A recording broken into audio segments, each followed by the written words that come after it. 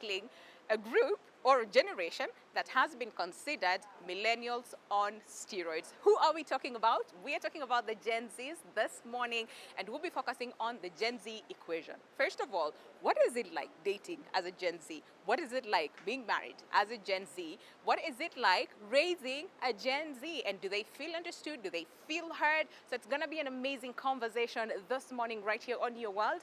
My name is Winnie Lubembe, but before we get into the conversation, here are random facts about the Gen Zs.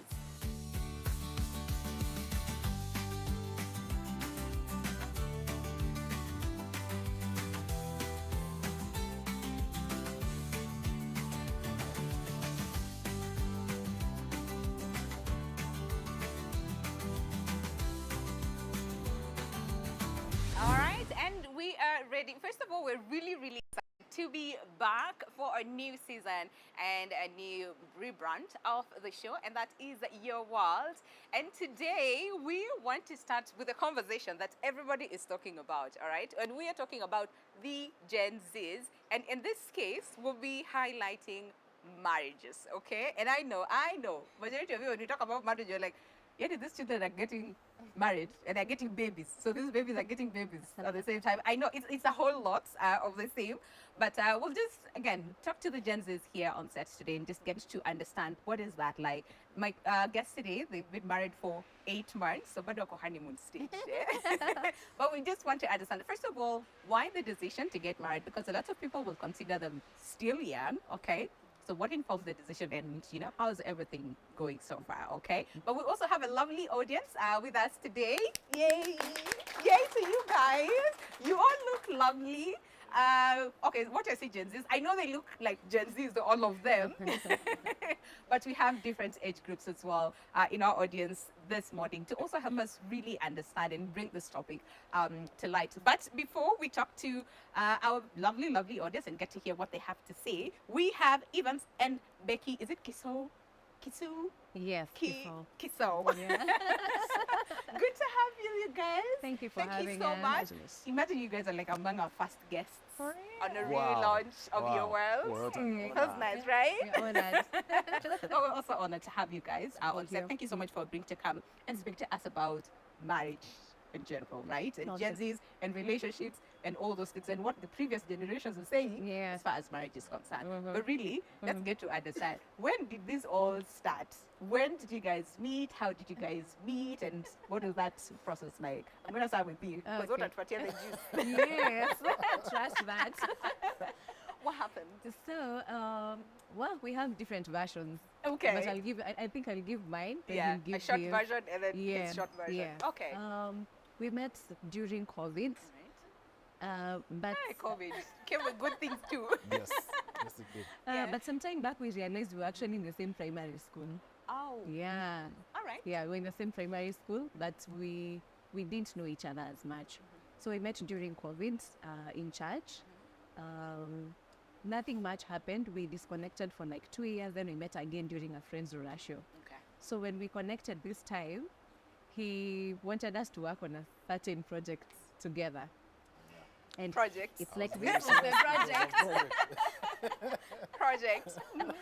Yeah, so we met during a friend's ratio. We talked. We had disconnected for 2 years, so Yeah. it was more of catching up. Yeah. What have you been up to? Nini, Yeah. nini. Then he talked about the project. Yeah. And I think this is the project he was actually talking Right? about. The project finally Yeah, it Happened. materialized. Yes. Yeah, we're 8 months in. 8 Seeing months how in. it is The going, project is doing very It's well. doing good. It's doing good now. A lot of people would say people don't meet organically anymore. Yeah. People don't, the classic examples, go to a supermarket, you Yeah. never know, you might find your husband or wife. Yeah. Go to church, okay, you guys Yeah. met in church. Yes. That's good. But a lot of people are resorting to online dating, Yes. which kuna stories. I'm curious to say, is there anybody who's tried online dating before? You're smiling. You've tried online dating before, it's not worked. Okay, all right, we'll come back to you. But a lot of people are resorting to that, online dating. When people character development, I a good know. one, and to others it's actually worked, Yeah. which is a good thing. Oh. But for you guys, so dated for how long? 1 year. 1 year? Close to 2 years, actually. Close to 2 years. Yeah. Dated close Yes. to 2 years. What did you learn of each other during this dating period? Because you guys Gen Zs. Yeah. You're, again, I'm very cautious saying you're pretty young. It's relative in this case. It is. Right? Yeah. But how was that like? Because a lot of people would think of dating, you know, like the old ways, let's go on a date and all those things. But how was that like for you guys? What did you learn about each other? They were like, red flag. First of all, this is not the first relationship you have had. You have had previous relationships, and we have learned from them to ask the right questions at the start, at the beginning. Okay. You know, questions like umetoka wapi, nini, and saying it as it is. Yeah. So that the caveat, okay, because we know that she can't be perfect. She can't be Miss Perfect. I can't be Mr. Perfect. So what are your flaws? Can I deal with them? Can I handle them? So our dating was very structural to some level. Okay. Yeah. What are your traumas as a child? Are you carrying them? Right? Yeah. Do you know me? I'm listening to you guys and I'm thinking, why me? You ask me those questions the first date. Red Red flag. You will never see me again. Because why are you looking at my traumas? You Yes. ask me what's my favorite color first. Yeah. But also during your first date, again, we were discussing this before we came on air. Yeah. Did he ask to marry you, or did he say he wants to marry you? No, actually, it was just the first date. We Okay. had gone for like the first, the second. This was the second date after he asked me to be his girlfriend. Okay. So he was telling me, baby, I don't want to waste time. I'm very serious about this. Yeah. So if we are not going to end up in marriage, then we'd rather not do it. Yeah, You know. yeah. So he said, if you say yes, I'm going to marry you in 2 months. Did that scare you though? Like, did that? What did you make of Actually, that? laughed at his face, Yeah. and I was like, what? First of all, I knew he's joking because we had Kikuyus. First of all, the process will take like 1 year. You know. Yeah. So I knew it was just he was The intention was right. The The intention The was project. right. Yes. Project timelines. We are Kenyan, so you Yeah. understand the It dynamics. didn't scare it you. didn't scare me though. Okay. And we were very, like you said, we were very intentional about having those very difficult conversations before we get into marriage, and we're like, wow, you went through this, so now I have to deal with your traumas, you know. So we wanted to have those conversations before we got married and know, are we going to do this? Yeah, is it there something that I can live with or not? You know what? I'm really inspired by you guys, honestly. I mean, I was telling you guys earlier, Yeah. I'm still children. I mean, my heart is, and I'm still children. Babies. I'm still babies. And just listening to the conversations that now Gen Zs are having while dating, these are the conversations that even when you go to like premarital counseling and what they'll tell you, when you're engaged is when you start talking about traumas, you know, all those things. But this is happening earlier on in the dating space, which is nice. Okay, fine. So you dated for Close 1.5 to 2 years. close to 2 years. Yeah. Alishasema project Project. wants to get married. Yes. Mapema sana. Yeah. At what point did you first of all propose? Okay. And what was the reaction to, you know, and especially from the other people? The Kerende. So, Yeah. 9 months in, we decide, okay, I decide, let me now formalize this so that I can start the 1,000 processes. So we are cross-cultural by then, so I'm Kanu. Our processes are very minute. Yeah. Actually, just one and you're good to go. So I wanted to do it early so that we can start on the others quickly. Yeah. Before then, no one knew we were dating. Just close friends. But when we did Wait, like your families? My mom knew. My mom knew. Okay. You know, as millennials, unaficha mpaka ficha. Hey. So my parents, everyone on my side had no clue. No idea. No idea. But from the proposal, she said yes. Now you can know. The whole world. Yeah, you're coming to your parents and telling them, listen, City, I have a girlfriend.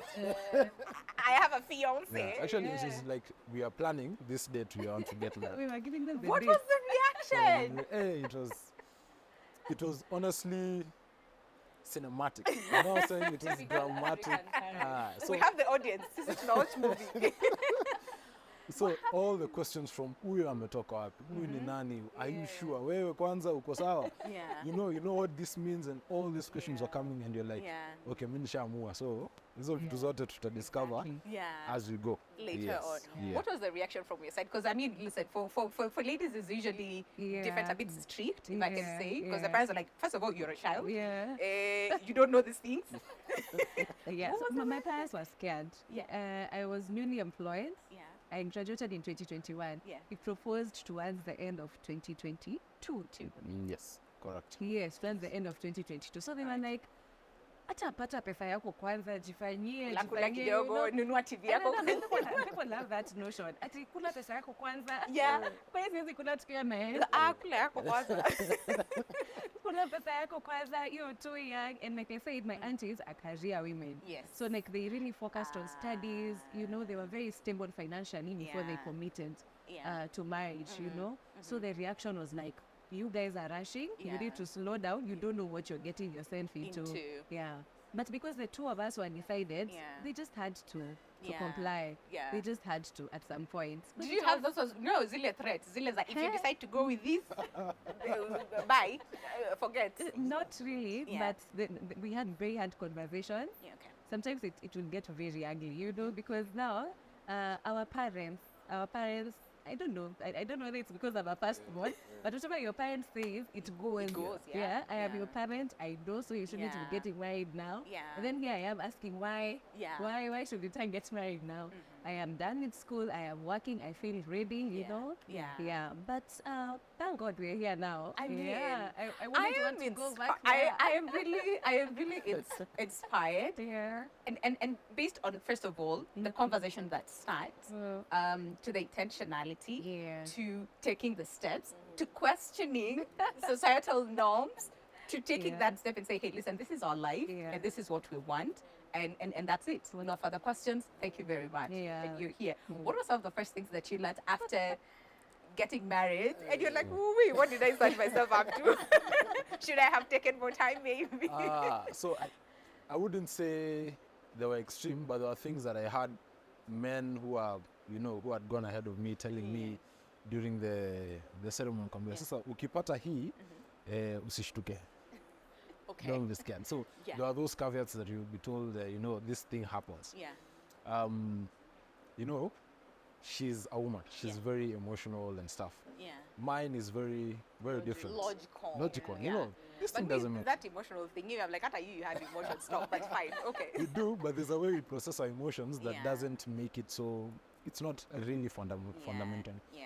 So, her being emotional was something I wasn't really ready to encompass. Yeah. So when she became okay, why is it okay? But see, this makes sense. Why are you doing this? You know? So those things are things you may agree. I will learn as we go. Yeah. Yeah. Okay, take it a day at a time. Yeah. Okay, I'm gonna open this to the audience right now.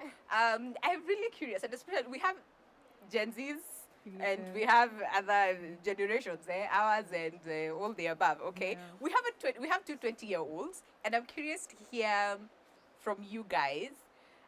We were talking about this earlier on. Like, do you have, looking at the marriages that you see or relationships, do you feel inspired? Do you not feel inspired?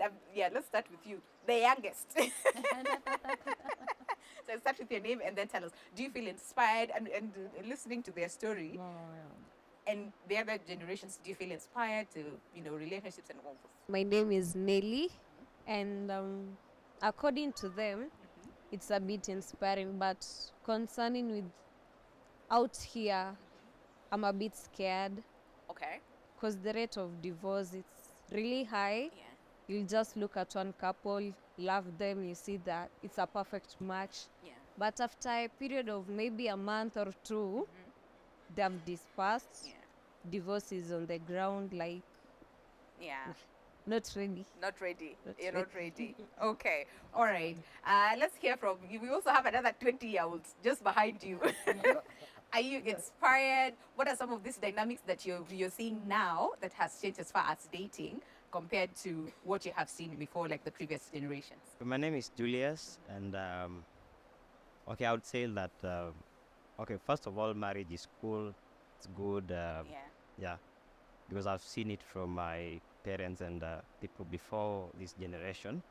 But for the changes that have come, we are in the Gen Z, and we're so much focused on online, and you know, the generation before us focused on how things should be, but we are focusing on how things should appear. More how things should appear. So we focus so much on how am I seen as being a part of a relationship, or being in a relationship. Okay. How do I appear with my peers? How do I look? Like such stuff. So we don't focus so much on the character and the in thing, like the stuff that we should see in a person. We focus on so much on how do they appear in the public, how would the relationship seem to the public, and so such stuff. And that's why marriages nowadays don't work out so good. Yeah. So Okay, I see that. Do you have a millennial? I want to hear from a millennial. Listening to them and listening to their story, what do you make of? Do you have questions? Because I'm curious, first of all, do you have questions for them? I'm Catherine Gadecha, and I'm 43 years old. Yeah. Si wengi wanasema wanawake hatupendi kusema miaka, but yeah, so many people disagree, but I am that age, you know, and I feel myself, because I was once in a marriage, and then it just broke. Okay. How old were you when it broke? Yeah. It lasted for 18 years. 18 years. Yes. Wow. And it broke. Okay. Yeah. Yeah. Because I could not take it any longer. All right. So for me, I feel marriage is a scam. And I don't want to discourage them.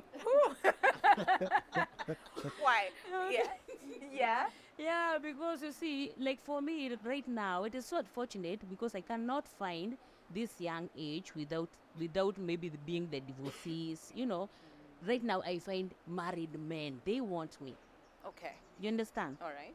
So siwezi pata mtu mwenye hajaoa. Okay. So unfortunate like for me. wamechukuliwa wote. Yeah, wamechukuliwa wote. So I'm also a threat to the society. Oh. To rooms. Yes. Yeah. Okay. Yeah, and again, you know, I'm msanii. Yeah. So msanii mara nyingi, I'm not discouraging them because they are also wasanis. It's different, yes. Yeah, I'm telling them out of experience. Saa zingine ni ngumu kukaa na yule mume. Because you want to travel, the shoot iko Mombasa. Yeah. And then you stay here in Nairobi. So utaenda kukaa huko 3 days. Yeah. You spend 3 days there and then you come back. Yeah. What kind of a wife are you? Yeah. You need to be divorced. Okay. Yeah, or I find a side chick. Someone else. Yeah. Okay. So, you know, for me. Yeah. But looking at how the Gen Zs are, like the dating situation, you know, what's about from situationship, now it's situationship and soft landing, softball, soft landing, something like soft landing. So I don't know what that means. Soft landing. So when you look at this dynamics, I mean from when you were dating up until you got married, and unfortunately the marriage did not last, to now Gen Z is taking charge and saying, listen, yes, we are young, but we're going to get married, and this is what we want. What do you make of that? I wish the girl or the boy were taken somewhere and told what is, ikifika pale unakuwa challenge, uko unajua, you didn't know, anaweza kukufuria, yani wachi pesa leo, nafikia watoto atakula nini, so unaona, hata yule mume still, he still need your support as a woman. True. Juu mara nyingi wanaume pia naamkiwa na ile burden, yendi ame break that marriage. Yeah. So kama ungekuwa umejua awali that this thing ziko na challenges zake, mara nyingi huwa hatuambiwi. Okay. Yeah. I see that. What do you guys make of that? So uninspired, comme ça, go to Apple, and this one is like, hey, marriage is a scam. Every aspect of life has its own challenges, and you can't always run away from all these challenges. So, like I said, we had these difficult conversations before we got married. Not to say that we don't encounter challenges because we had those conversations. The mug. Yeah, but I'd say, yes, marriage is risky, but that risk is worth it when you have the right person, you know, because you're like-minded, you always come back and find a balance. You always want to go back to each other. You know, there's nothing that can come, nothing too greater. There's nothing greater than the two of you. You know, Many of our expectations and ambitions of marriage, including our very own, has been very far-fetched. But logically speaking, even with just putting things on merit, we have lived in families before. You have been a sibling, you have been a child. It hasn't been rosy. It has been. Every relationship has its own has. So it would be very unfair for me to expect rosiness from my kids or my marriage. Ukitoka kazi uweke miguu hivi juu, I'm upate telling chakula you, ilishapikwa. with my mug. The mug. And Alright. I may say it may not be like that every day, but there are days where you get to have the best days. You get to you know, have the lowest bad good days, and it's all worth it. I see that. How old are you guys again? Because you do, well, listen. Wow. Hey, wisdom. We're quite inspired. I'm a bit inspired, but according to our generation, the Gen Z, you find I'm a lady. If I get a guy, he'll expect me to treat him the way his father was being treated by his mother in back years. But according to my generation, I can't do the same. You see, he has so high expectations for me that I can't reach. And I also have different expectations. You have to understand me as a Gen Z and stuff, but he expects another thing, another version of me that I can't provide. So a bit, maybe if he'll be able to reason with me as a Gen Z, it's okay, but if not, no. Listen, it's been really nice talking to you guys, and honestly, I'm inspired, and based on the conversations that are happening during the dating phase, because for us, it's what's your favorite color, you know, what's your favorite food, talking stage, tunakaa for 3 years talking stage, and then 5 years courtship, and then we get married. And then get married for 2 months. For 2 months. Ouch, but okay. So listen, let's take a break, but when we come back, we need to speak to a parent, to a Gen Z, just to get to understand. So what is it like, you know, parenting a Gen Z, and, you know, have they changed in terms of how they parent their child? But hey, V, listen, I have no words. Okay, so see you after this break. But thank you so much for really sharing your story with us, and we wish you all the very best. Thank Mna you. inspire watu Thank to you. be inspired soon. Let's see you after the short break. Yaani si venye hao watu wana date hivi, saa ingine ni ngumu kuelewa. First of all, unapata mtu sababu yeye haja settle. Sasa hata ako confused, akuwe na nani. Si huyu, si yule, jo anaogopa kuacha huyu, akuwe sasa mwenye ameacha ndio ule wake rasmi. Hama andeti mwingine na mwingine na mwingine at the same time wakuja wajuane. Najua the moment wamejuana amekosa wote. Wasichana wanasumbua sana. So unaweza pata kuna msichana mahali saa kama mimi before nioe nilikuwa na msichana mmoja. Saa huyo msichana ikakuwa anakuja, unaweza muita tena na unaweza kana yeye. It's like na akienda pia unaweza pata mwingine ametokea hapo naye ukimkubali, yani unamjaribu tu uonekane zengia box na anaingia box. Sasa unaweza pata pia sasa ule mwenye ulikuwa naye au unamsahau unapita na huyo mwingine. Kuna big deal pale kwa dating at SG for marriage kitu kama hiyo. Msioni hapo. Tuna date tu, yani si unajua tu pia uko na mrembo.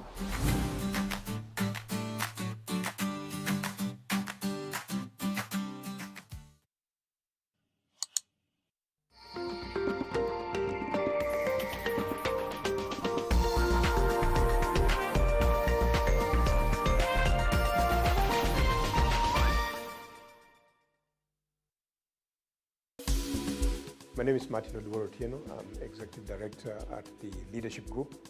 Society has become very complex, and there's lots of pressures that men are going through, basically social pressures, issues around mental health, economic and financial pressure. So as men coming together to discuss, to learn from one another, to see what has worked and what hasn't worked, to share stories, success stories and otherwise, and really to use this as a forum for learning, and a forum where men can get support and get better. I would really like to encourage you and welcome you to this forum on the 3rd of August so that you can share your stories and we can all learn from you. I will be giving the keynote address at this event and also looking forward to learning from all the participants.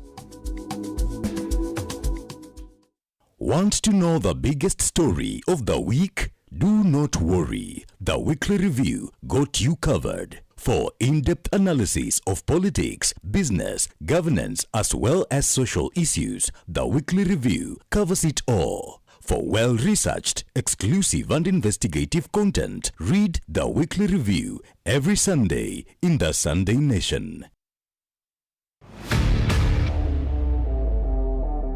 Kenya's sporting heroes will be chasing glory in the city of love. Or is it lights? They are bingwas, superstars who've put the country on the world map. From Wednesday, 24th July, join the sports guru Elias Makori, who's covering his 8th Summer Games, and Bernard Ndong, who's making his debut in France. Catch the unique show, Bonjour, every weekday from 12:45 p.m. to 1 p.m. on NTV, as the dynamic duo provides you with a Kenyan perspective of the biggest sporting event. Bonjour, brought to you by Safaricom, a proud sponsor of Team Kenya at the Olympics.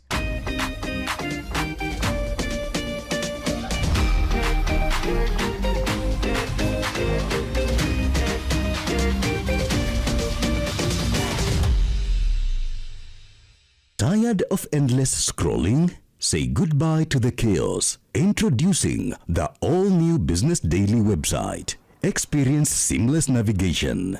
Immerse yourself in a world of more videos and more podcasts. Discover more with our enhanced home pages. Engage like never before with our interactive tools. Join us and elevate your reading experience today. Business Daily. More possibilities.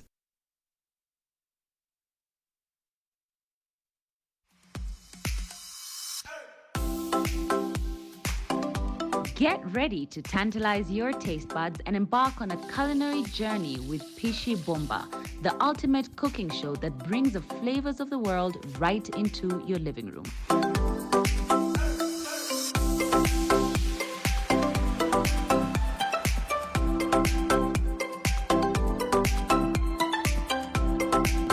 Tune in this Sunday at 6:30 p.m. with me, Claire Karatu, for a mouth-watering adventure. Pishi Bomba. Cook, eat, enjoy. 75 days since the last day of last season. We are ready to do it all again. Phil Foden is having the season of his life. Brilliant! Just brilliant! That is quite something! Dial *423#. Get DSTV Compact for 3,700 Kenya shillings and connect to all the football you want on DSTV.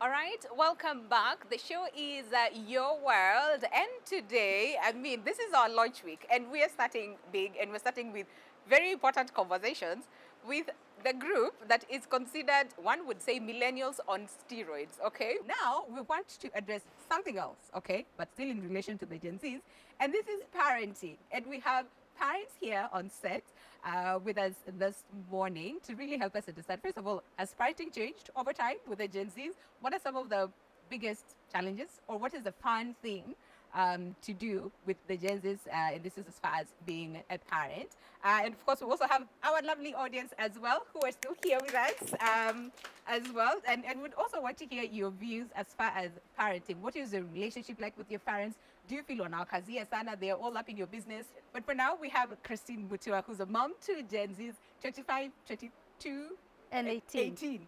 Wewe yani yuko hapo katikati kabisa. Thank you so much for your time. And we also have Catherine to talk about parenting. Because again, you were pretty young. Okay, again, young is relative, okay, in this case. But again, from what you said is you got your child when you were very young. 20, 21, and 22, thereabout. 22, thereabout. And now your son is 20? He's 19 and a half. 19 and a half. Turning 20. Yeah. Where? Okay. So what is it like? I'm going to start with you. What is it like? 3 of them. It's a mixed bag. Yeah. I think they are very interesting group to be around with. Okay.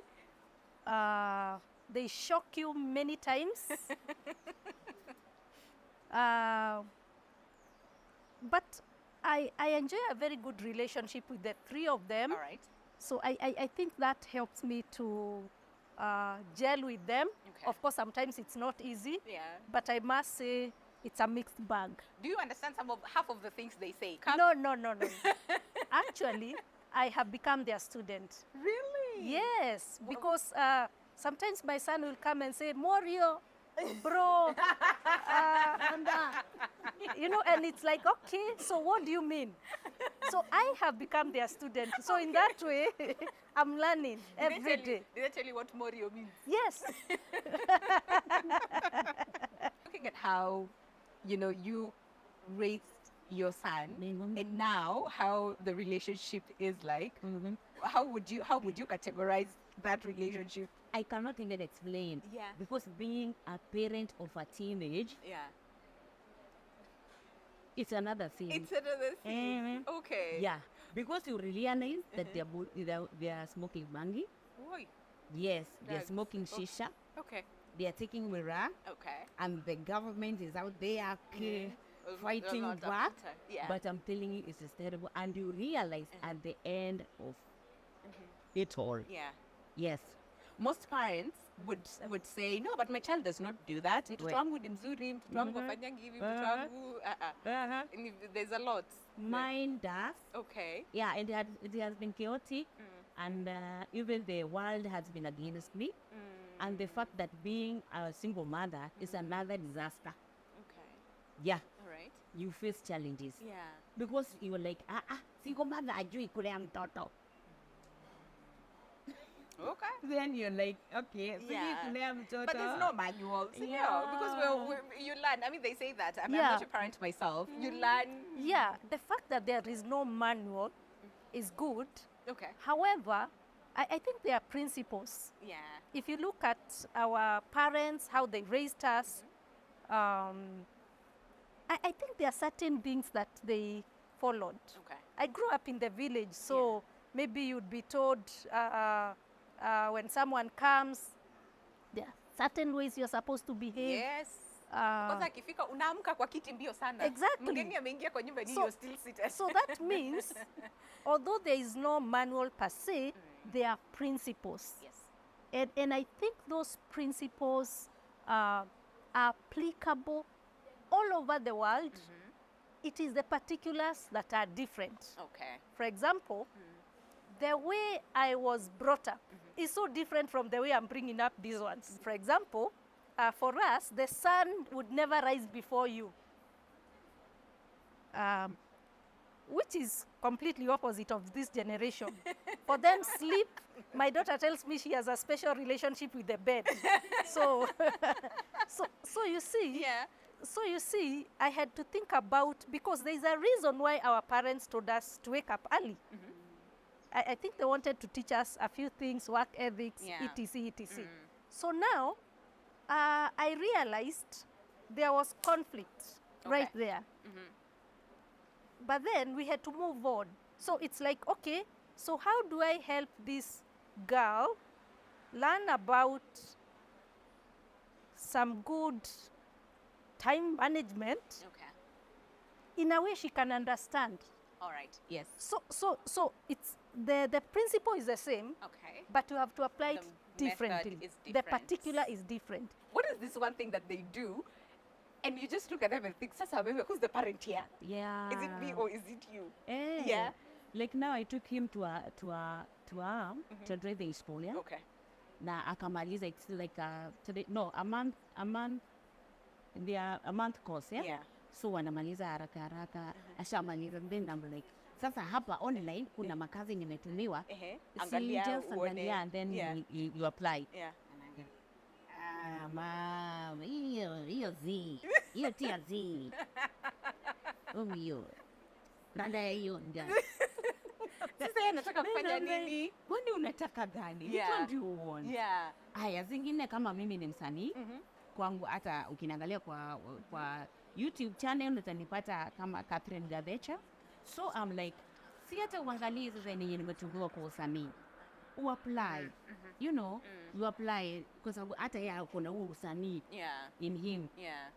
Anakuambia hiyo age wamesema hapana. You see yangu. Namwambia ni yako. Ujaribu tu. Unaweza bahatika. Hata unisaidie kulipa nyumba. You know. Sasa hata siku nyingine amenifanya nikakuwa accused ati nauza bangi. Then I was like, sasa zinaona, unishike mkono. Si unishike mkono ati nisimame. You know, I need your hand. Ndio mimi sina mume. I'm single and I'm searching. Asibazi.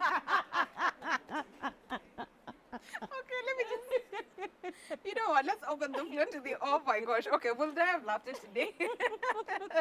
Let's open it to the audience. I'm curious to hear from you guys. As far as parenting is concerned, do you feel you're relating with your parents? Like, do you feel your parents understand you guys? Do you feel misunderstood by your parents? My name is Margaret.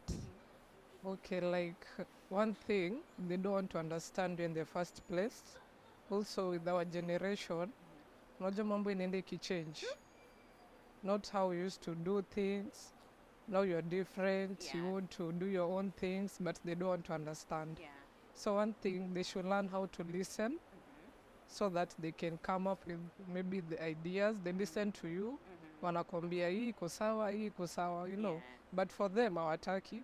Wanasema unajua nimeishi Nairobi miaka mingi. So you're like, sawa. But now they should listen to what we want. Okay. Yes. We need to literally end this session of the show, but I just want to hear from you in terms of fostering that relationship, because at the end of the day, you are the parent, they are the child, right? So there has to be that cordial relationship. So what are some of these things that you umejipata that set your foot down and said, listen, at the end of the day, as parents, una foster your relationship between you and your son so that coexist. Penye inafika hapo ni penye unaona challenges zenye zitampata later in life, yeah? Yenye hatapenda pia yeye na pia mimi sitapenda as a parent. At the same time, sikuwa na embrace akuwe na hiyo tabia ya uzembe, ya kwanza ignorance hawa watoto. Wako na ignorance. They are very ignorant. You know, unamwambia, anakwambia usipoziba ufa utajenga ukuta. Na mimi sitaki ujenge ukuta kwa sababu mimi sina za kujenga ukuta nazo. You know, being a parent si kusema ati uninyanyase kwa sababu kuna siku anakwambia hii ni torture. Child rights. I know my rights. I know. Kwanza ulishawapeleka shule, that is the worst part. As a parent, ameshajua kuna rights zake. Unaniambia ati nene nikaombe maji sijui wapi. That is not that. Hiyo ni child labor. Wazazi wengi huwa wanakuja kwangu, sijui kwa nini. Sijui ni na nini. Unaona, watoto wengi si wazazi, watoto wengi wanaja kwangu. They want to tell me what they're experiencing. Okay. You understand? So kwangu naona pia there's that challenge ya mzazi. Our parents, that is we are not listening to our kids. We don't give them much time with them ndio wakue wanatueleza ni nini anapitia. Because the same thing yenye mimi nilikuwa napitia mtoto, nataka kujua mtoto anaendelea vipi. That is how I found out he's smoking bangi. And it was really heartbreaking. I can imagine. Because no parent wants their child to do that. We all tunataka waende line. But sometimes things happen that is beyond your control as a parent. So foster that relationship so that your child can come and talk to you. Akwambie mom, na nearly introduced to bangi, and then you see what you can do. First of all, I think it's good for the young people to know there's a big gap, very big gap between us. I'm not even millennials, I'm Generation X. Yes. So there's a digital gap, there's an economic gap, there's a social gap. I mean, they're quite very outspoken now on sexuality, climate change, all of the things sometimes you don't even think about. Yes, so I think for us parents, and that's the realization, is that we must look for ways of bridging that gap. Because ukienda, if you decide you're going the way your parents went, it won't help. So you think of, okay, like this digital gap, how do you bridge it?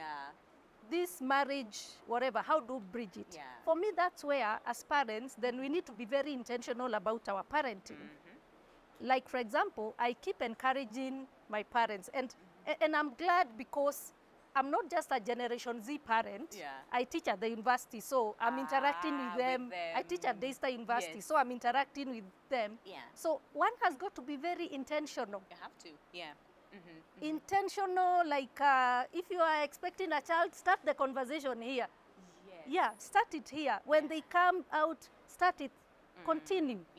Right now, we can talk anything with my kids. For example, in this dating and whatever, I realized they have many questions.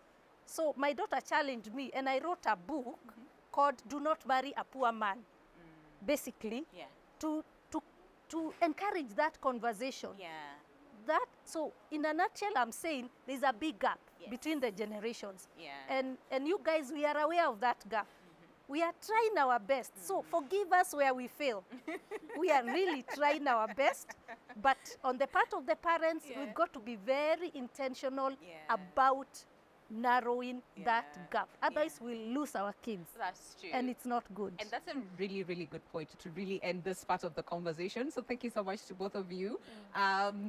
Different perspectives, very informative perspectives. And I like the fact that you're saying, listen, we are trying. No one taught us. We are trying. We are trying. Our very best. We'll be right back after this, so take a look.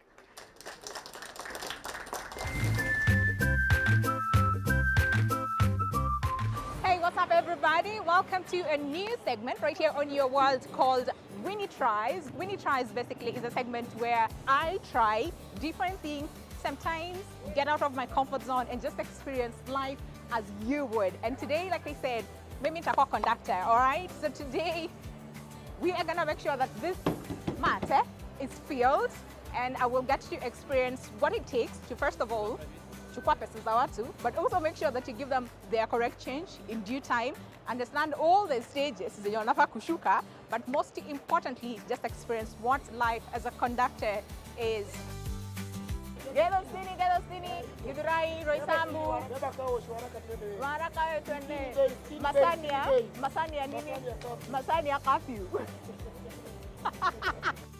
Gari ni stini, beba, jaza iende.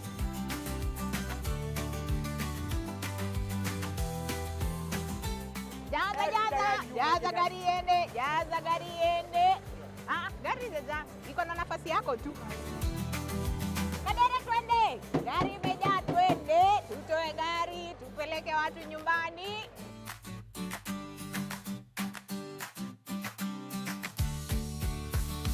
Haya, wale wa M-Pesa, namba ndio hii, tunalipa na pochi la biashara.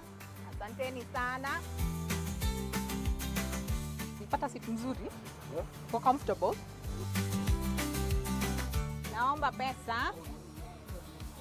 Gari ni stini. Wale wa pochi, mtu amelipa, naomba nione message. Madam melipa na pochi, naomba kuona message. Wow.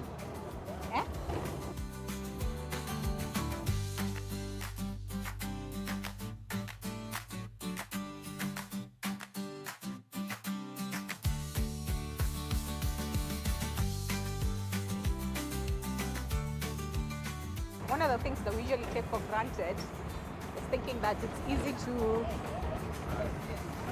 get the bus fare and get the change and still make the math, okay? Like right now, I'm like, 1, 2, how much is this? 1, 2, 3, 4, 5, 550, 560, 78. I have 580 shillings.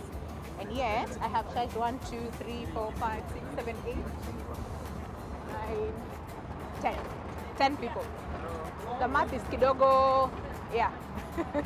But this is such an interesting conversation. So the next time you see your donda, please respect them because math. Madam nashuka wapi? Oh, roasters. Aya, kadere, ashukishe roasters.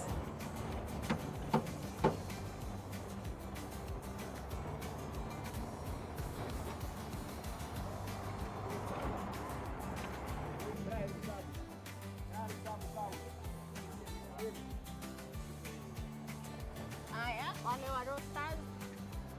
Mami pole, kilia mkono. Ko sawa? Haya. Haya. Asante sana. Haya. change umepeana na bado it makes sense. Hata mimi nimechanganya hapo kidogo, I'm like, ai. So unajua kuhesabu hivyo kwa kichwa, unapata hesabu yote yako yote, unajua ile pesa ulikuwa nayo initially. Na sasa mtu akienda akitoroka na pesa, vile ulisema saa zingine mtu anakudanganya amelipa na M-Pesa na hajalipa na M-Pesa.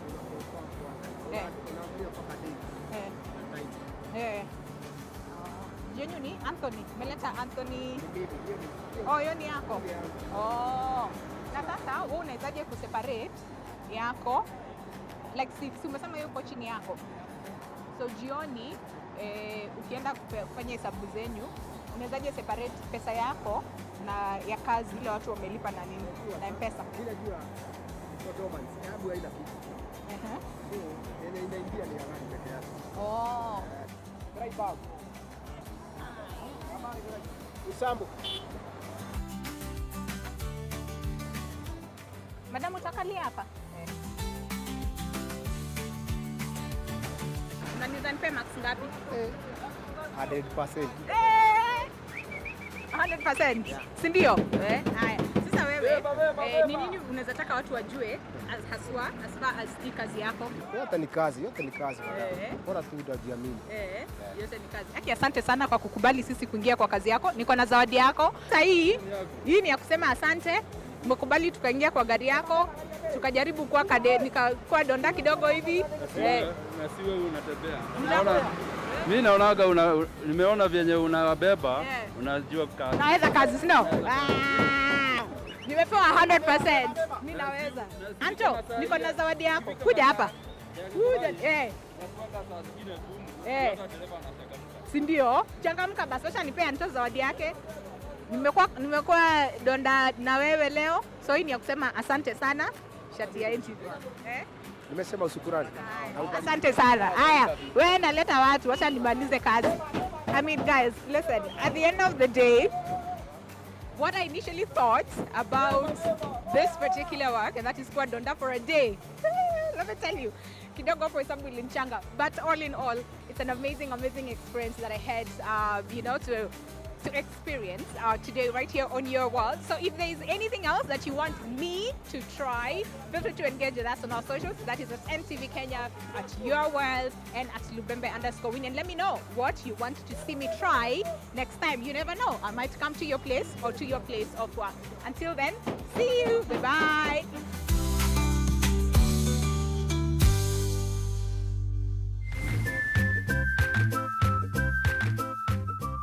After that conversation, now I know you have sort of like different perspectives as far as Gen Zs are concerned, and that is from being a Gen Z to dating as a Gen Z to parenting a Gen Z, but overall the views that Gen Zs have as far as life is concerned, relationships and all those things. And I can totally say I have been inspired by today's conversation, and I know that you have been. But hey, listen, if you want to interact with us, feel free to engage with us on our socials, and that is at NTV Kenya, both on Facebook and on X. And tag me as well at Lubembe_Winnie, and follow us as well on Your World. But if you think that we are done with the Gen Zs, absolutely not.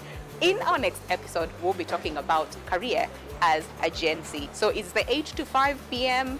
waste of time. We'll be finding out on the next episode. But for now, have yourselves a lovely day ahead. See you tomorrow.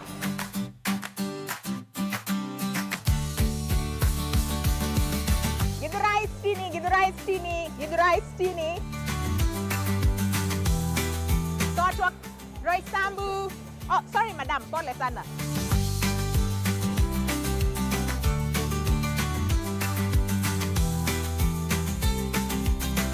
Jaza yende. Au!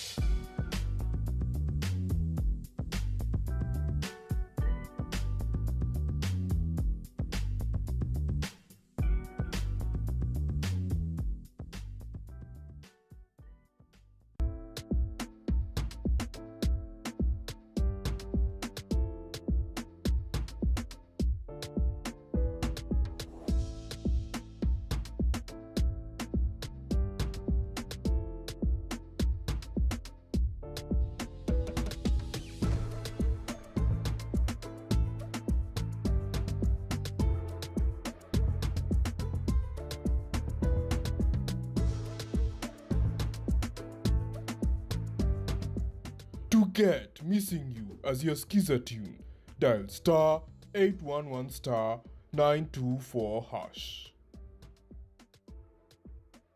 Skiza na Nation. Kuna mbomu 15 pounds. Nachukua mbomu. Zinakwenda. Nahitaji daipa. Kimeumana. 39. 40,000 shillings. Namba 3. King Kong.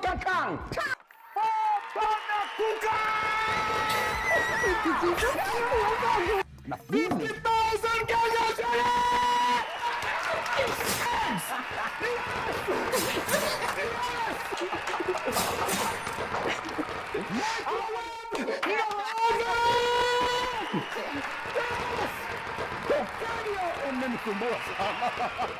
Grand Mega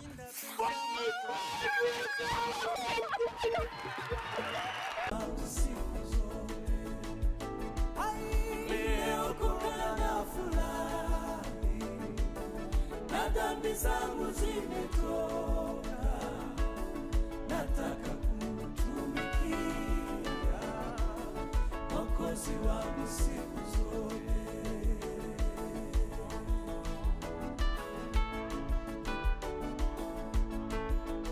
Get ameniweka huru as your skiza tune. Dial star 811 star 931 hash. Skiza na Nation.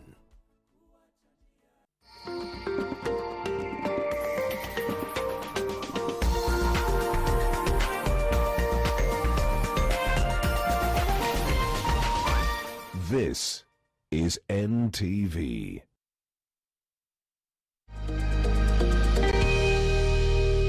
Hey folks, welcome to another episode of Business Redefined, your weekly most comprehensive look at the world of business, finance and economics. Supplementary Appropriations Bill 1 of FY 24-25 passed through the National Assembly. We want to discuss the changes which we saw in the report and which were passed by the House and what they mean for the numbers for FY 24-25.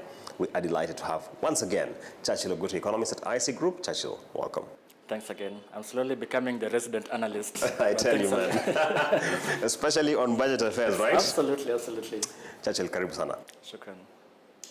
So, when the National Assembly Budget and Appropriations Committee tabled its report, it was looking to slash FY 24-25 numbers by 146 billion shillings. By the time it was being passed by the House, this had been narrowed to 99 billion shillings. How do we get there? Well, it's been a fluid process, and even we're looking at 156.4 billion, what National Treasury had tabled. Correct. And what the report that came out last week on Tuesday, from Wednesday, from the Budget Committee, they increased it they lowered it to 146 billion. So basically an increase by around 10 billion. Thereabouts. And last week on Thursday, we saw the Committee of Supply passing it at 99.1 billion. So an increase, or rather a reduction by 47 billion. This 47 billion, as we came to know, was basically increase in affordable housing levy to the tune of 47 billion. So it nets off in terms of the revenue, catering for the expenditure. So on the appropriation side, right? On the appropriation side, exactly, yeah. So that pretty much is now what the difference from all through, by the time the National Treasury tabled its estimates, by the time the budget report, committee report came out, and also what the Committee of Supply did late last week. I see. Churchill, let's zero in on that point, because I listened to the chairperson of the Budget Committee, that's Ndindi Nyoro, and I struggled. How are we revising the line item for affordable housing levy collections by 74%? Initial projections were 63.2 billion, and that number has been very consistent even in FY 2023-24. And now you are shooting it to something close to 110.5 billion. I'm trying to wrap my mind around it, and I just can't. Likewise, I tried wrapping my mind around it. That 74% increase is quite staggering. We haven't seen any revision whatsoever by the time that this revision that was done by the Committee of Supply came about. So it makes us wonder what is actually happening. Is it the fact that some what they collected in FY 23-24, potentially they had underestimated or what's happening here, because 74% is quite staggering. Yeah. And as a last-minute change. Absolutely, yeah. So let's see in the coming days what will come out from the State Department of Housing, potentially clearing the air around this increase, because even me, I was in the same boat as you, groping in the dark as to this significant increase in the affordable housing levy. I see. One of the things which stood out in this supplementary budget is the question of carryovers. And I remember the statement submitted by the Prime Cabinet Secretary, Musalia Mudavadi, acting at the time, did indicate that we had about 230 billion worth of carryovers, but only about 60 billion would be absorbed. What do you make of the carryovers conversation? It's interesting, and in a number of sense. One of them is the justification of cherry picking a few items now that were allowed into FY 24-25. Basically, things obviously debatable: pensions, which is a fast charge item. The other thing is now Constituency Development Fund. CDF. Yeah, around 13 billion, and yet that reduced by 8 billion, so the net was 5 billion increase. And also the third one is also the equitable revenue share, the 30.8 billion. So the justification around cherry picking this over the others. The other argument that you can look at it is if you look at the revenue or the expenditure as at the end of FY 24, the actual allocation, disbursements, vis-a-vis the target allocation. So obviously it undershot. Basically, we didn't get 100%, be it recurrent, be it also the development. So that means that on average, I worked something around 75 billion, 75% absorption rate, basically across development and recurrent. And basically, this excludes the expenditure that are funded from appropriation in aid. So 75%, but then you find that some other components are being prioritized. So so it left me confounded, basically, what was the rationale behind that. But basically you can see that for one, equitable revenue shares being prioritized. Pensions, which, we normally see pensions, the fact that it is in the Consolidated Fund Services is a fast charge. Yes. Then how come the last financial year has carryovers?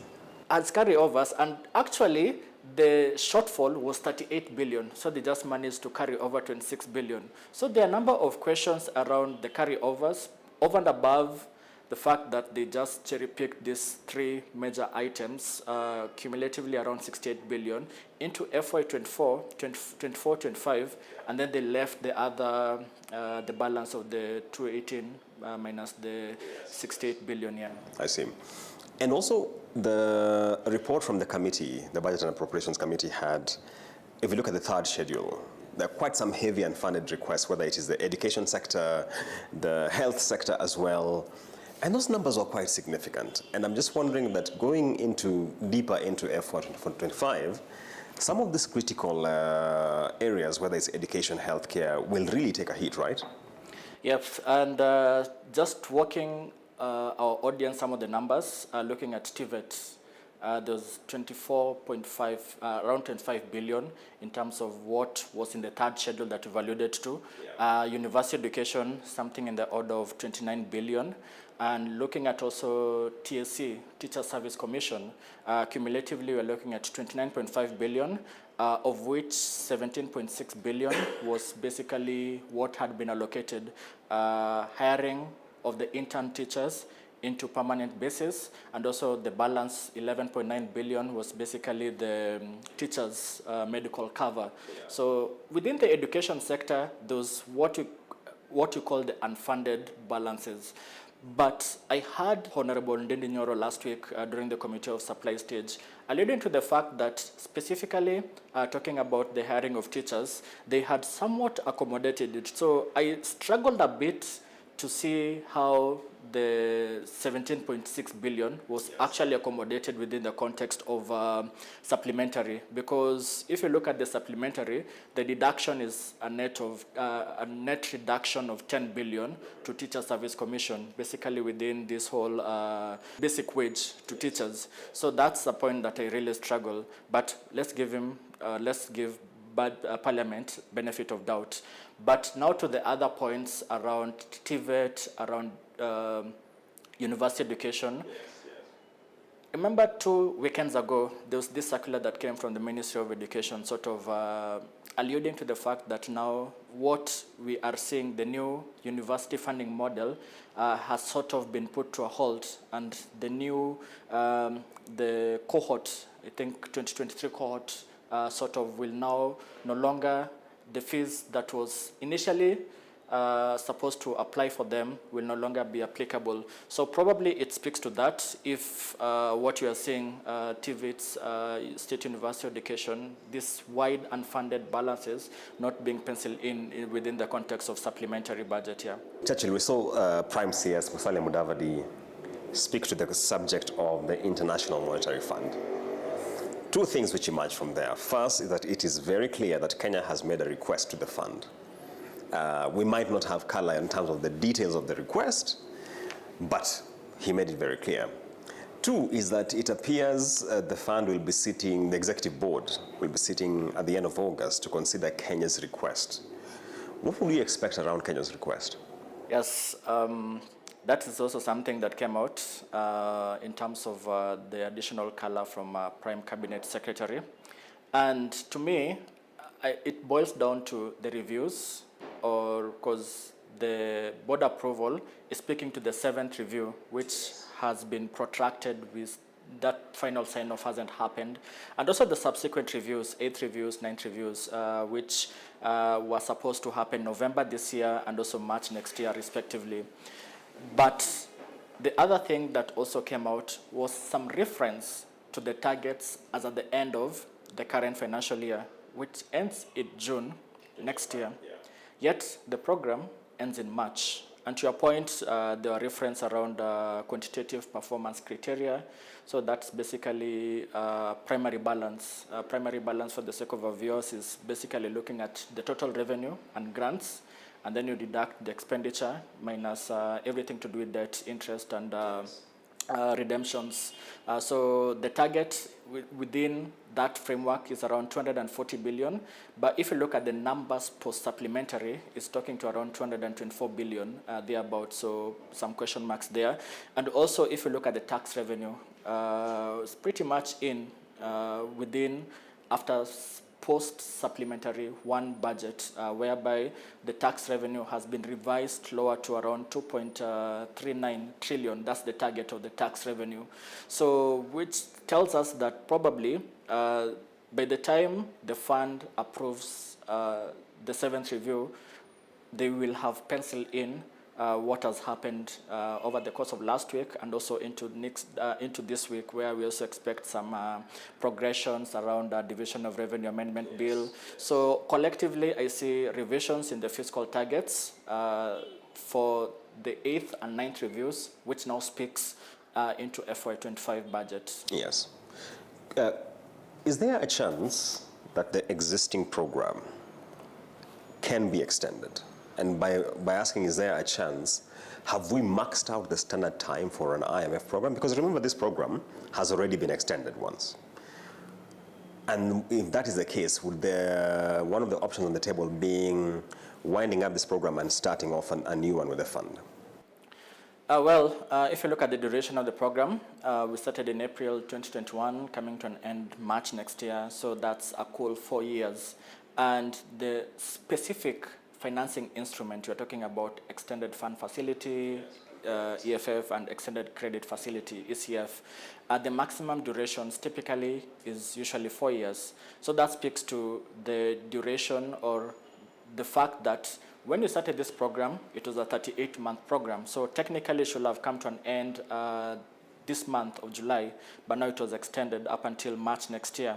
So we are seeing from that perspective, it's like from the conventional way of seeing things, we have sort of maxed it, but probably they might extend it, say 3 months till the end of FY25, so that's June. So that's in terms of just an extension, probably just a small window that I'm seeing there. Alternatively, is that we might continue with this program, obviously with some revised fiscal targets, so it comes to an end in March next year. And then after that, we can have a standby arrangement. The difference is, unlike the program that we are in, which is a finance program, we are getting disbursements every 6 months, subject to meeting the fiscal targets, structural benchmarks, though that's a story of another show altogether. Yeah. Standby arrangement is a precautionary facility whereby you're not given, unless now there are some adverse shocks that come in. So basically it's just a standby arrangement, and typically those runs 12 to 18 months. So probably it can enter into a standby arrangement right after the completion of the current IMF program.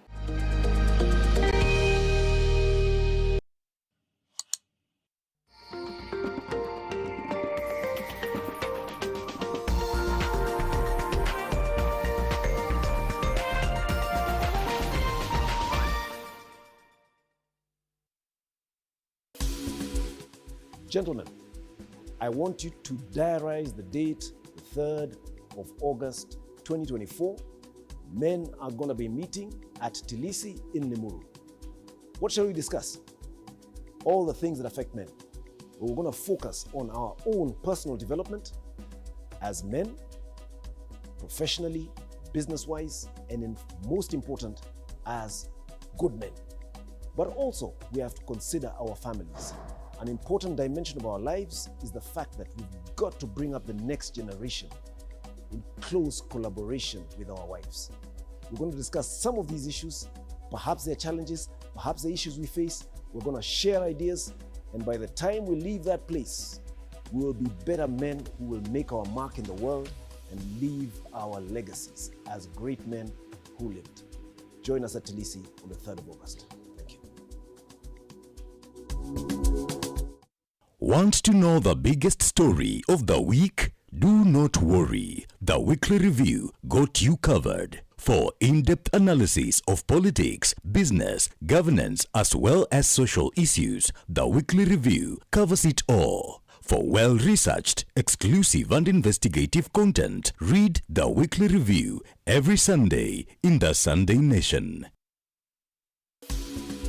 My name is Bob Karina, Chairman of Faida Investment Bank, and I am also the Chairman of Rwanda Stock Exchange. We are looking forward to seeing you on 3rd of August at Tilisi in Gecha, Limuru, to come and hear about the Season 4 presentations that will cover the balancing act between personal growth and family responsibilities. It will be an exciting event, and we'll cover many things. There will be things about parenting, there is about challenges in bringing up families, and we'll cover things like what are your responsibilities as a father in the family. So we are looking forward to seeing you and hope you will come and listen to the advice that we shall give. Mwenyezi Mungu atakufungulia hazina zake nzuri kutoka mbinguni na kubariki kazi za mikono yako. Utayakopesha mataifa mengi, lakini wewe hautakopa. Mungu atakufanya kuwa wa kwanza na sio wa mwisho. Hakika utaendelea mbele na sio kurudi nyuma. To get blessings za maisha as your skiza tune, dial *811 *926#. Skiza na Nation. What is Generation Z? Beyond age, it's a culture, laughter, and conversations that matter. Speaking of Gen Z podcast is back with Gen Z's finest, Esther Nyandoro, Jackie Masharia, and Michelle Namasaka. Tune in every Wednesday on Nation FM at 10 a.m. and stream your favorite episodes on nation.africa or www.ntvkenya.co.ke or wherever you get your podcasts. Speaking of Gen Z podcast, it's giving wholesome conversations.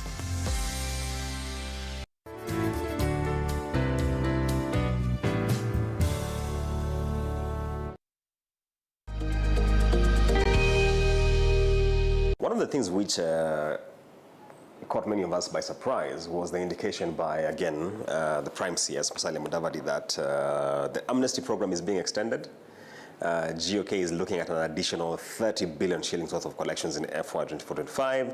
Remember when it ran in FY 23-24, it mobilized 43.9 billion shillings. So it tells you it's, a lot of guys were locked out of this amnesty program. There is indication that we are targeting to unlock 32 billion, I think, from the road maintenance levy, thereabouts. Yes. And from the winding up of 47 state-owned enterprises, was it 7.3 billion? Exactly. Thereabout. Yeah. What do you make of these 3 pointers? And remember, the Finance and Planning Committee, at least we're expecting a report. Are you expecting then something like a tax laws amendment bill to come into force because of these indications we've received? Well, it was interesting now to square the circle around the fact that there's the shelving of the finance bill and also the additional financing measures, and all of them are getting into the ordinary revenue. Ordinary revenue here being tax revenue and the non-tax revenue. So, which was quite interesting in the sense that road maintenance levy is typically an appropriation in aid revenue stream rather than the ordinary revenue stream. But anyway, let's not split hairs around this issue because it's quite confusing. But anyway, it speaks to the tight balancing act that in as much as initially there was that 343 billion gap, on the other hand, they are trying to find other ways of raising the revenue outside after shelving of this finance bill. And by the way, there was a report to the extent that even the land laws amendment, yes, there was a financial impact to it. Factored into, yes. So it's quite interesting how things are right now. So to your question, and the other thing that I found confusing is that one of the new structural benchmarks within the IMF, in the context of further IMF discussions, talks of arrears that may arise after the completion of the tax amnesty in the last financial year. And yet, here we are, looking at 30 billion increase out of this tax amnesty. So that's also another thing altogether. But to me, looking at the fact that initially you're looking at 346 billion shelving off of the finance bill, it has now come lower to 285 billion reduction, basically netting in all these additional expenses, tells us that potentially, even going forward, there might be some other revenue raising measures being introduced, and potentially speaks to some tweaks that might come from the Finance Committee. Yes. And remember, the President has spoken about VAT, the tax expenditure. Yes. Yeah, the amount of tax which is forgone. Last week, yeah. Which I found to be a very interesting statement among the many statements he was making that day.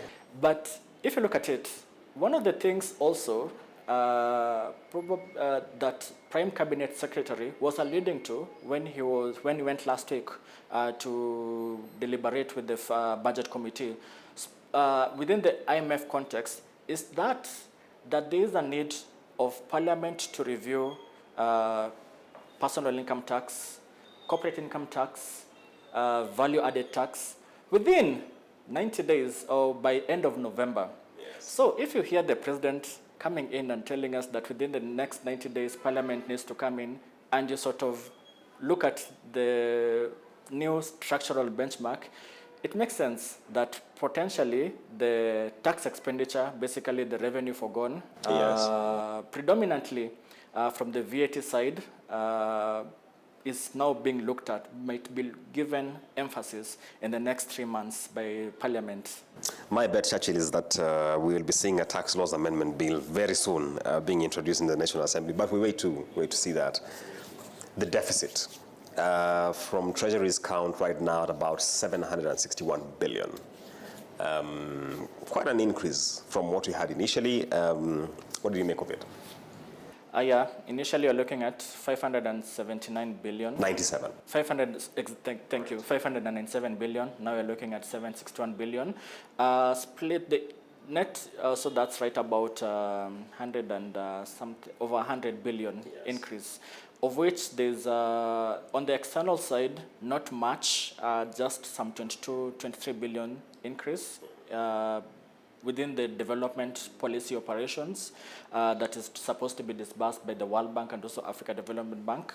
But a huge chunk of it is now in the domestic market. So there's an increase in the order of over 120 billion thereabout, additional increase in the net domestic financing target.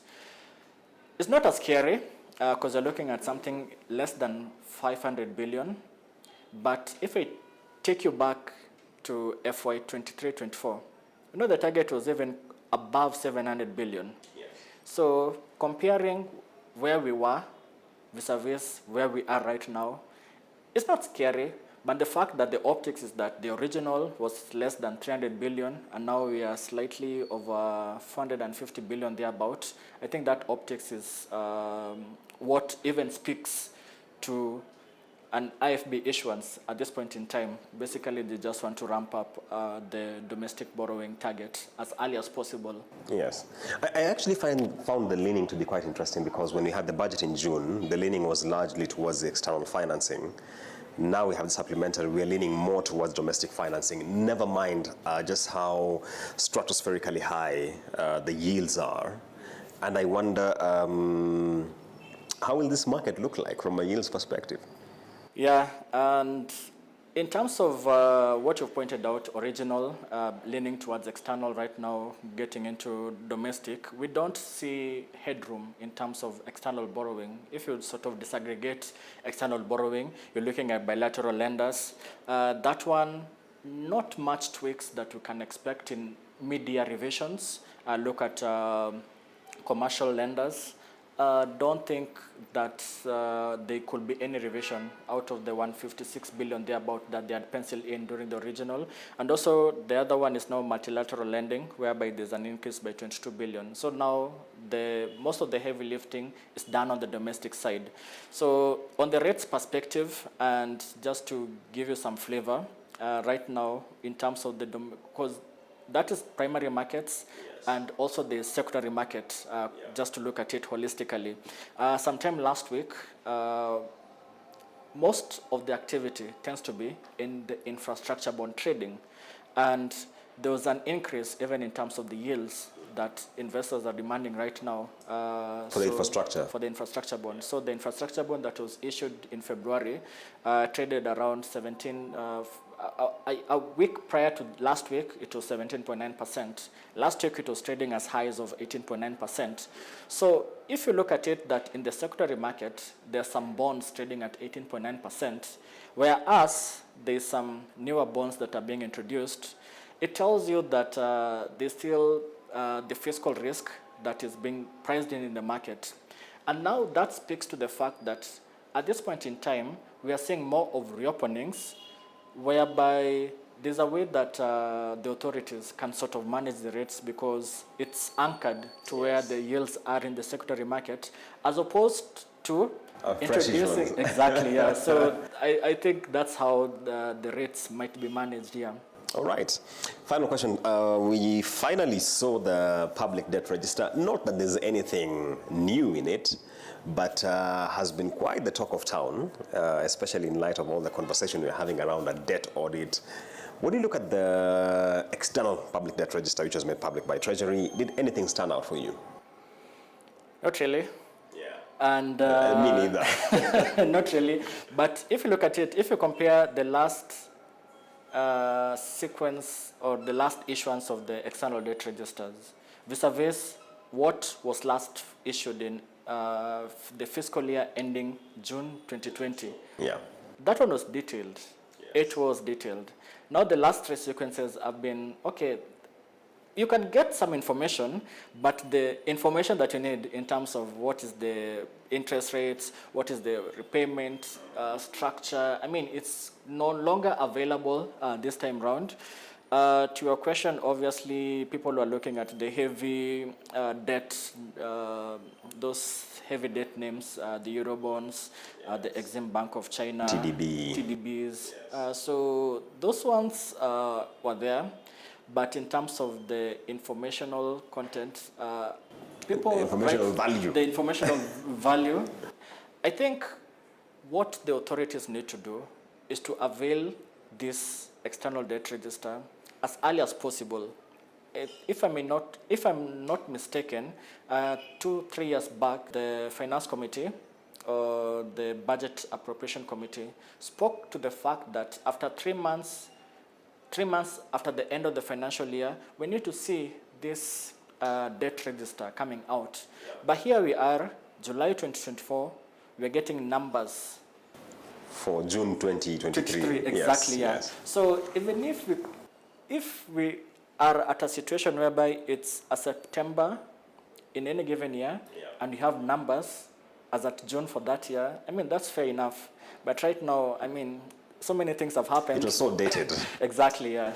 Churchill Ogutu, thank you so much for creating time to speak to us about supplementary budget. Thank you.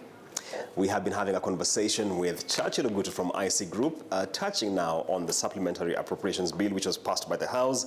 We wait to see how developments around the division of revenue bill, amendment bill, that is for 2024 go. Remember, the figure in real terms is being revised downwards from 401 billion to 380 billion. Stay tuned for all the details on that.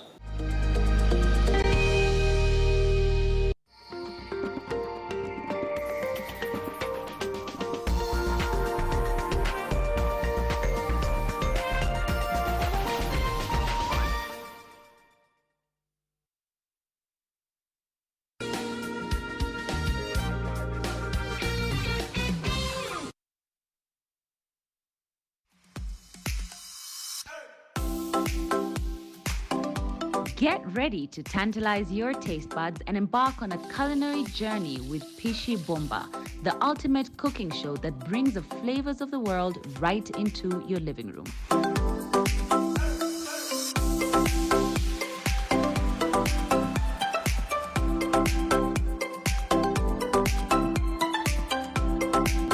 Tune in this Sunday at 6:30 p.m. with me, Claire Karatu, for a mouth-watering adventure. Pishi Bomba. Cook, eat, enjoy. Reach your audience instantly and make a lasting impression with Nation Sema. Affordable bulk SMS at 0.3 Kenya shillings. Own sender ID for 10,000 Kenya shillings plus 10,000 free messages.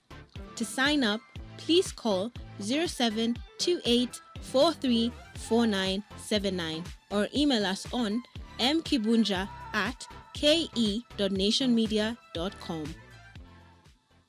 The woman who showed up at the church. I don't believe what you said. What does that have to do with me, Samantha? I don't know. You tell me. I don't understand. All you want is to file for divorce. Once it's proven to be true, the second marriage will be invalidated. I've been dreaming about a little girl for some time now. And it's driving me crazy. I don't know who she is. Do you know her? Yes, I do. I know her. And her family. Her father's my boss at the foundation. My father and her parents have been lifelong friends. You are the one.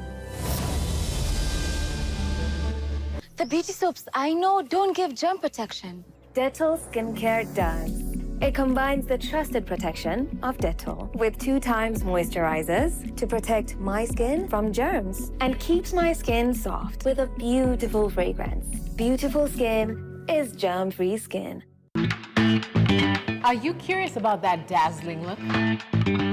How do you define beauty?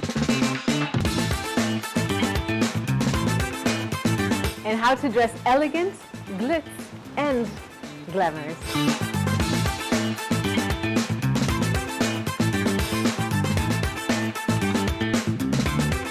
The Glam Show is here to answer all those questions and show you what's popping and what's the latest in the beauty and lifestyle world, because you need it.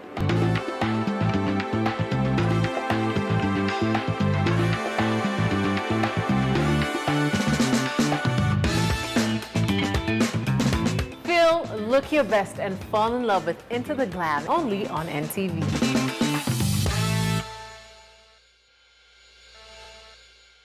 The Glam, brought to you by new Nivea Radiant and Beauty Advanced Care Body Lotion. With 5 oils and 5 vitamins, 48-hour nourishment. Helps reduce appearance of stretch marks in just 2 weeks.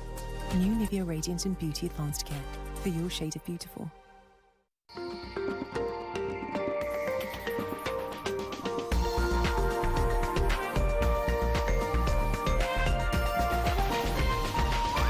NTV, turning on your world.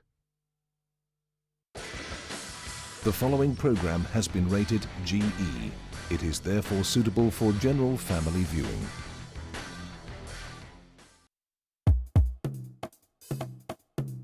Akili, akili, huyu akili, anayo siri. Walikizama, akili analala, anaingia dunia ya maajabu.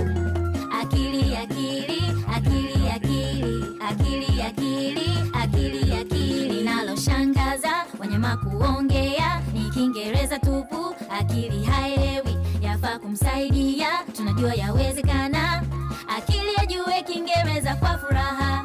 Akili, akili, akili, akili, akili, akili, akili, akili. I speak English! Yay!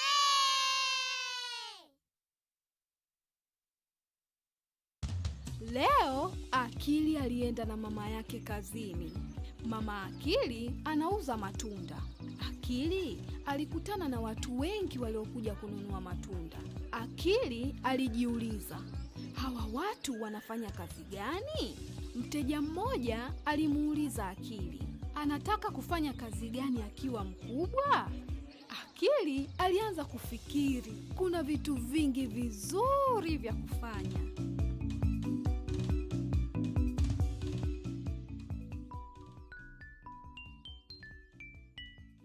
Sasa ni usiku, ni muda wa Akili kwenda kulala.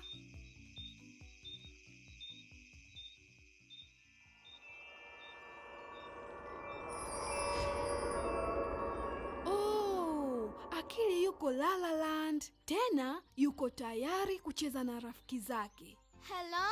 Jamani, rafiki zake Akili wako wapi? Hey, pikipiki inakuja. Labda ni rafiki zake Akili. Hello, Akili. My friends? Akili anataka kujua rafiki zake wote wako wapi. Labda nyani anajua. Aha! Nyani anasema leo ni siku maalum. Rafiki zake Akili wameenda kazini na wazazi wao. Aha! Akili, nyani anataka kujua, unataka kufanya kazi gani ukiwa mkubwa? Labda ukienda kuangalia wazazi wa wenzako wanafanya nini, utajua unataka kufanya nini ukiwa mkubwa. Yes, let's go! Kuna kazi nyingi ambazo wakubwa wanafanya mjini La La Land. Labda Akili awe dereva kama nyani, au mtunza bustani, au awe daktari, au rubani waende juu, au awe mtaalamu wa kompyuta, au mwanasayansi ili uvumbue dawa mpya. Unaweza kuchagua kazi yoyote Akili.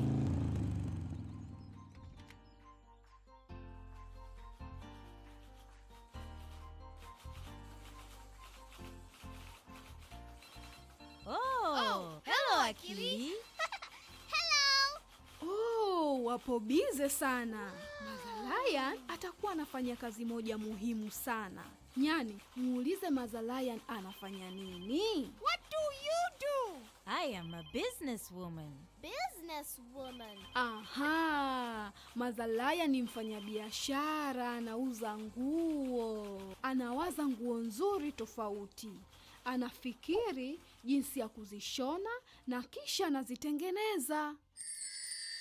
Whatever you want to do, you have to dream. Dream about it. You have to think. Think about it. Then you create. Let's do it, do it, do it. Whatever I want to be, I have to dream. Dream about it. I have to think. Think about it. Then I create. Let's dream, think, create. Akili, nyani anataka kujua kama umeshaamua utafanya kazi gani ukiwa mkubwa? Unataka kuwa mfanyabiashara kama Mother Lion?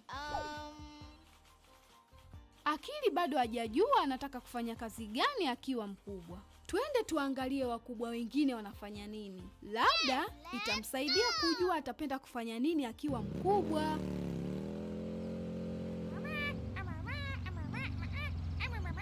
Hello, Bush baby. Hello, Bush father. Hello.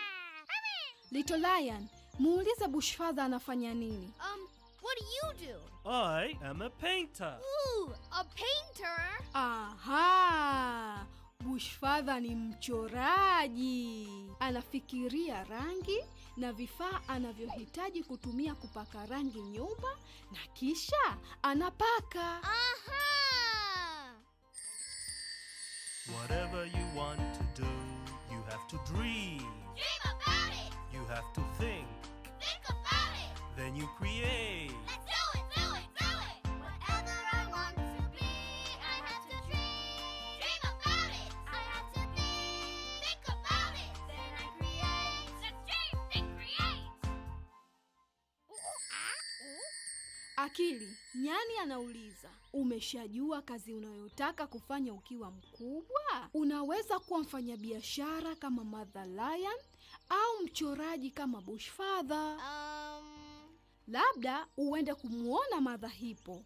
Inaweza kukusaidia kujua utapenda kufanya nini ukiwa mkubwa. Yes, let's go to Mother Hippo. Aha, kumbe hii ni shule. Nafikiri najua Mother Hippo anafanya nini. Oh, hello kids. Hello Mother Hippo. Hello Happy Hippo. Akili, muulize Mother Hippo anafanya kazi gani. What do you do? I am a teacher. Aha, Mother Hippo ni mwalimu. Aha! Mother Hippo anawaza dunia ambayo watoto wote wana elimu. Kisha anafikiria jinsi ya kufundisha. Baada ya hapo, anafundisha. Whatever you want to do, you have to dream. Dream about it. You have to think. Think about it. Then you create. Let's do it, do it, do it. Whatever I want to be, I have to dream. Dream about it. I have to think about it. Then I create. Let's dream, think, create. Nyani yuko sahihi. Sasa umeshaona mfanyabiashara, mchoraji na mwalimu. Kwa sasa utakuwa umepata angalau wazo unataka kufanya kazi gani ukiwa mkubwa. Akili. Mother? Akili, mama yako anakuita. Ni muda wa kwenda nyumbani.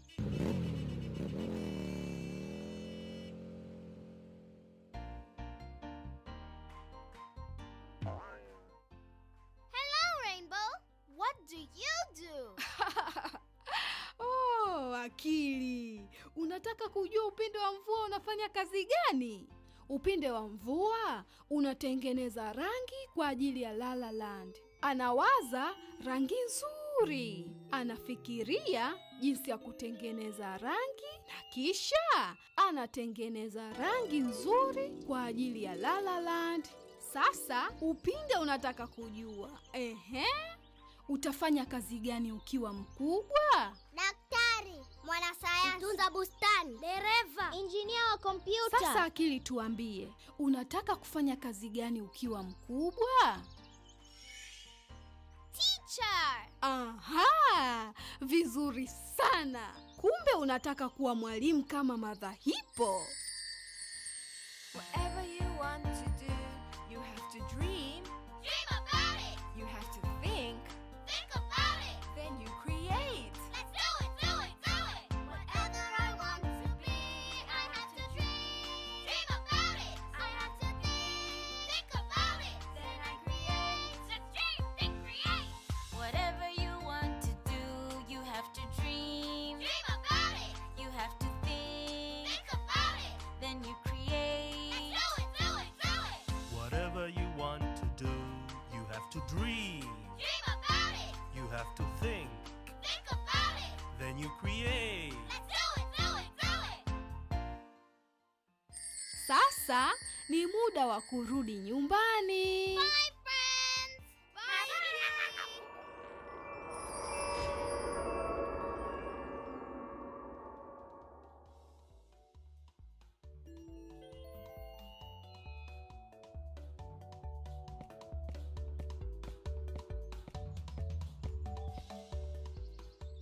Leo Akili ataenda na mama yake sokoni tena. Na mteja akimuuliza Akili kazi gani atapenda kufanya akiwa mkubwa, atasema anataka kuwa mwalimu.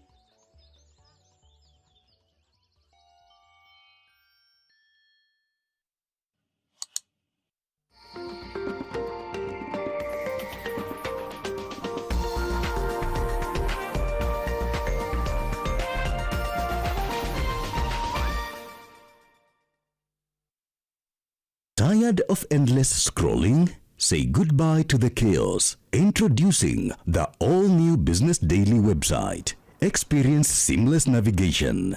Immerse yourself in a world of more videos and more podcasts. Discover more with our enhanced home pages. Engage like never before with our interactive tools. Join us and elevate your reading experience today. Business Daily. More possibilities.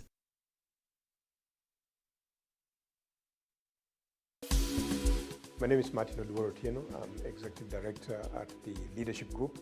Society has become very complex, and there's lots of pressures that men are going through, basically social pressures, issues around mental health, economic and financial pressure. So as men coming together to discuss, to learn from one another, to see what has worked and what hasn't worked, to share stories, success stories and otherwise, and really to use this as a forum for learning and a forum where men can get support and get better. I would really like to encourage you and welcome you to this forum on the 3rd of August so that you can share your stories and we can all learn from you. I will be giving the keynote address at this event and also looking forward to learning from all the participants. Gitu, hii wiki kwa Shujaz TV tumewapangia. Nakwambia tuko Kajiado in a place, tuko na culture hapa ndani ya nyumba. Exactly, that was saka forms za talent, wasi wa biashara na watu wa relationships. Kaini rada. Unajua pale utatupata kila Wednesday from 10 to 11 p.m. Hiyo kuruka inaitwa ipiti Kimasai. Kuna watu wengi saizi wa huku wako ng'ambo, wanaenda huko wanaruka, wanatengeneza a lot of money na wanakuja na pesa huku. Hii community yetu Aldanyati, sisi wote tunafanya hii kazi. Tunafanya kwa bidii. Juu hapa ndo tegemeo. Sisi hatuna kazi nyingine. Hapa NTV, mimi ni wenu Iviona. Naitwa Sanchez Mali. Na mtatuona. A'udhu billahi minash shaitanir rajim. يا أيها الذين آمنوا إذا نودي للصلاة من يوم الجمعة فسعوا إلى ذكر الله وذروا البيع ذلكم خير لكم إن كنتم تعلمون. To get Friday Muslim prayer as your skiza tune, dial *811*937#. Skiza, non-nation.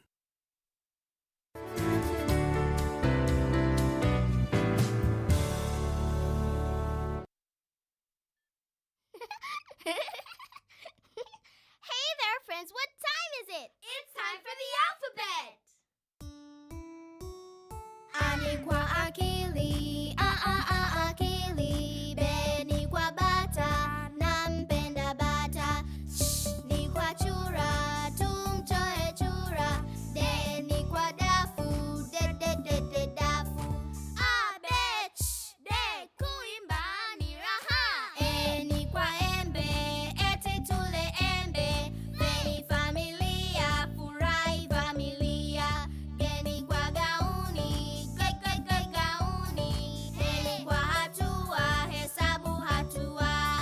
F, G, H, tujifunze kwa furaha. I ni kwa imba, imba. J ni kwa jani, jani. K ni kwa kuku, kimbizeni kuku. L ni kwa lala, laleni lalala. I, J, K, L, najua kutaja herufi. M ni kwa milima, milima ipo mingi. N ni kwa nanasi, napenda nanasi. O ni kwa oga, siwezi kuogopa. P ni kwa paka, mpapase paka. Hizi ni herufi, tunasoma Kiswahili. Mene, ope, Joni, tusome. R ni kwa ruka, ruka na raba. S ni kwa simba, sikiliza simba. T ni kwa tembo, tuna tembo watatu. U ni kwa ua zuri. V ni kwa vaa, hivyo viatu. Resete uve, endeleni kusikia. W ni kwa watoto, sisi wote watoto. Tunapendeza, bustani ya amani. Y ni kwa yai, napenda kula yai. Z ni kwa zabibu, zabibu ziko nyingi. Weyezeye, tumemaliza herufi.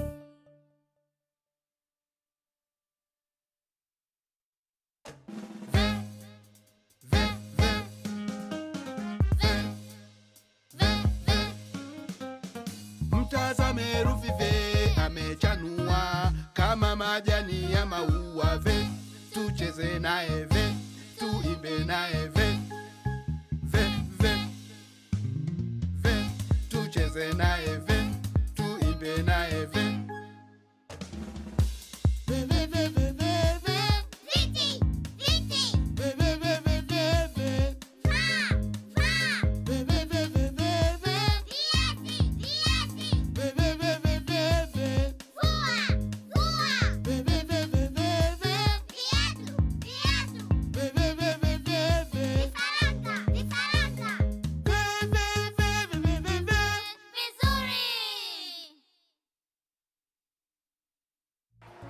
Mama, sikiliza.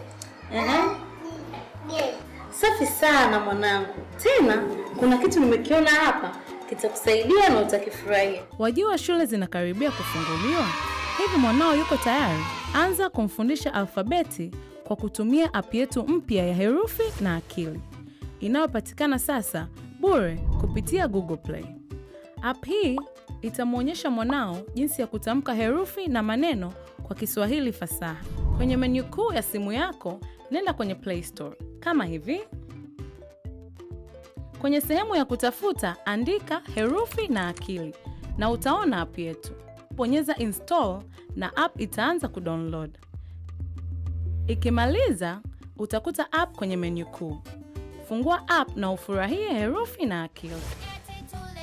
Kumbuka, app hii inapatikana bure. Unangoja nini? Itafute sasa, umpe mwanao mwanzo bora wa elimu.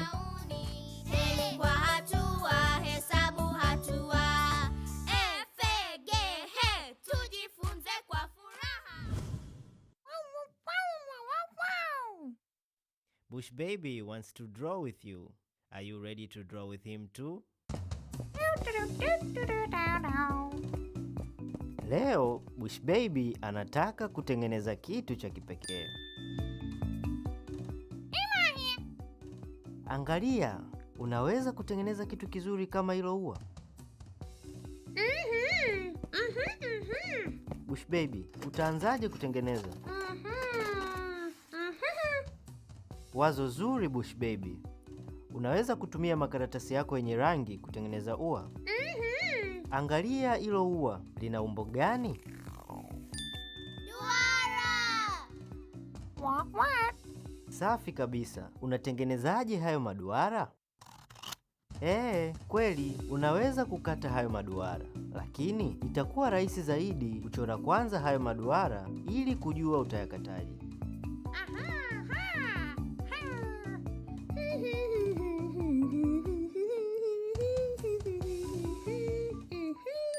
Wow, Bush baby, unajua kweli kuchora maduara. Hapo sasa ndiyo kwenye kazi ngumu. Tukate sawa sawa kutokana na ulivyochora hayo maduara. Pole pole.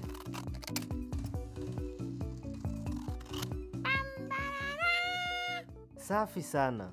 Sasa unaweza kutengeneza hilo ua.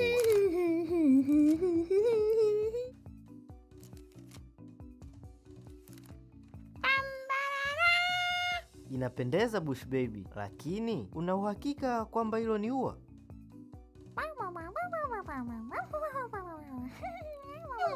Nadhani ungeanza na kuchagua rangi ambayo ungetaka iwe katikati.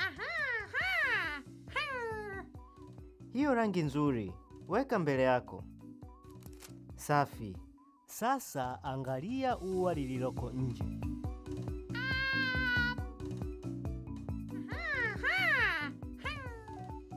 Kinachofuata ni nini? Kazi nzuri. Ukiendelea hivi, ua lako litafanana kabisa na ua lililoko nje. Safi sana Bush baby. Sasa maduara yako yanakaribia kabisa kufanana na ua. Umebakiwa na maduara mawili tu. Wow, angalia. Ua lako limefanana kabisa na ua lililoko nje. Wewe ni msanii kweli Bush baby.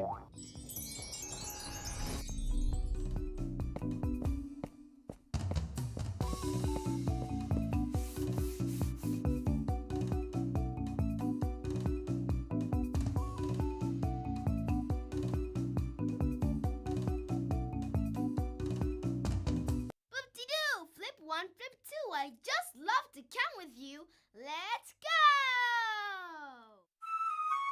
Nina kijiti kifupi, nina kirefu. Tukiviweka pamoja tunaona nini? Kimoja kifupi, kingine kirefu. Kimoja kirefu, kingine kifupi. Kifupi, kifupi, na kifupi zaidi. Kirefu, kirefu, na kirefu zaidi. Pia mfupi, na nina mrefu. Tukisimama pamoja tunaona nini? Mfupi mwingine mrefu. Mmoja mrefu, mwingine mfupi. Fupi, fupi, fupi, fupi. Ionyeshe mti mfupi. Oh yeah! Huu ni mzuri. Refu, refu, refu, refu. Ionyeshe nyoka mrefu. Oh yeah! Nyoka hana miguu. Nina kijiti kifupi, nina kirefu. Tukiviweka pamoja tunaona nini? Kimoja kifupi, kingine kirefu. Kimoja kirefu, kingine kifupi. Kifupi, kifupi, na kifupi zaidi. Kirefu, kirefu, na kirefu zaidi. Pia mfupi, na nina mrefu. Tukisimama pamoja tunaona nini? Mfupi mwingine mrefu. Mmoja mrefu, mwingine mfupi. Fupi, fupi, fupi, fupi. Ionyeshe mti mfupi. Oh yeah! Huu ni mzuri. Refu, refu, refu, refu. Ionyeshe nyoka mrefu. Oh yeah! Nyoka hana miguu. 1, 2, 3, 4, 5, 6, 7, 8, 9, 10. 11, 12, 13, 14, 15, 16, 17, 18, 19, 20. 1, 2, 3, 4, 5, 6, 7, 8, 9, 10. 11, 12, 13, 14, 15, 16,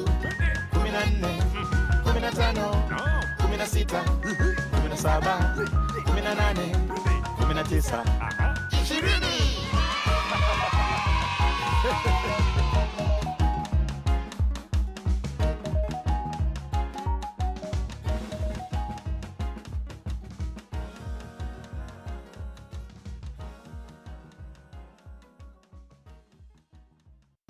Leo watoto wazuri, nitawasomea hadithi nzuri. Apeipo naye anapenda kusoma na kusikiliza hadithi nzuri. Hadithi ya leo ni matunda na mboga mboga yanaotaje? Mapapai na maparachichi huzaliwa mitini. Yanakuwa juu sana na kuwa vigumu kwa mtoto kama mimi kufikia. Nyanya huzaliwa kwenye miche inayotambaa. Nyanya ni tamu sana kama hii niliyoshika. Maboga na matikiti maji huzaliwa ardhini. Ni mazito sana, siwezi kuyabeba peke yangu. Mchicha na mboga mboga nyingine huzaliwa kwenye matuta. Nikila mboga mboga nitakuwa haraka. Machungwa yanakuwa kwa msaada wa jua. Kuchuma na kula kwangu ni burudani. Ndimu huzaliwa kama machungwa, ila miti yao ina miiba. Kuwa makini wakati wa kuchuma. Ndizi huzaliwa kwenye migomba. Ni tamu sana. Zikiwa njano, ziko tayari kuliwa. Mananasi huzaliwa peke yake. Majani ya kijani juu ya mananasi huwa kama nywele. Kweli inanifurahisha. Karoti na viazi huzaliwa chini ardhini. Na hisi zinajificha ili zisiliwe na wanyama. Pilipili rangi ya machungwa na nyekundu zote zinawasha. Wanyama hawazili kwa sababu zinawasha.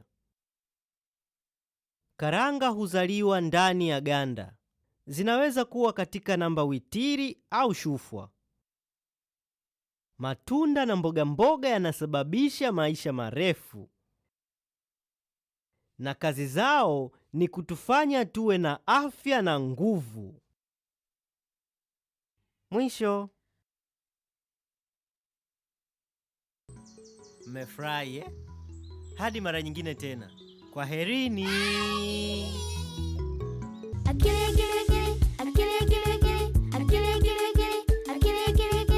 Little lion, little lion, little lion, little lion. Happy, happy hippo, happy, happy hippo, happy, happy hippo, happy, happy hippo. Bush baby, bush baby, bush baby, bush baby.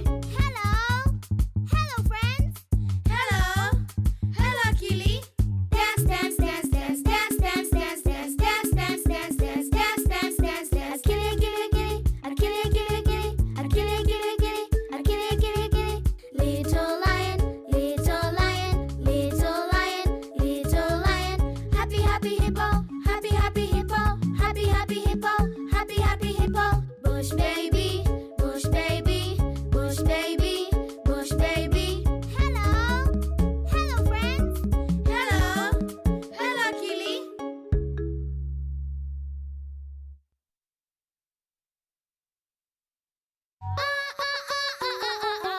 Akili.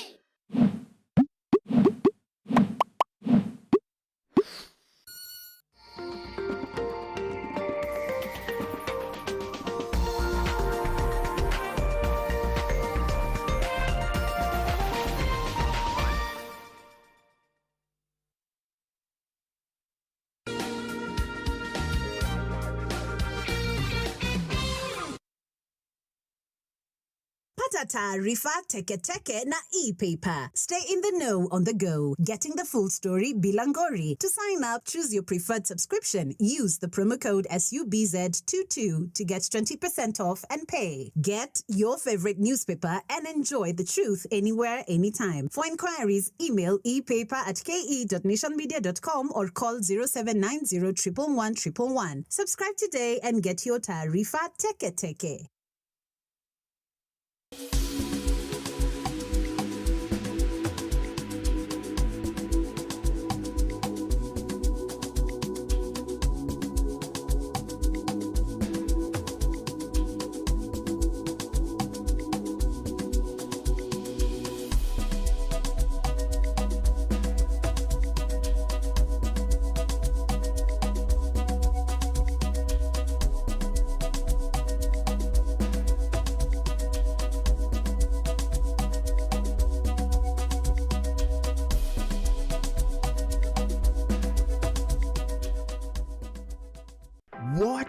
is Generation Z.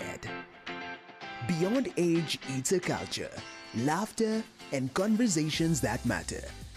Speaking of Gen Z podcast is back with Gen Z's finest, Esther Nyandoro, Jackie Masharia, and Michelle Namasaka. Tune in every Wednesday on Nation FM at 10 a.m. and stream your favorite episodes on nation.africa or www.ntvkenya.co.ke or wherever you get your podcasts. Speaking of Gen Z podcast, it's giving wholesome conversations.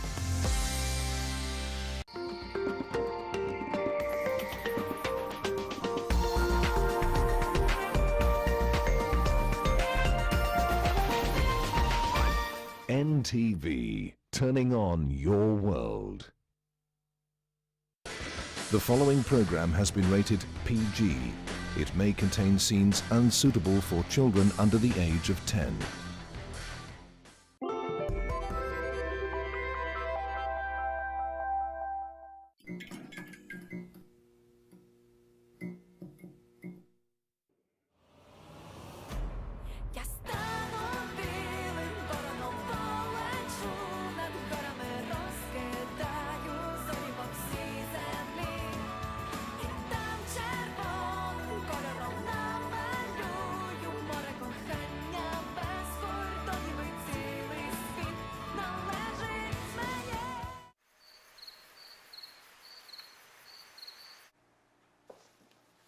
Good evening, Mother. How are you doing? I'm doing fine. Oh, Mother. I see that you've decided to revisit your treasures. Yes. It makes me calm. It keeps me grounded. What happened? You look so tense today. Oh, hi, dear. You're just in time. I just finished cooking something for us. I'm just setting up the table. You cooked for us? Where's Oksana? Did she call in sick? No, she is fired. How was that? I'll tell you the details later. Wash your hands first. Go on. Okay. Listen, where's Dennis? Dennis called me. He already had supper with Anna's mother. He's at work now. He wants to save his energy for tomorrow morning. I guess you don't know the news. What news? Well, Dennis and Anna will get married tomorrow. Oh, my goodness. Mom, you're not in the mood again. I know you are hungry as well. So come on, let's get to the table while I wash my hands first.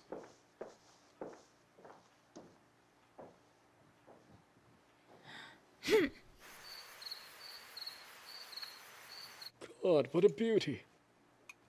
I wouldn't even dare to take a bite. I'll just sit here and admire this. Honey, I didn't cook food for decoration, so don't be shy. Just dig in. Mother, just try and taste it, and I promise. This meal is healthy and it is balanced. It is good for you and your diet. And why is that, tell me? Because I'm old and stupid and out of my mind? Mother, what is wrong? Did someone tell you something offensive? Yes, it's Oksana. Mom, don't think about what she said to you. You were right to fire her. No. It is not Oksana. Then who is it? I went to the restaurant today. I talked to Anna's mother. And then she has to talk to Anna. I just wanted to persuade her and cancel this wedding for now. Well, I think it's not time yet. I want them to think about it. Anna has changed a lot after the accident, and I have a bad feeling about this. I don't see I it. think that Dennis has to be careful. He has to look closer and be vigilant to this new Anna. Mother. You shouldn't have talked with the bride's mother about this. You went behind Dennis's back. Then whom should I talk to instead? You won't go against Dennis anyway. To Dennis? I know he is in love and blinded. I wouldn't make any sense to him. And to Anna? I can imagine our conversation. Well? Why are you looking at me like that? Why are you so silent? You said it yourself. They'll get married tomorrow. But still, you could talk to me. Yes, I know. What about you, Valeria? Well, what can you say about this? Mom, I'm sorry. We will not interfere in their relationship. Therefore suitable for general family viewing.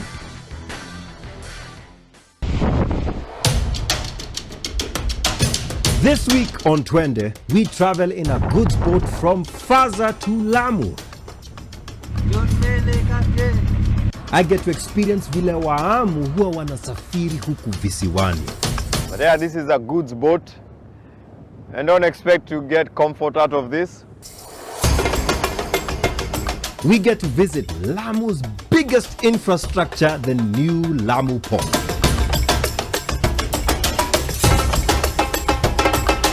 I get to go on board a unique tugboat. Hii hapa unaweza fanya cooking show. Hapa una kama uone. So we are proud actually to be the first country to be having this. Yeah. I am sitting on a 2 billion shilling vessel. Mwalimu mama ulisema sitaenda mbali. Hapa ni wapi?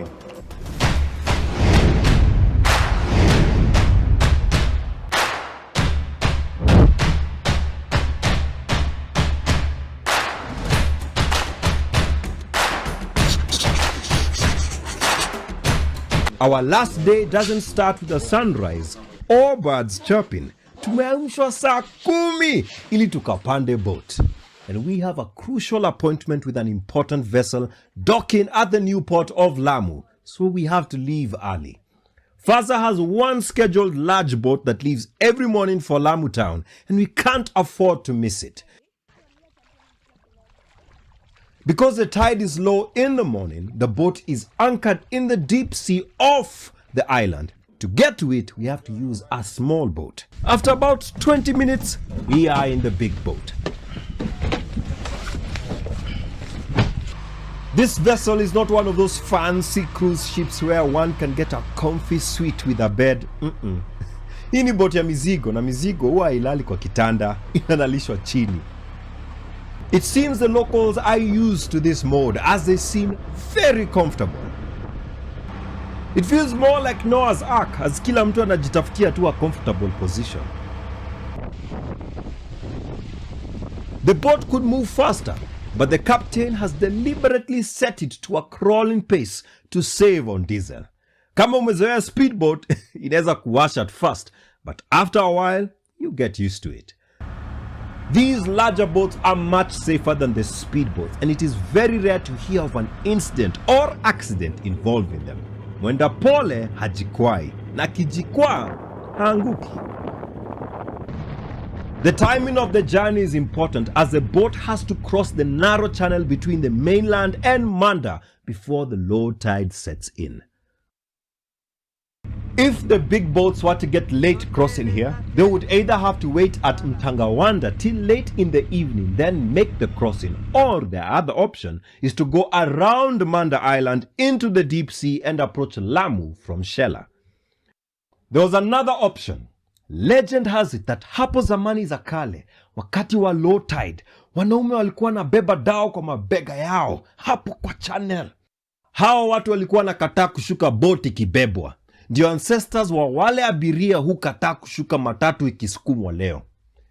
Hao watu wa kubeba dao walikuwa wanaitwa washika dao. Na hapo ndipo lilo jina lilitumika mara ya kwanza. Please note that ukitumia hiyo story kwa insha utazama. Anyway, by the time we're getting to the Mkanda, the level is much lower. This is not good. That is where the Shukrani has an advantage. The traditional large boats that operate this route are made of timber, which is heavy. Our boat, however, is made of fiberglass, and on this return trip, its hull is empty, meaning it can easily cross the shallow channel.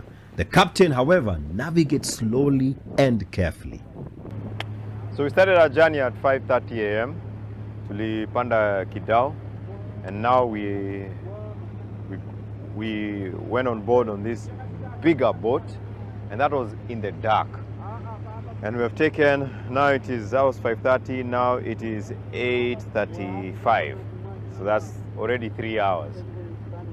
Yesterday we were on a speedboat and it took us 30 to 45 minutes. The advantage of a speedboat, you'll obviously get there faster. There'll be a thrill to it. However, you won't have the time to take in everything. Right now, that is the mainland, na hapa ni Manda Island. We are passing through a channel. Ama inaitwa Mkanda. Then the language is just amazing. Ni Swahili lakini hawisikii. You almost have to now uanze kuongea kama bwana nini, so that now ianze una encode, una decode Kenya unasikia. In the old days, crossing here even for small boats during the low tide would have been impossible. But some years back, the channel was dredged to allow for navigation even at low tides. This is, however, mostly for smaller vessels.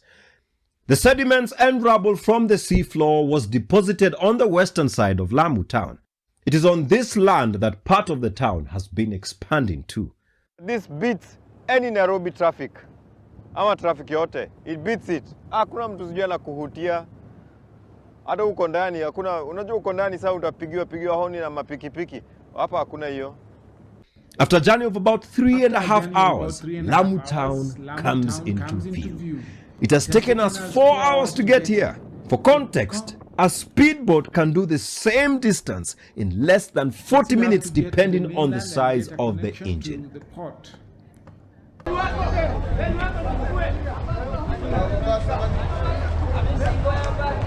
We still have to get to the mainland and get a connection to the port. We take a boat to Mokowe, then a bus to the port.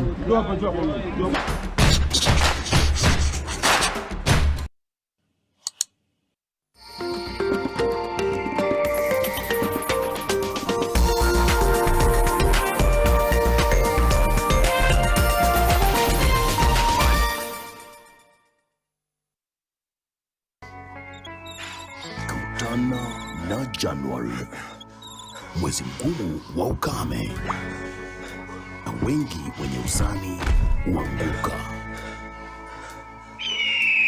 Januari hii kuna up to 1 million Kenyan shillings za kushindaniwa kwenye *570#.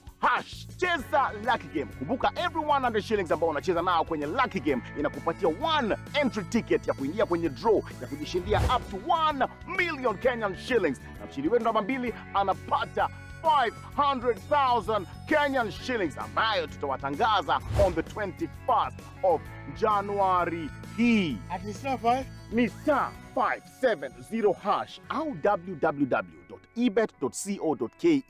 Januari hii isikukaushe.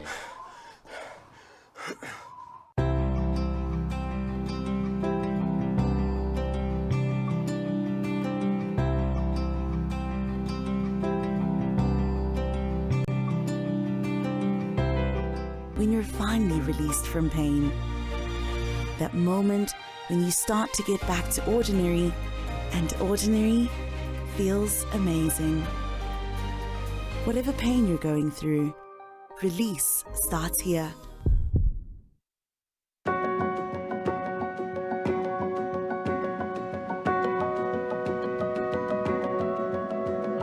There's a kind of bank assurance intermediary that really allows you to relax because you know you'll be good. That's Coop Bank Assurance Intermediary for you. Get covered real good through Coop Bank Assurance Intermediary.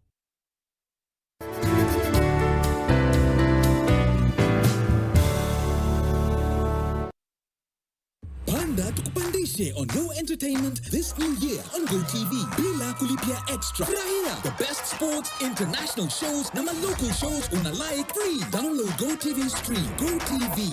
Love it.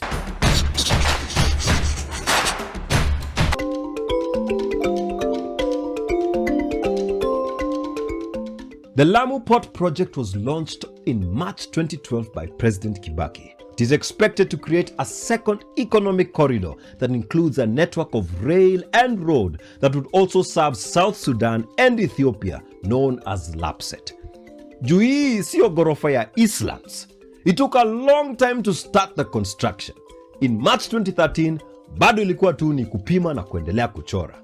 Then, in July 2013, kukaanza kuwa na dalili. Eventually, in 2016, things were moving full steam ahead. The Lamu port is different from Mombasa.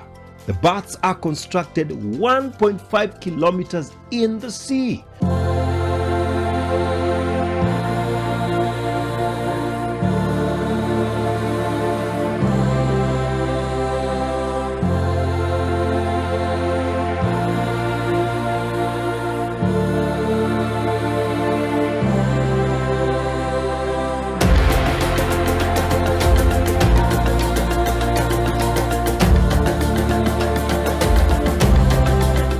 leo asubuhi we were in a Kidao.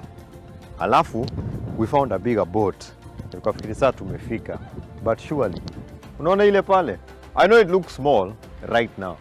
But ikifika hapa, then we'll let you decide kama that boat is bigger than the one that we were in.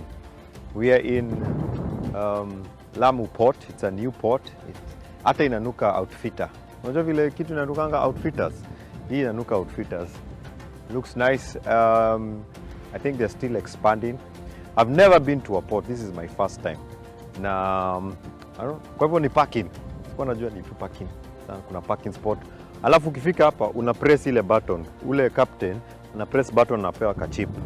Alafu atalipa baadaye. Or at least that is my understanding. Tutaelezewa zaidi. But look at that. Look at that. For comparison's sake, there are 2 other boats right next to it. And those are not small ones. Saibu compared to that other one. We have come on a special day for the port. It is receiving the first grain ship carrying relief food that is meant for Kenya, Somalia, and southern Ethiopia. Kwa sababu it is an important docking, the port authorities want everything to go well. Security is tight. Very tight. There are also 2 Navy gunboats escorting the vessel. Guiding the ship is not 1 but 2 tugboats. Today the smaller MV Pate is getting help from a new arrival from Mombasa. When we got to Lamu, tulifika kama tumeshuka tukiendanga, but this is a big ship coming from a foreign country, so there is a lot of protocol. Kwanza sasa vile wadosi wote na media wako hapa, kila kitu lazima ifuatwe. Kuna port health officials who ensure that the ship does not bring any pathogens. Pia kuna wale watu ambao huwezi watoroka, watu wa ushuru.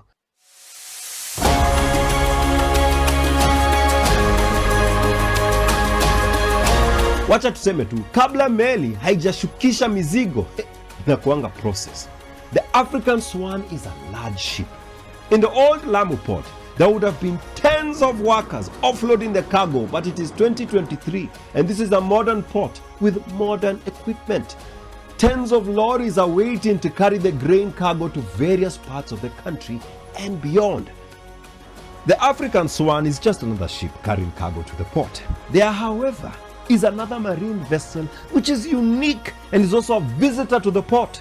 I am interested in one of the 2 boats parked behind the Swan.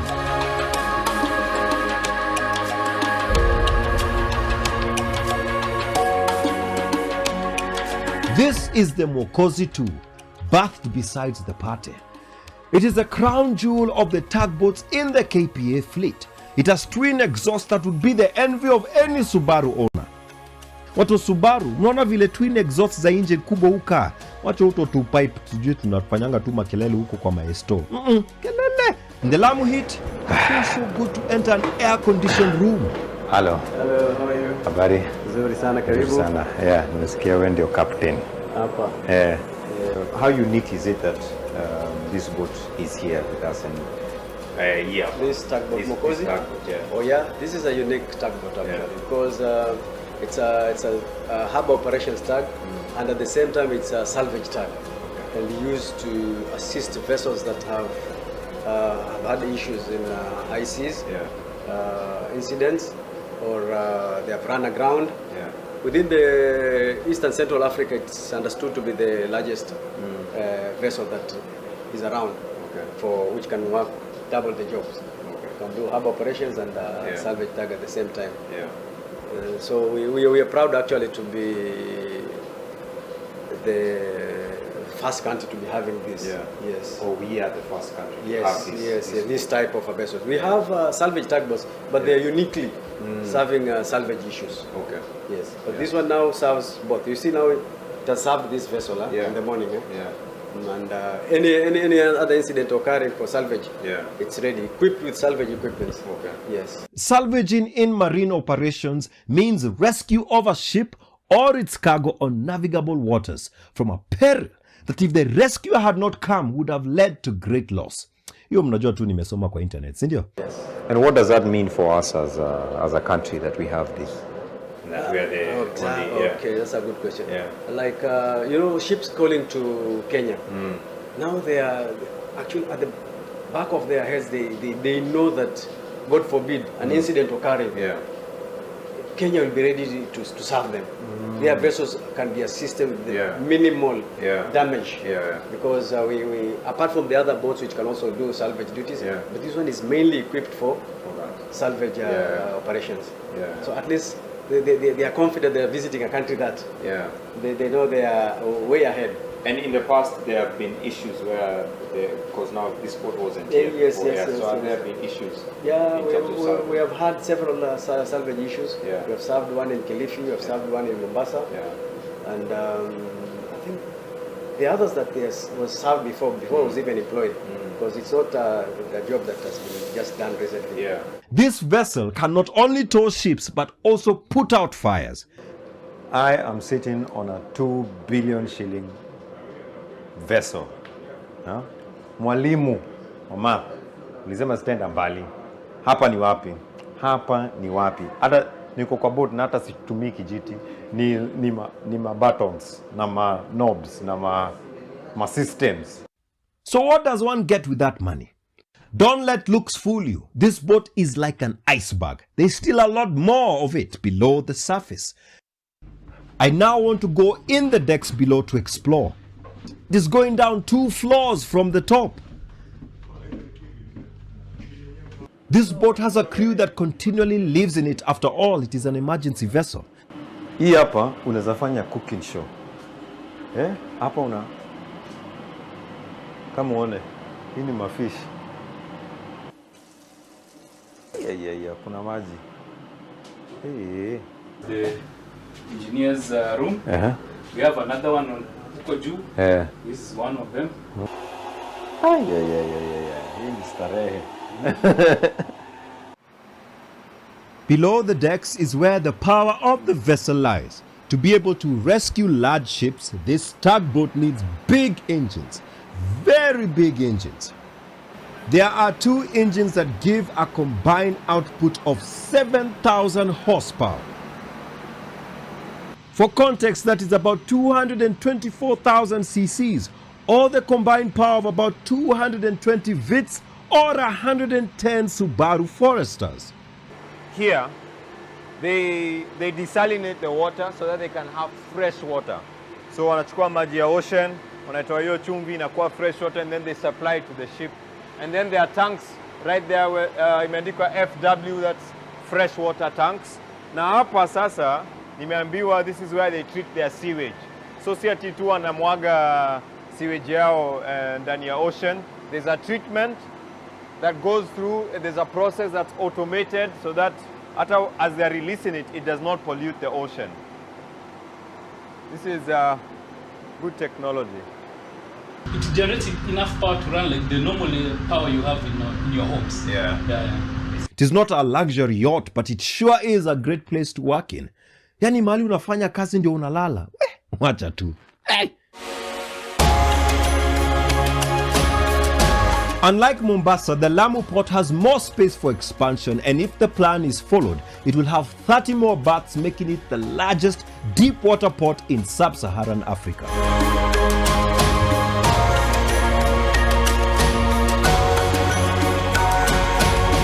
This yard is empty, but it won't be for long. This space will one day be filled with containers as more ships continue calling on this port.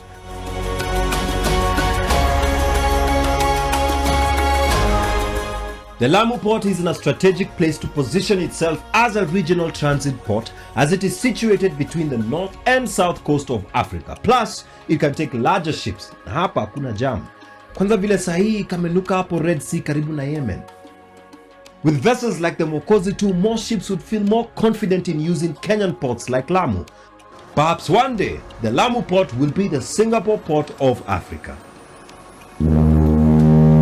In November 2023, Lamu had another unique ship visiting for the first time.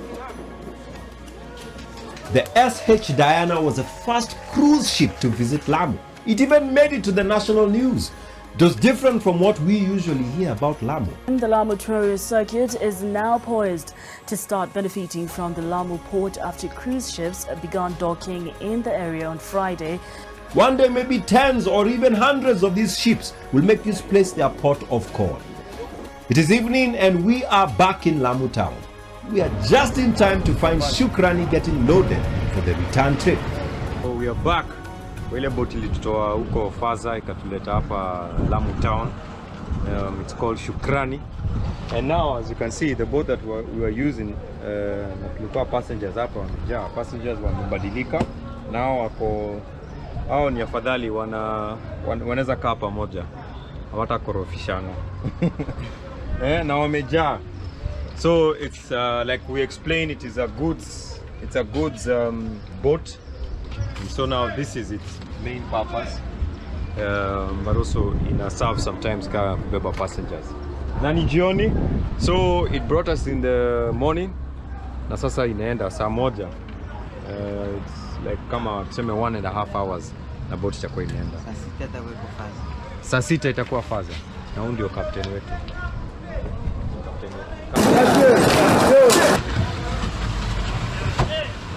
The islands import nearly all of their produce from the mainland, and these boats are vital to their food security. The bridge is simple, the engine is small, but the Shukrani and the other boats that ply the island routes are very important to the many islanders. From donkeys manually transporting goods to giant vessels bringing tons of cargo, it really is a place of contrasts. It is true there are insecurity issues in parts of the county, especially those near the border with Somalia, but this is still not hindering progress. The Lamu port is not a panacea though.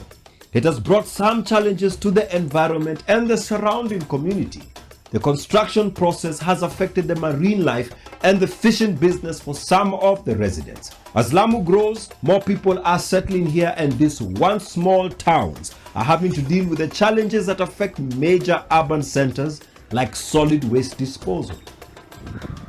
Lamu imetoka mbali, literally, na inaenda mbali. There's still a lot of undeveloped land, and we hope that planning will be done well for the future of Lamu City. Lamu faces many challenges, but despite all of this, it is a great place to visit.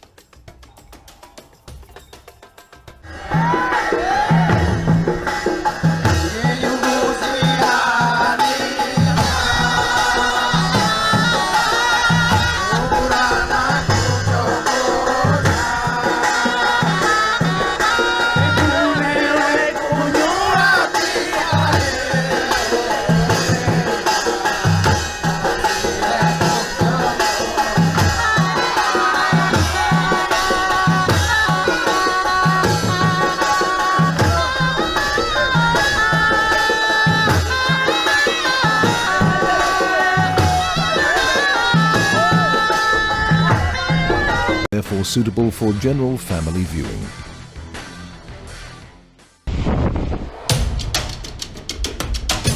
This week on Twende, we travel in a goods boat from Faza to Lamu.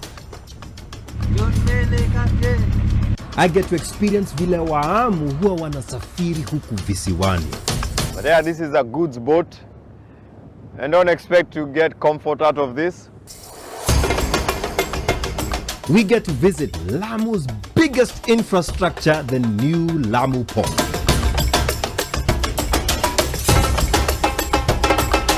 I get to go on board a unique tugboat. Hii hapa unaweza fanya cooking show. Hapa kama uone.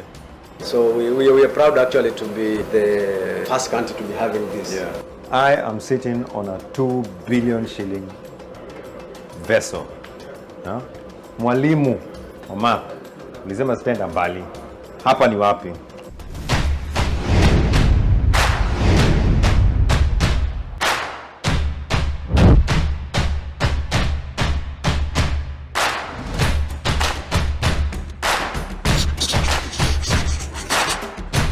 Our last day doesn't start with a sunrise or birds chirping. Tumeamshwa saa 10 ili tukapande boat.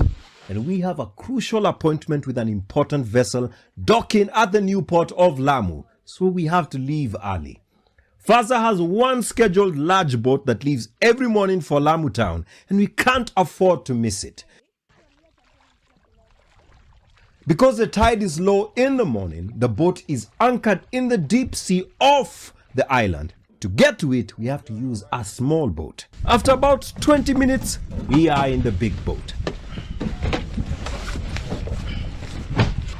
This vessel is not one of those fancy cruise ships where one can get a comfy suite with a bed. Hii ni boti ya mizigo, na mizigo huwa hailali kwa kitanda, inalishwa chini. It seems the locals are used to this mode as they seem very comfortable. It feels more like Noah's Ark as kila mtu anajitafutia tu a comfortable position. The boat could move faster, but the captain has deliberately set it to a crawling pace to save on diesel. Kama umezoea speedboat, inaweza kuwasha at first, but after a while, you get used to it. These larger boats are much safer than the speedboats, and it is very rare to hear of an incident or accident involving them. Mwenda pole hajikwai, na kijikwaa haanguki. The timing of the journey is important as the boat has to cross the narrow channel between the mainland and Manda before the low tide sets in. If the big boats were to get late crossing here, they would either have to wait at Mtangawanda till late in the evening, then make the crossing, or the other option is to go around Manda Island into the deep sea and approach Lamu from Shela. There was another option. Legend has it that hapo zamani za kale, wakati wa low tide, wanaume walikuwa na beba dao kwa mabega yao hapo kwa channel. Hao watu walikuwa nakataa kushuka boti ikibebwa. Ndio ancestors wa wale abiria hukataa kushuka matatu ikisukumwa leo. Hao watu wa kubeba dao walikuwa wanaitwa washika dao. Na hapo ndipo lilo jina lilitumika mara ya kwanza. Please note that ukitumia hiyo story kwa insha utazama. Anyway, by the time we're getting to the Mkanda, the level is much lower. This is not good. That is where the Shukrani has an advantage. The traditional large boats that operate this route are made of timber, which is heavy.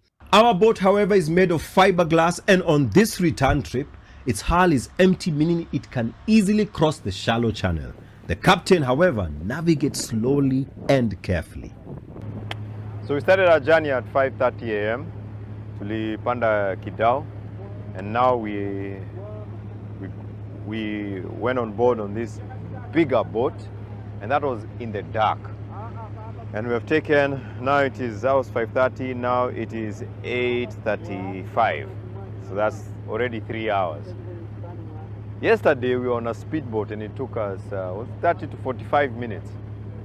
The advantage of a speedboat, you'll obviously get there faster. There'll be a thrill to it.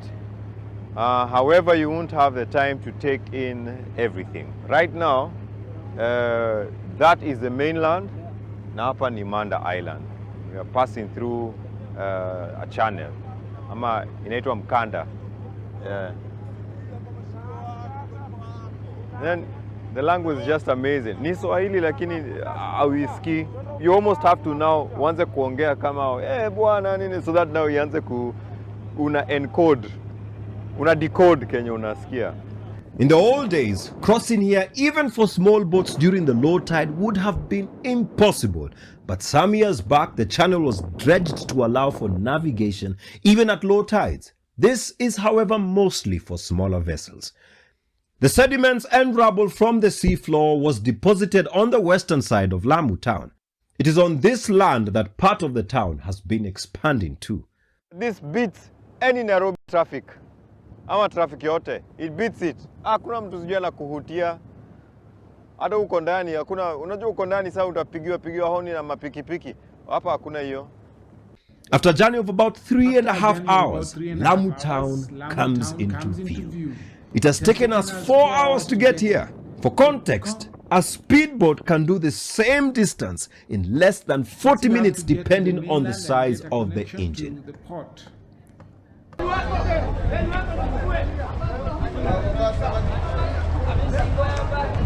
We still have to get to the mainland and get a connection to the port. We take a boat to Mokowe, then a bus to the port.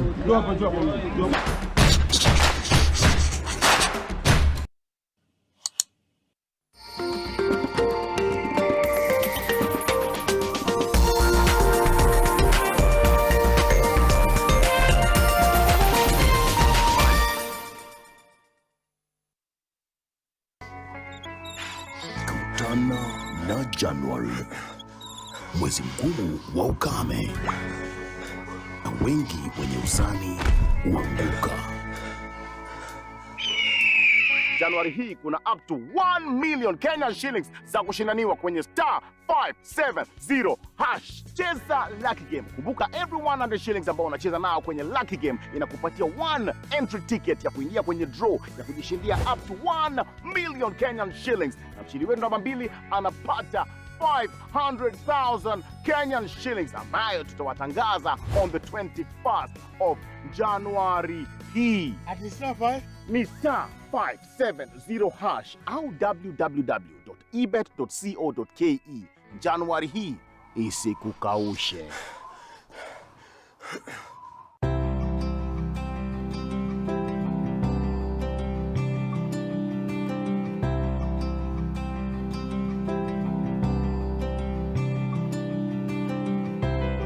When you're finally released from pain, that moment when you start to get back to ordinary, and ordinary feels amazing.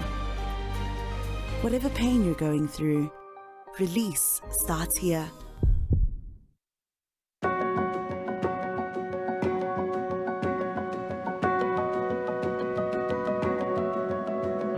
There's a kind of bank assurance intermediary that really allows you to relax because you know you'll be good. That's Coop Bank Assurance Intermediary for you. Get covered real good through Coop Bank Assurance Intermediary.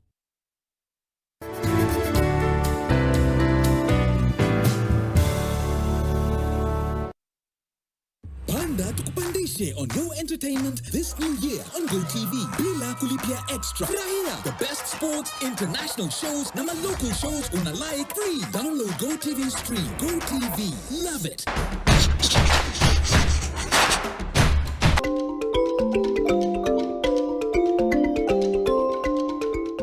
The Lamu Port project was launched in March 2012 by President Kibaki. It is expected to create a second economic corridor that includes a network of rail and road that would also serve South Sudan and Ethiopia, known as LAPSET. Juu hii sio ghorofa ya Islands. It took a long time to start the construction. In March 2013, bado ilikuwa tu ni kupima na kuendelea kuchora. Then, in July 2013, kukaanza kuwa na dalili. Eventually, in 2016, things were moving full steam ahead. The Lamu port is different from Mombasa. The berths are constructed 1.5 kilometers in the sea.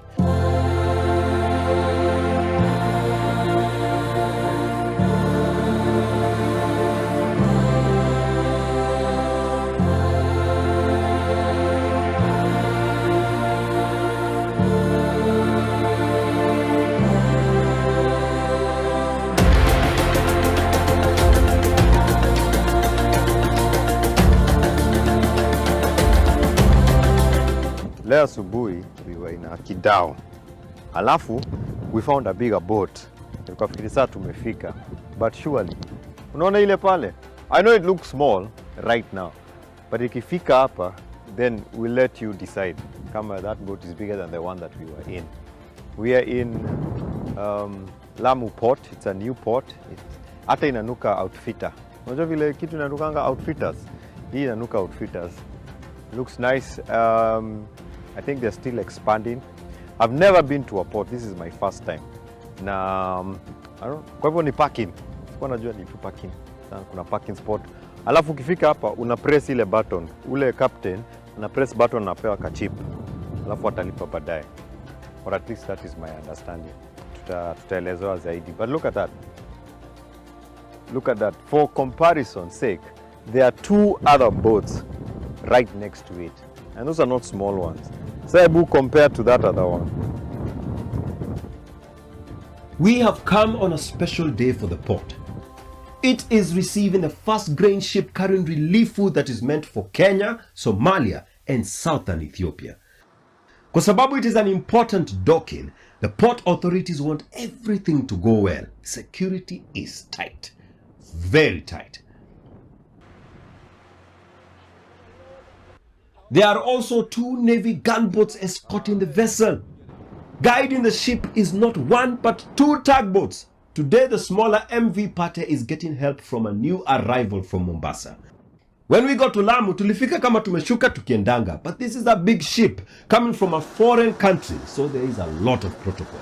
Kwanza sasa vile wadosi wote na media wako hapa, kila kitu lazima ifuatwe.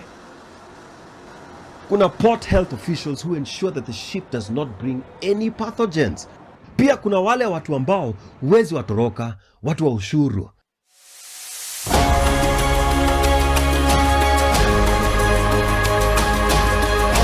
Wacha tuseme tu, kabla meli haijashukisha mizigo, na kuanga process. The African Swan is a large ship. In the old Lamu port, there would have been tens of workers offloading the cargo, but it is 2023 and this is a modern port with modern equipment. Tens of lorries are waiting to carry the grain cargo to various parts of the country and beyond. The African Swan is just another ship carrying cargo to the port. There, however, is another marine vessel which is unique and is also a visitor to the port. I am interested in one of the 2 boats packed behind the Swan.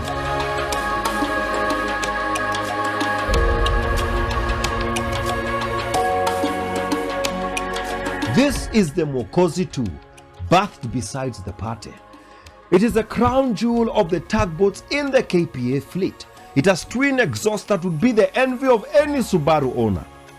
Watu Subaru, unaona vile twin exhaust za engine kubwa huka. Wacha uto tu pipe, tujue tunafanyanga tu makelele huko kwa maesto. Kelele. In the Lamu heat, it feels so good to enter an air-conditioned room. Hello. Hello, how are you? Habari. Nzuri sana, karibu. Nzuri sana. Yeah, nimesikia wewe ndio captain. Hapa.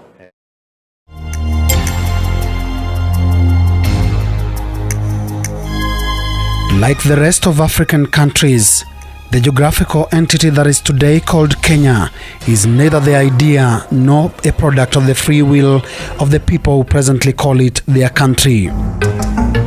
It is instead the idea and product of the Berlin Conference of 1884, where emerging European powers sat around a table and carved up Africa into nations and colonies. And Kenya, whose land area makes it the 47th largest nation in the world, became a colony of Britain, whose British East Africa Company was already mapping out the interior of the land in the early 1890s.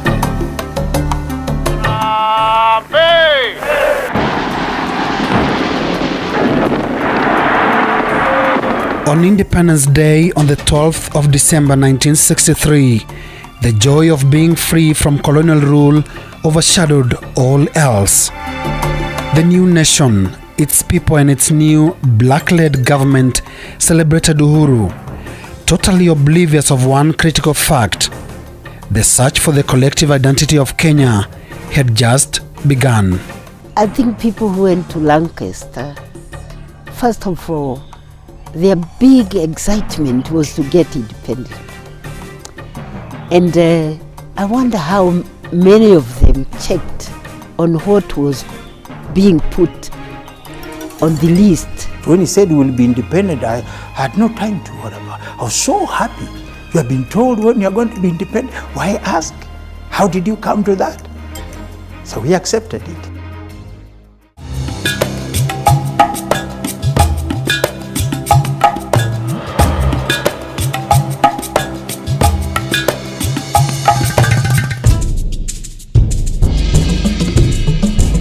Before the arrival of colonial settlers, tribes traversed the landscape, each exercising rule over their respective territories, and ceding territorial space to colonial authorities was the first collective laws for Kenyan tribes.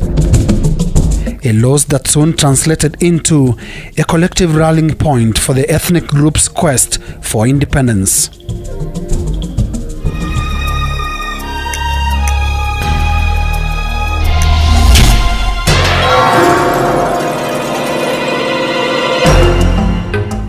other than just coming in and establishing a new order of administration, you also take over resources of that respective country.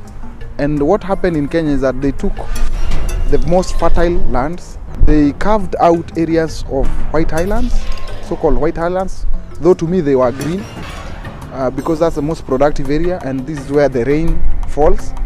And therefore, in that context of taking over resources, so much injustice happened because people did not sell the land, they were moved into reserves by force.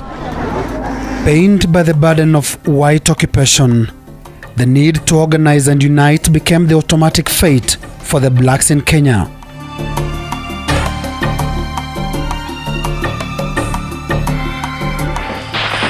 Mau Mau, which was essentially a Kikuyu uprising in the Central Highlands, became the symbol of an armed national struggle for independence.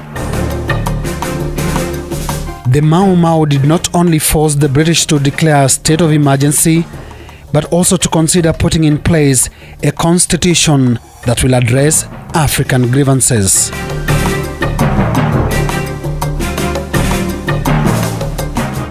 Sir Oliver Letterton came to Kenya to see how the British were tackling or dealing with the Mau Mau issue. And he also came with an idea of creating a multiracial state in this country. So he's the first guy who started the issue of now direct constitutional. I think called the constitution started being known by Kenyans. They protested, but nobody listened to them.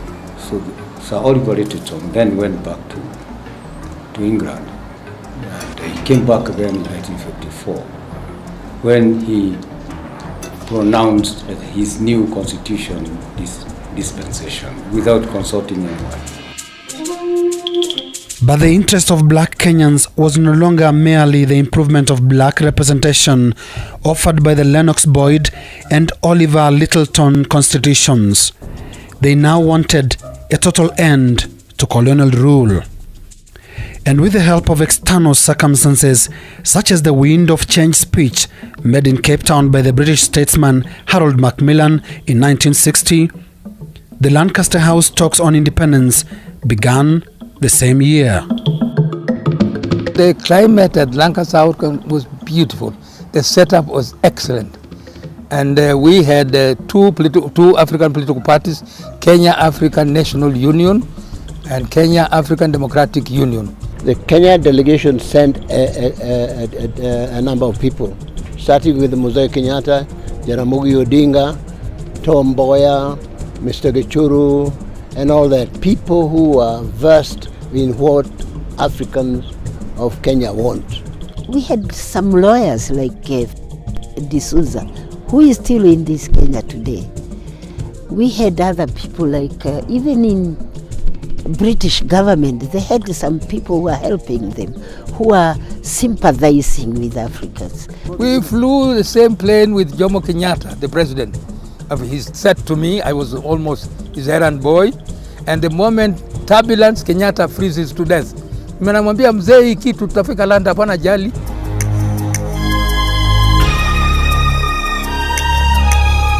The Lancaster House Conference of 1960 to 1962 placed on the table all the different visions, leaders and other interest groups had of the soon-to-be independent Kenya. I believe that one day Kenya will be governed by a democratic government, representative and elected by the people. And by the people, I include anybody who decides to make Kenya his home. And the issues were myriad, as communities sought to correct the injustices of colonial rule. Before the Europeans came here, land was owned by tribes. The Maasai community and the Maa speaking group in total, when they went to London, they were going to London to try and right the wrongs of the past. And part of those wrongs were the 1904 agreement with where Lenana and the colonial government agreed to cede some land. Then again in 1908, they wanted that issue resolved, the same issue of Lenana agreement. And therefore, for them, the Maa-speaking community, which includes the Samburu and the Maasai, they wanted their historical land injustices to be sorted out in Lancaster. You know, I walked out of Lancaster House Conference, particularly when the Maasai issue came and the colonial secretary decided, or they thought that probably the Maasai had no case to advance for their restoration of their lands. And so I walked out of the conference and I went to Moscow just to annoy the British. We were telling them that the land, the Maasai land, will be controlled by the county.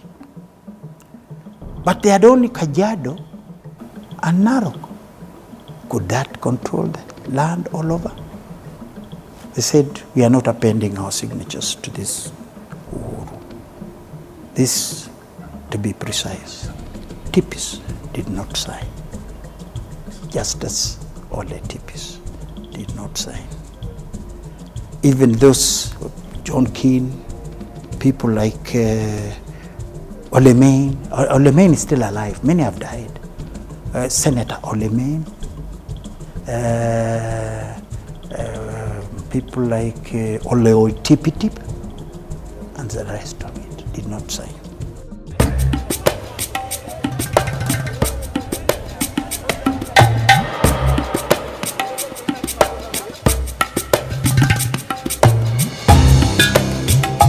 Their fears, I'm glad I'm alive. I can see we have robbed them of the land. Other than the Maasai, there were two other ethnic groups whose grievances dominated the Lancaster Constitution negotiations. The other group which brought a lot of problems was the Somali delegation, which was coming from the formerly called Northern Frontier District. They went to Lancaster with a very simple message. They wanted their independence because they said the colonial people ignored us. The current government will continue ignoring us. So the question for us is we want independence as our territory, and that's why this informs the post-independence secession activities under the Shifter War. The colonial secretary says Kenya will be, independent Kenya will be the existing boundaries, within the existing boundaries, which was decided at the Berlin conference. And British was a member at that conference. They cannot change the boundaries without Berlin again. The third group of people, and led by Omar Basadik, was the Mwambao United Front. These guys were so clear in terms of, unlike Kanu, they were very clear about the full federal status of the coast. The islands, led by Mombasa Island, where there were typical Arab Muslims. These Muslims did not feel comfortable to be ruled by a black African. And this was a big tug of war. Central to this group that was known as the Mwambao group was the Kadhi's courts, a subject that was to remain contentious decades after the Lancaster talks. But it emerges that there is a rather deep history to the Kadhi's courts. The agreement was signed in 1887 between the British and the Sultan of Zanzibar. And they agreed, they allowed him to enjoy his religious freedom. There is Indian Ocean water. At the end of it, where this water ends, 10 miles inside Kenya, and from Lamu to Vanga was a protectorate under the Sultan of Zanzibar. So, if we are to get our independence minus the 10-mile strip, we would be landlocked. A country can claim the island close to them, but an island cannot claim the country. How can an island say we want 10 miles from the mainland? You are an island. We argued at about 2 in the morning. That's when the colonial secretary gave his ruling. And these are the words he said. It is normal for the mainland to claim an island. But it's not normal for an island to claim part of the mainland. Therefore, the 10-mile strip from Vanga to Lamu is part of Kenya. He went further and said, your border now is 200 nautical miles into the Indian Ocean. Mzee Kenyatta came to some agreement with the Sultan that I'll give you this to form part of your new country, provided you will look after my Muslim followers. Establish a Catholic court which will only look after their personal rights, marriages, succession. It is a covenant between the British, the Kenyans, and the Sultan of Zanzibar. Mr. Shamte, the then Prime Minister of Zanzibar, and Jomo Kenyatta, the Prime Minister of Kenya, exchanged letters. It is in black and white. And with that, the Kadhi's courts were written into the Constitution of Kenya. There are no records of any objections at the time to the inclusion of the Islamic institution into the laws of Kenya. At any rate, Islam had even reached Mumias. Do you know that Nabongo, Mumia Nabongo, was a Muslim?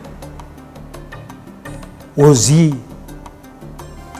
in the 10-mile strip?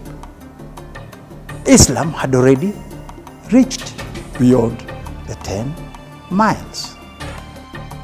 The Kadhi's court's inclusion made for a happy ending for the Mwambao group, whose other concerns, such as land, were left unresolved, just like the Maasai.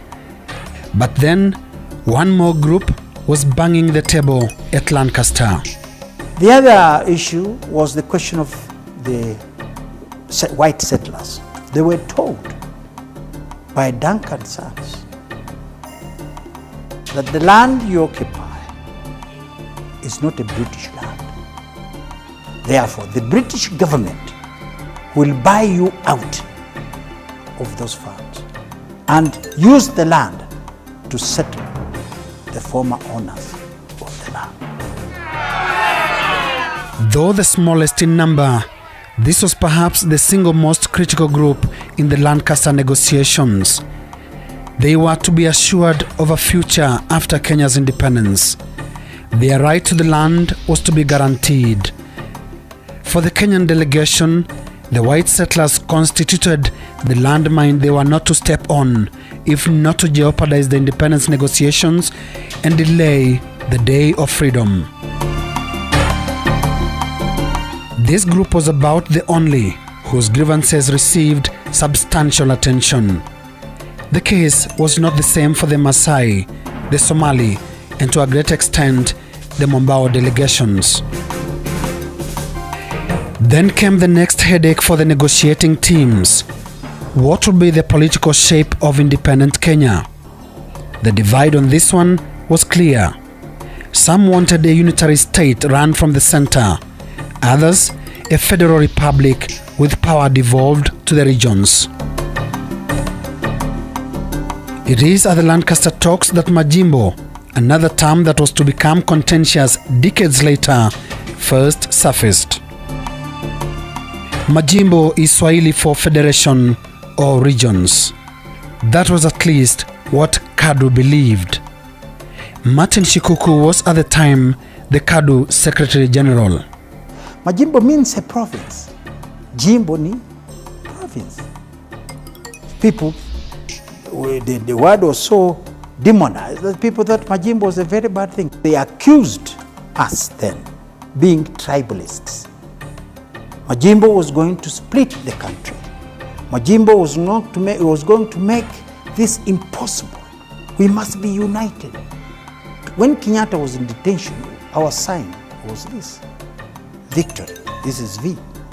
When he came, we broke one finger and remained one, because Kenyatta and his adherents believed if you have one party, the country will progress faster and remain more united than ever. The British, the governor and others, they lobbied between both parties until finally we finally got a regional system of government. The provincial administration was slightly amended and changed to accommodate both political parties. The Lancaster contest of these two positions, central government versus regional system, ended in the triumph of the latter. The Lancaster Constitution of 1962 divided Kenya into 7 regions, complete with regional assemblies, and in the capital Nairobi, a 2-chamber parliament was established. A lower house or National Assembly of 117 seats and an upper house or Senate with 41 seats. In May 1963, the first electoral contest between indigenous Kenyan political parties took place. Kanu took control of the central, eastern and Nyanza regions, while Kadu triumphed in Rift Valley, coast and western regions.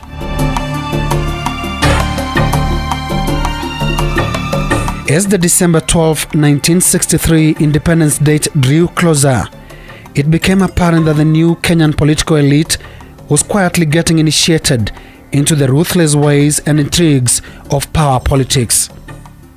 Suspicion became their other companion at the Lancaster talks and after.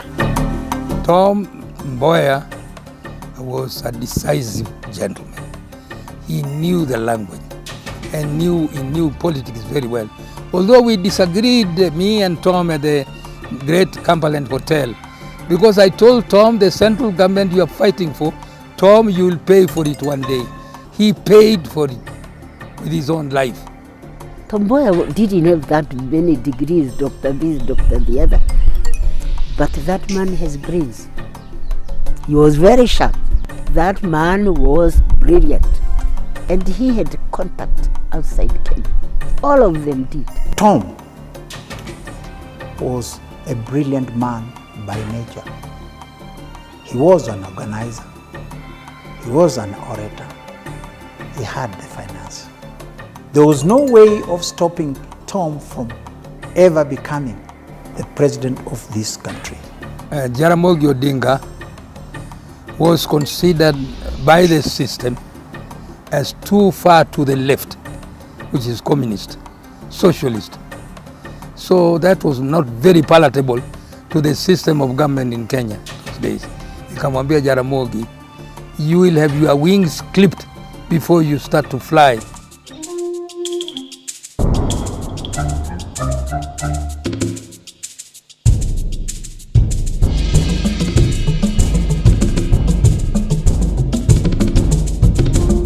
Jaramogi Oginga Odinga, Thomas Joseph Mboya, and the revered Jomo Kenyatta were the 3 names around which much political intrigue was to revolve immediately after December 12, 1963. Jomo Kenyatta had political power. Jaramogi Oginga Odinga wanted political power. And the calculating Tom Mboya determined the supply or otherwise of that political power. This is not the Lancaster House Constitution we came with. This is Kenyatta stroke Tom Joseph Mboya, the son of Ondiege. It has been amended by Mboya over 39 times. So it's not the original. This is Kenyatta stroke Tom Joseph Mboya.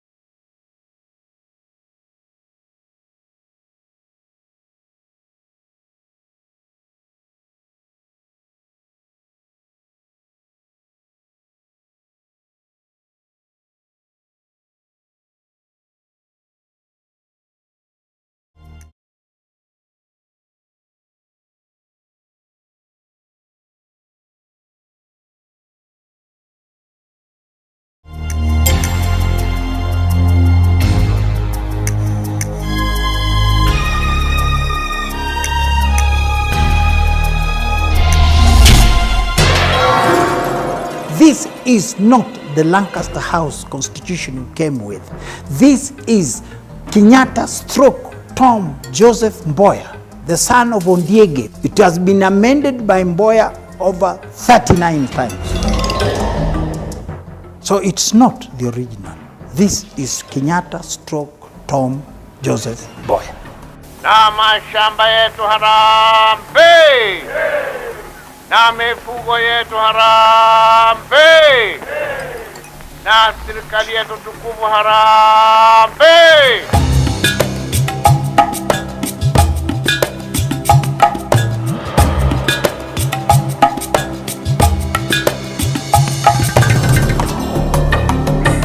Soon after independence, the new ruling elite swiftly plunged into the deep sea of political intrigues. A quiet tug of war was gradually eating away the fabric of the once united movement for independence. An ideological and even personal rift was growing between President Jomo Kenyatta and Vice President Jaramogi Oginga Odinga. And in between them, the foxy and charismatic Tom Mboya was playing his cards, most of them with the content of the Constitution. Kenyatta and Mboya fired the first shot on what was to become a series of amendments of the Lancaster Constitution. They made sure the regional assemblies were removed. They started by making sure it was the Constitution provided that the money from the center will be sent back to the regions. They started playing cat and mouse game. They were not releasing the money to the regions so that the region became weak and they could not get on. The 1964 change of the Lancaster House Conference was unconstitutionally done. It was nothing. It's a Bush. It was a Bush amendment. If you look at most of those amendments in the 60s, the first one was to dissolve the devolved system of government, which was then called Majimbo, and to create a unitary state. That was the first major amendment. The other one was to remove the Senate and have one single parliament. Some people had just thought that there would be business as usual, build the new structures on the colonial edifice that we had inherited, and things would be okay. Kenyatta would replace the governor, and our ministers would replace the colonial administrators we had before, and business would go as usual. It would be just another extension of Britain, maybe under a different name. For Jomo Kenyatta and an increasingly powerful clique around him, consolidation of power in the hands of the central government and the presidency became a priority. And Tom Mboya, who was then Minister for Constitutional Affairs, proved himself ruthlessly effective in putting the necessary processes in place. All the constitution amendment was opposed to strengthen the power of the president and even to weaken the parliament. For the last many years, I think parliament has been there not to serve the people. It has been there to serve the government. We amended the constitution so that if you were appointed and went to parliament on a Kanu ticket and you deviated the way you did, you forfeited your support of Kanu and you sought another election. Most of those constitutional amendments were meant to centralize power, to create a center which was so powerful so that the institution of the presidency came to emasculate all our other institutions of governance in our country. With the blow-by-blow changes on the constitution, the presidency started assuming the very form critics were to later describe as an imperial presidency. The title His Excellency that used to belong to the colonial governor quickly became the key prefix for an all-powerful president, head of state and commander-in-chief of all armed forces.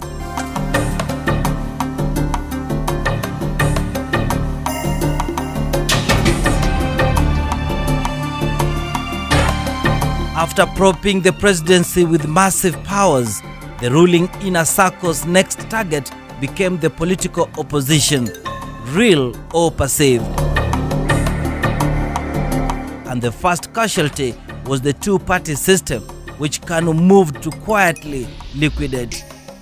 When we came back from London, Kenyatta used the offering of ministries to Kadu fellows, poaching of the party. The only part fellow he failed to poach is me. After Kadu's death came dreadful developments that involved the elimination of individuals considered either ideologically or politically non-conforming. The culture of assassination struck Kenya barely 2 years after independence. The elimination of Pio Gama Pinto marked the beginning of what Martin Shikuku describes as a wide-ranging 5-year destruction plan. Gama Pio Pinto goes in 1965, then we have 66, 67, 68, 69. Boya goes. I came up with the motion. Again, draft motion. Whoever went to second me, this is too hot, this is too hot, this is too hot. Central to the destruction plan described by Shikuku were a series of quick amendments on the constitution. Detention laws were introduced and political party activities were restricted.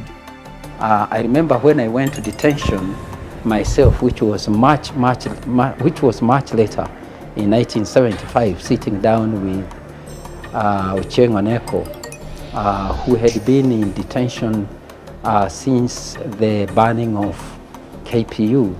And Ochieng Oneko was telling me how close he was to Kenyatta. So close, he told me that in fact, Kenyatta had given only 2 persons his checkbook, signed checkbook. And one was given to his daughter Wambui, and the second one was given to his friend Ochieng Oneko. And he showed me a small letter that Kenyatta wrote him. I think it was just about 1 sentence after Oneko had joined KPU, and he asked him, even you. I think it is the bitterness that is carried in words like those, even you, that would persuade Kenyatta to detain even someone who was as close to him as Ochieng was. Odinga was detained in 1969, and he was Kanu. I was Kanu life member number 71. I went to detention in 1975 after Odinga had been there, and I was in the opposition. Immediately KP was formed, then they came up with this amendment to the Constitution, which helped them to create the Preventive Detention Act. And within 1 week of that act coming into force, nearly 10 very leading leaders of KPU had been arrested and sent to detention without trial. They will never tell you exactly what they are detaining you for, and when they release you, they will never tell you what you need to do not to be detained again. They leave it to you, which means you can assume even walking alone is what you are detained for. With the political opposition virtually liquidated and political opponents eliminated or contained, President Kenyatta's rule took the status of the absolute in the early 70s. Kenya's big man was the law unto himself, with powers to reward or punish, vanquish or let live. A young, wealthy and charismatic leader from central Kenya, Josiah Mwangi Kariuki, stood out as the regime's foremost and only irritant, a role he was not to play for long as he was swiftly eliminated by what is believed to be agents of the political center that revolved around Kenyatta.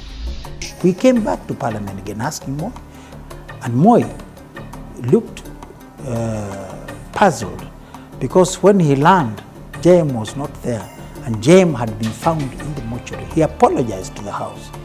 I can see him standing to reply and moving away from this table, saying, "I am sorry," going backwards, and he sat down. So, we did the best we could for JM. The massive presidential powers enjoyed by Kenyatta also proved decisive to some political careers. The president infamously invoked the powers to pardon offenders when he came to the rescue of his friend Paul Ngei, who had lost his parliamentary seat. Now that change to allow Ngei, it required 2/3 majority, as you know, to amend a constitution. Now to get 2/3, it will amend marshalling a lot of reluctant fellows. I had to tell people like Shikuku, if you don't amend this, if you don't agree with this motion, I'm afraid Parliament is going to be dissolved. And Kenyatta was going to. In the second half of the 70s, age was fast taking its toll on President Jomo Kenyatta, a factor that caused jitters in the president's inner circle. It's to the constitution that they turned to with the formation in 1976 of an informal change the constitution movement, whose object was to prevent Vice President Daniel Arap Moi from becoming president in the event of Kenyatta's death. The group revolved around the then powerful Gikuyu, Embu and Meru Association, GEMA, which wanted to retain political power in the region. We teamed up with Jenga Karume because we wanted a different system of constitution. And the problem was, if I do remember, some of the fellows in parliament, some of the beneficiaries did not want Moi. They did not want Moi to succeed Kenyatta. I must admit, I didn't want Moi at all to succeed Kenyatta because I've known Moi. He was a member of Rift Valley Legislative Council. So I knew him as a soft-spoken person. He was not aggressive, and naturally, by nature, I want somebody aggressive. I wanted to see aggressiveness, which I didn't see in Moi. They proved you wrong later, I'm sure. I think so. I think I was not correct. I misjudged him. It was during the Change the Constitution saga that yet another powerful player in Kenya's succession politics showed his hand. Charles Njonjo, the Attorney General, firmly took on the constitution change agitators and rather controversially declared it a crime to imagine the death of the president. We had people who were going around the country saying that the president, Kenyatta, was dying. He was sick. And they started having meetings in Nairobi, in Nakuru. The next one, when I really got angry about it, they were going to hold it in Meru. And the president was in Nakuru. And then I told the president, this is what is happening. Are you sick? Is it, have you talked something that you are dying and you don't tell me? That is when he himself realized that there was something afoot. And the whole thing was to gear people so that Moi does not succeed Kenyatta. In the end, the law prevailed as Charles Njonjo desired, and Daniel Arap Moi succeeded Kenyatta in August 1978.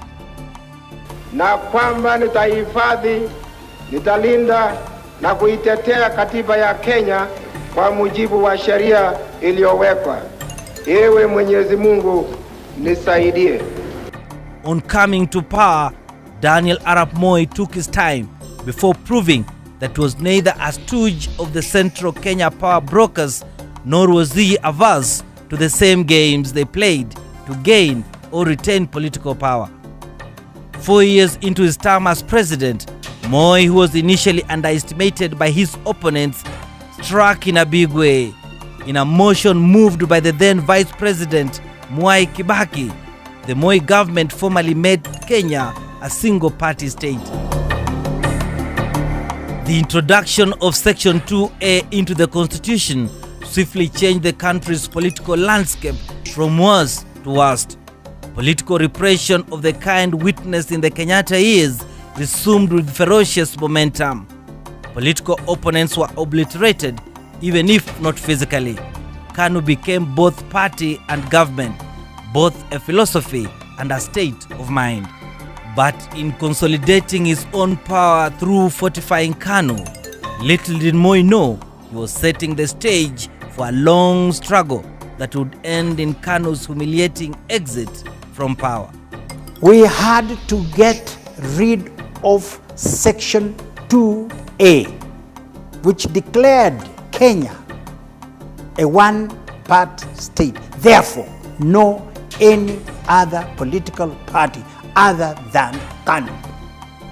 And Kanu was described as Baba na Mama.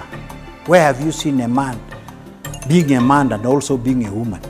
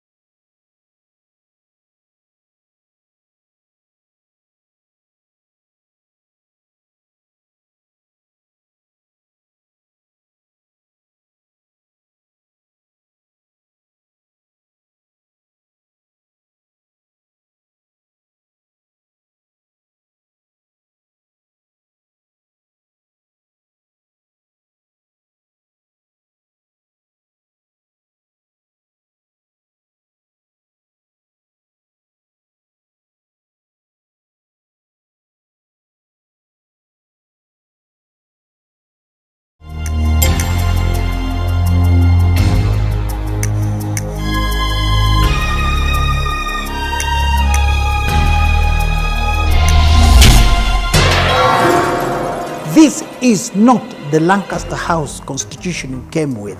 This is Kenyatta stroke Tom Joseph Mboya, the son of Ondiege. It has been amended by Mboya over 39 times. So it's not the original. This is Kenyatta stroke Tom Joseph Mboya. Na mashamba yetu harambe, na mifugo yetu harambe, na serikali yetu tukufu harambe.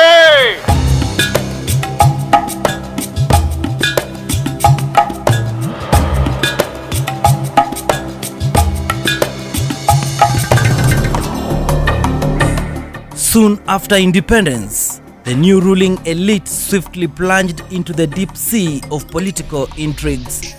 A quiet tug of war was gradually eating away the fabric of the once united movement for independence. An ideological and even personal rift was growing between President Jomo Kenyatta and Vice President Jaramogi Oginga Odinga. And in between them, the foxy and charismatic Tom Mboya was playing his cards, most of them with the content of the Constitution. Kenyatta and Mboya fired the first shot on what was to become a series of amendments of the Lancaster Constitution. They made sure the regional assemblies were removed. They started by making sure it was the Constitution provided that the money from center will be sent back to the regions. They started playing cat and mouse game. They were not releasing.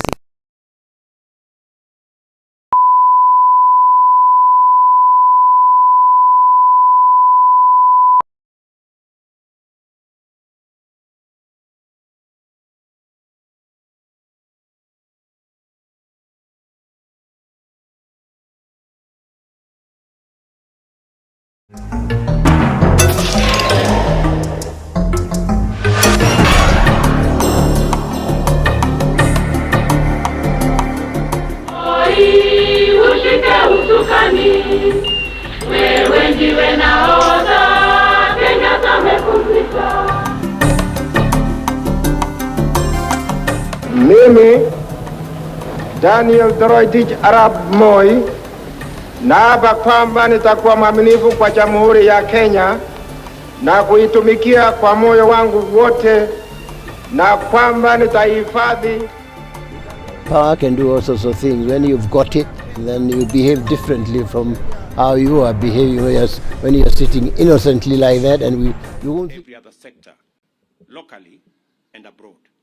At the same time, reforms in our education sector, both in the competence-based curriculum and training and in the transformation of higher education funding model, have promoted relevance, skills, and competitiveness, and also inclusivity. We are also intentional about developing and providing high-quality human resource to support TIVET. Humanity is now irrevocably plunged into the future of immense threats and crises that can only be surmounted by sustainable innovation and effective technology deployment against every risk and every challenge. The government is determined to ensure that Kenya is not left behind and that our young people remain at the forefront of global industrial and technical progress. Our education system has never been more essential, and TIVET in particular is now a focal sector which must receive our full attention because we cannot afford to get it wrong. We must remember that our freedom struggle remains incomplete, and the attainment of inclusive growth and broad-based prosperity is our best way of winning freedom from hunger, disease, and want. Therefore, the United Nations Sustainable Development Goals, the Africa Union's Agenda 2063, and our Vision 2030 depend on our capacity to catalyze national transformation in a manner set out in the bottom-up transformation agenda. In other words, the freedom struggle of our time calls for a skills revolution driven by science, technology, and innovation.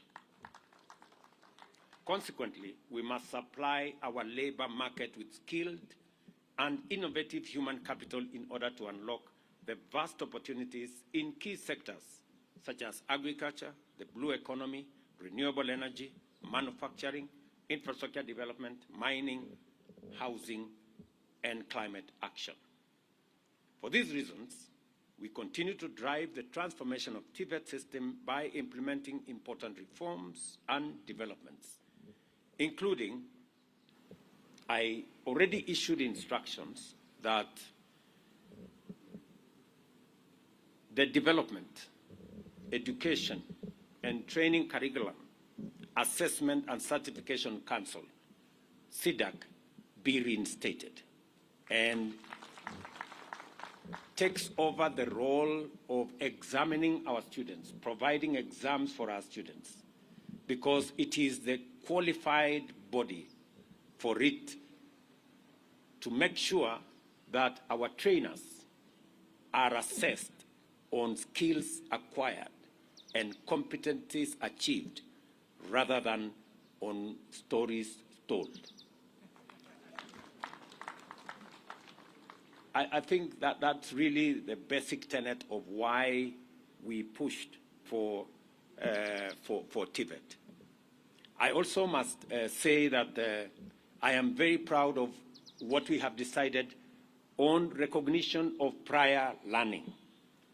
It is an important tool of getting more people to be certified, especially when they have skills, especially when they have acquired those skills over time. And there's need for a framework, and I'm very happy that many institutions around Kenya, many TIVET institutions, are now implementing that program on recognition of prior learning as a government policy that then gives opportunity to many people to be certified and for them to be able to have the requisite papers to be able to further their careers. I'm very happy that we have upgraded 13 technical training institutes and colleges to national polytechnics to give them also opportunity to be able to offer education at a higher level and to support the others for us to move forward. I'm also happy on the elevation of Morendat Institute of Oil and Gas into a national polytechnic. Again, it gives us the opportunity to unlock the potential in the oil and gas space, and especially as we focus on how to deliver those products coming from that sector into the economy. I am also very happy that the ministry is running with the implementation of the National TIVET Blueprint 2020 to 2030. And that whole space where we are developing and implementing a dual training policy, which involves industry players in the training process. In fact, this morning, I listened to Kevin, one of the students who was taking us through a presentation. And Kevin told me that we need to balance between the training that we have in college and the opportunity we have to work in industry. And I think he was speaking to the policy of dual training.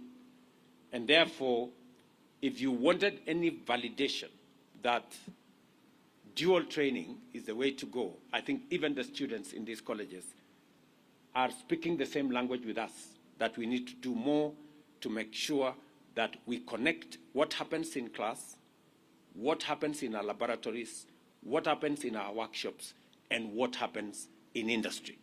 And that is the way to the future. And I want to encourage principals, and I want to encourage the ministry to work with industry.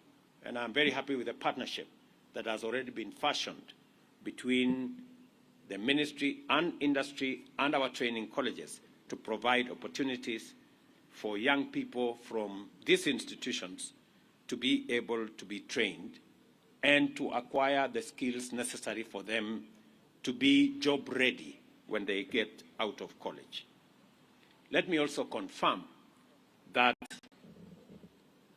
on the funding model, we are working to make sure that especially children from vulnerable families are not left behind.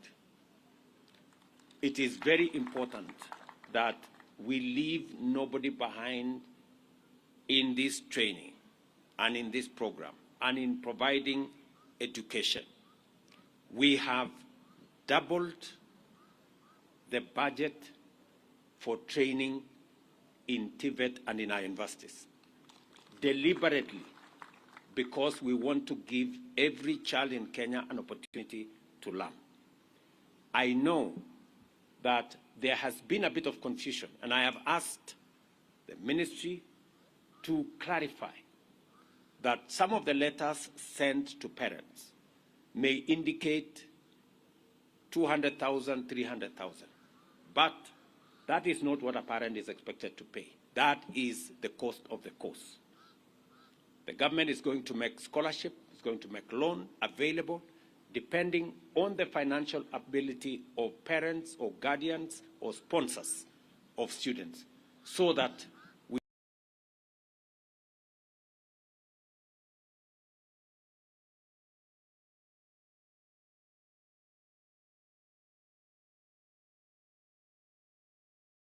I also want to ask members of parliament to work with us on this program so that we can get the correct message out there that our intention is to make sure that our institutions have the requisite resources to run courses. I think in the past, TIVET institutions, managers of our TIVET institutions, managers of our universities were struggling because while government committed so much money, they delivered half or sometimes less than half, and therefore it became difficult for the training to go on.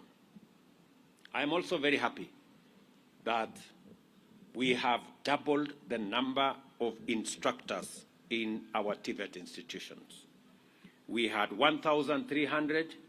We have hired another 2,000 TIVET tutors to bring the total trained faculty to 3,300.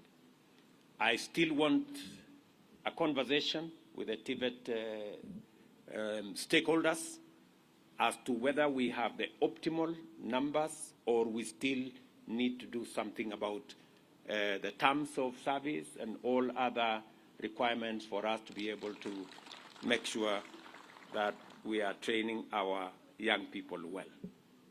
Let me also announce here that we have since concluded another program of about 13 billion shillings to equip another 70 TIVET institutions with state-of-the-art facilities, again,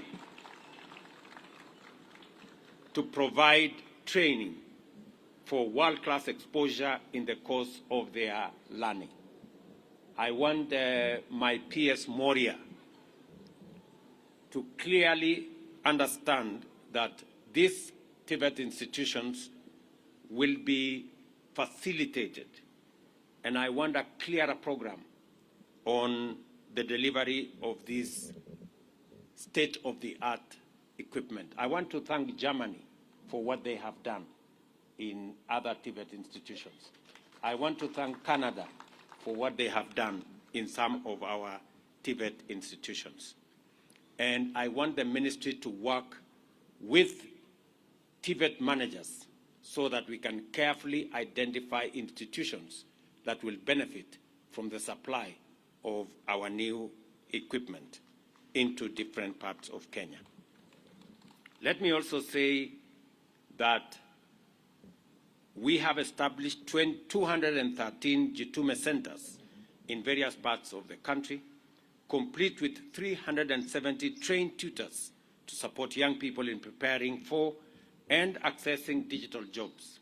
So far, 516,000 young people have been trained and 152,000 digital jobs successfully accessed.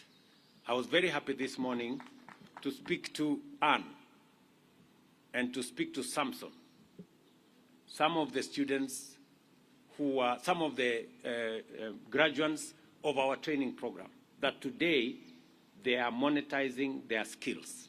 They are working online. And I was asking Samson because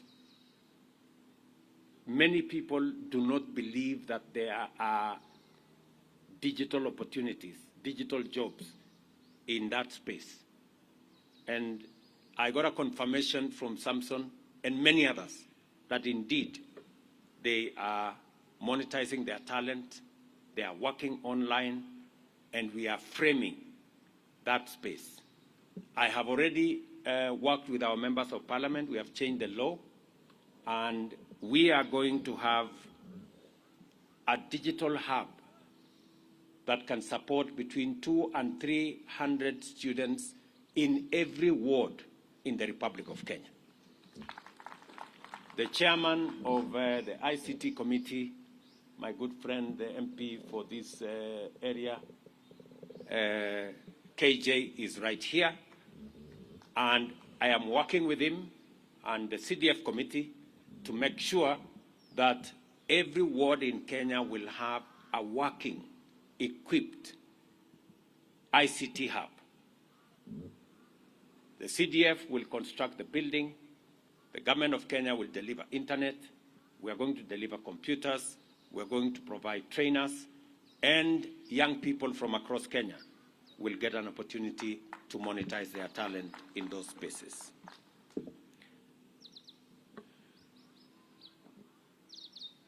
I I am aware that it is difficult to tell the story of 100 years of TIVET in Kenya in such a brief period. What I wish to underscore is our total commitment to quality, equity, and inclusivity in preparing our young people to access local and global opportunities. Another principle that has enabled us achieve such and much in transforming our TIVET system is partnership. We have benefited greatly from the goodwill of generous friends, including TIVET Technical Working Group, the United Nations Habitat, the International Labour Organization, World Bank, GIZ, Colleges Institute Canada, China, and Finland. We are grateful for their support and for this historic transformation that we have achieved together. I urge young people, especially graduates, from our tertiary institutions to pay close attention to the unfolding opportunities that have been unlocked through our overseas employment opportunities strategy and bilateral labor agreements with various governments. I think you've just heard a testimony from the ambassador of Germany that in September this year, we will be signing the first ever bilateral labor and migration agreement between Germany and any other country. And that will unlock huge opportunities for our young people to get jobs in different parts of Germany, and also give ourselves an opportunity to work with other countries. The State Department of Diaspora Affairs is spearheading the Kazi Maju program, and the National Employment Agency maintains an up-to-date database on available opportunities. I encourage you to look up your opportunity and get ready to work your way to success, either in Kenya or outside Kenya. Let me also say the following, because we need to categorically state what we are doing to be able to provide more opportunities, especially for those who have acquired skills, who have competencies from our colleges, from our universities. The housing program is a very deliberate program for us to unlock thousands, hundreds of thousands of jobs for those who are graduating from our schools and colleges and universities. Already, we have 160,000 people working in our housing program. Last 2 weeks, in the newspapers, we announced another 4,000 opportunities for students from our TIVETs or graduates from our TIVETs and universities to provide professional expertise in our housing programs and market programs around Kenya. We are expecting architects, we are expecting quantity surveyors, we are expecting those who have learned on many other supervisory skills to participate in that program as we grow jobs in that space. Let me also say, when I went through the program here, another young man called Anthony was talking to me about industrial automation. And again, manufacturing, industrialization is a space we must be very keen about. And I have made deliberate policy interventions to expand opportunities in our manufacturing and industrial space. Last year, for example, we said that we are going to reduce on the imports of clinker, of cement, of steel, of furniture. What happened when we did that and we imposed duty on imported clinker, cement, furniture that we can manufacture locally? On steel alone, 11 companies that had closed down started operations, employing 16,000 Kenyans. And we stopped the imports of steel billets and saved 100 billion Kenya shillings on foreign exchange. Apart from creating jobs, we saved on foreign exchange, and we created wealth and job opportunities locally by making sure that we deliberately promote local manufacture. In the same space, we stopped the importation of clinker so that we can manufacture clinker locally. We not only saved 20 billion of foreign exchange, we actually exported clinker from Kenya and made 10 billion shillings to the region. Apart from creating jobs locally and reducing the import of clinker by 95%. I went to open the factory in West Pokot, which now employs close to 2,500 people directly and another 2,500 people indirectly, and giving ourselves the opportunity to use local raw materials to manufacture our own cement, our own clinker, create jobs locally, create wealth locally, and stop hemorrhage from our foreign exchange. We must be deliberate. We must be intentional, whether it is with housing, whether it is with our manufacturing, whether it is with our digital jobs, and whether it is in our export of labor. We must be intentional on creating opportunities for young people in Kenya to work, either at home or abroad, so that we can enhance their incomes and give them opportunities to be the best of who they are. I also take this opportunity to thank trainees at our TIVET colleges for their sterling contribution to the National Tree Planting Drive. So far, you have planted 3.8 million trees, exceeding the initial target of 500,000. I don't know who gave you this small target of 500,000. I think the target was very low, but you've done well. I am honored to call the young people of Kenya heroic partners in our effort to combat deforestation and climate change. 100 years of TIVET in Kenya have been marked by relentless transformation, strong partnerships, robust endowment, and incremental opportunities. Today, we gather here where it all began, to envision the future over the next 100 years. I say in confidence that standing on the platform of this excellent legacy, TIVET will power Kenya to the age of global competitiveness in industrialization, technology, and innovation. Let us therefore remain focused on our transformation agenda and the important cause of endowing Kenya with a skills capital through equity, quality, and inclusivity. I am very confident that together, working together, we should be able to get our act in the right place and take Kenya to the next level. Thank you very much. My congratulations to all of you. God bless you, and God bless our great country, Kenya. Asanteni sana. Thank you very much, Your Excellency. And together with celebrating 100, there is the launch of the Centenary Block Model and Strategic Plan 2023, which we'll do from there.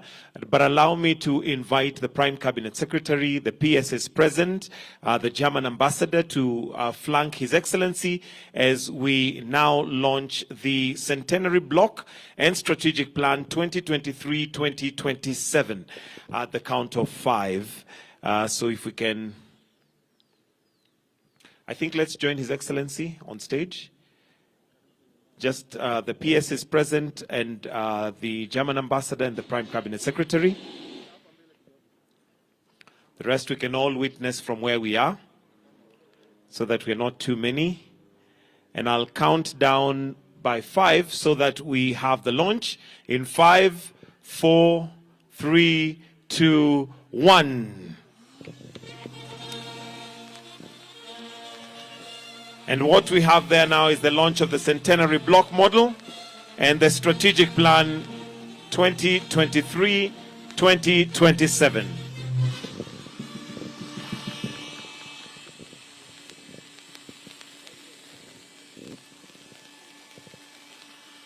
Thank you.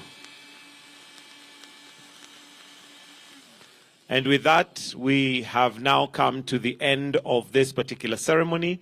So after His Excellency has done a brief inspection of the model,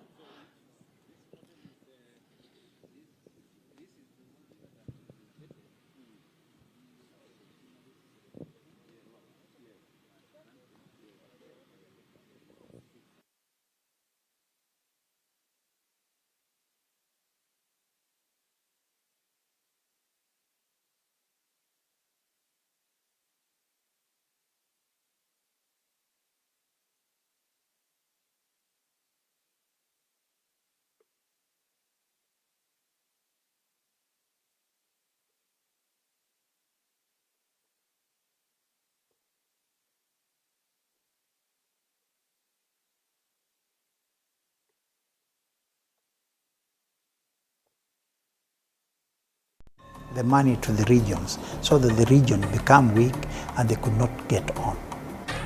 The 1964 change of the Lancaster House Conference was unconstitutionally done. It was nothing. It was a Bush. It was a Bush amendment. If you look at most of those amendments in the 60s, the first one was to dissolve the devolved system of government, which was then called Majimbo, and to create a unitary state. That was the first major amendment. The other one was to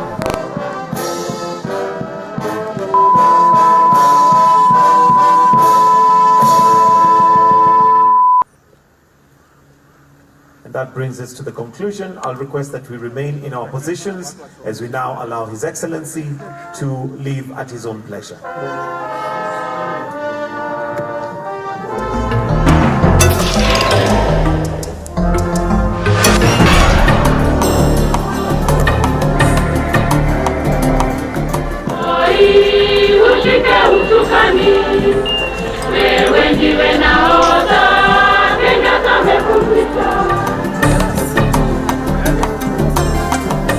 Mimi Daniel Toroitich Arap Moi naapa kwamba nitakuwa mwaminifu kwa Jamhuri ya Kenya na kuitumikia kwa moyo wangu wote, na kwamba nitaihifadhi.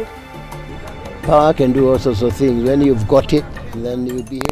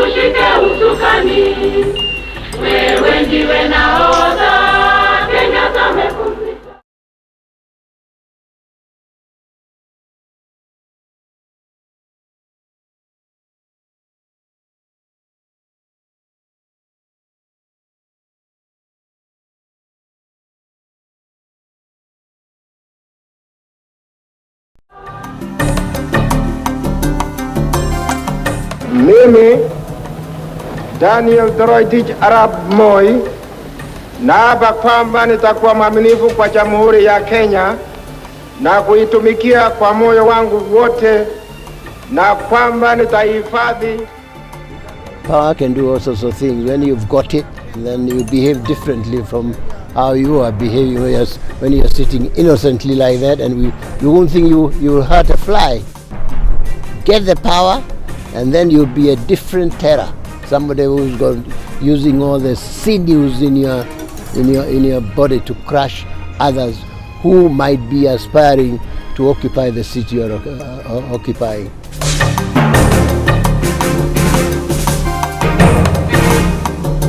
His journey to the top could well be described as one of the most unlikely. In the pre-independence leadership circles, he was just a little more than a mere background feature in a scene dominated by far more superior political operatives. I must admit, I didn't want Moi at all to succeed Kenyatta, because I've known Moi. He was a member of Rift Valley Legislative Council. So I knew him as a soft-spoken person. He was not aggressive, and naturally, by nature, I want somebody aggressive. I wanted to see aggressiveness, which I didn't see in Moi. Like many others, veteran politician John Keane had underestimated Daniel Toroitich Arap Moi. Legend had it that a Kenyatta administration provincial commissioner had taken the belittling a step higher, landing a slap on the cheek of the then soft-spoken Vice President of the Republic. But out of being underestimated, Daniel Arap Moi cunningly constructed a platform upon which he rested a rock-solid political career that included an unparalleled 24 years at the helm as President of the Republic. Poor fellow, he was very innocent. He thought he was right president and very, very safe. And just like today, I mean, there are quite a number of people who are unaware of what is going behind the scene.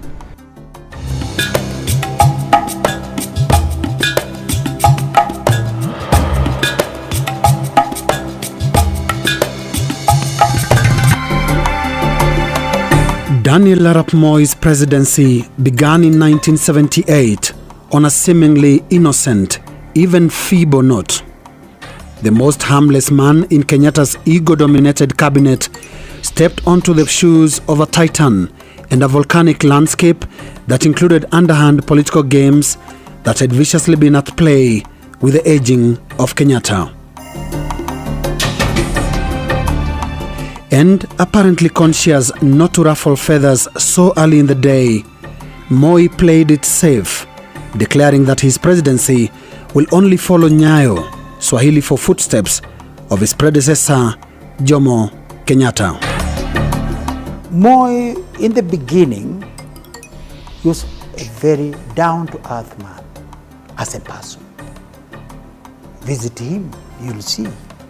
He's down to earth. He would even get a seat for you to sit and even bring you water.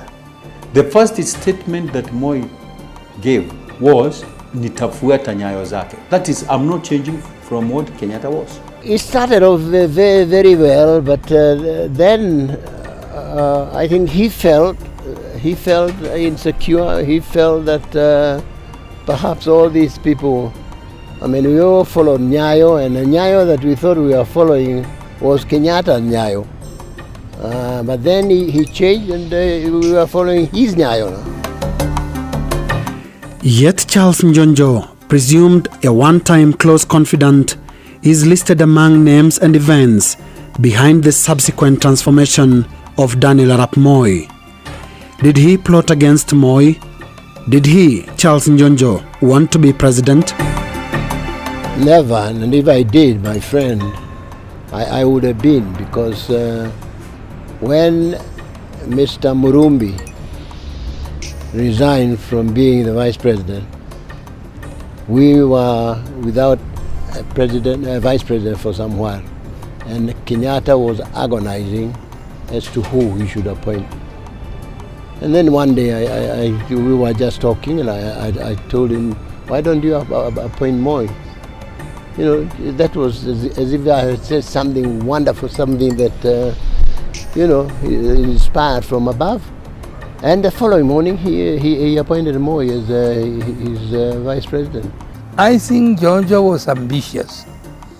He saw himself possibly later on as a possible president.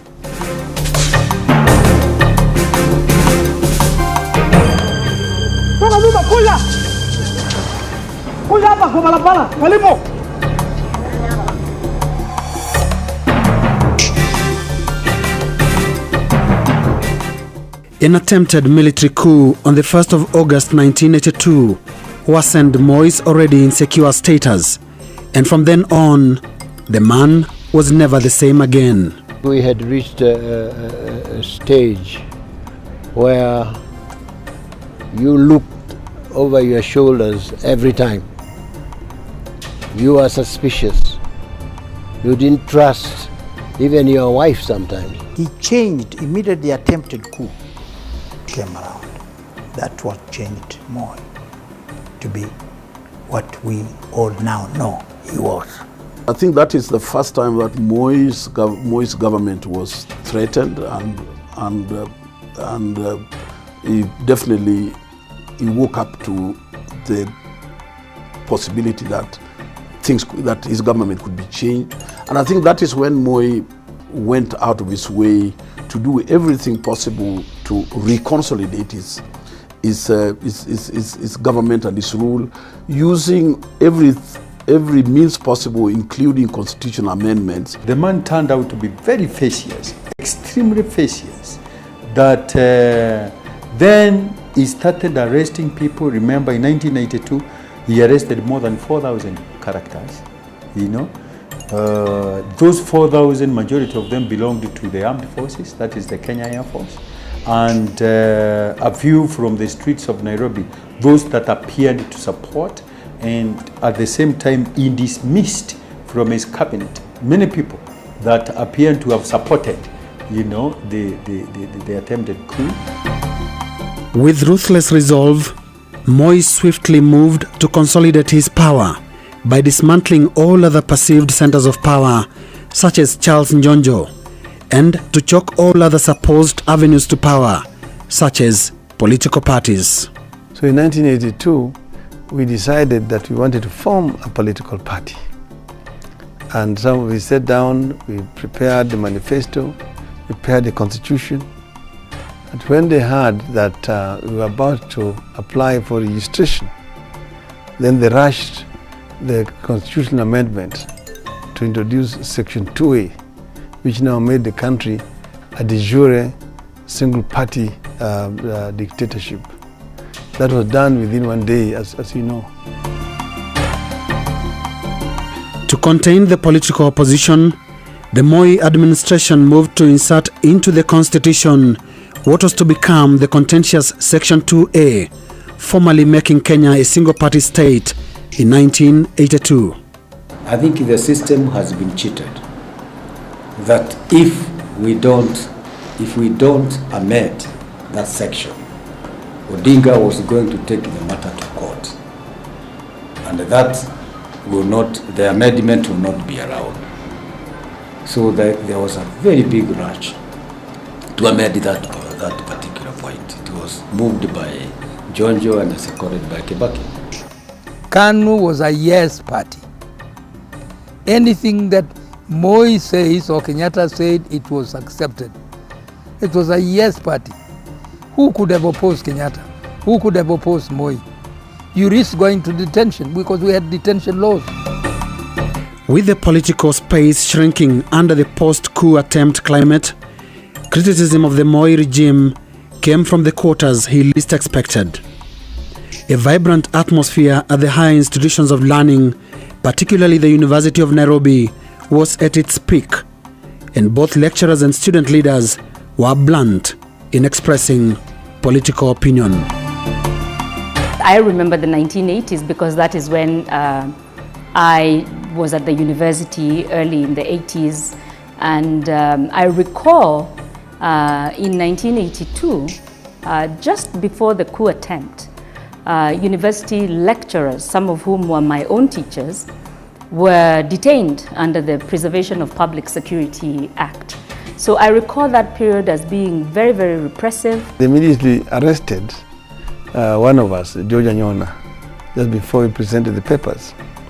But we remember that this was also preceded by the arrest of several other intellectuals, academia of the university, people like Edward Oyugi, people like Moji Wachira, people like Mukaru Nganga, people like Willie Mutunga, people like Katama Mukangi, Professor Alamin Mazrui. All these were arrested and detained without trial, and just following the introduction of Section 2A. The students in the 80s, in the early 80s, were building on a tradition that existed at the university, where the student body was more socially conscious, when in fact, as I recall, a lot of the unrest at the university was came about as a result of political issues. But the firebrand intellectuals at the university and other critics shortly discovered that the increasingly powerful and ruthless Kanu government was all too eager to answer fire with real fire. Some of them had to flee the country. Opposition was retreating and using academic freedom as a means to voice some of the concerns that politicians were no longer able to engage in. So combined with student radicalism, the university became quite a threat to Moi's rule. And I think Moi was very quick to notice that the staff union was beginning to attract some very radical elements in the university and connecting with some strong political opposition in the country. I am jumping to 1986, which of course was a very repressive year when we had all the Mwakenya prosecutions and people were being taken to court on these trumped up charges at night. A lot of the appearances in court before the chief magistrate took place in the evenings when the suspects had no lawyers. We had so many political prisoners in this country, and we had so many exiles, refugees from running away from Kenya. And these were mainly intellectuals who, you know, like I said, university lecturer students. And then people like George Anyona, politicians who are being jailed, people like Koigwa Amwere, politicians who are being jailed. And something had to give. There was something wrong. And as a young person then, I was very young, I didn't know what was wrong. I just knew something was wrong. And at that time is when they constructed the Nyayo House torture chambers, which were used now to arrest, torture people into submission, and then these people would be taken to the courts in the evening at 7 p.m. And the judges were there. The judiciary had already been subdued. So you already had a judiciary that was very complacent. Accused persons are being brought at 7 o'clock, and the judge does not even question why.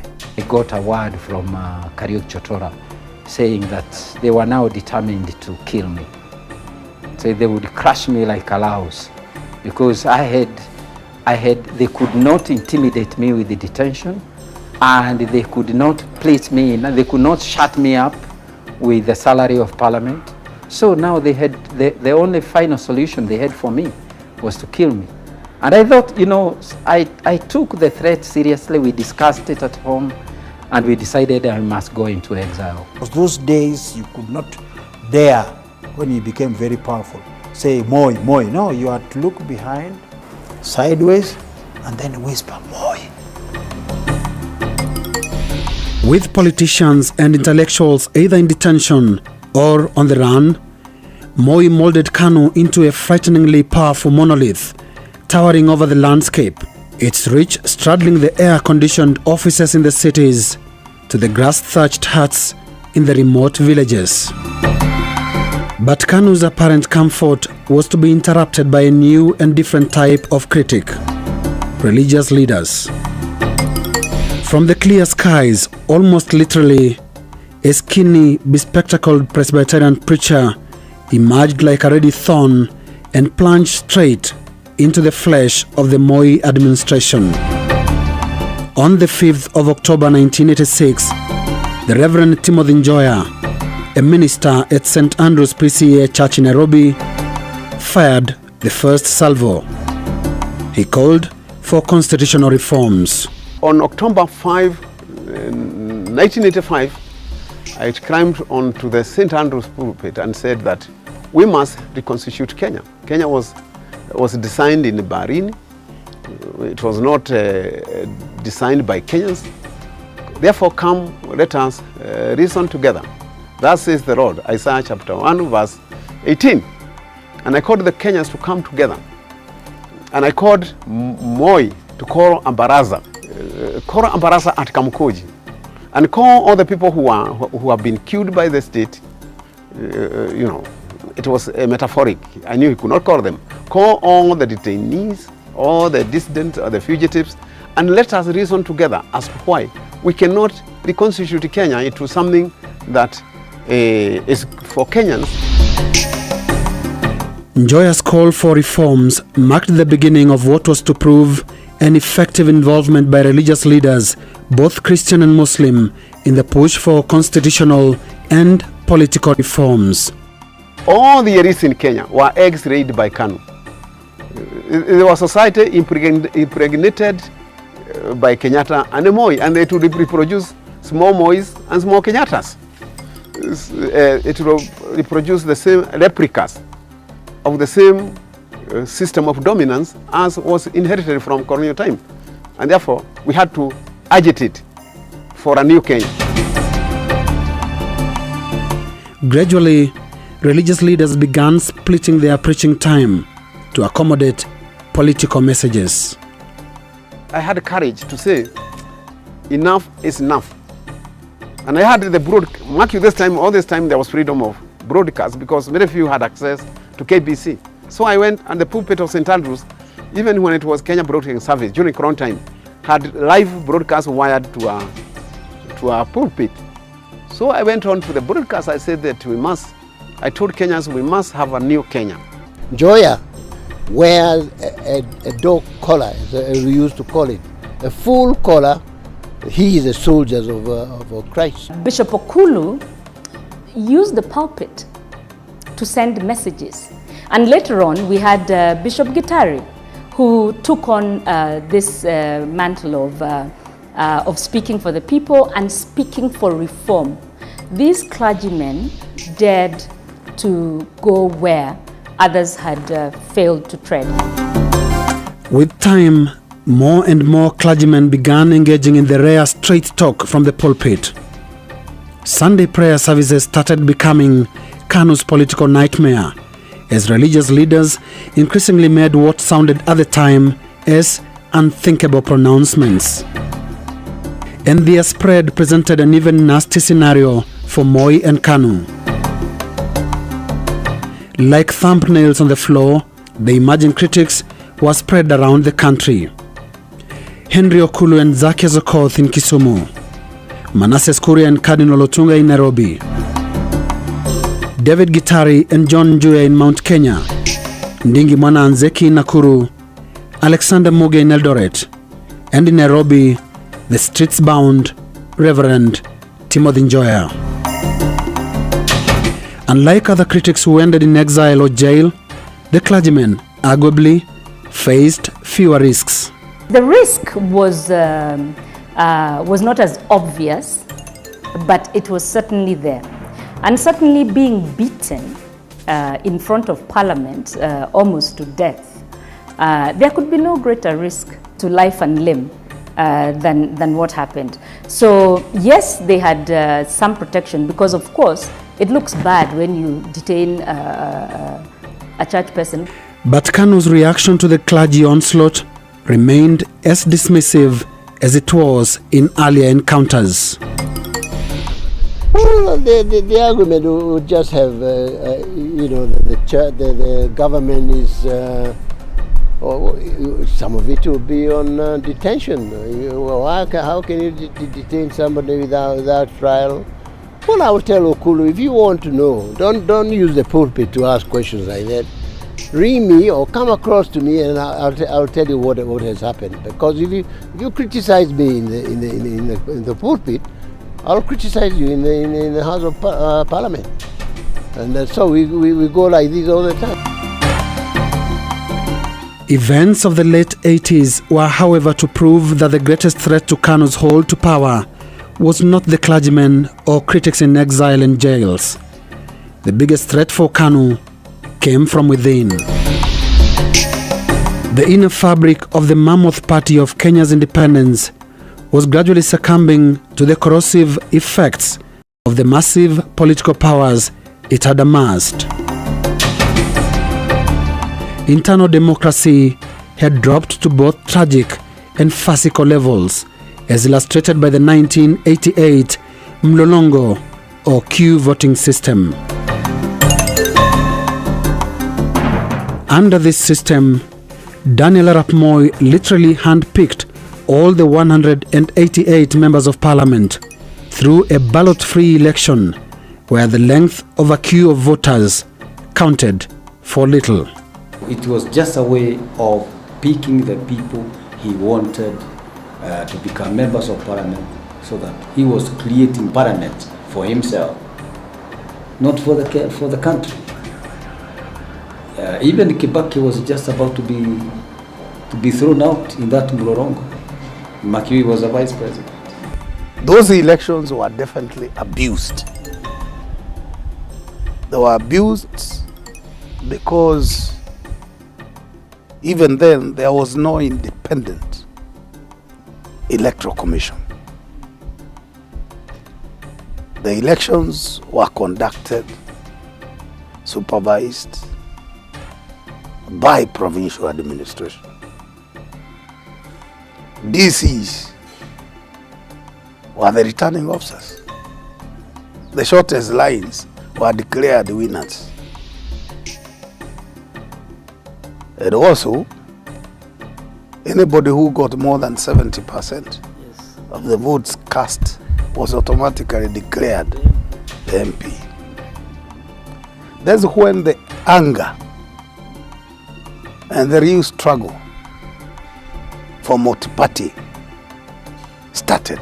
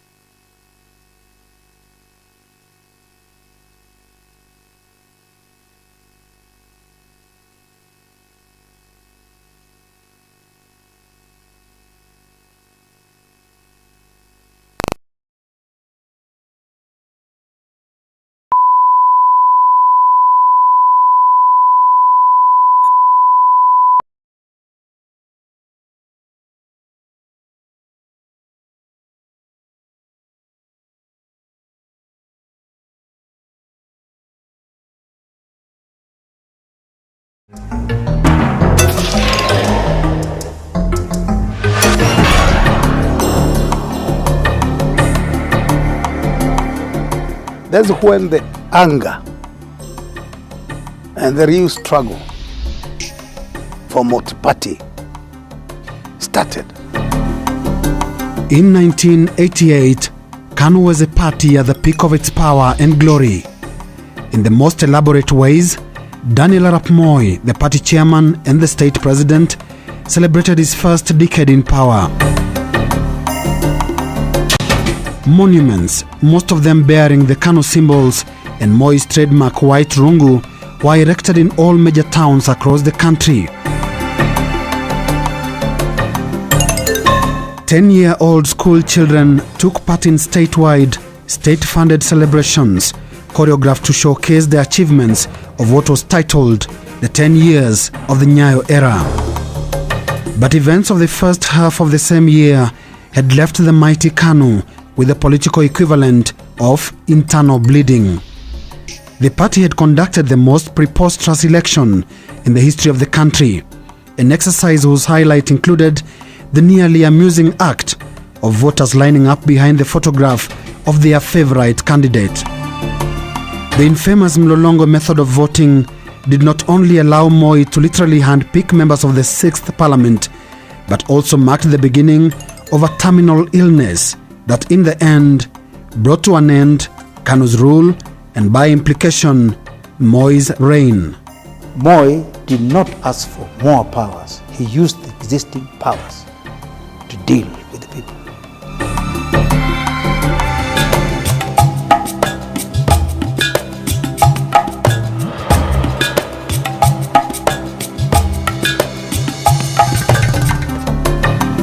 Kenneth Stanley Njindo Matiba embodies the internal resentment that greeted the conduct of the Kanu elections in 1988.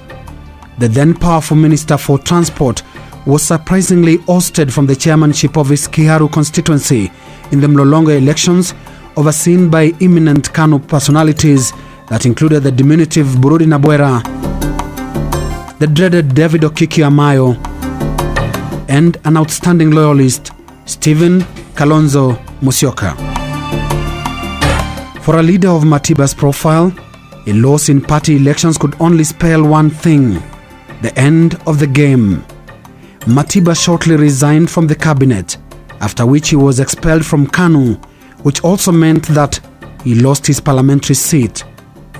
Matiba's ejection and the conduct of the 1988 election illustrated the growing intolerance and the death of internal democracy within Kanu. Moi's thinking was that everything begins and ends with him. And people like Chotara didn't make it any better. I remember when Chotara said, why should we go for elections? You know everything and you know what is best for the country. You should tell us who should become the members of parliament. Very quickly after those utterances by Chotara, we had the Mlolongo system, which caused so much havoc in our system of elections. The elections were conducted, supervised by provincial administration.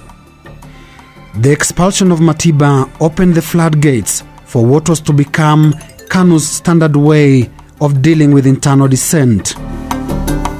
Anyone deemed a dissenter or critic was arraigned before the powerful and ruthless Kanu Disciplinary Committee headed by David Okiki Amayo.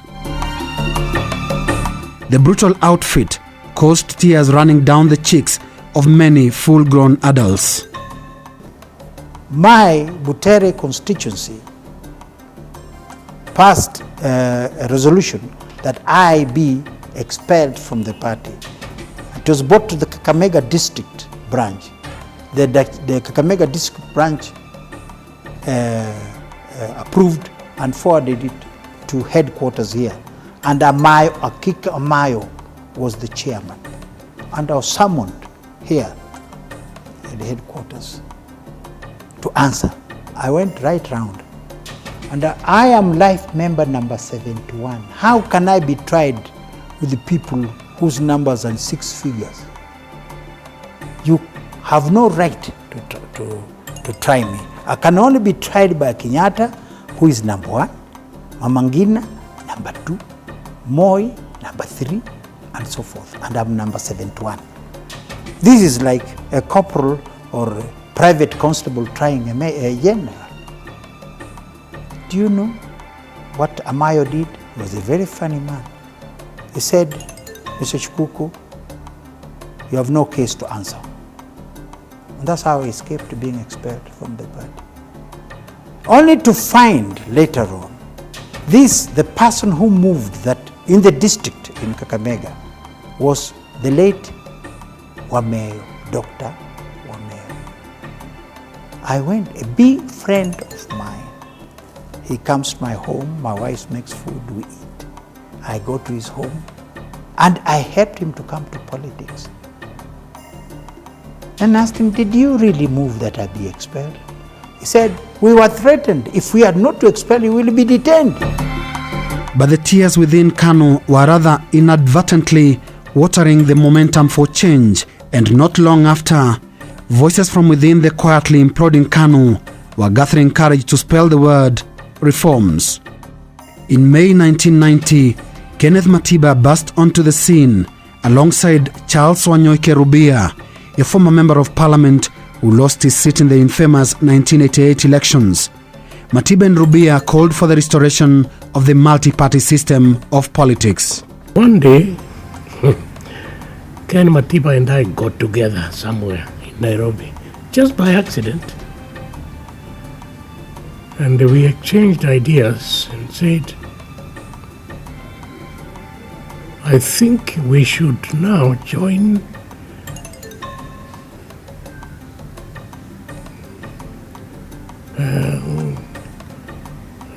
people who were agitating, maybe I choose the word agitating, for a multi-party state, which at that time spearheaded by church leaders, one of them Timothy Njoya and Bishop Kanu and Archbishop Manasseh Kuria. The permanent secretary at that time, Mr. Oyugi, rushed to my office and asked me if I could go and talk to the president. Because if we detain Matiba and Rubia, the day they are released, we will have 1 million Kikuyus outside the prison's gate. You see, what we'll do, we are ballooning them. They'll be martyrs. They'll be heroes of the Kikuyu tribe. Police came to my office. They searched my office for about 1 hour. They got nothing except Njoya's summon. And they said, what is this? So they picked me up. That's when I was taken to Nyayo House. And they alleged that I was working with the church people to import guns for overthrowing government. Rubia and Matiba were promptly picked up by state agents and locked up at the committee prison under the detention laws. But the detention did not help matters for Kanu, as the agitation for reforms drew in more names and more activities, including the decisive riots that took place on the 7th of July 1990, a day that is today remembered simply as Saba Saba, Swahili 477. They did not know. The more you expel from people from the party, they go and gang up and they become a force. And that's what happened. And then we say we will go to Kamkunji with or without a permit. Matiba using his connections within the Matatu movement to mobilize. And I was using my connections in the football field to mobilize people to go to Kamkunji. On the 4th of July, Matiba and Rubia are arrested. The following day, on the 5th, I'm arrested.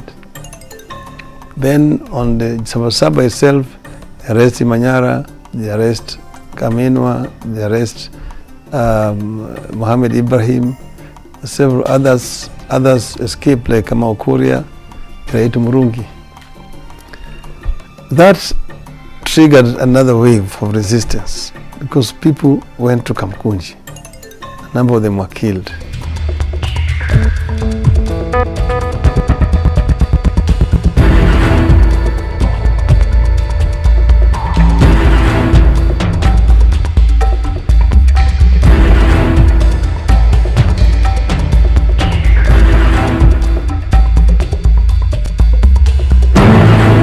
But the Kanu machinery and the Moi system was no pushover. As part of its political strategy, Moi and Kanu had perfected the art of intelligence gathering and application of force. People like Anyona or like Koigi or like Orengo, these people you read on the following day in the newspaper as a headline that so-and-so has been detained because he was trying to overthrow the Kenya government. The person was never taken to court, and if they were not taken to court, they were picked at about 2 o'clock in the morning in their homes, taken to court, maybe at 7 o'clock in the morning or 7 o'clock in the evening, and tried and judged and detained. And these are real gross violations of human rights. Give a devil his due. Moi is a politician. He had an extensive network. You sit here as an MP, but he knows even the headman in your constituency, and he can communicate. Moi was a well-informed person. I saw men literally crying, saying that they were tortured at Nyayo House. So tortured that they will never have children. Now, how can anybody tolerate that kind of torture? With political leaders under siege, religious leaders intensified their political agitation that they began after the events of 1988. Activist preachers became increasingly vocal and appeared largely safe from the repressive instruments of the state.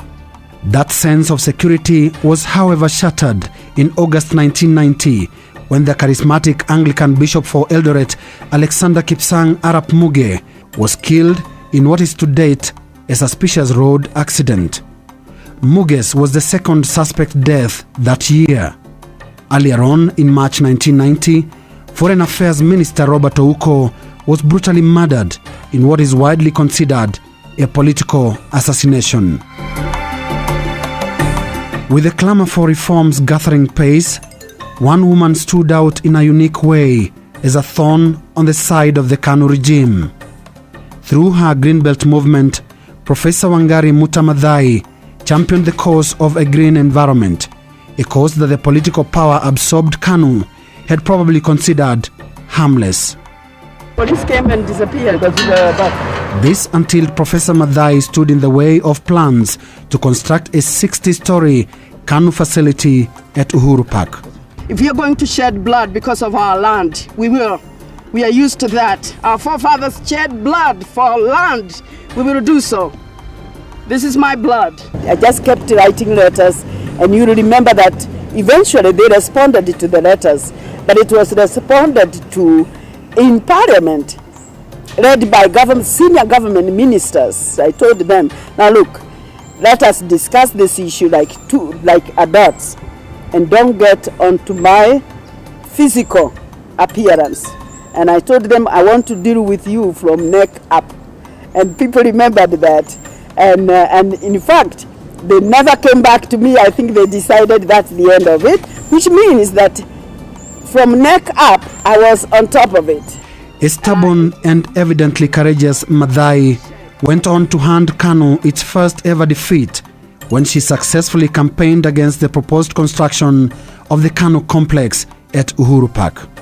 The minute we raised awareness and people, ordinary people, started writing to the standards, to the nation, the donors started saying, well, maybe Kenyans really don't want this project. The symbolic victory over Kanu in the Uhuru Park construction saga reignited the fire among the intimidated pro-reform agitators who discovered in the episode that Kanu was not exactly invincible. And they renewed not only their push for the repeal of Section 2A of the Constitution, but also the release of political prisoners. Wangari Maathai was among a group of women that included mothers of political prisoners that staged a hunger strike at Uhuru Park. None of us would have expected the police to come down so hard on us. We did not expect. We felt like a new chapter has been opened in our country and we can express ourselves. And that's why we called that place Freedom Corner. We felt free to speak and to urge new changes in our system. The 52 political prisoners, I was coming to that, were all jailed because of speaking out, one way or another. One guy had even been jailed for dreaming. He shared his dream and said he had dreamt that he could be the president of Kenya. And he was jailed. Simple. So things were really bad. On the 5th day at Freedom Corner, we were really brutalized by the Kenya police, the city council, and like all the forces of this country came there to try and remove the mothers. And finally at around 9 p.m. we were arrested and taken to Mudangari. The women were taken to Mudangari police station, the men were taken to very different police stations. And Moi was embarrassed. I think that is, if one has to, call a spade a spade. He was embarrassed. It was not that he suddenly had this love for women or what women had to say. It was pure embarrassment because, as you remember, the women stripped naked. These policemen, all of them were old enough to be their own sons. So in many ways they were saying, how can my own son come to kill me when I'm looking for his brother who is in detention? Events across the globe at the time gave all indications that Kanu and Moi were fighting a losing battle. The Cold War had just ended following the collapse of the Soviet Union, and only one ideology was sweeping the landscape, that of a Western-style, democratic, multi-party system of government. The Western countries they supported the multi-party system.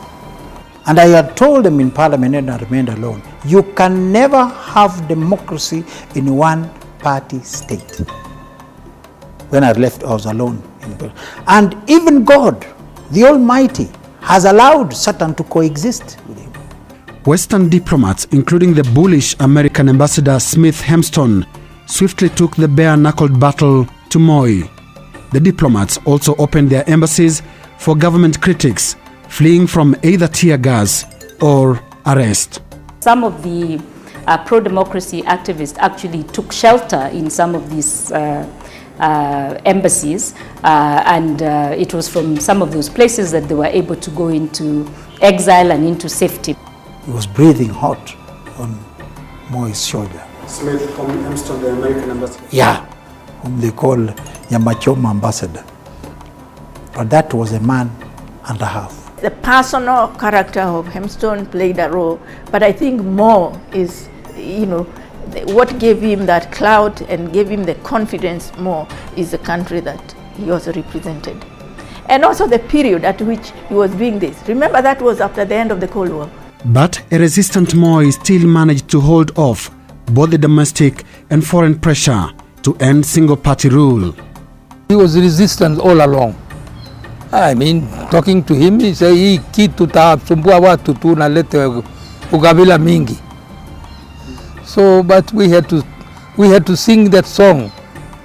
We had to sing the song of our boss. The change of heart came more than a year later when Moi defied the mood of Kanu delegates and agreed to repeal Section 2A. Kitu mimi nauliza nyinyi leo, ili tuone hawa walio katika siasa, wale walio watumishi wa serikali, sisi tuseme kwamba tufungue, tuondoe ile section ya katiba ya Kenya ya 2A. I think he knew that his time was up. I think he knew that there is no way he could continue to swim against the tide. And I think those delegates were shouting no, no, because they thought that's what he wanted to hear. Clearly, nobody had shared the plot with them. And I do remember telling Mzee, manage change before changes manage you. But he allowed changes to manage him. I don't think it was really political instinct. Moi just showed that he had no choice. He had these sycophants of his who wanted to, you can call it a chest thump, to say that, look, we are not cowards.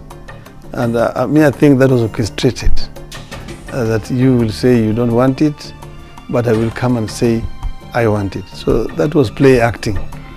Daniel Arap Moi once described himself as a giraffe whose long neck enables it to see far. It was a metaphor that he was to provide full meaning in his handling of subsequent political events. The self-declared professor of politics left his opponents celebrating the repeal of Section 2A and proceeded to calculate how to keep his party Kanu in power for what he had projected to be another 100 years. Pro-reform activists plunged into a frenzy of forming political parties, but some of them realized the fact that so little had actually changed. Mr. Wako will remain to answer this question for the rest of his life, that he changed 2A, but he never changed anything else in the entire constitution.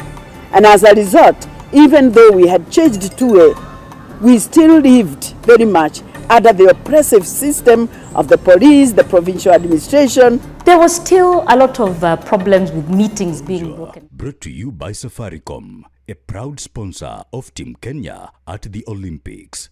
So hello, another edition of Bonjour. As we mentioned in the previous episode, of course, the conditions have become quite interesting here in Paris. You can see there we just flustered. It almost feels like a broken record because of how we've been just trying to adjust to the hot conditions here in Paris. Yeah, I mean, it's getting hotter by the day, and there's been an advisory, you need to hydrate very well, stay in the shade.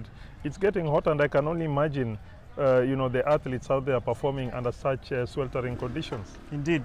Very sweltering conditions. Of course, the temperatures have been soaring each and every day as these Olympics continue. But of course, now the focus will be on athletics. Well, Team Kenya, the first batch of the athletes are in town. Who is in town for now? Yeah, I mean, the multiple world record holder, the Olympic champion, Faith Kipyegon, going for a third Olympic title, and Paris seems to be favoring her. Remember just a few weeks ago she broke her own 1500 meters world record, down the road here in Paris. And last year around the same time she broke the 5000 meters world record at the same stadium for the Diamond League. So it's like Paris is warming up to another big performance, a third Olympic gold medal, and you never know, it could be in world record time. We enjoyed tumefika Paris na tulisema ini race tunakuja tungangane as team Kenya, na training Kenya ilikuwa poa, tulitrain vizuri, and I hope tuko ready kufanya vizuri huko Paris. Indeed, hopefully that will be just a sign of things to come in terms of what she was able to perform in the previous months when she competed here in Paris. But also, aside from Faith Kipyegon, there is also Mary Moraa, who is in town as well, the 800-meter star. Yeah, Mary Moraa, also the 1500 meters team is here. Samuel Gadimba came a little bit earlier because his event is actually on Thursday morning at about 8 o'clock Kenya time. That's the 20-kilometer walk. He's a serial campaigner in international competitions, has finished in the top eight in the Commonwealth Games, so he has the experience. But this heat is really going to be a big factor. I just hope that he's been training in similar conditions, because it will definitely have a role to play in the final rankings. Na natarajia kufanya vizuri, manake bio yangu ndio inafungua kiwanja tarehe 1, na hizi mzuri sana, na hizi niko na hiyo hamu sana ya kuongoza Kenya vizuri na kuwafungulia hiyo siku na ikuwe na medali. He'll be beginning Kenya's medal hunt in the athletics per se, in the 20 kilometers race walk. And actually the heat did to some extent affect his preparations, because I understand he was supposed to be training in the morning on Tuesday, but he had to alter his training schedule because it was too hot. You can just clearly see where the kind of environment that we're in. So it definitely did affect him, and I agree with you, he definitely needs to plan ahead. Otherwise it would be a very punishing walk. And one thing that is fascinating about Gadimba, he's very passionate. I think this is making his second appearance at the Olympics, competing in the race walk. He's somebody who is really looking forward to and yearning to perform at his optimum in Paris. It's fascinating how his attitude is something else, because for him, yes, it's a competition that we don't dominate as much, but we need to remember that he's an African champion. He's won an All-African Games gold medal. So hopefully he's able to translate the same level of performance at the highest level in terms of global sport. Yeah, because he's been there and thereabouts in international competition. He was knocking on the door of a medal. I think he finished 8th in the Worlds last year in Budapest. And again, there's been a challenge because Kenya qualified pretty late. World Athletics really left it late before confirming Kenya. They went to Dublin for a qualification tournament a few weeks ago, but they were only given the position for Gadimba just a few days back. So it could have affected the training, but I think this is probably, definitely his last Olympic Games given his age. He's 36 years old, right? Yeah. I don't see him going all the way to LA. So this is his final moment to shine. Wakati niko hapa, naona mabingwa wanapita tu hivi, Lazima ukue kama binadamu. Kuna changamoto kidogo, lakini kila mtu hapa ajui itakuwa namna gani. Kila mtu hapa ametrain, kila mtu hapa ako na nguvu. Ile yote ulikuwa unafanya sasa uilete hapa, uikombine yote. Ile ulikuwa unafanyia huko, mwingine alikuwa anajifisha huko, hapa hakuna kujifisha. na kila mtu hapa ni bigwa, na kila mtu anataka namba moja. So hapa ni kitu gani itafanya mtu akuwe number 1 ama number 2 ama number 3? Ni calculations. Calculations zangu zikiingia vile nimepanga, hiyo itakuwa direct kwa podium. Now back to the track. We spoke about Faith Kipyegon. We touched briefly on Mary Moraa, but there's a race that's happening this weekend. Kenya will still also continue its medal hunt with the 10,000 meters. The 10,000 meters athletes for the men's are in town. Kwemoi, Bernard Kibet. Yeah, I mean it's a very difficult. It's bizarre. It's unbelievable that the only gold medal we won in the 10,000 meters was way back in 1968 in Mexico. You know, through Naftali Temu, we've never won an Olympic 10,000 meters gold. That's a statistic that really baffles me, but it's going to be very difficult. It's not easy at all. The trials were done in Eugene, and there was a lot of controversy while SMU was tripped, fell down, and he didn't make the team. He's now decided to go and run the Chicago Marathon, moving up to the marathon. So it will be interesting to see how Kenyans cope. But I mean, with people like Joshua Cheptegei, it will be very, very difficult. For those who are into the final, like 10,000 meters, the main focus now is to deliver medals to Kenya. So the preparation was very well. In terms of motivation, the athletes are highly motivated. The coaches as well are up to the task. So yes, we are here for the games. Let the game begins on Friday.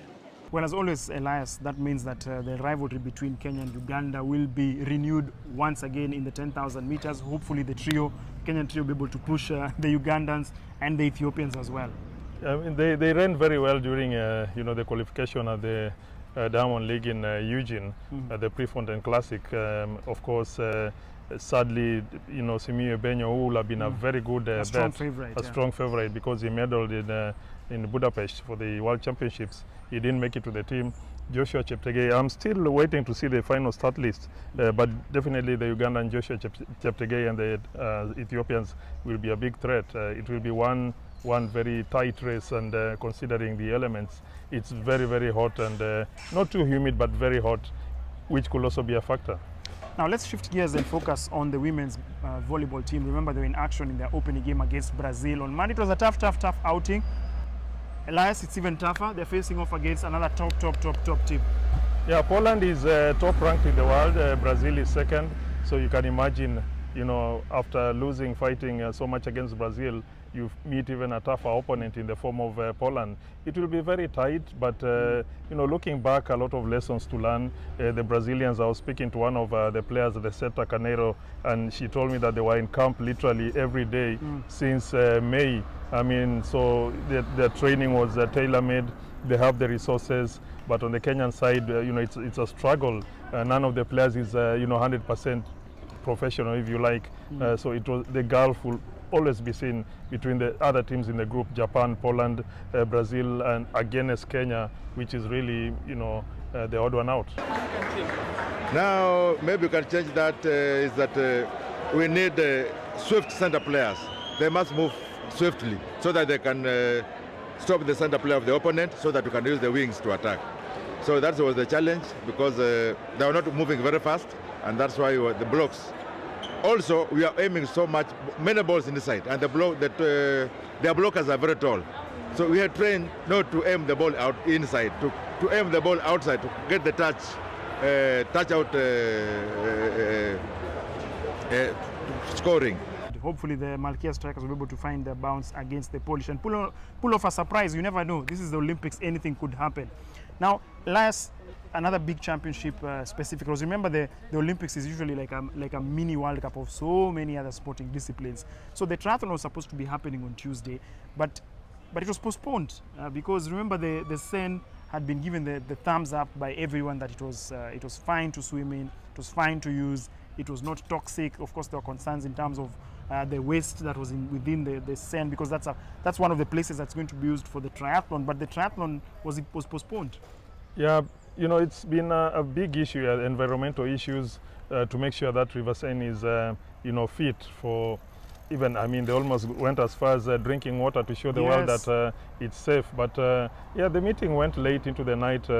Monday night into Tuesday morning, 3:30 a.m. That's when they decided that they have to postpone the competition at least for a day to see how the river will be. Remember on Friday night during the opening ceremony, it rained in torrents. There was a lot of rain, and they argue that some of the debris could have gotten into the river, actually got into the river, polluting it sort of, and they have to make sure that it's clean again and ready for competition. Yes, as you could see, there's been quite a lot of rain, including during the opening ceremony in the last couple of days. But we're monitoring very closely. The level of the Seine is going down rapidly. The weather forecast is, bright and shiny, especially for today. It's going to be hot. So we're confident that we will be able to hold, even though we canceled the familiarization this morning, the competition tomorrow and Wednesday. And we still have a contingency plan that is in place for Friday, just in case. But as far as we are concerned, we are still confident to be able to hold the competition tomorrow. Well, obviously, we're privileged to be here in Paris following the games, and there have been a lot of Kenyans who've traveled here to just continue showing their support for the different sporting disciplines that are competing. We saw a lot of them during the Rugby Sevens Championship in the past week. They came there, droves, they were at the Stade de France just supporting the national Rugby Sevens team. We also saw a handful of fans in the women's volleyball matches, specifically the first match against Brazil, and hopefully we'll be able to see much more when they face off in the other championships. But Elias, it just tells you how Kenyans love their sport. Kenyans love their sport. They travel a lot. There are, people who've traveled all the way from USA, from Canada, from UK, from neighboring Germany, from Nairobi. Despite the difficult economic conditions, they really sacrifice to follow Team Kenya and cheer the team all through. It's been amazing to see these people. Indeed, and Safaricom has a very special a reward scheme that they've been able to unveil, and the fact that is that 4 Kenyans are very lucky, Elias, to join us here in Paris for the Olympic Games. The more the merrier. We need this support, and it's very good to see Safaricom, coming on in a big way. It's a global brand, Safaricom. You've seen it in the World Rally Championship. Some of the drivers displaying the M-Pesa, logo on their WRC cars. I was actually checking. Yeah, you're checking your balance and stuff. Yeah, people thought they couldn't send me money from Nairobi, but through Safaricom you can. Yeah. And Mutume Akotoa Pia, because here, star 334 hash, for example, you can top up while roaming. So it's been very easy, operating with my Safaricom line. I didn't really need to get a local line from France. So it's really impressive to see how far Safaricom has gone to keep us connected. It's very practical for myself. I've been, of course, paying for my amenities back home in Kenya because I had to keep tabs with what is going on back home in Kenya, at least with the app. I'm using the app, and the app has been very practical and functional. So that has helped me. But 4 Kenyans are coming to France for the Olympics. This is how.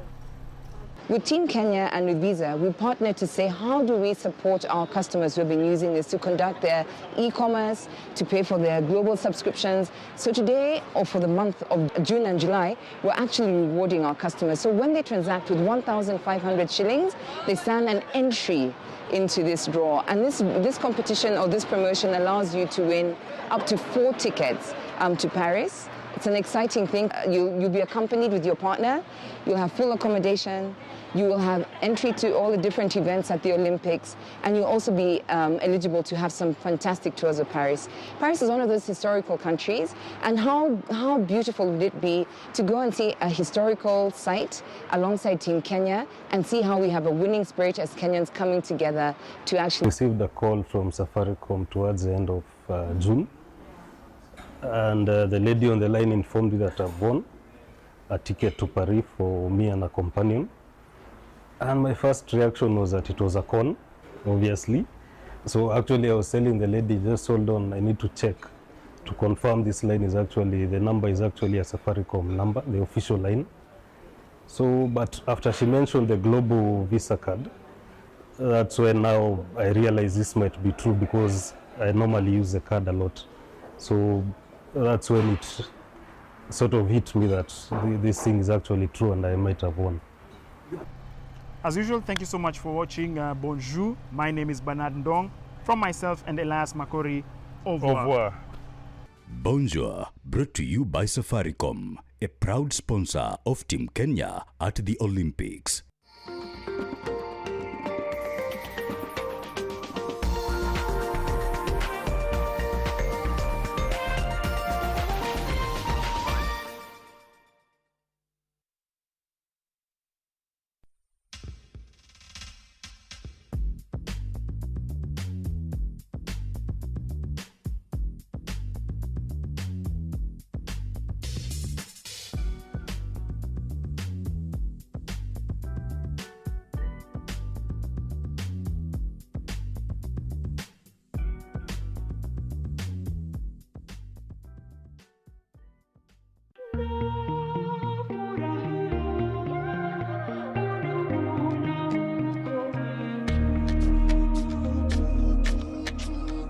my side, tunasonga.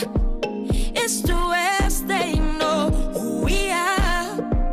Niko na stari unapenda, nasema natenda, najitolea. I'm always here for you, anywhere with you, Let's fall in love again, make our dreams come true. You can, I can too. You're my star, yeah.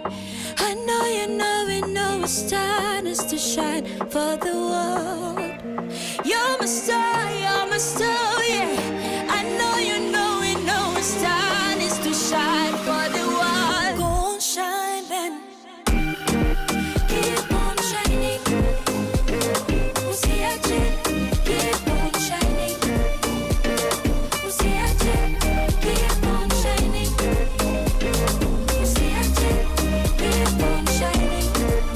Natumai, najituma, future yangu naifungua. Niko na uwezo wa kwenda, so mbele naenda, najijua. Oh, I'm always here for you, anywhere with you. Let's fall in love again, make our dreams come true. You can, I can too. You're my star, yeah. I know you know it's time is to shine for the world. You're my star, yeah. I know you know it's time is to shine for the world. Go on, shine then. Keep on shining. Usiache, keep on shining. Usiache, keep on shining. Usiache, keep on shining. Usiache, keep on shining. Usiache, keep on shining. Usiache, keep on shining. Usiache, keep on shining.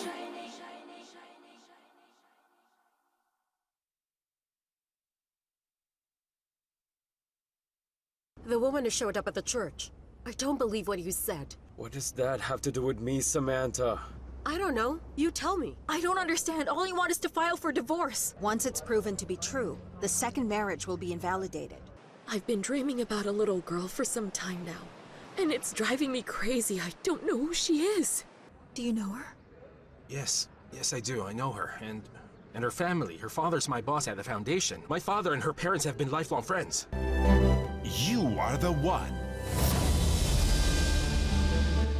The beauty soaps I know don't give germ protection. Dettol Skincare does. It combines the trusted protection of Dettol with 2 times moisturizers to protect my skin from germs and keeps my skin soft with a beautiful fragrance. Beautiful skin is germ-free skin. Niaje Bogichu, hii wiki kwa Shujaz TV tumewapangia. Nakwambia tuko Kajiado in a place, tuko na culture hapa ndani ya nyumba. Exactly, na tunasaka forms za talent, wasi wa biashara na watu wa relationships. Kaini rada. Unajua pale utatupata kila Wednesday from 10 to 11 p.m. Hiyo kuruka inaitwa ipit Kimasai. Kuna watu wengi saizi wa huku wako ng'ambo, wanaenda huko wanaruka, wanatengeneza a lot of money na wanakuja na pesa huku. Hii community yetu Aldanyati, sisi wote tunafanya hii kazi. Tunafanya kwa bidii. Juni hapa ndo tegemeo. Sisi hatuna kazi nyingine. Hapa NTV, mimi ni wenu Iviona. Naitwa Sanchez Mali. Na mtatuona.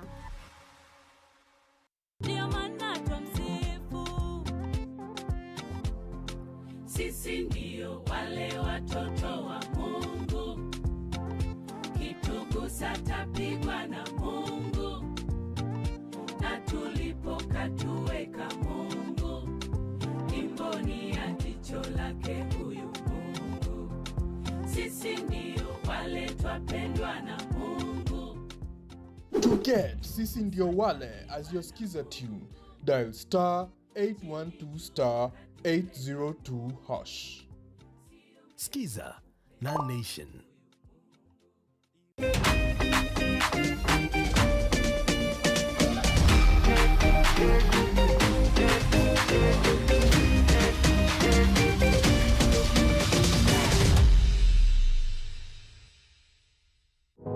Our dada, a mobile money super agent, gets frantic calls juu hawana float. Through our digital solution, MJK Dada Boss can send floats to a sea of agents to keep them all afloat. Grow your biashara and unlock your horizons with our payments and collections, vehicle and asset financing, unsecured bid bonds, LPO financing, insurance, cross-border solutions, and so much more. Stanbic Bank is regulated by the Central Bank of Kenya.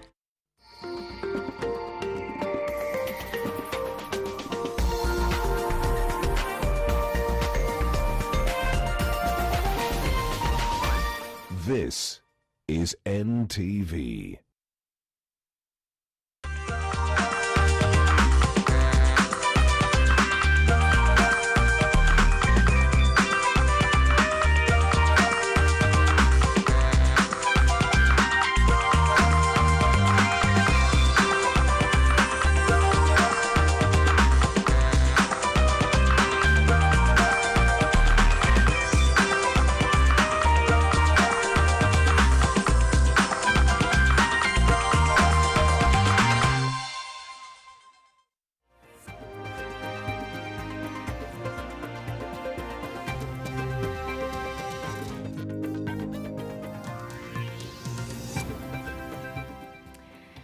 Na mtazamaji, kitambulisho hicho ni ishara tosha kwa mwadia wakati wa taarifa zetu za NTV ya dhuhuri. Karibu tuangaze yote ambayo anagonga vichwa vya habari. Na moja kwa moja mtazamaji, ni kwamba Rais William Ruto amezindua bondi ya kwanza inayofuata sheria ya Kiislamu maarufu kama linzi sukuk katika soko la hisa la Nairobi NCE. Sukuk kufuata mtazamo wa Kiislamu wa fedha ambao unaepuka riba na badala yake kuzalisha pesa kutoka kwa pesa. Na uwekezaji huo wa Kiislamu wenye thamani ya shilingi bilioni 3 unalenga kufadhili ustawishaji wa nyumba nafuu ambao ni mradi mhimili wa serikali ya Kenya Kwanza. Rais William Ruto aliungana na mkuu wa mawaziri Musalia Mudavadi ambaye ni kaimu waziri wa hazina ya kitaifa pamoja na viongozi wa soko la hisa la Nairobi kuzindua uwekezaji wa kwanza unaofuata sheria za Kiislamu katika soko la hisa la Nairobi NSE. Bondi hiyo maarufu linzi sukuk sasa imeorodheshwa katika NSE. Kwa mujibu wa rais, hatua hii ni kubwa katika kuwezesha serikali inastawisha mradi wa nyumba nafuu na miradi mingine. The NSE stands as a cornerstone in our strategy to mobilize long-term capital that is vital for fueling the programs and projects that are core to our bottom-up economic transformation agenda. Shirika la Linzi Finsco Trust liliidhinishwa na mamlaka ya masoko ya mitaji nchini CMA kuanza mchakato wa kuwekeza katika sukuk mwaka uliopita. Indeed, a very momentous occasion as we introduce the first Sharia-compliant financial product to the Kenyan exchange. If we can grow our capital markets, somehow, even the doubting Thomases have very little to say when they know that we are trying to raise the resources through the capital markets. Tofauti na mitaji mingine katika soko la hisa, sukuk kufuata sheria za Kiislamu zinazopiga marufuku ulipaji wa riba. Badala yake wawekezaji hupata faida kutoka kwa ushirikishaji wa mali katika biashara mbalimbali. As the NSE, we have made investments in broadening our offerings, developing a wide range of diverse products, working with many partners like the CPF and others, enabling issuers to raise capital and investors to build portfolios using globally acceptable financial securities and investment tools. Bondi hiyo ya Kiislamu yenye thamani ya shilingi bilioni 3 inalenga kufadhili ujenzi wa zaidi ya nyumba 3,000 chini ya mpango wa makazi nafuu unaoendeshwa na serikali. Na mtazamaji, tuangazie taarifa hii ambapo baada ya tetesi kuibuka kuwa kuna njama ya kumng'atua naibu rais Rigathi Gachagua inayodaiwa kupangwa na baadhi ya wabunge kutoka Mlimani, Gachagua amerejea nyumbani Nyeri kwenye hafla ya maziko ambapo anatarajiwa kutoa mwanga kuhusu swala hilo. Na kwa sasa tunaungana na mwanahabari wetu Margaret Kimathi atujuze tu mengi, yani kipi ambacho kinajiri. Margaret, kufikia sasa Nyeri, je, naibu rais ashafika au bado?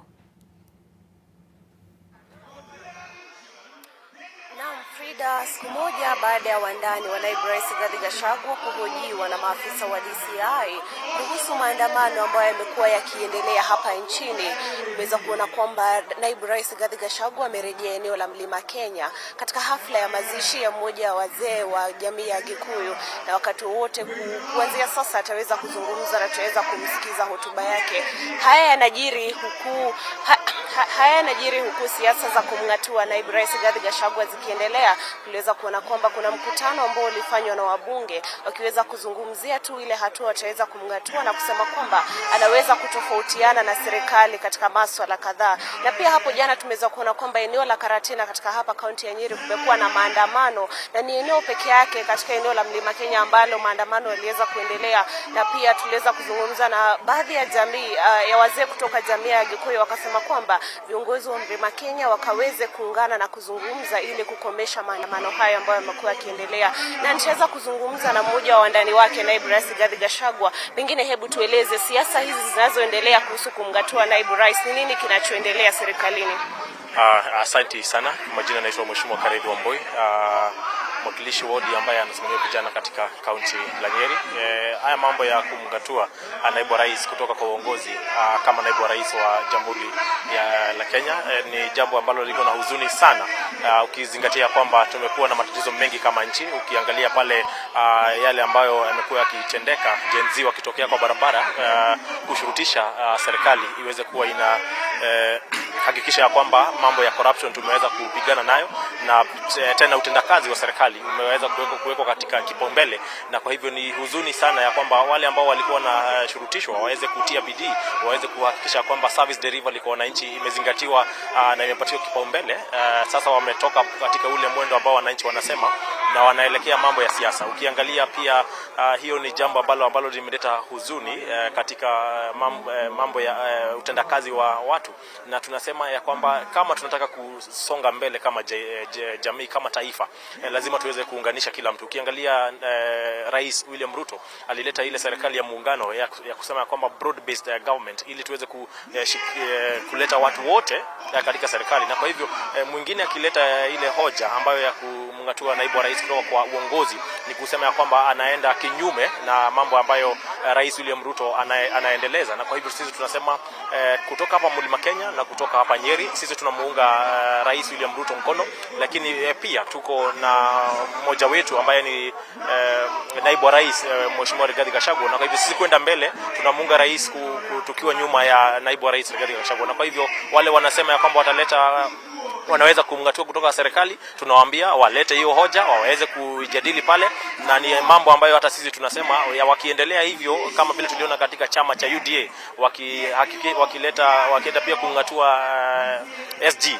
Hayo ni mambo ambayo inahuzunisha sana, na tunasema kama chama ambacho kiko na demokrasia, we are United Democratic Alliance, tuweze kuleta demokrasia ambayo inafaa, ndio Wakenya wafurahie, na tupigane na ufisadi, na tuweze kuhakikisha kwamba mali ya umma inatumika vile inavyofaa. Asante sana.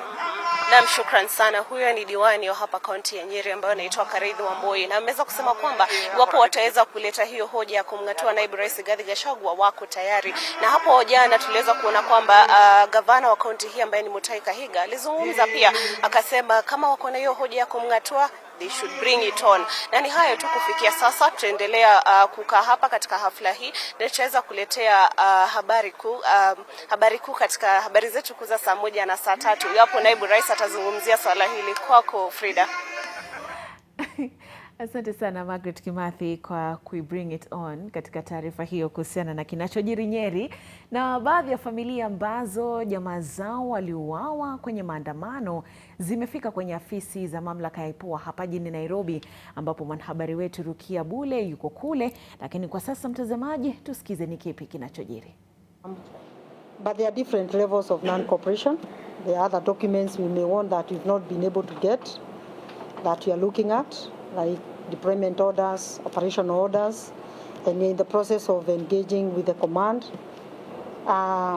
Sometimes the reasons given that the chaos was sporadic, so that the officers who were initially probably assigned Moi Avenue, if chaos became excessive along Parliament Road, then they are reorganized quickly, and you mobilize them from wherever they are available, so that the officers who are probably at the the other side of town are brought this way.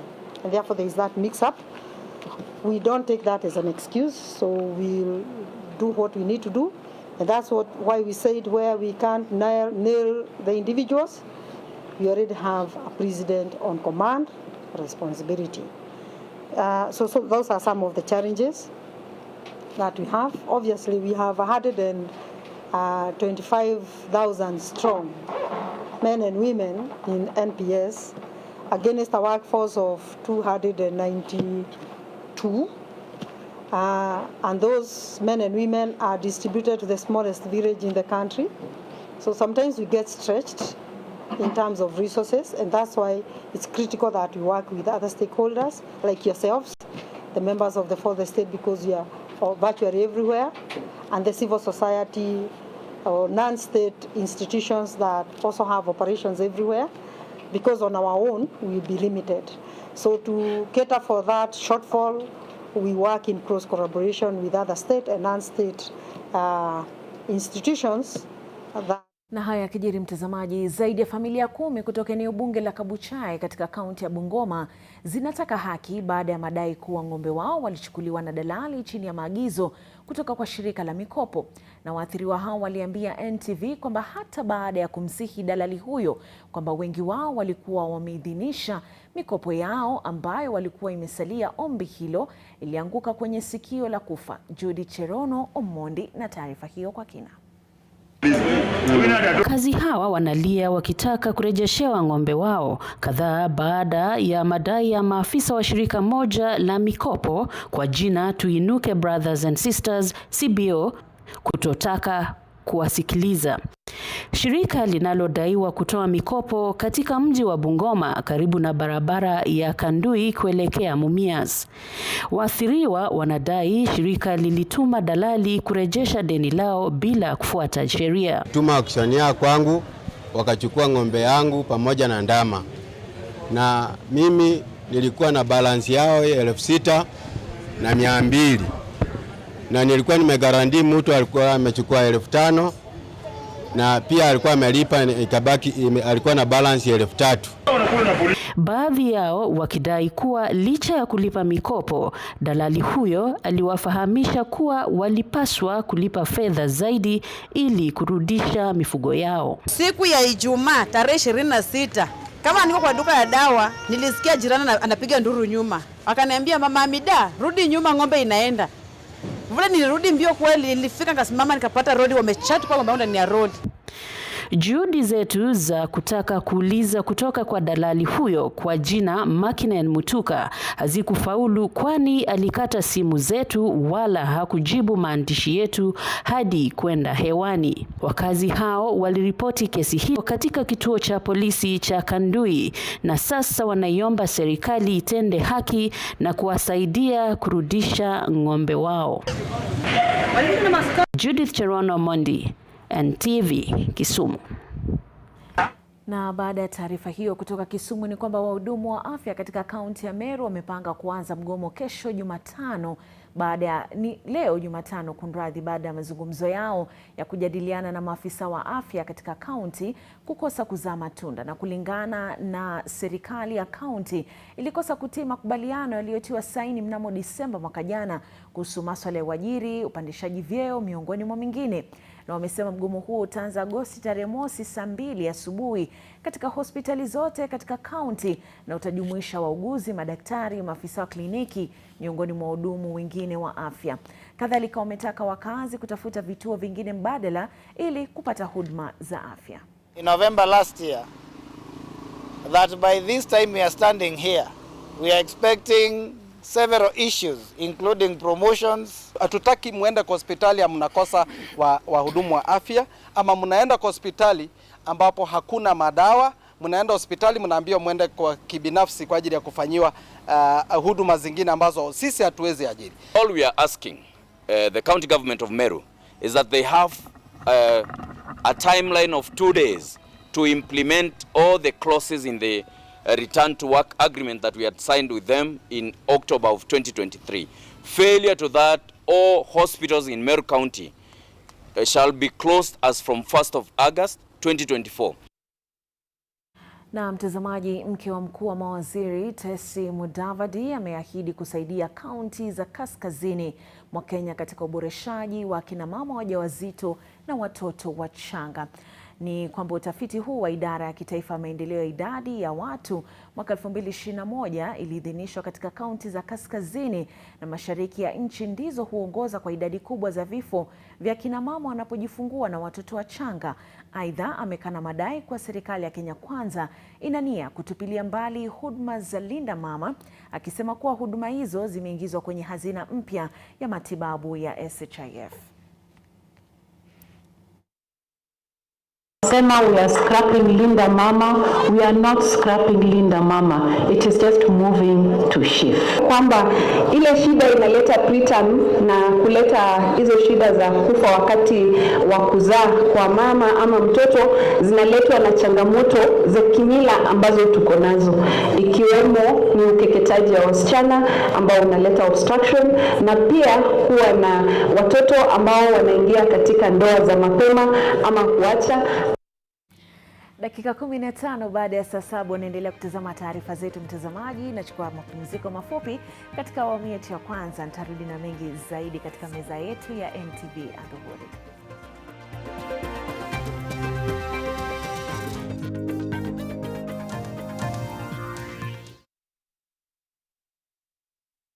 Ever dreamt of owning a piece of Diani? Introducing Bustani Gardens by Pazarina Holiday Homes. Located 1.5 kilometers off Lunga Lunga Road, grab yourself a prime parcel from as low as 850,000 Kenya shillings with available water, electricity, graded roads, ready title deeds and site visit at your convenience. Contact us today on 0712 110 110 or visit our offices at Morningside along Gong Road.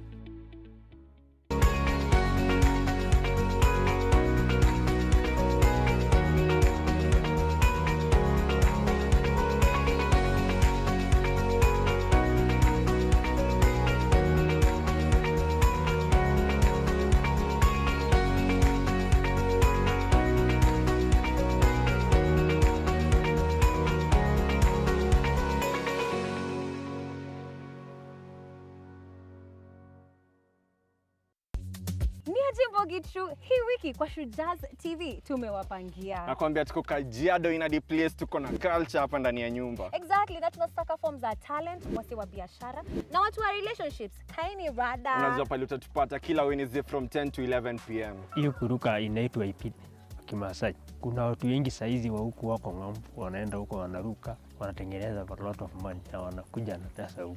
Hii community yetu Aldanyati, sisi wote tunafanya hii kazi. Tunafanya kwa bidii. Juni hapa ndo tegemeo. Sisi hatuna kazi nyingine. Hapa NTV, mimi ni wenu Iviona. Naitwa Sanchez Mali. Na mtatuona.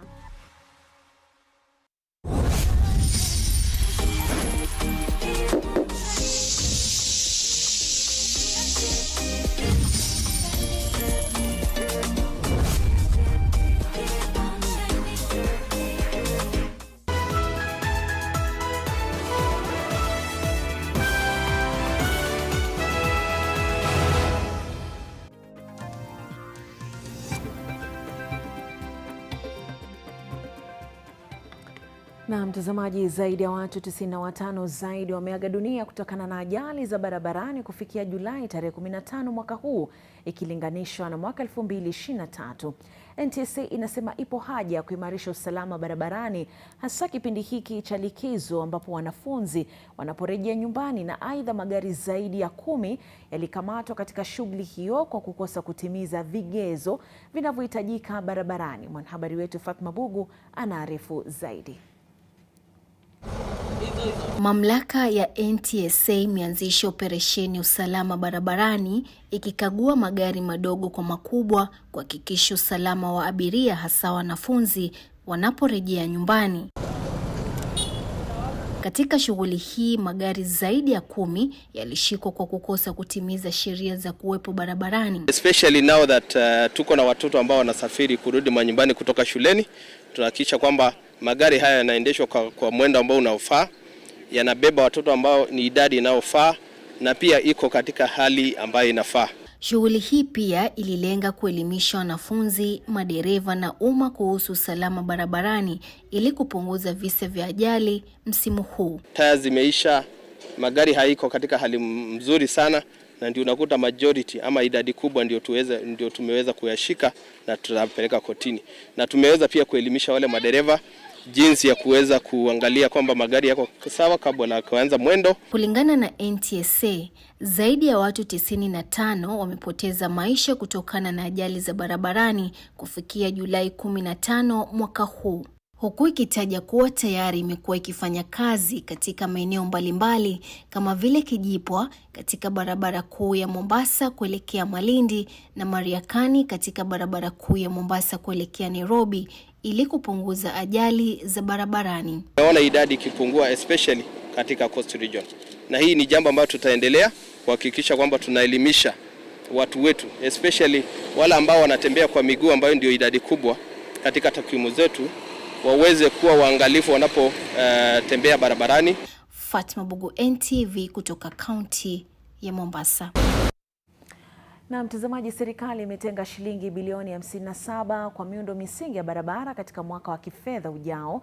Na akizungumza baada ya kuzindua barabara ya kilomita 7 kutoka Kaleishungu kuelekea Gitui huko Kiharu, mwenyekiti wa kamati ya bajeti katika bunge la kitaifa Ndindi Nyoro amesema kuwa pesa hizo zinalenga kukamilisha miradi ya barabara inayoendelea kote nchini. Ndindi amesema kuwa kati ya pesa hizo shilingi bilioni 5 zitatolewa kwa ajili ya kamilisha barabara za Mau Mau ambazo zilikwama miaka miwili iliyopita katika eneo la Mlima Kenya.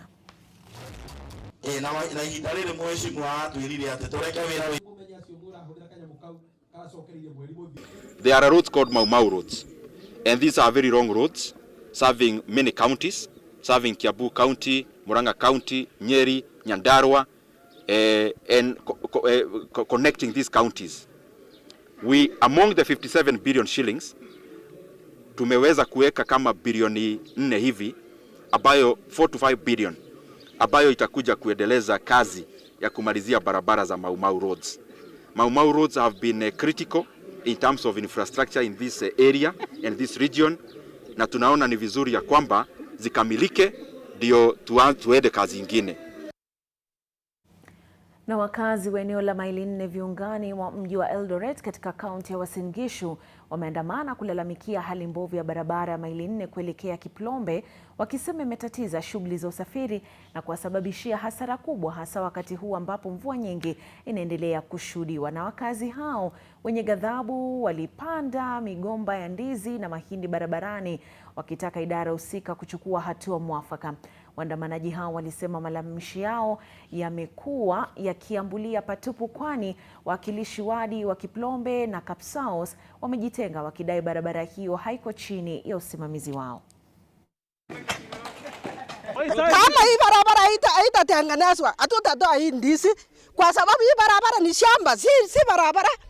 Na imekuwa mara mingi watoto wa shule wanaanguka, magari ya shule wanakwama hapa. Very soon itakuwa city. Itakuwaje city na hapa ni matope? Siku ya leo tumeamua kwamba tunataka tujue hii barabara ni ya nani. Hii barabara ni ya county, ni ya Kera ama ni nani? Sababu tunaambiwa ni MP, ni county mpaka hata MCA. Wewe brother uko wapi? Wewe brother uko wapi kweli? Tulikupigia kura 22 sasa tunahangaika. Kwa nini kweli? Mateso ni nini?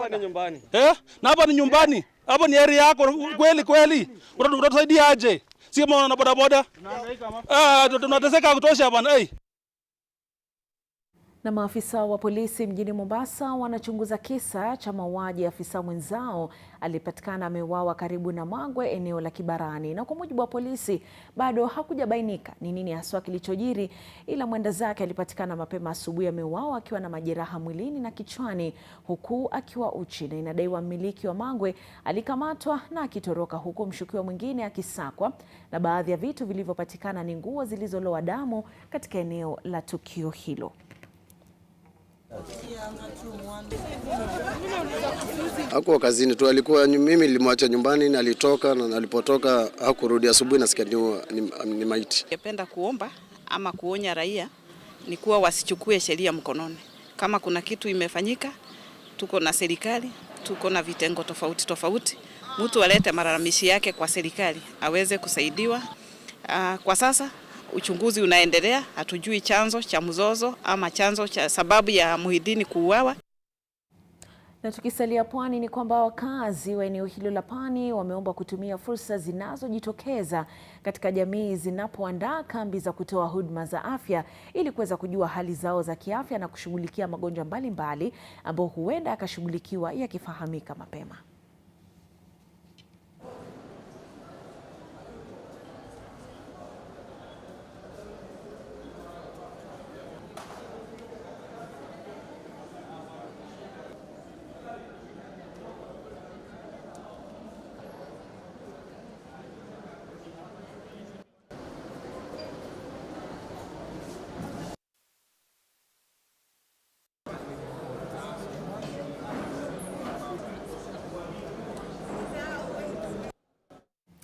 Na mtazamaji, unaendelea kutazama taarifa zetu za NTV Adhuhuri. Tuchukue tena mapumziko mafupi, nitarudi na mengi zaidi.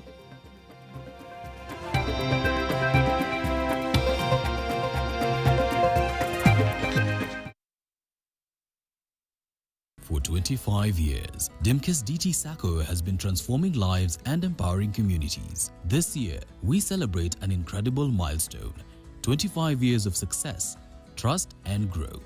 Dimkes DT Sacco is built on the strength of faith through the Anglican Church of Kenya, Diocese of Mount Kenya South.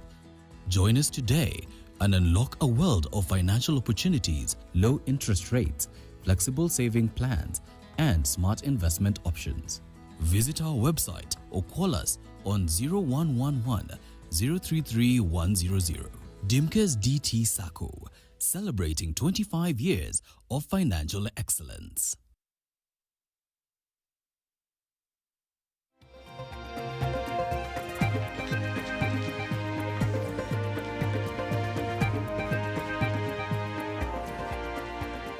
Karibu tena taarifa zetu. Kampeni ya kuhakikisha kwamba mtoto wa kike anasalia darasani imezinduliwa katika kaunti ya Mombasa, inayolenga wanafunzi wa kike katika shule zote Mombasa ili kuimarisha masomo na kabiliana na tatizo la mimba za mapema miongoni mwa wasichana. Mpango huo kupitia ufadhili wa NGAF na wadau wa elimu unaongozwa na mwakilishi wa kike katika kaunti ya Mombasa, Zamzam Mohamed. Pia unalenga kuhakikisha viwango vya elimu vinaimarika, kuhakikisha kwamba wanafunzi wa kike wanasalia shuleni bila kukosa sodo.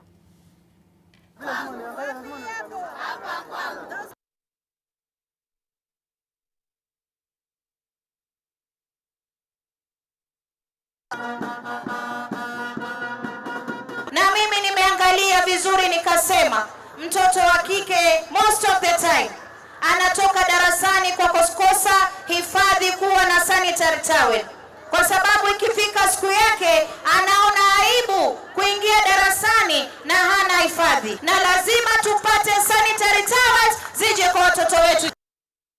Na zaidi ya wagonjwa 400 wa macho kutoka vijiji mbalimbali katika kaunti ya Narok wamepata afueni baada ya wahisani kufika katika eneo hilo kutoa huduma ya afya bila malipo.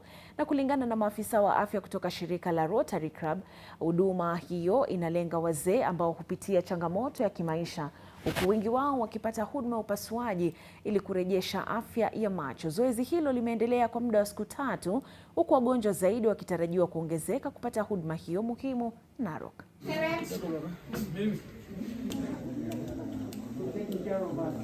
Nimefurahi sana kwa ile tumefanyiwa operation. Sasa naona vizuri na naona kila mtu ako anafurahi kabisa. The people here in this camp are the most vulnerable, coming from very rural communities, from very humble backgrounds, advanced in age, unable on their own. And we'll continue giving these services to the people of Narok, especially where there's a huge burden of cataract, and especially on the old people. Na mtazamaji, aliyekuwa gavana wa kaunti ya Pokot Magharibi John Lonyangapuo amehimiza serikali kubadilisha mbinu ambazo inatumia kabiliana na ujahili na wizi wa mifugo. Haya yanajiri baada ya kuchipuka upya kwa ujahili na ujangili, wizi wa mifugo na mashambulizi ya kulipiza kisasi katika eneo lenye utata, bonde la Kerio. Na tukio la hivi majuzi ilikuwa ni mauaji ya wanawake wawili katika kijiji cha Kises, eneo la Ombolion katika kaunti ya Pokot Magharibi. Watu 6 wameuawa eneo la kaskazini kusini mwa bonde la Ufa kwa wiki moja iliyopita. Na akizungumza na wanahabari mjini Kapenguria, Lonyangapuo ameisuta serikali kwa kushindwa kabiliana na visa vya usalama, akimtaka waziri wa usalama wa ndani kabiliana na ujahili huo katika eneo hilo. Wale wanahusika na kuweka usalama, army, police, JSU and stock theft, kila mtu na wakubwa ya hiyo line ya administration, county commissioner and below, mtapata hasara kiasi gani nyinyi mkijishusha mwanze kuongea na communities ambayo hii problem iko. We are in a different scenario. Hii kinonda imekataa kuisha. Let's change the approach. Approach ni gani? Enda kutana na raia. Na washikadau katika sekta ya utalii kaunti ya Kilifi wanapania kutumia mbinu ya kutumia muziki wa kitamaduni ili kuwavutia watalii. Hatua hii, mtazamaji, inalenga kuongeza idadi ya watalii ambao wanazuru katika kaunti hiyo. Zaidi ya watalii 140,000 huzuru katika kaunti hiyo kulingana na washikadau hao, idadi ambayo inakisiwa kuwa ndogo ikilinganisha na uwezo sawia na vivutio viliopo katika kaunti hiyo. Washikadau hao katika sekta ya utalii aidha wamedokeza kuwa mbinu hii mpya itawavutia watalii wengi na kuondoa dhana ya kuwa na sekta ya utalii kwamba imesambaratika kufuatia idadi ndogo ya watalii kutoka bara Ulaya. Sherehe ya muziki ya kitamaduni inalenga kuwavutia watalii wa humo nchini zaidi, huku hafla hizo zikitarajiwa kung'oa nanga mwezi ujao. Kilifi County. As all know, Kilifi County is an amazing destination, and using music to go around the region is totally and extremely perfect. We want people to come and enjoy good bango. We want to bring all those beautiful DJs to come and express the music and the culture that we have here.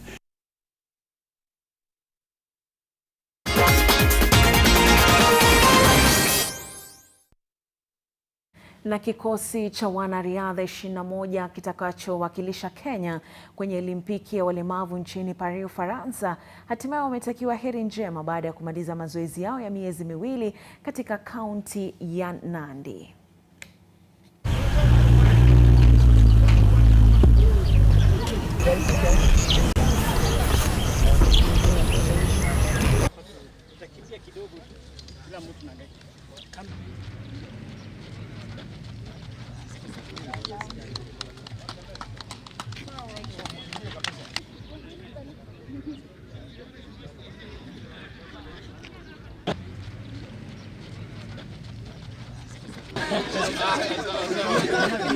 For the first time in history, tumequalify athletes katika different events. Tuko na matumaini kubwa sana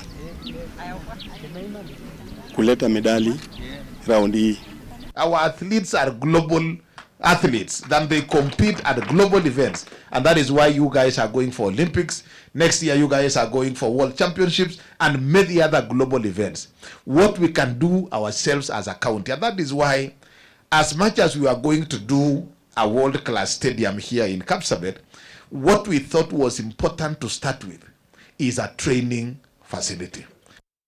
Na kufikia hapo, mtazamaji wangu, sina la ziada. Mengi zaidi ni mwendo wa saa moja. Asante kwa kuungana nami kwenye taarifa zetu za NTV ya dhuhuri. Siku zote ni Frida Mwaka, nitaitika na kutakia mchana mwema.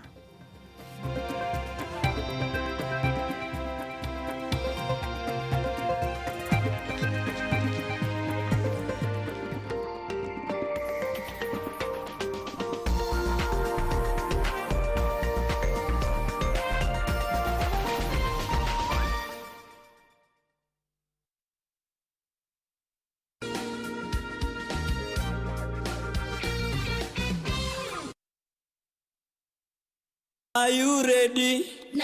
Kuna moja mbele, ngine yende rembe. Hapo kuna moja mbele, ngine yende rembe. Hapo kwa sherehe tumefika. Lete kingari nikuseti ya kifua. Niko na dem, mwenye kuna dem pia. Masa flani ikifika na wachangamkia. After scene kabaridi sezi. Wapwani walalamika, vizazi vinapotea. Vijana wanachizika na hawataki kuwa. wanatafuna muguka, kazi wanazikimbia. Pwani hatutaki tena muguka na mairungi. Miraleni wenyewe na muache kutufosi. Tumevihama kupata pwani hatutaki tena. Kama skiza tune yako, bonyeza *812 *805#. Skiza na Nation. Are you curious about that dazzling look? How do you define beauty?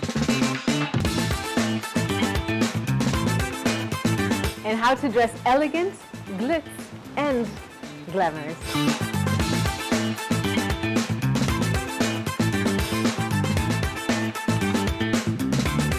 The Glam Show is here to answer all those questions and show you what's popping and what's the latest in the beauty and lifestyle world, because you need it.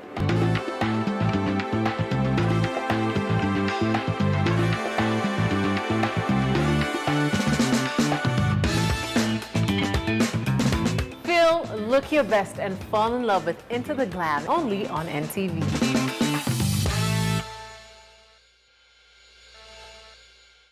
The Glam, brought to you by new Nivea Radiant and Beauty Advanced Care Body Lotion. With 5 oils and 5 vitamins, 48-hour nourishment. Helps reduce appearance of stretch marks in just 2 weeks. New Nivea Radiant and Beauty Advanced Care, for your shade of beautiful. Are you ready? Kuna moja mbele, ngine yende rembe. Hapo kuna moja mbele, ngine yende rembe. Hapo. Kwa sherehe tumefika. Lete king'ari nikuseti ya kifua. Niko na dem, mwenye kuna dem pia. Masa fulani ikifika na wachangamkia. After scene kabaridi sezi nkatulia. Tunakubali. Gateka.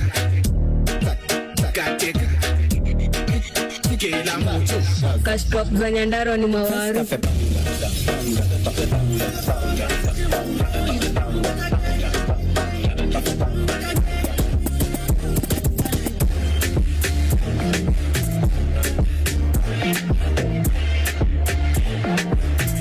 Only on NTV.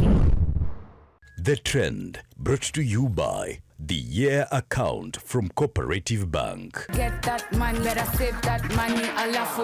Yeah. Lazima tutafute, tukafunge. Yeah. Life jipe, na sio kesho. Make it happen right now, not yeah. Niaje Mbogichu, hii wiki kwa Shujaz TV tumewapangia. Nakwambia tuko Kajiado in a place, tuko na culture hapa ndani ya nyumba. Exactly, na tunasaka forms za talent, wasi wa biashara na watu wa relationships. Kaini rada. Unajua pale utatupata kila Wednesday from 10 to 11 p.m. Hiyo kuruka inaitwa ipite Kimasai. Kuna watu wengi saizi wa huku wako ng'ambo, wanaenda huko wanaruka, wanatengeneza a lot of money na wanakuja na pesa huku. Hii community yetu Aldanyati, sisi wote tunafanya hii kazi. Tunafanya kwa bidii. Juni hapa ndo tegemeo. Sisi hatuna kazi nyingine. Hapa NTV, mimi ni wenu Iviona. Naitwa Sanchez Mali. Na mtatuona.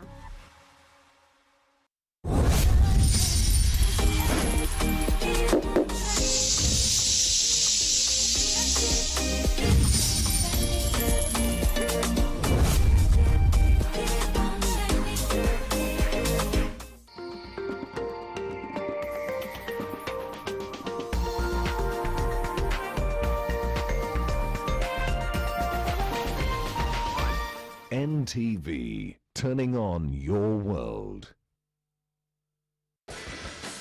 The following program has been rated GE. It is therefore suitable for general family viewing.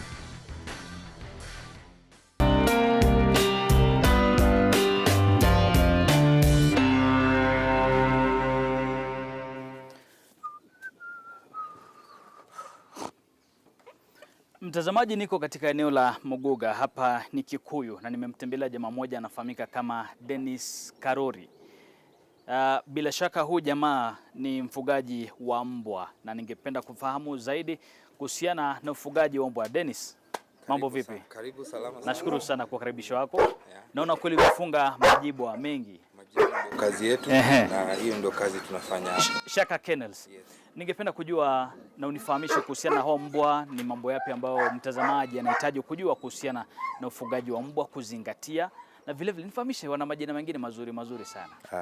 Hapa Shaka Kennels tunafanya kazi ya kufunza mbwa na kufunza watu pia kujua kufunza mbwa na kujua kuongea ama communicate na wanyama wao. Yeah, so for example hapa tuko na mbwa mmoja anaitwa Maxine. Huyu ni mbwa wa mteja wetu. Hapa tunachukua mbwa, tunawafunza mbwa ambao hana adabu ama hawajui anything. Tunaanza kuwafunza jinsi ya kukaa na binadamu, jinsi ya kuishi na wao vizuri na jinsi ya kuwafanyia kazi. Kama huyu ni breed ya Boabel. Alikuja kufunzwa basic obedience and then afunzwe kukuwa guard dog. So kazi yake ni ya kuchunga familia. So lazima kwanza awe katika program yetu ya training, tunafunza mbwa kwanza kuwapatia akuwe a social dog. Aweze kukaa na wanyama wengine, sababu utakuwa uko na wanyama kama kuku, uko na ng'ombe, uko na mbuzi. So unahitaji huyu mnyama pia ajue kwamba hawa ni wanyama wenzangu na nafaa kuwa na wachunga. So lazima kwanza akuwe social na wao. So unaona tuna mbuzi hapa, tuna sungura, tuna kuku. So zinatusaidia kwa kufunza hawa mbwa ya kwamba hawa ni part of family, yeah? It's part of our pack, we need to protect them, not eat them instead, you know na? So kwanza akuwe social, then aelewe communicate basic commands ambayo ni functional. Hatufunzi vitu ambazo ni za maridadi ama vitu kama hizo. Tunataka kufunza vitu ambazo ni functional, vitu ambavyo unatumia kwa siku baada ya nyingine, day to day life. Like for example, huyu mbwa unajua kitu ya kwanza ukifungua Maxine no akiwa mgeni anafaa kae hivyo. Ni very high energy dog, lakini hafai kutoka. Kitu ya kwanza ni akae, atulie, avalishwe, kama ni kola atolewe nje, ama kama ni kupewa chakula apatiwe. So hiyo ni control na akuwe social. And then apate hizo obedience commands. So wakati ameshaelewa kucommunicate na watu, so sasa tunamfunza kujua kuchunga na kutofautisha kati ya watu wa nyumbani na watu ambao si wa nyumbani.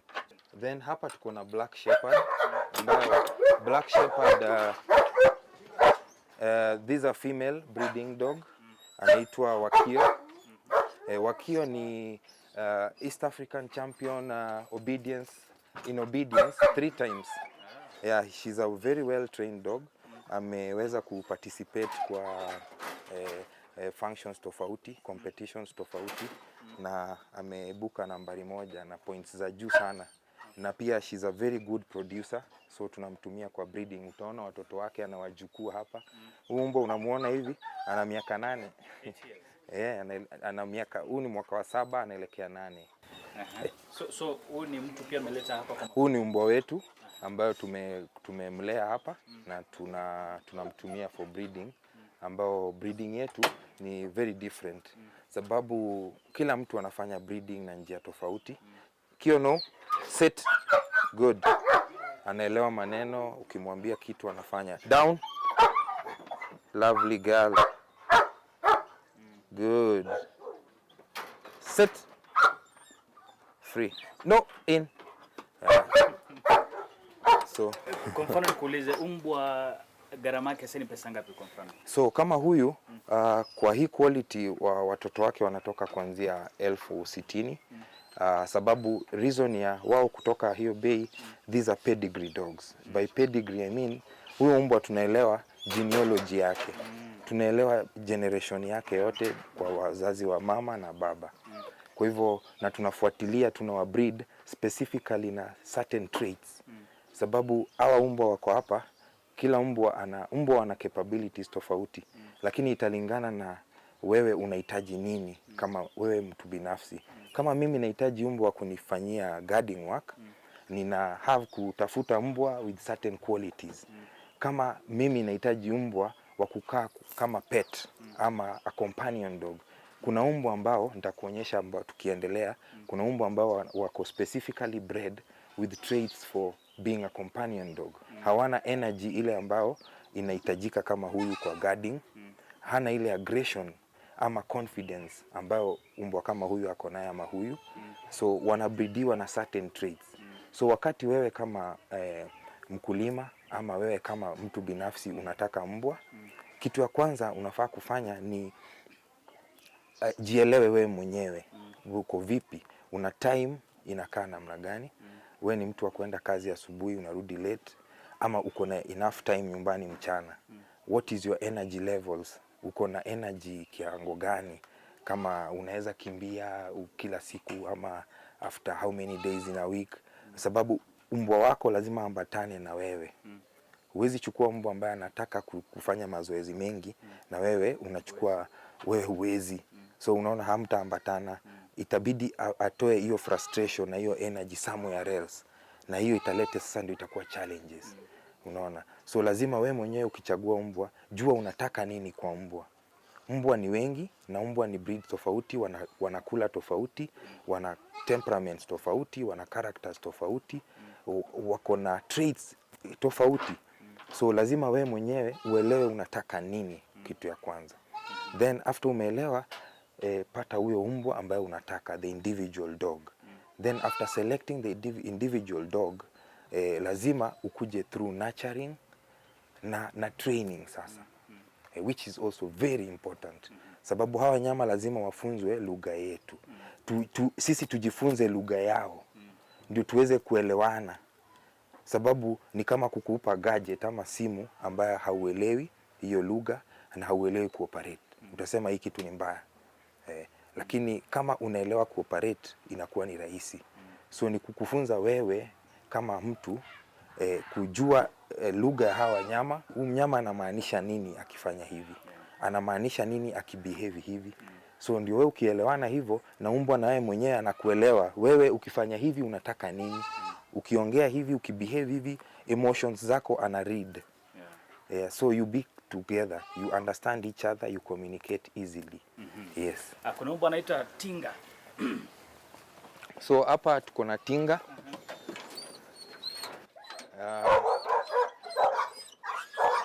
Hey, no. Unaweza ona. No. Quiet. Sit.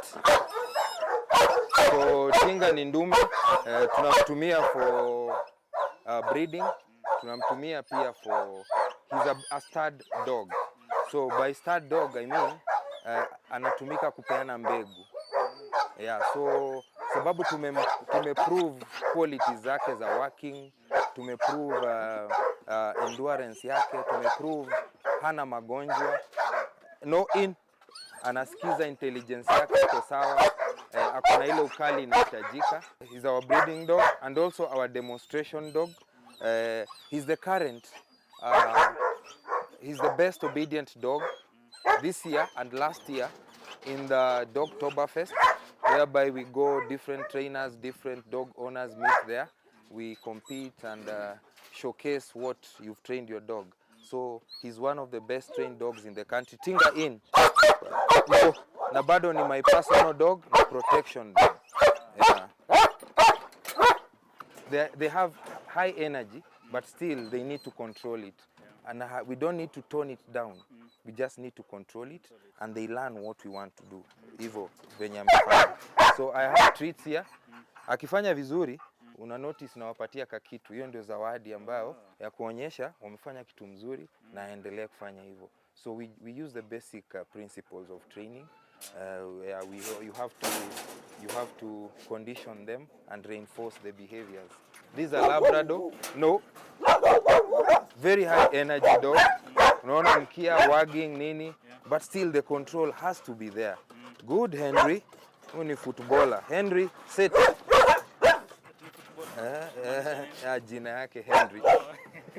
Yeah, very high energy, but still the control has to be there. Oh, sorry. Ni treats, ni chakula. A treat is any food that is delicious and has value for the dog. So anaipenda, ni kitu ambayo anapenda. na anajua ni kitu tamu na ni kitu anapenda. Kwa hivyo akifanya kitu mzuri unampatia zawadi. Umemfunza, hii zawadi unaipata wakati unanifanyia kitu mimi nafurahia. So nikikwambia ukae chini, unakaa chini, mimi nakupatia zawadi. Usipokaa mimi sikupatii zawadi. So hapa tuko na mbwa wawili. There's a Cocker Spaniel and a Springer Spaniel. These are family dogs, pets, and also they are detection dogs. They are very good with nose work. So tunawatumia kwa mashule, kama huyu anafanya kazi kwa mashule, anaenda to search for narcotics and stuff like that. Yeah, so they're just pets, our breeding males, and also they work for detection work. Yeah. So zinakuwa hired. Zinakuwa hired out, zinaenda zinafanya kazi, zinarudi. Okay. Yeah. And kwa mfano mimi kama nina mbwa na mtu ama organization nataka kuhaya ama serikali, kwa mfano kama kufanya kazi ya detection kwa shule, kama kwa shule moja ni pesa ngapi? Kwa mashule ina depend na the number of students. The big how big is the facility, where are you going to search, how many students are there, like what is the distance from where we are to where we are going. So we have to consider all these things, but generally it's a package of around 50,000 for the day. We come, we search roughly around 4 to 5 hours, and then unakuwa umefanya hiyo kazi. Usijichafue, no. Yeah. Kio down. No, sit. Awache aingie kwa nyumba. In. Come. Sit. No, sit. Good. Lovely boy. No. Freedom.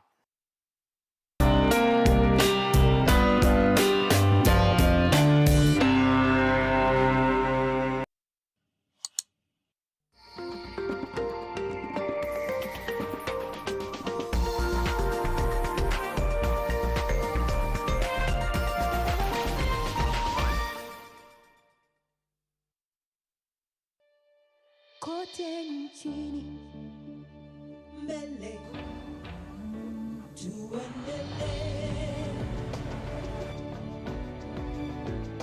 mbele Kenya twende mbele, Kenya twende mbele. NCBA, go for it.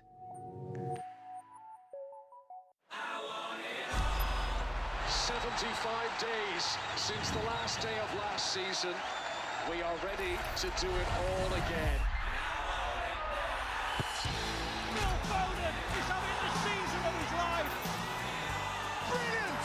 Just brilliant! That is quite something! Dial *423#. Get DSTV Compact for 3,700 Kenya shillings and connect to all the football you want on DSTV.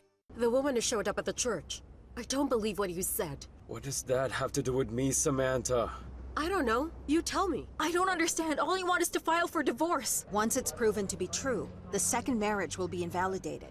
I've been dreaming about a little girl for some time now, and it's driving me crazy. I don't know who she is. Do you know her? Yes, I do. I know her. And her family. Her father's my boss at the foundation. My father and her parents have been lifelong friends. You are the one. The beauty soaps I know don't give germ protection. Dettol Skincare does. It combines the trusted protection of Dettol with 2 times moisturizers to protect my skin from germs and keeps my skin soft with a beautiful fragrance. Beautiful skin is germ-free skin. Self-reflection, continuous learning, and always putting yourself out of your comfort zone. These are some of the key elements needed in personal growth. Kutoka masuala ya maadili, uhusiano wa kihisia, hadi masuala ya fedha, mzazi wa kiume ni muhimu sana kwa familia yake. Personal growth is an individual journey that is influenced by one's beliefs and values. Wanaume, ukisimama mbele ya wanaume wenzako, unatoa kifua mbele, unajikaza kiasi, si ndio? Katika dunia inayobadilika kila uchao, ni jukumu lako wewe kama baba mzazi kuilinda familia yako kwa vyovyote vile. Ungana nasi tarehe 3 Agosti mwaka huu hapa Tilisi kwa gumzo la mwaka la Man Cave Season 4. To all car enthusiasts, we got you covered. We are bringing you a fully fledged car clinic. Also join us for amazing sumptuous meals. Not forgetting, grab your tickets at www.kenyabus.com. Tupatane Man Cave.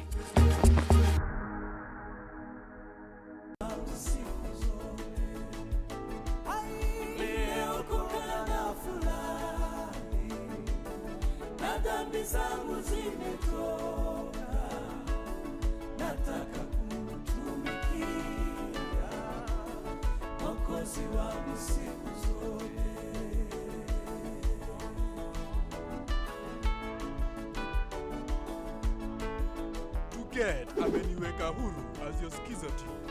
Dial star 811 star 931 hash. Skiza, Nan Nation. The woman who showed up at the church. I don't believe what you said. What does that have to do with me, Samantha? I don't know. You tell me. I don't understand. All you want is to file for divorce. Once it's proven to be true, the second marriage will be invalidated. I've been dreaming about a little girl for some time now. And it's driving me crazy. I don't know who she is. Do you know her? Yes, I do. I know her. And her family. Her father's my boss at the foundation. My father and her parents have been lifelong friends. You are the one. The beauty soaps I know don't give germ protection. Dettol Skincare does. It combines the trusted protection of Dettol with 2 times moisturizers to protect my skin from germs and keeps my skin soft with a beautiful fragrance. Beautiful skin is germ-free skin.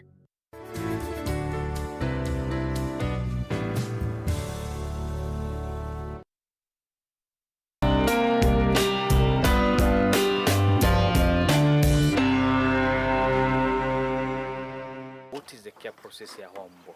So our mbwa, for you to achieve the best quality and the cleanliness that we want, sababu hapa ni mbwa wengi ni wa wateja na ni wateja wa maana na ni mbwa ambao wamezoea kukaa mahali pasafi na mahali ambapo unakukula chakula kizuri. So lazima umaintain hiyo usafi. Hii ni full time job. Asubuhi tunaamka, tunawaoshea wote, tunaangalia wale wamejichafua, tunawapanguza, tuna make sure mbwa wote wako sawa, wanakula wale ambao wanakula asubuhi, wana make sure wamekula, na kuna mtu ambaye wako full time hapa. Niko na wale employees ambao wako hapa full time na kuna wale ambao wanakuja kama interns, wanakuja kusoma maneno ya mbwa. Kuna wale hawajiwezi. So kuna wale wanakuja wanafanya kazi, wanasaidia kugroom mbwa, wana learn the skills, wana walk the dogs, then they also learn from the process. So lazima mbwa at all times wakuwe well exercised. Nilikuambia hapo mbeleni, mbwa wote, kuna mbwa kuna different energy levels. So kuna mbwa ambaye kwa siku lazima atembee kilomita fulani ama afanye mazoezi kiwango fulani. So kufanya hii kazi kuwe rahisi, kuna wanafunzi wengi wanakuja, kuna wale ambao wanajitolea wanakuja kusoma, kuna wale ambao wamelipa, kuna masomo ambao tunapatia wanafunzi, wanasoma, wanaenda kujisaidia kule nje. Kuna wanafunzi wengi ambao sasa wana familia zao, wamesoma hii skill ambao it's well paying, ambao ukikuwa focused na ukue consistent, it's a career.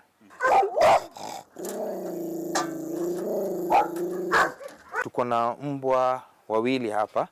Mmoja ni puppy ambaye ni mjukuu wa mbwa fulani pale. That's a black shepherd and our kike huyu. These are new breeding line. Sababu hata mimi kama breeder I need to keep improving my stock. I need to bring in some new bloodlines. So these are new bloodline ambayo anakuja kuimprove stock yangu. Kuna ile quality ambayo unataka ama ile unaona ambao mbwa wako amekosa unaweza taka kuongezea. It's always about improving. Yes. And then huyu ni mbwa wa mteja. The reason why tunamweka na leo tunaweza mweka hapa, kesho tumweke na mbwa mwingine sababu alikuja na shida ya rehabilitation. Alikuwa anauma kila mtu, alikuwa so protective to the owner. So what we had to do is train the dog to be able to be well socialized and be able to stay with kids and different people. Sahi hamngekuwa mmekaa hapa, angekuwa anawagurumia akiwabwekea, lakini so far ame-improve. Anaweza kaa na watoto, anaweza kaa na watu wazima. So before apate full recovery, then we take them back to the owner. But mwenyewe pia ni chanzo ya hii problem. Kwani alifanya nini? So mwenyewe anakuwa sasa, for example, uliniuliza wewe unachukua mbwa ukiwa wapi? So unaweza kuwa kuna watu ambao sasa kwa hii generation watu wengi wanaishi kwa apartments lakini wana mbwa. So wamechukua, wanataka mbwa na wanapenda mbwa, lakini hawajui jinsi ya kutrain hawa mbwa ama kuishi na wao kwa environment kama hiyo. Pia kitu ya pili ambayo ni shida kubwa zaidi ni watu wanataka kutreat mbwa kama binadamu. So ukimtreat kama binadamu, wewe ukidhania unamfanyia vizuri, kumbe unamharibu na unamletea challenges. So you need to treat a dog as a dog. Kuna sheria, anafaa kujua kuna boundaries, kuna wakati umekosea, kuna wakati umefurahia, ajue tofauti, ajue hapa ufai, hapa unafaa, ndio aweze kukaa kwa nyumba na binadamu.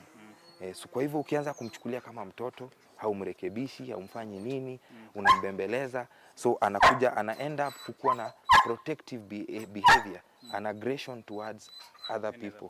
Any other person coming towards you, anaona anachukua tension yako.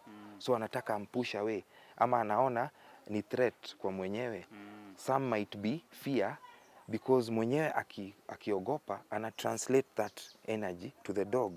So the dog feels the owner is fearful, so I need to protect my owner. Or maybe flee. And if someone comes closer, I need to bite back. Yeah, so it reinforces that behavior. Ameuma watu 4 huyu. Kabla akuje hapa ameuma watu 4, lakini sasa amerecover. Yeah, so this is our dog called Simba. Simba is a therapy dog. We are training him to be a therapy dog. I'll talk more about it, but for now I'll just introduce you. Simba is 9 months old. Kwa therapy anafanya nini? Kwa therapy, mbwa ana vitu vingi ambavyo anatupatia sisi na hatujui. Number 1, there's a program that we are doing in conjunction with Kibuga therapy. So what we do, we harness these capabilities that these dogs have. So we want us people to get maximum benefits ya hii maneno. So ile kitu huyu mbwa anafanya, number 1, anaenda kwa school institutions za watoto mostly. So what it's called AAI. It's animal assisted intervention. So we incorporate animals to learning institutions na mambo ya therapy, mambo na ku decrease anxiety, depression. Kuna watu siku hizi unasikia wako na bipolar, yani ni vitu some emotional and mental issues, autism. Yeah, there's one example, there's many examples of autism cases that I've dealt with. Yeah, and in the near future we want to partner with many organizations that deal with these things, because this is something that is new in the country.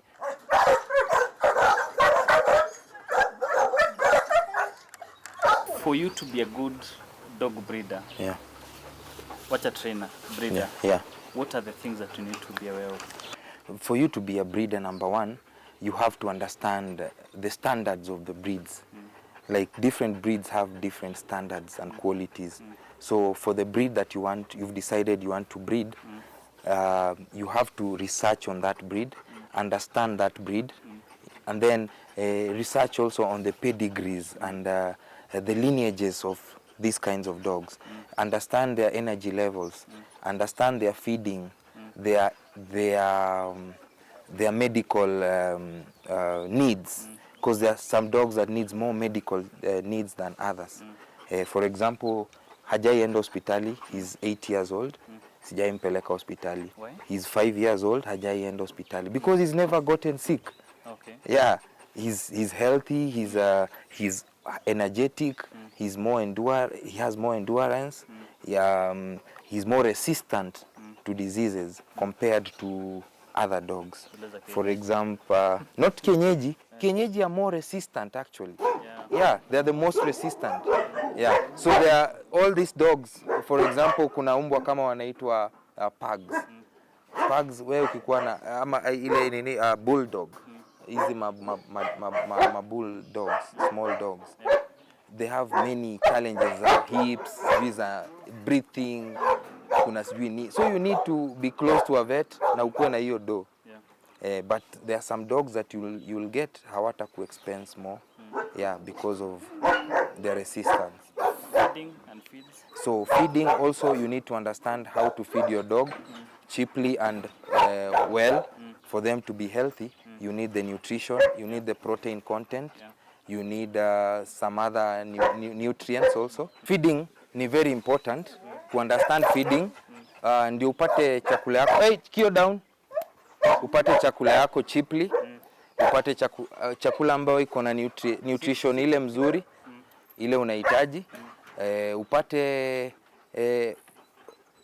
chakula ambayo haitaumiza umbo wako. Like storage, you need to understand how you store your food to avoid diseases kama aflatoxin. As in, chances of chakula yako kupata aflatoxin, kama ni rice, kama ni unga, kama ni dry food. Yeah, so kuna different, you have to understand how to feed your dog. Yeah.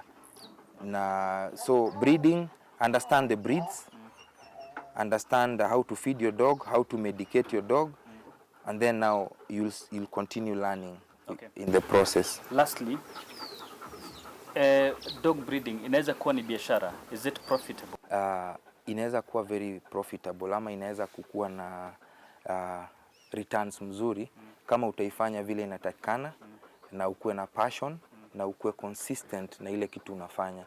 Sababu lazima watu waelewe wewe ni mtu ambaye uko serious na ile kitu unafanya, unaelewa the correct breeds and standards, na unafanya responsible breeding ambayo inahitajika na sheria ambazo tumepewa. Kama kwa mfano hawa umbwa ambao ni pedigree dogs, tumepewa sheria ya kuwa breed kwa organization ambayo inaitwa East African Kennel Club. Hiyo ndio inasimamia registry ya pedigree. So hauwezi kuwa una breed umbwa wako kiholela.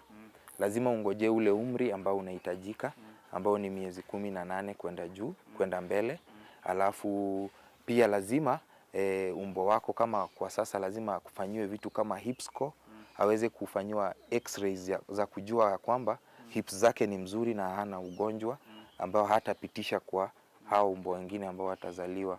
Yeah, so kuna sheria ambazo tunapatiwa za kufanya breeding na kuregister hawa umbwa.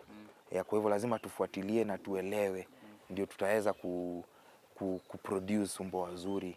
Yes. Gharama ya kufanya training ya mbwa? Gharama ya training sio chini vile. Masomo hata ya binadamu sio chini, na masomo mzuri pia sio cheaply found. So gharama sio chini sana, lakini ni affordable kwa vitu vingi. Na vitu vingi mimi na advise watu, wewe mwenyewe unaweza learn vitu ambavyo utaendelea kufanyia umbwa wako. Mimi nitakupatia foundations, alafu wewe utaendelea zaidi. So wewe kama mwenye umbwa lazima utilie manani kuelewa umbwa wako na kuelewa kuongea na umbwa wako na vile anahitaji, ndio mtaweza kukaa vizuri. No.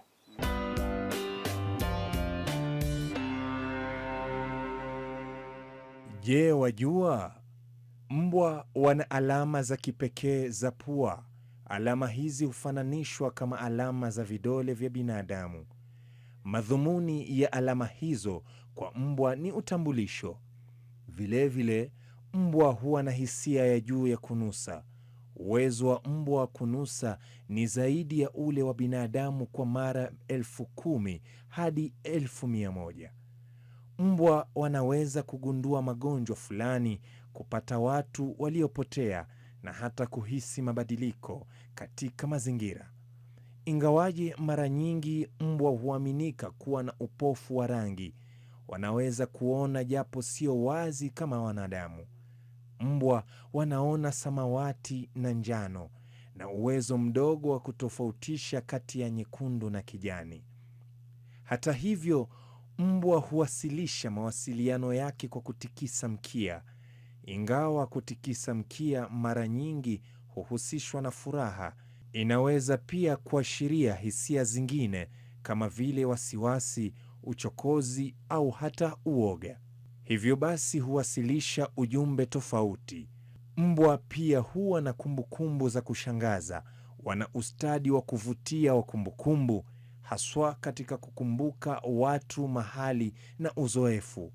Wana uwezo wa kukumbuka amri ambazo wamejifunza hata baada ya muda mrefu. Sasa umejua. Rivia. Here. Rivia. Rivia. Here. Rivia. Here. Down. Good boy.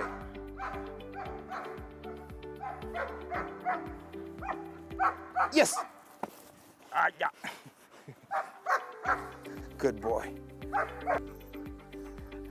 Good Simba. So this is the hill that you need. Mbwa anatembea on a loose leash. Set. Ukimwambia anakaa, anajua. Ukimwambia, ukimwachilia, atakaa, ata maintain position. You can move away. Like now for he's in the beginning stages, so you can leave him and move away for like a minute on a sit and up to 2 minutes on a down position. So you go as you add on the time, unaongezea hiyo period na distractions. Unaweza tembea, mzunguke, hata toka hapo, cause the sit means sit. Then sitaenda kuexaggerate kuongeza ati stay. Hiyo ni kuongeza unnecessary commands. So one command sit is enough. So the sit means sitting and staying in that position. Ninampatia ka reward. Yes.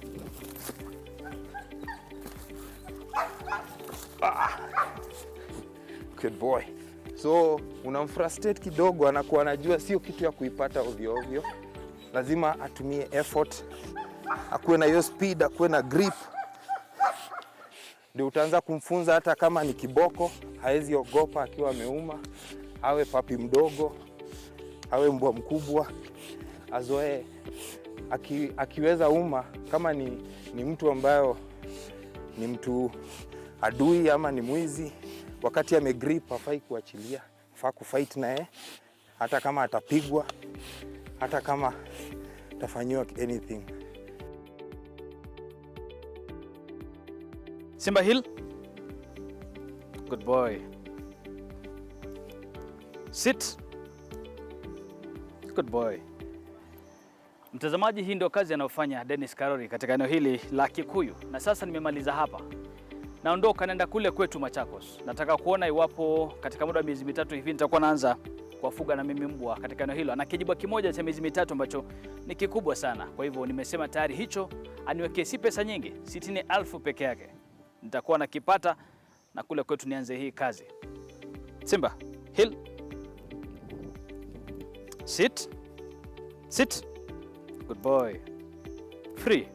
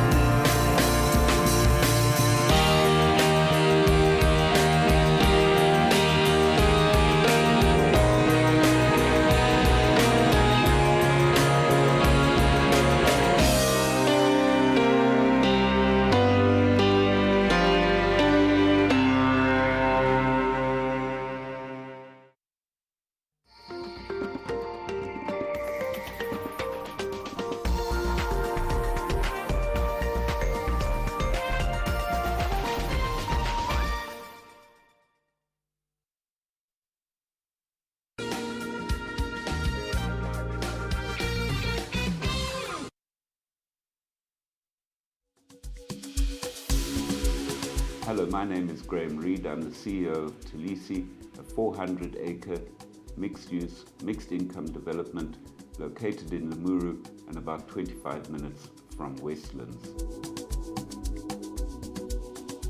Talisi will be the venue for the 4th edition of Nation Media Group's Man Cave, and we're delighted to be welcoming you here on the 3rd of August.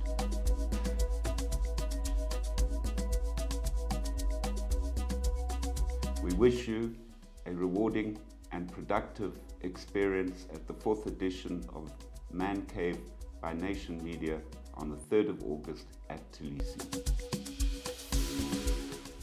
Want to know the biggest story of the week? Do not worry. The Weekly Review got you covered. For in-depth analysis of politics, business, governance, as well as social issues, the Weekly Review covers it all. For well-researched, exclusive and investigative content, read the Weekly Review every Sunday in the Sunday Nation. Kuna mbomu 15 pounds. Nachukua mbomu. Zinakwenda. Nahitaji diaper. Kimeumana. 39. 40,000 shillings. Namba 3. King Kong.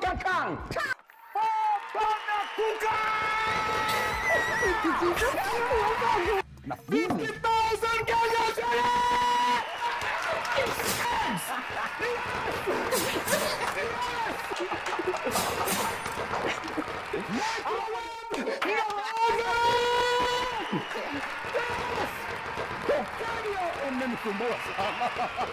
Grand Mega.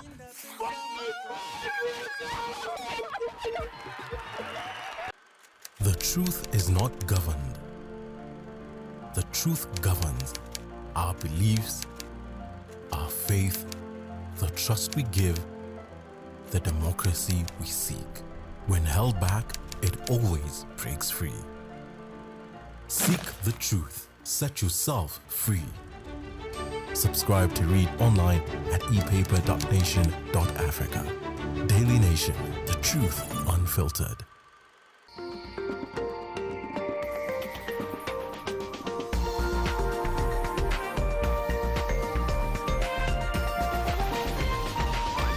NTV, turning on your world. The following program has been rated PG.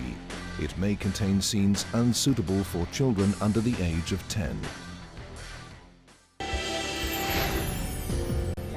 At the close of the decade in 1999, in fact, politicians and activists started forming other types of outfits outside of political parties to advocate for better governance and constitutional reform.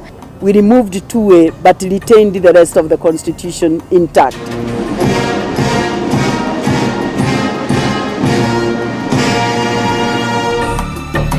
Moi went on to defeat a disjointed opposition in the 1992 election, with his Kanu party also retaining control of parliament. On the nomination day alone, 18 seats were won by Kanu without contest.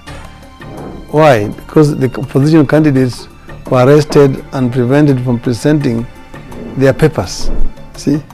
So Kanu started first with 18 seats in the bag.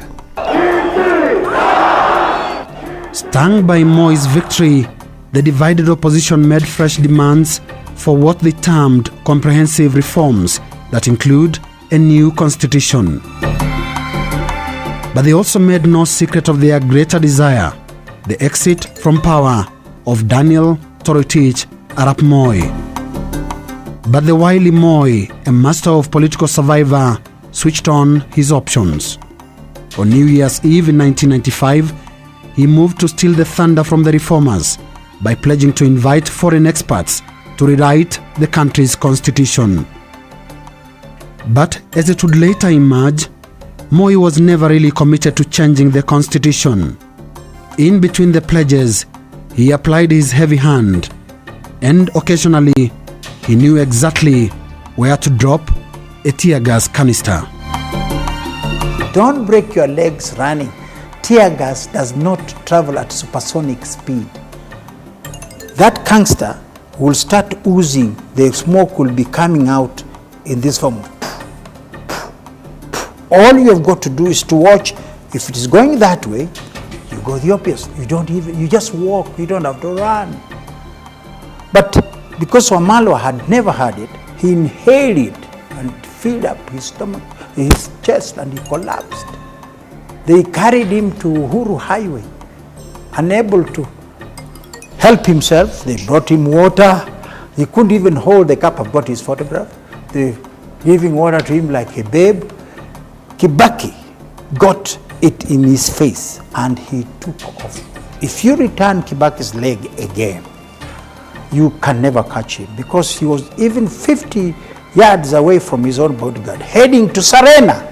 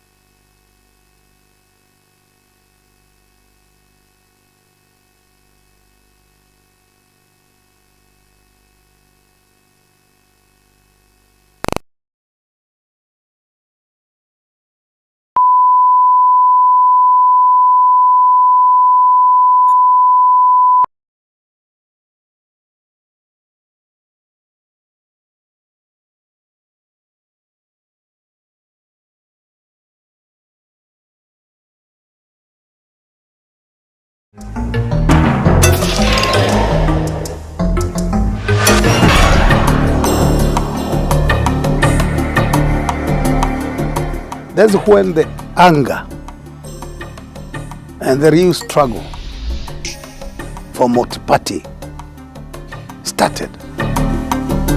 In 1988, Kanu was a party at the peak of its power and glory. In the most elaborate ways, Daniel Arap Moi, the party chairman and the state president, celebrated his first decade in power.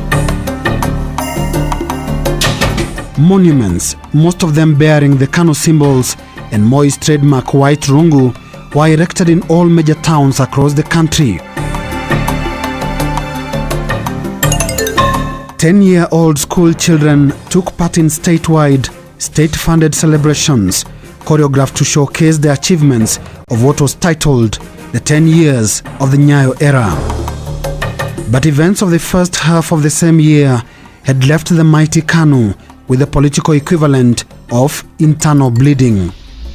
The party had conducted the most preposterous election in the history of the country, an exercise whose highlight included the nearly amusing act of voters lining up behind the photograph of their favorite candidate. The infamous Mlolongo method of voting did not only allow Moi to literally handpick members of the 6th Parliament, but also marked the beginning of a terminal illness that in the end brought to an end Kanu's rule and by implication Moi's reign. Moi did not ask for more powers. He used the existing powers to deal with the people.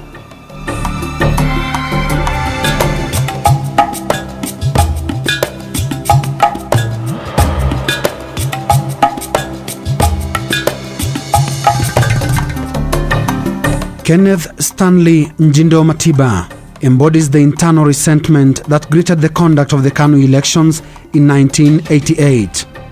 The then powerful Minister for Transport was surprisingly ousted from the chairmanship of his Kiharu constituency in the Mlolongo elections, overseen by eminent Kanu personalities that included the diminutive Burudi Nabwera, the dreaded David Okiki Amayo, and an outstanding loyalist, Stephen Kalonzo Musyoka.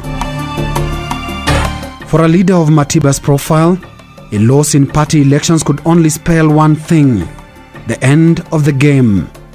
Matiba shortly resigned from the cabinet, after which he was expelled from Kanu, which also meant that he lost his parliamentary seat. Matiba's ejection and the conduct of the 1988 election illustrated the growing intolerance and the death of internal democracy within Kanu. Moi's thinking was that everything begins and ends with him. And people like Chotara didn't make it any better. I remember when Chotara said, "Why should we go for elections? You know everything and you know what is best for the country. You should tell us who should become the members of parliament." Very quickly after those utterances by Chotara, we had the Mlolongo system, which caused so much havoc in our system of elections. The elections were conducted, supervised by provincial administration. The expulsion of Matiba opened the floodgates for what was to become Kanu's standard way of dealing with internal dissent. Anyone deemed a dissenter or critic was arraigned before the powerful and ruthless Kanu Disciplinary Committee headed by David Okiki Amayo. The brutal outfit caused tears running down the cheeks of many full-grown adults. My Butere constituency passed a resolution that I be expelled from the party. It was brought to the Kakamega district branch. The Kakamega district branch approved and forwarded it to headquarters here. And Akika Amayo was the chairman. And I was summoned here at the headquarters to answer. I went right round.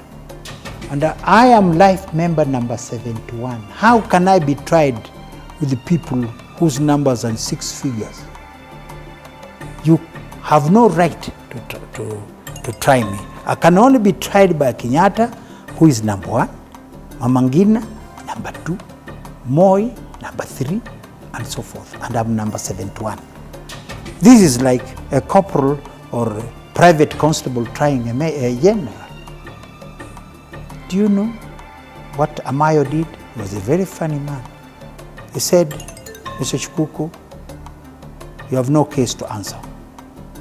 And that's how I escaped being expelled from the party. Only to find later on, the person who moved that in the district in Kakamega was the late Wameyo, Dr. Wameyo. I went, a big friend of mine. He comes to my home, my wife makes food, we eat. I go to his home, and I helped him to come to politics. And asked him, "Did you really move that I be expelled?"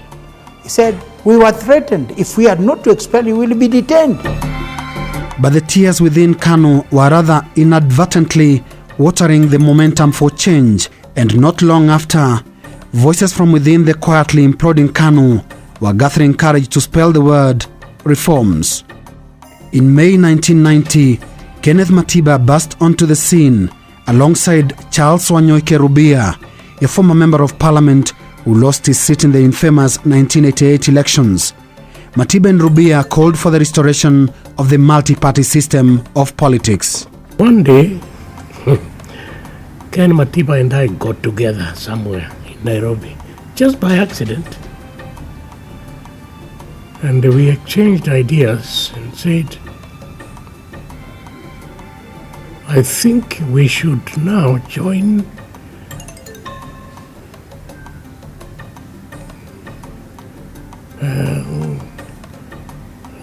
people who were agitating, maybe I choose the word agitating, for a multi-party state,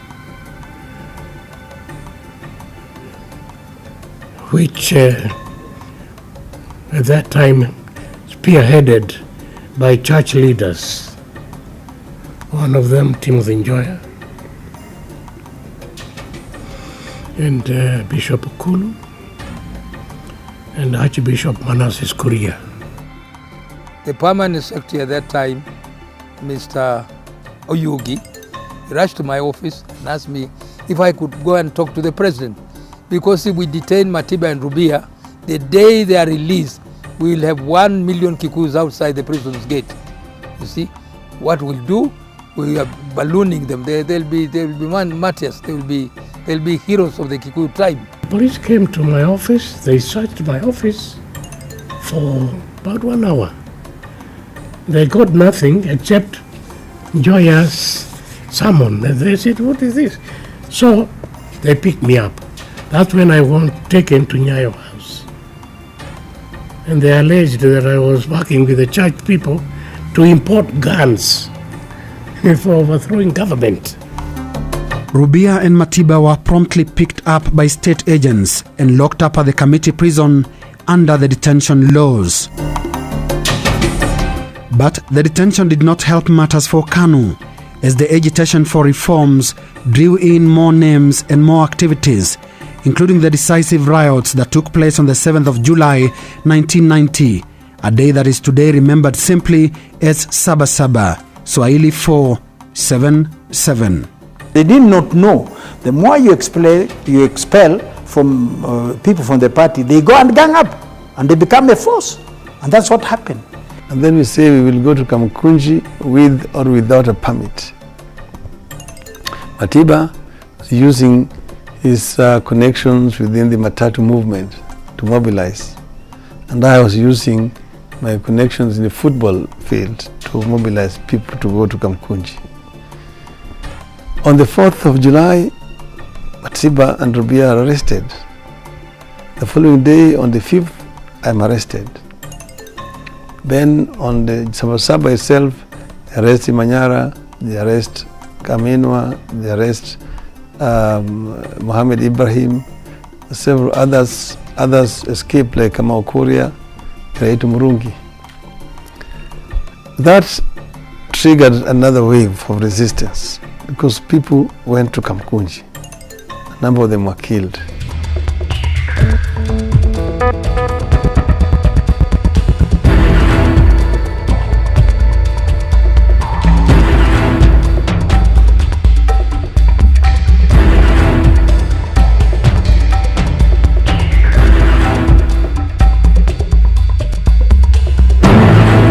But the Kanu machinery and the Moi system was no pushover.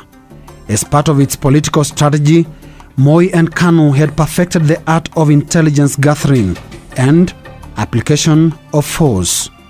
People like Anyona or like Koigi or like Orengo, these people you read on the following day in the newspaper as a headline that so-and-so has been detained because he was trying to overthrow the Kenya government. The person was never taken to court, and if they were not taken to court, they were picked at about 2 o'clock in the morning in their homes, taken to court, maybe at 7 o'clock in the morning or 7 o'clock in the evening, and tried and judged and detained. And these are real gross violations of human rights. Give a devil his due. Moi is a politician. He had an extensive network. You sit here as an MP, but he knows even the headman in your constituency, and he can communicate. Moi was a well-informed person. I saw men literally crying, saying that they were tortured at Nyayo House. So tortured that they will never have children. Now, how can anybody tolerate that kind of torture? With political leaders under siege, religious leaders intensified their political agitation that they began after the events of 1988. activist preachers became increasingly vocal and appeared largely safe from the repressive instruments of the state. That sense of security was, however, shattered in August 1990 when the charismatic Anglican bishop for Eldoret, Alexander Kipsang Arap Muge, was killed in what is to date a suspicious road accident. Muge's was the second suspect death that year. Earlier on, in March 1990, Foreign Affairs Minister Robert Ouko was brutally murdered in what is widely considered a political assassination. With the clamor for reforms gathering pace, one woman stood out in a unique way as a thorn on the side of the Kanu regime. Through her Greenbelt movement, Professor Wangari Maathai championed the cause of a green environment, a cause that the political power-absorbed Kanu had probably considered harmless. Police came and disappeared. This until Professor Maathai stood in the way of plans to construct a 60-story Kanu facility at Uhuru Park. If you're going to shed blood because of our land, we will. We are used to that. Our forefathers shed blood for land. We will do so. This is my blood. I just kept writing letters, and you remember that eventually they responded to the letters, but it was responded to in Parliament, led by senior government ministers. I told them, now look, let us discuss this issue like adults, and don't get onto my physical appearance. And I told them, I want to deal with you from neck up. And people remembered that. And in fact, they never came back to me. I think they decided that's the end of it, which means that from neck up, I was on top of it. A stubborn and evidently courageous Maathai went on to hand Kanu its first ever defeat when she successfully campaigned against the proposed construction of the Kanu complex at Uhuru Park. The minute we raised awareness and people, ordinary people, started writing to the standards, to the nation, the donors started saying, well, maybe Kenyans really don't want this project. The symbolic victory over Kanu in the Uhuru Park construction saga reignited the fire among the intimidated pro-reform agitators who discovered in the episode that Kanu was not exactly invincible. And they renewed not only their push for the repeal of Section 2A of the Constitution, but also the release of political prisoners. Wangari Maathai was among a group of women that included mothers of political prisoners that staged a hunger strike at Uhuru Park. None of us would have expected the police to come down so hard on us. We did not expect. We felt like a new chapter has been opened in our country and we can express ourselves. And that's why we called that place Freedom Corner. We felt free to speak and to urge new changes in our system. The 52 political prisoners, I was coming to that, were all jailed because of speaking out, one way or another. One guy had even been jailed for dreaming. He shared his dream and said he had dreamt that he could be the president of Kenya. And he was jailed. Simple. So things were really bad. On the 5th day at Freedom Corner, we were really brutalized by the Kenya police, the city council, and like all the forces of this country came there to try and remove the mothers. And finally at around 9 p.m. we were arrested and taken to Mudangari. The women were taken to Mudangari police station, the men were taken to very different police stations. And Moi was embarrassed. I think that is, if one has to, call a spade a spade. He was embarrassed. It was not that he suddenly had this love for women or what women had to say. It was pure embarrassment. Because as you remember, the women stripped naked. These policemen, all of them were old enough to be their own sons. So in many ways they were saying, how can my own son come to kill me when I'm looking for his brother who is in detention? Events across the globe at the time gave all indications that Kanu and Moi were fighting a losing battle. The Cold War had just ended following the collapse of the Soviet Union, and only one ideology was sweeping the landscape, that of a Western-style, democratic, multi-party system of government. the Western countries were they supported the multi-party system. And I had told them in Parliament, and I remained alone, you can never have democracy in one-party state. When I left, I was alone. And even God, the Almighty, has allowed Satan to coexist with him. Western diplomats, including the bullish American ambassador Smith Hempston, swiftly took the bare-knuckled battle to Moi. The diplomats also opened their embassies for government critics, fleeing from either tear gas or arrest. Some of the pro-democracy activists actually took shelter in some of these embassies, and it was from some of those places that they were able to go into exile and into safety.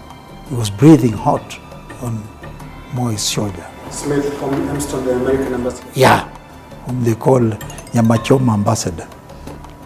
But that was a man and a half. The personal character of Hempston played a role, but I think more is, what gave him that clout and gave him the confidence more is the country that he also represented. And also the period at which he was doing this. Remember, that was after the end of the Cold War. But a resistant Moi still managed to hold off both the domestic and foreign pressure to end single-party rule. He was resistant all along. I mean, talking to him, he said, hii kitu tasumbua watu tu nalete ukabila mingi. So, but we had to sing that song. We had to sing the song of our boss. The change of heart came more than a year later when Moi defied the mood of Kanu delegates and agreed to repeal Section 2A. Kitu minauliza nyinyi leo,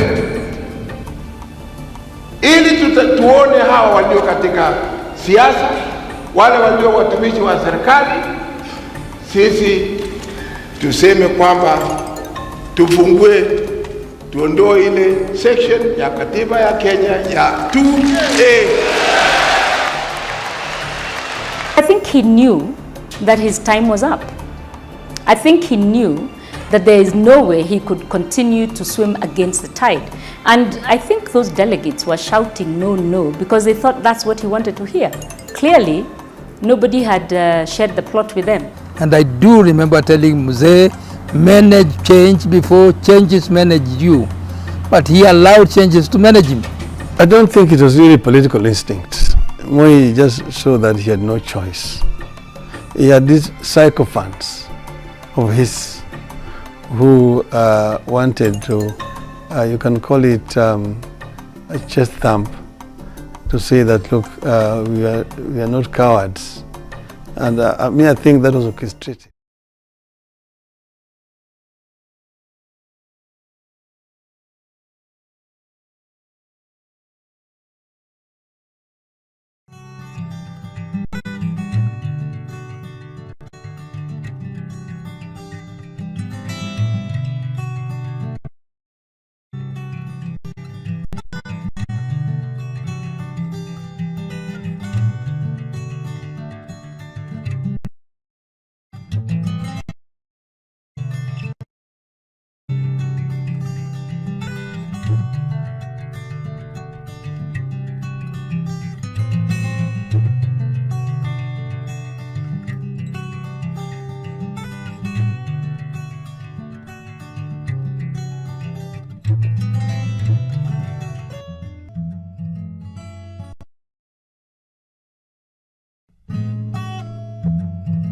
He was Kenya's third.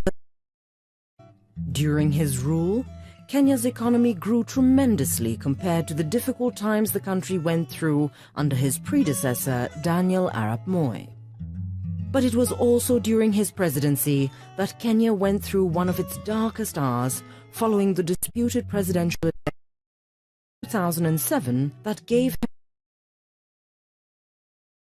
The violence that followed the election left more than 1,000 Kenyans dead and close to 500,000 homeless. Emilio Stanley Mwai Kibaki was born on November 15, 1931, in Othaya Division of then Nyeri District, presently Nyeri County, the youngest of 8 children of Kibaki Githinji and Teresia Wanjiku. Kibaki received his primary education at the local Kirinyaga Nyeri Boys' School education. In 1947, prestigious Mangu High School in Thika, the only Roman Catholic secondary school for Africans in the country.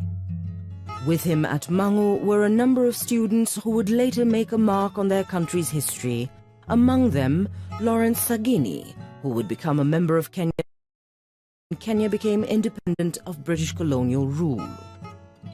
In 1950, Kibaki class in the A-level exams he did at Mangu, and the following year was admitted to Makerere University College in Kampala, Uganda, institution in East Africa. At Makerere with Kibaki were several students who went on to make a mark in their country's history. They included Abu Mayanja of Uganda.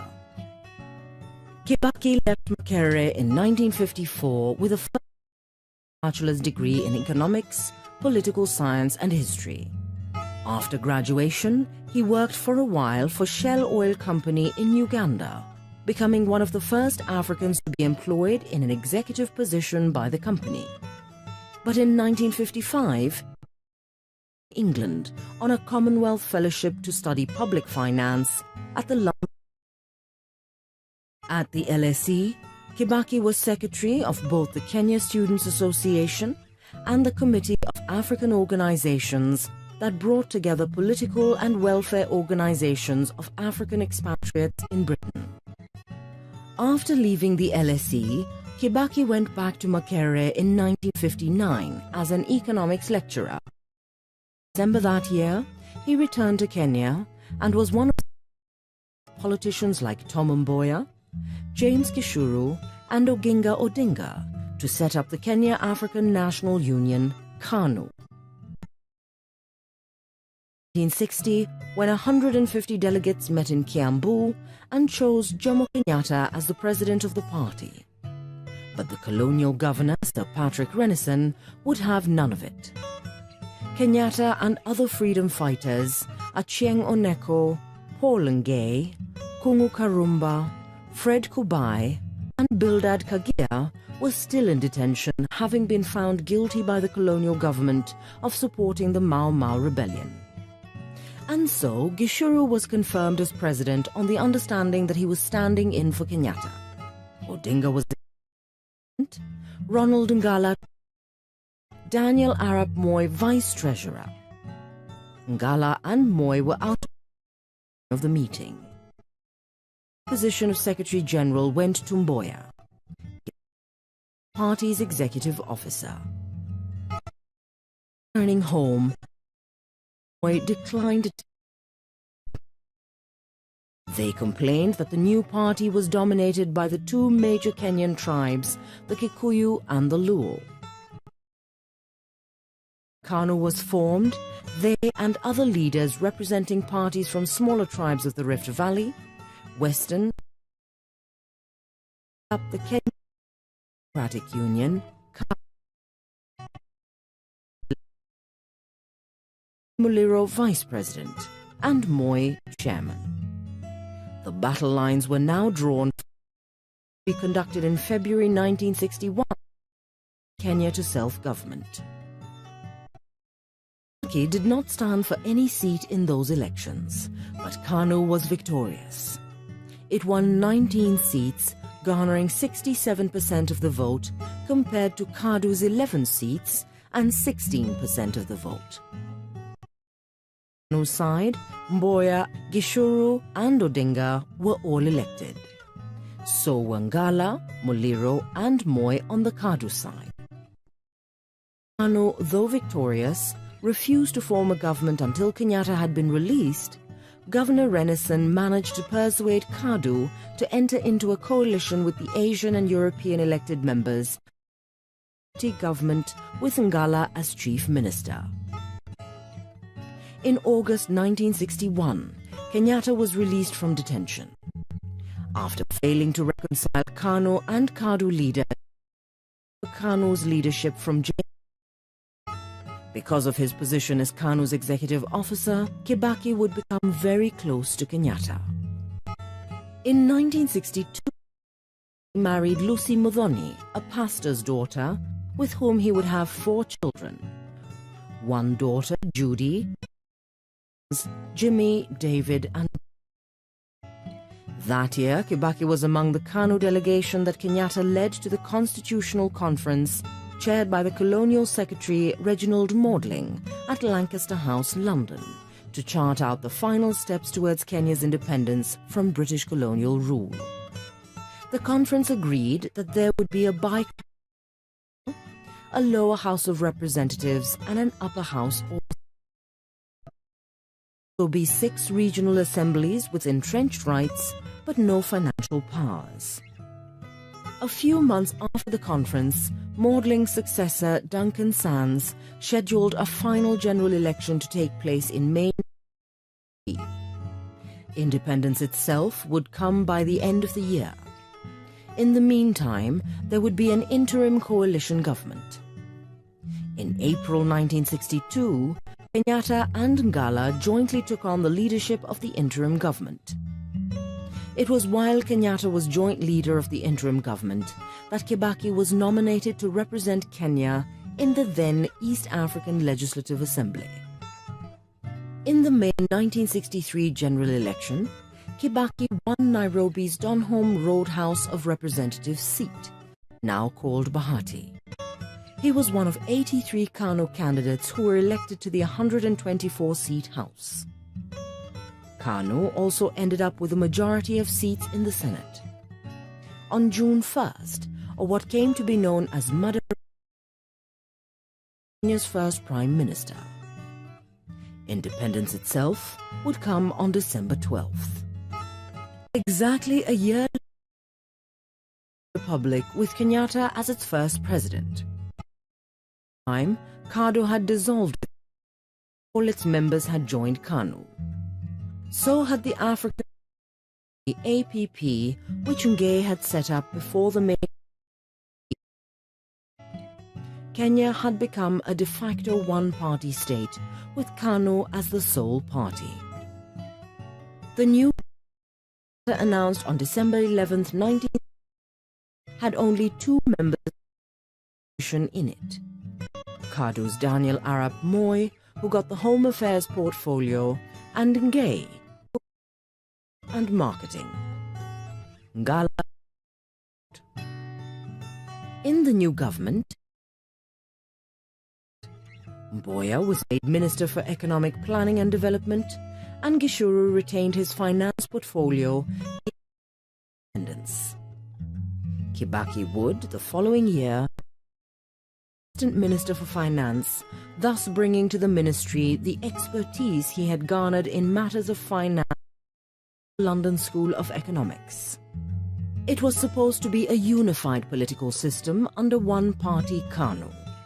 But within the ruling party, there were major differences.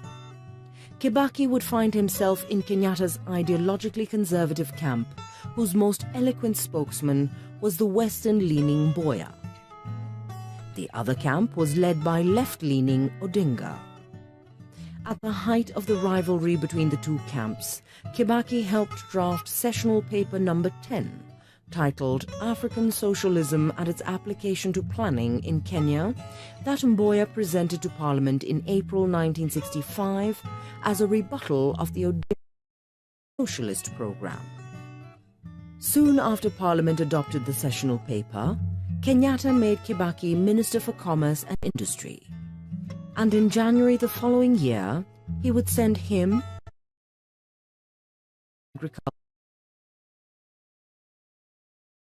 ostensibly to review the existing trade and aid agreement Odinga and Foreign Affairs Minister Joseph Murumbi had negotiated their previous visit to Moscow. Out of the 9 original items earmarked for Soviet aid that Murumbi had negotiated, the hospital the Soviets were building in Kisumu. Kibaki and his colleagues cancelled the rest of the Soviet government that Kenya wasn't particularly keen on any more aid from Moscow. Odinga would in April 19 resign from Kanu and the government to head a new party, the Kenya People's Union KPU. Kenyatta chose Murumbi to replace him as vice president. Citing health reasons, Murumbi would retire from politics within a few months of his appointment and was replaced in January the following year by Moi, who also became the ruling party's vice president. With Odinga out of the government and the ruling party, a new rift emerged within Kanu. Though Moi was now technically the number 2 man in the party, the most powerful man in Kanu besides Kenyatta was Mboya, the party's Secretary General. By mid-1967, there emerged 2 factions in Kanu, Kanu A and Kanu B. Was Kenyatta's powerful inner circle of Kikuyu leaders, Mbiu Koinange, Attorney General Charles Njonjo, and Njoroge Mungai. Allied to these 3 were less powerful men like Kibaki and Gishuru. They worked with Moi, the vice president. Kanu B was the faction allied to Mboya. It included leaders from other areas of the country, Ngala from the coast, Samuel Ayodo, a Luo, Lawrence Sagini, a Kisii, Joseph Otiende, a Luhya, Jeremiah Nyaga, an Embu, and Eliud Ngala Mwendwa, a Kamba. The old ideological war in Kanu was over. Now there was an ethnic battle pitting the Kikuyu against most non-Kikuyus, with Mboya considered the latter's leader. But Mboya would lead his camp to victory. On the morning of July 5th, 1969, he was assassinated by a Kikuyu gunman soon after he arrived in Nairobi from Addis Ababa, where he had been attending a meeting of the Economic Commission for Africa. Kibaki and Nyandarua North MP Josiah Mwangi, or J.M. Kariuki, were the only prominent Kikuyu politicians who attended Mboya's funeral at Rusinga Island. After relations between his Luo and the Kenyatta government became so strained that when a few months later Kenyatta visited Kisumu to open the hospital which had been built with Soviet aid, an angry crowd surged towards his motorcade menacingly as he was leaving the hospital grounds. The police opened fire. 7 people were killed and scores injured. Many of the demonstrators were KPU members. On October 1969, Odinga and all leaders were arrested and put into detention. The KPU was banned.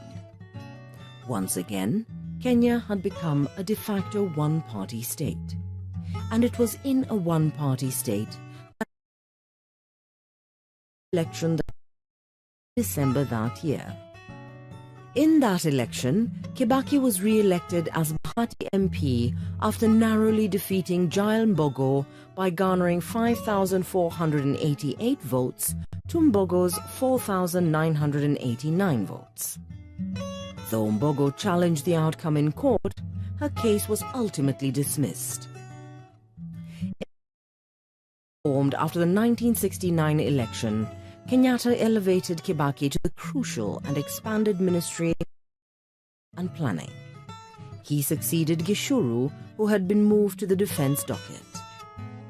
Within a year of taking over as Minister for Finance, Kibaki successfully presented to Parliament a bill that set up the Kenya Commercial Bank after the government had bought 60% shares in National and Grindlay's Bank. And it was on Kibaki's advice that Kenyatta appointed the former permanent secretary in Kibaki's ministry, John Mishuki, as the new bank's first executive chairman. Kibaki was one of 6 members of Kenyatta's cabinet of 22. If one added Jackson Angaine from Meru and Joseph Nyaga from Embu, the region occupied more than a third of the seats in the cabinet. How strong the ethnic factor in Kenya politics was would become evident when in 1971, an organization to represent the interests of people of the Gikuyu, Embu and Meru Association, GEMA, was formed. As its patron, Julius Kiano as chairman and Kibaki as treasurer. Most of the top people in GEMA's executive were, like Kibaki, politicians. Not until 1973 that GEMA attempted to lower its political profile by replacing some of its top leaders with prominent businessmen and professionals. Kiano, Kibaki, Nyaga, Angaine, and most other politicians stepped down. Among the new team were Kiambu businessman Njenga Karume as chairman, Central Bank Governor Duncan Ndegwa as vice chairman, and Nakuru businessman Dixon Kihika Kimani as organizer. Observers at the time thought that it was due to ethnic reasons that for the 1974 general election, Kibaki switched the constituency of Othaya in Nyeri so as not to face Jael Mbogo again, where she had solid support from the constituency's Luhya voters. But Kibaki denied Mbogo had anything to do with his switch of constituencies. He insisted that Othaya residents had pressured him. Regardless, the move paid off, for Kibaki was returned to Parliament in a landslide victory over the outgoing MP Isaac Muthua Kega. He would later be elected chairman of the Nyeri Kanu branch. Kibaki was retained as Minister for Finance and Planning in the new party formed after the election. He was the only cabinet minister. Kenyatta also retained Moi as vice president and minister for home affairs, and Gishuru as minister for defense. Kibaki's second term as minister for finance and planning start as Kenya's inflation steadily increased throughout 1974, eventually reaching 20%.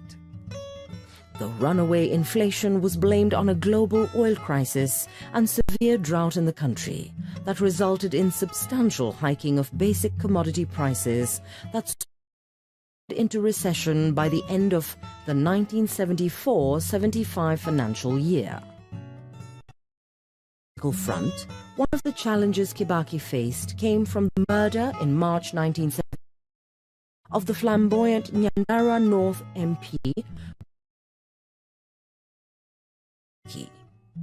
Soon after the murder, rumors started circulating that linked Kariuki's death to Kenyatta, his Minister of State Mbiu Koinange, and generally people from Kiambu. Even as a parliamentary committee investigated the circumstances, GEMA leaders held a series of meetings to ensure that the rumors did not divide Kiambu and Nyeri Kikuyus.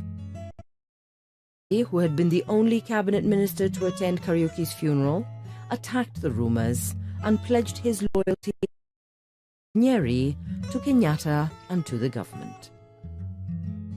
In October 1975, Kibaki was one of 3 ministers that Kenyatta appointed to sit on the Tri-Nation Committee to review the Treaty for East African Cooperation, the basis of the East African, following a serious deterioration in relations with member states. The other ministers were Attorney and the Minister for Power and Communications, Isaac Omolo Okero. Kibaki worried about East African community affairs, even as he came under criticism in runaway inflation in Kenya. In 1976, Kenya's balance of payment, prices of essential commodities were skyrocketing, 14% of its value to the US dollar. Economic situation, the Central Bank of Kenya approval issued a raft of measures aimed exchange while improving the liquidity of commercial banks and other financial institutions. While helping to improve the country's foreign exchange reserves, the measures had the undesired effect of encouraging the emergence of foreign exchange black markets. The economic downturn did not affect Kibaki's political life. In December 1976, he was re-elected unopposed as chairman of the branch. With him on the branch executive were Henry Wareithi, secretary, Davidson Kuguru, treasurer, and Waruru organizing secretary. Kibaki Kanu branch frequent internal squabbling amongst branch officials since Kibaki became branch chairman. In March 1977, Kibaki decided to contest the national chairmanship of Kanu in elections slated for the following month. In those elections, there were two rival camps. The camp that came to be known as the Change the Constitution camp, Mungai and Kihika Kimani, wanted the country's constitution changed Moi from automatic presidency should Kenyatta, who was ailing, die. Led by Attorney General Charles, supported Moi in accordance with the Constitution.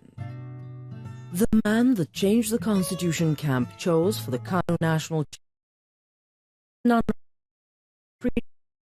Ministry of Finance, James Kishuru. Thus, Kibaki's interest in the post was perceived as a major boost to the Moi camp. As it turned out, the battle did not.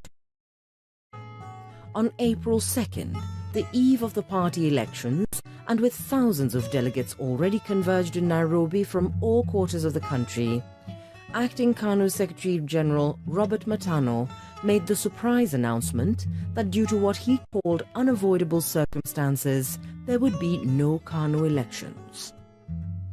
The only reasonable explanation for the cancellation would be that Kenyatta decided to prevent what would have turned out to be a highly divisive political fight that might have caused irreparable damage to the ruling party and the country's stability. 2 months, the East African community collapsed. He was called upon to budget for and oversee the reintegration into the Kenyan public service of key financial and economic functions. All Kenyan personnel initially ceded to the community. Notable among Kibaki's new was the setting up of a Kenyan Customs and Excise. On the whole, and to Kibaki's credit, the reintegration went well. But in 1978, Kibaki, as Minister for Finance,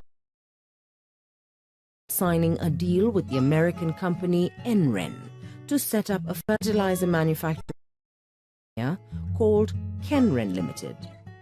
The government guaranteed the 375 million Kenya shillings loan NREN said it needed for the project, but the fertilizer factory was never built. It ended up paying back the loan for years. The Kenren scam would mark which, over the Kenya government would lose billions of shillings. When President Jomo Kenyatta died on the morning of August 8 at State House, Mombasa, Kibaki was among the first cabinet ministers to arrive at the scene being notified. And he was at State House, Nairobi at 3 p.m. that same day when Vice President Daniel Arap Moi was sworn in as interim president.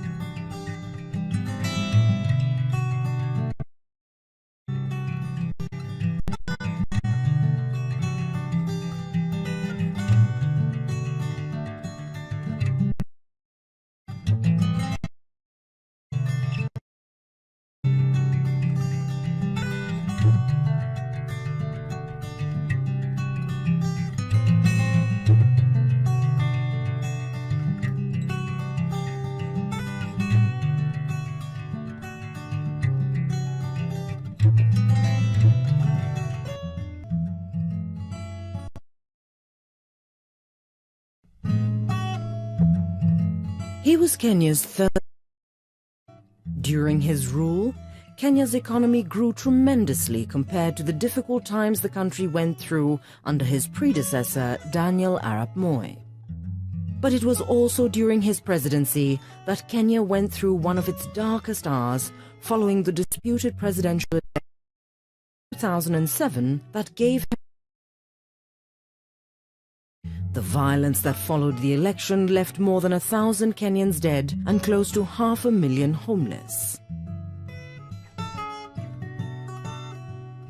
Emilio Stanley Mwai Kibaki was born on November 15, 1931, in Othaya Division of then Nyeri District, presently Nyeri County, the youngest of 8 children of Kibaki Githinji and Teresia Wanjiku. Kibaki received his primary education at the local Kirinyaga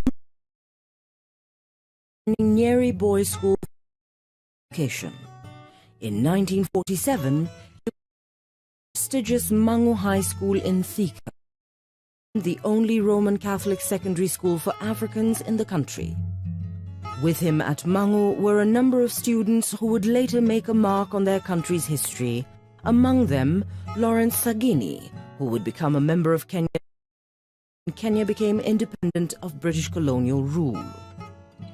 In 1950, Kibaki class in the A-level exams he did at Mangu, and the following year was admitted to Makerere University College in Kampala, Uganda, institution in East Africa. At Makerere with Kibaki were several students who went on to make a mark in their country's history. They included Abu Mayanja of Uganda. Kibaki left Makerere in 1954 with a bachelor's degree in economics, political science and history. After graduation, he worked for a while for Shell Oil Company in Uganda, becoming one of the first Africans to be employed in an executive position by the company. But in 1955, England on a Commonwealth Fellowship to study public finance at the Lamu. At the LSE, Kibaki was secretary of both the Kenya Students Association and the Committee of African Organizations that brought together political and welfare organizations of African expatriates in Britain. After leaving the LSE, Kibaki went back to Makerere in 1959 as an economics lecturer. In December that year, he returned to Kenya and was one of politicians like Tom Mboya, James Gishuru and Oginga Odinga to set up the Kenya African National Union, Kanu. In 1960, when 150 delegates met in Kiambu and chose Jomo Kenyatta as the president of the party. But the colonial governor, Sir Patrick Renison, would have none of it. Kenyatta and other freedom fighters, Achieng Oneko, Paul Ngei, Kungu Karumba, Fred Kubai, and Bildad Kagia were still in detention, having been found guilty by the colonial government of supporting the Mau Mau rebellion. And so, Gishuru was confirmed as president on the understanding that he was standing in for Kenyatta. Odinga was president, Ronald Ngala, Daniel Arap Moi vice treasurer. Ngala and Moi were out of the meeting. The position of Secretary General went to Mboya, party's executive officer. Returning home, Moi declined. They complained that the new party was dominated by the two major Kenyan tribes, the Kikuyu and the Luo. Kanu was formed, they and other leaders representing parties from smaller tribes of the Rift Valley, Western, up the Kenya Democratic Union, Muliro vice president, and Moi chairman. The battle lines were now drawn to be conducted in February 1961, Kenya to self-government. Kibaki did not stand for any seat in those elections, but Kanu was victorious. It won 19 seats, garnering 67% of the vote compared to Kanu's 11 seats and 16% of the vote. Kanu's side, Mboya, Gishuru and Odinga were all elected. So were Ngala, Muliro and Moi on the Kanu side. Kanu, though victorious, refused to form a government until Kenyatta had been released. Governor Renison managed to persuade Kanu to enter into a coalition with the Asian and European elected members of the government with Ngala as chief minister. In August 1961, Kenyatta was released from detention. After failing to reconcile Kanu and Kanu leader, Kanu's leadership from jail. Because of his position as Kanu's executive officer, Kibaki would become very close to Kenyatta.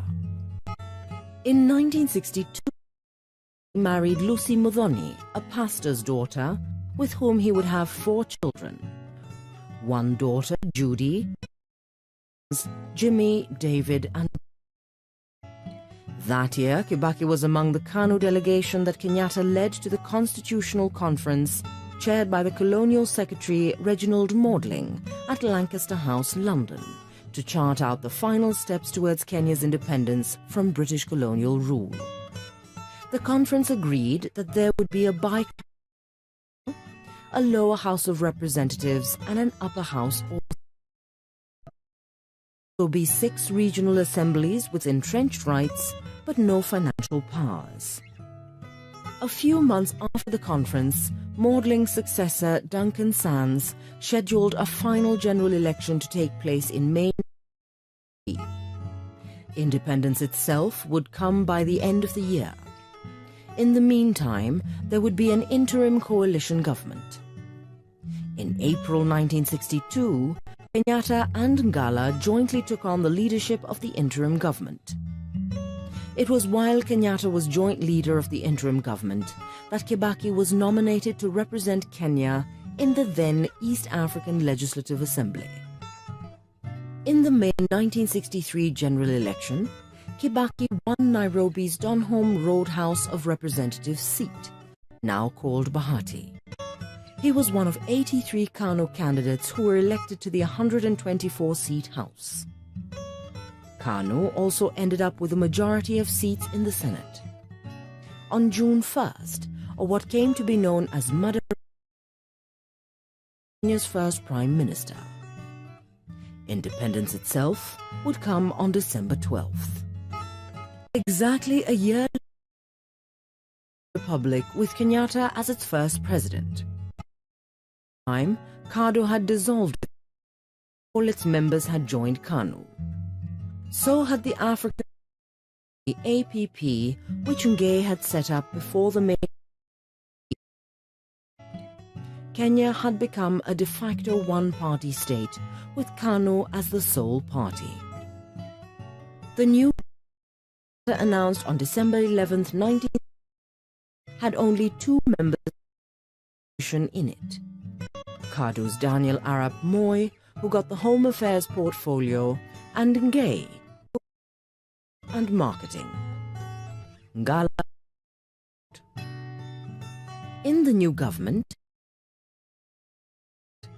Mboya was made Minister for Economic Planning and Development, and Gishuru retained his finance portfolio in independence. Kibaki would, the following year, Assistant Minister for Finance, thus bringing to the ministry the expertise he had garnered in matters of finance at the London School of Economics. It was supposed to be a unified political system under one party, Kanu. But within the ruling party, there were major differences.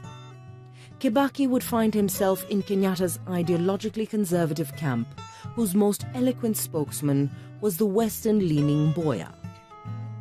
The other camp was led by left-leaning Odinga. At the height of the rivalry between the two camps, Kibaki helped draft sessional paper number 10, titled African Socialism and its Application to Planning in Kenya, that Mboya presented to Parliament in April 1965 as a rebuttal of the Odinga socialist program. Soon after Parliament adopted the sessional paper, Kenyatta made Kibaki Minister for Commerce and Industry. And in January the following year, he would send him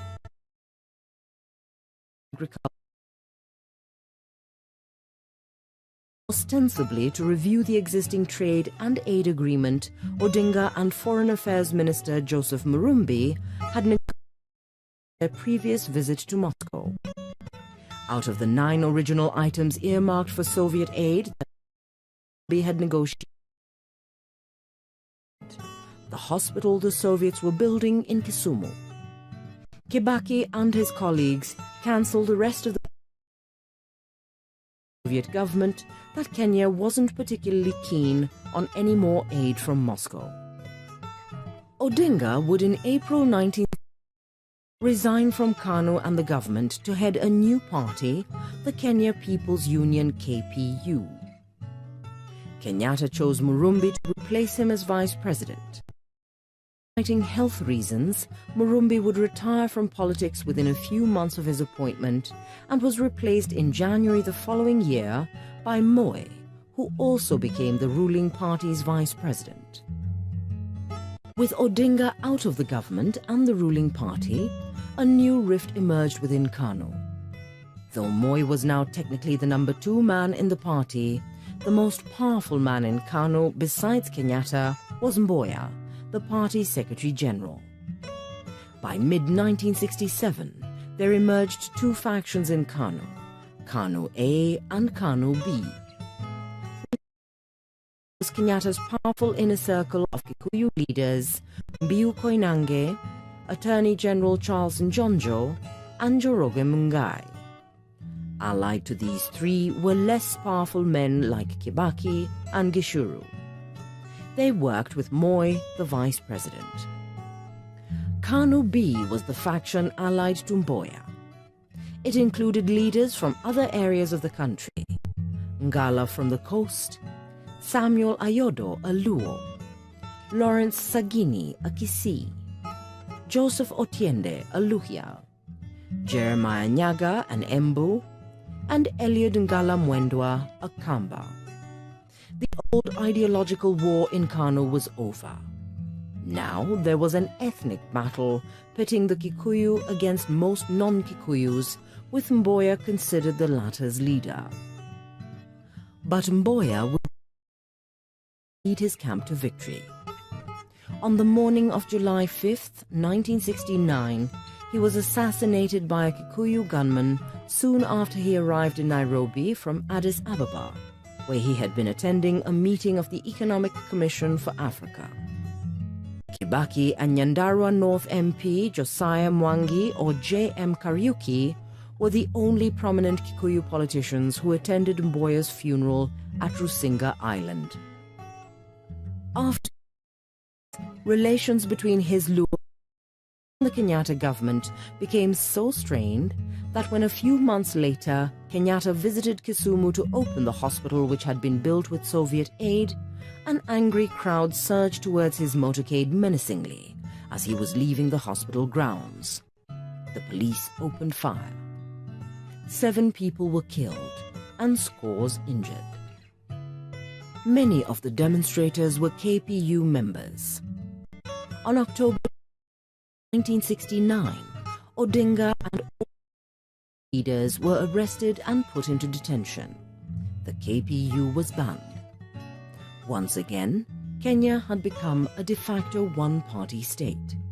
And it was in a one-party state that the election that December that year. In that election, Kibaki was re-elected as Bahati MP after narrowly defeating Jael Mbogo by garnering 5,488 votes to Mbogo's 4,989 votes. Though Mbogo challenged the outcome in court, her case was ultimately dismissed. Formed after the 1969 election, Kenyatta elevated Kibaki to the crucial and expanded Ministry and Planning. He succeeded Gishuru, who had been moved to the defense docket. Within a year of taking over as Minister for Finance, Kibaki successfully presented to Parliament a bill that set up the Kenya Commercial Bank after the government had bought 60% shares in National and Grindlays Bank. And it was on Kibaki's advice that Kenyatta appointed the former permanent secretary in Kibaki's ministry, John Mishuki, as the new bank's first executive chairman. Kibaki was one of 6 members of Kenyatta's cabinet of 22. If one added Jackson Angaine from Meru and Joseph Nyaga from Embu, the region occupied more than a third of the seats in the cabinet. How strong the ethnic factor in Kenya politics was would become evident when in 1971, an organization to represent the interests of people of the Gikuyu, Embu and Meru Association, GEMA, was formed. As its patron, Julius Kiano as chairman and Kibaki as treasurer. Most of the top people in GEMA's executive were, like Kibaki, politicians. Not until 1973 that GEMA attempted to lower its political profile by replacing some of its top leaders with prominent businessmen and professionals. Kiano, Kibaki, Nyaga, Angaine, and most other politicians stepped down. Among the new team were Kiambu businessman Njenga Karume as chairman, Central Bank Governor Duncan Degwa as vice chairman, and Nakuru businessman Dixon Kihika Kimani as organizer. Observers at the time thought that it was due to ethnic reasons that for the 1974 general election, Kibaki switched the constituency of Othaya in Nyeri so as not to face Jael Mbogo again, where she had solid support from the constituency's Luhya voters. But Kibaki denied Mbogo had anything to do with his switch of constituencies. He insisted that Othaya residents had pressured him. Regardless, the move paid off, for Kibaki was returned to Parliament in a landslide victory over the outgoing MP Isaac Muthua Kega. He would later be elected chairman of the Nyeri Kanu branch. Kibaki was retained as Minister for Finance and Planning in the new cabinet formed after the election. He was the only cabinet minister. Kenyatta also retained Moi as vice president and minister for home affairs, and Gishuru as minister for defense. Kibaki's second term as minister for finance and planning start as Kenya's inflation steadily increased throughout 1974, eventually reaching 20%. The runaway inflation was blamed on a global oil crisis and severe drought in the country that resulted in substantial hiking of basic commodity prices that started into recession by the end of the 1974-75 financial year. Front, one of the challenges Kibaki faced came from the murder in March 1970 of the flamboyant Nyandara North MP. Soon after the murder, rumors started circulating that linked Kariuki's death to Kenyatta, his Minister of State Mbiu Koinange, and generally people from Kiambu. Even as a parliamentary committee investigated the circumstances, GEMA leaders held a series of meetings to ensure that the rumors did not divide Kiambu and Nyeri Kikuyus.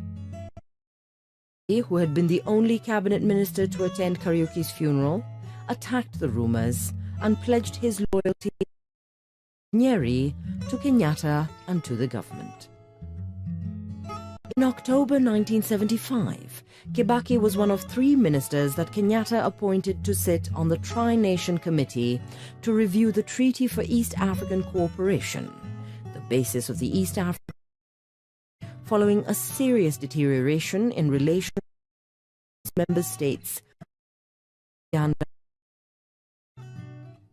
The other ministers were Attorney and the Minister for Power and Communications, Isaac Omolo Okero. Kibaki worried about East African community affairs, even as he came under criticism in runaway inflation in Kenya. In 1976, Kenya's balance of payment prices of essential commodities was skyrocketing, 14% of its value to the US dollar. Economic situation, the Central Bank of Kenya approval issued a raft of measures aimed at exchange while improving the liquidity of commercial banks and other financial institutions. While helping to improve the country's foreign exchange reserves, the measures had the undesired effect of encouraging the emergence of foreign exchange black markets. The economic downturn did not affect Kibaki's political life. In December 1976, he was re-elected unopposed as chairman of the branch. With him on the branch executive were Henry Wareithi, secretary, Davidson Kuguru, treasurer, and Waruru organizing secretary. Kanu branch frequent internal squabbling amongst branch officials since Kibaki became branch chairman. March 1977, Kibaki decided to contest the national chairmanship of Kanu in elections slated for the following month. In those elections, there were two rival camps. The camp that came to be known as the Change the Constitution camp, Mungai and Kihika Kimani, wanted the country's constitution changed Moi from automatic presidency should Kenyatta, who was ailing, die. Led by Attorney General Charles, supported Moi in accordance with the Constitution. The man the Change the Constitution camp chose for the Kanu National none Ministry of Finance, James Kishuru. Thus, Kibaki's interest in the post was perceived as a major boost to the Moi camp. As it turned out, the battle did not. On April 2nd, the eve of the party elections, and with thousands of delegates already converged in Nairobi from all quarters of the country, Acting Kanu Secretary General Robert Matano made the surprise announcement that due to what he called unavoidable circumstances, there would be no Kanu elections. The only reasonable explanation for the cancellation would be that Kenyatta decided to prevent what would have turned out to be a highly divisive political fight that might have caused irreparable damage to the ruling party and the country's stability. 2 months, the East African community collapsed. He was called upon to budget for and oversee the reintegration into the Kenyan public service of key financial and economic functions. All Kenyan personnel initially ceded to the community. Notable among Kibaki's new was the setting up of a Kenyan Customs and Excise. On the whole, and to Kibaki's credit, the reintegration went well. But in 1978, Kibaki, as Minister for Finance, signing a deal with the American company NREN to set up a fertilizer manufacturing called Kenren Limited. The government guaranteed the 375 million Kenya shillings loan NREN said it needed for the project, but the fertilizer factory was never built. It ended up paying back the loan for years. The Kenren scam would mark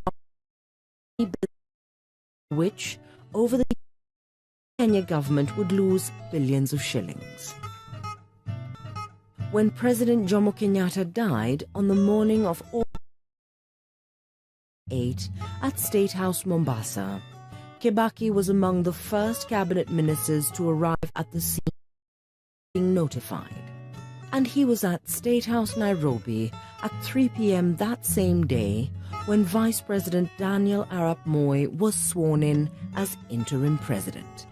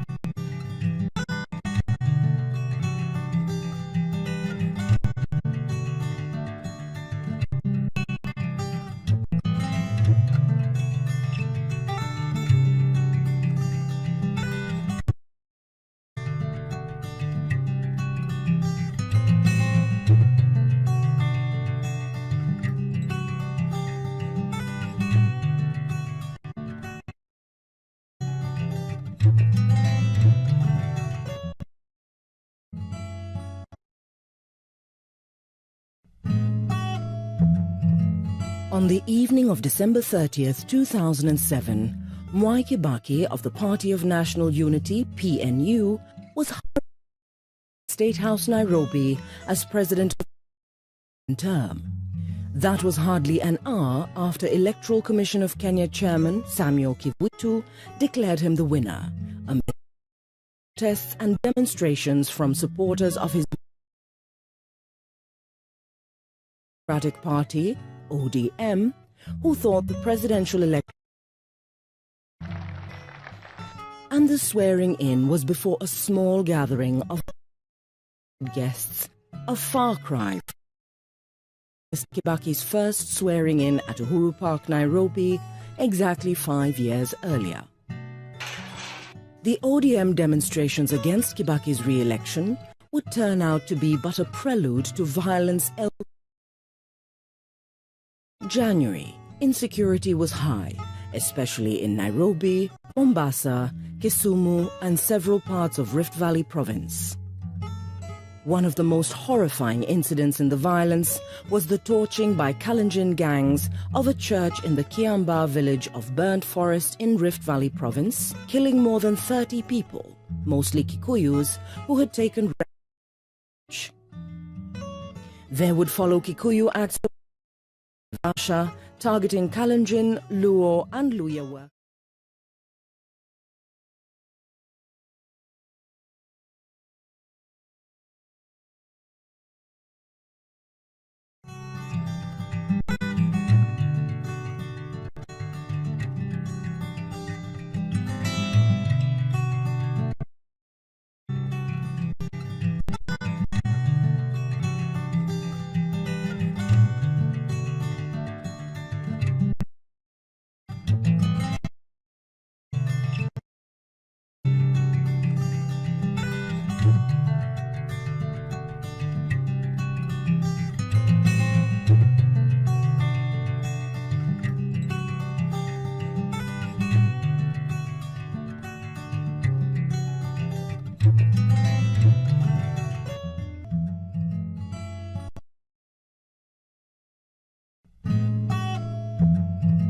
He was Kenya's third.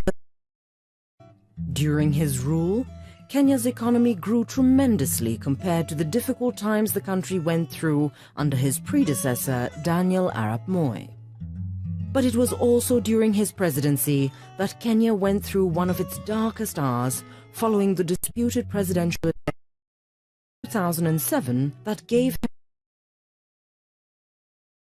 The violence that followed the election left more than 1,000 Kenyans dead and close to 500,000 homeless. Emilio Stanley Mwai Kibaki was born on November 15, 1931, in Othaya Division of then Nyeri District, presently Nyeri County, the youngest of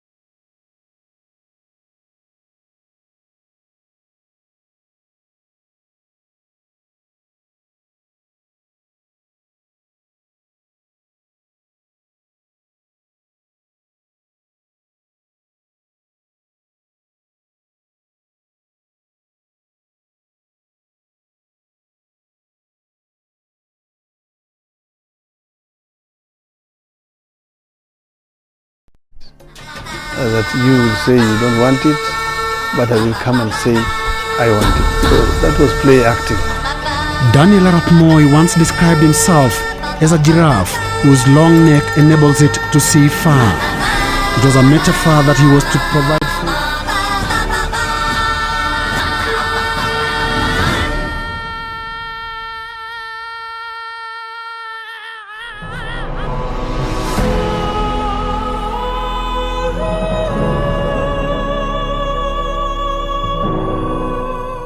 Despite the counties bordering each other, there was no direct route connecting Nyandarua and Moranga. The Mau Mau Road project is set to connect these two counties with a tarmac road that cuts across rural landscapes that have been isolated before.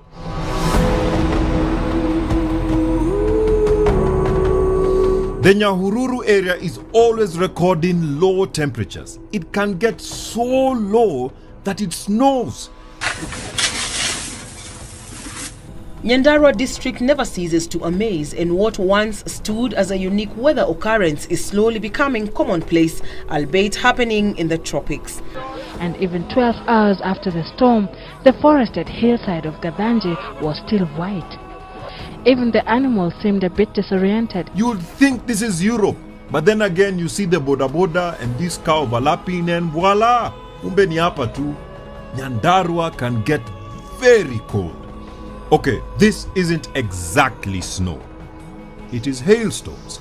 Hail is formed when drops of water freeze together in the cold upper regions of thunderstorm clouds. These chunks of ice are called hailstones. This phenomenon occurs rarely and only lasts for a short time. For once, you don't need Photoshop ndio ukae ni kama umeenda majuu. The snow is very rare and temporary, but there is a phenomenon that lasts. The mist. Early mornings, evenings, and in some instances, throughout the day, the area is covered in white. Hapa hakuna kuficha white, white ndio inakuficha. Life can be tough here, but the people seem to have adapted well. The school uniforms are fashioned for the cold with warm hats, heavy sweaters, and warm trousers. The people here seem tough and used to it, but how about the little Kinangopians? Buona, hii place inakaa wilderness, lakini ni ya baridi. And right now, it doesn't look like a school, but that is actually a school, a nursery school. Now, one thing I've noticed about this place is that they don't keep the doors open. Hata mahoteli, unaona vile hoteli zonga zimefunguliwa hivi ati ndio ujue kuna mahali ya kuingia. Hapa hakuna. hapa lazima keep the warmth inside. So this is a nursery school and learning is happening.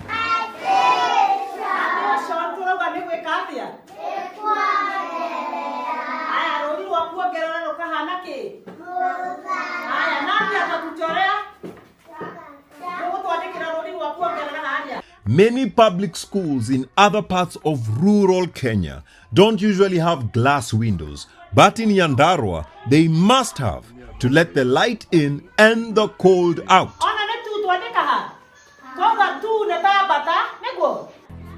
For the little Kinangopians, they have to get tough from a young age. Lazima wazoee baridi.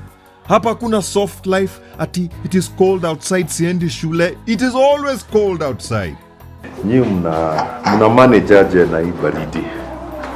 Unakaa tu na watoto unawaambia wavae nguo heavy jacket na mbosholi hizo na socks na wavae kitu ambayo ni warm. At least ndani hata wako na uniform hiyo rongi inakuanga right. Sasa ndani wavae vitu heavy. Huku shule hazina hita au jiko. Tupate joto. Huku hita ni wewe.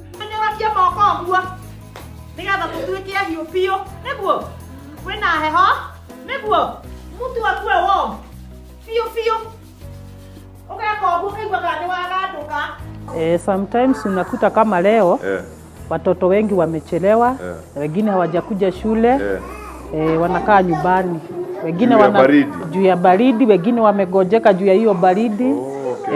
Sasa wengine wakakaa nyumbani. What doesn't kill you makes you stronger. Eventually they will grow up and face the world outside. After all, hapa ndio kila mtu kwa hii county amepitia. Very good.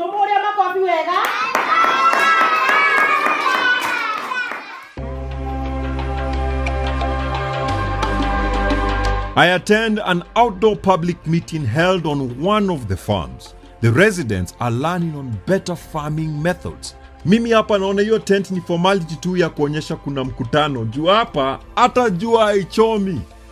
Everyone here has a head covering. And there are different kinds. The Marvin is the most common. Pia kuna hoodie, lakini pia kuna zile sisi wana kwa TV za snow. Hii ndio wanaita trapper hat.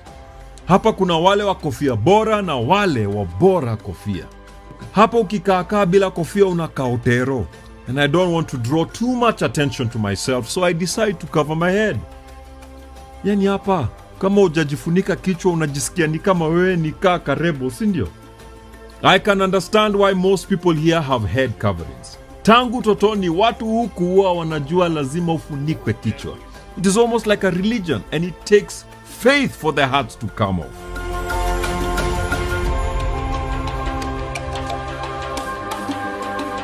Afterwards, they are promptly put back on.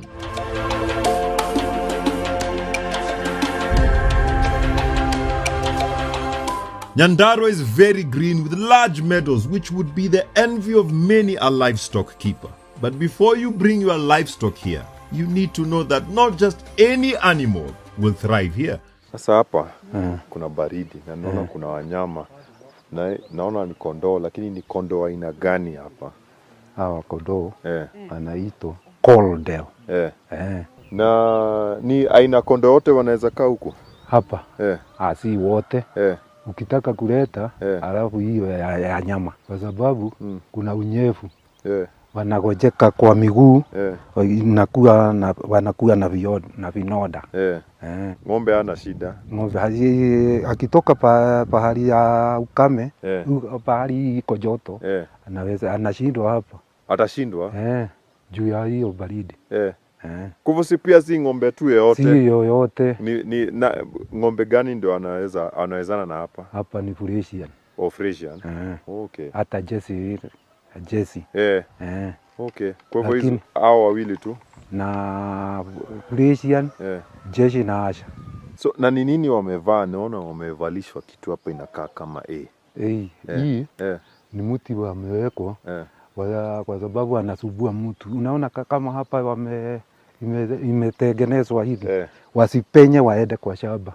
Sasa unaweka hiyo mti. wasipite hii fence. For you to survive here, you need some warm shoes because this is not a place for people with cold feet. Nimetoka Kakamega County, mahali inaitwa Humsalaba. Humsalaba. Na ni nini ilifanya utoke Humsalaba ukuje kwa baridi?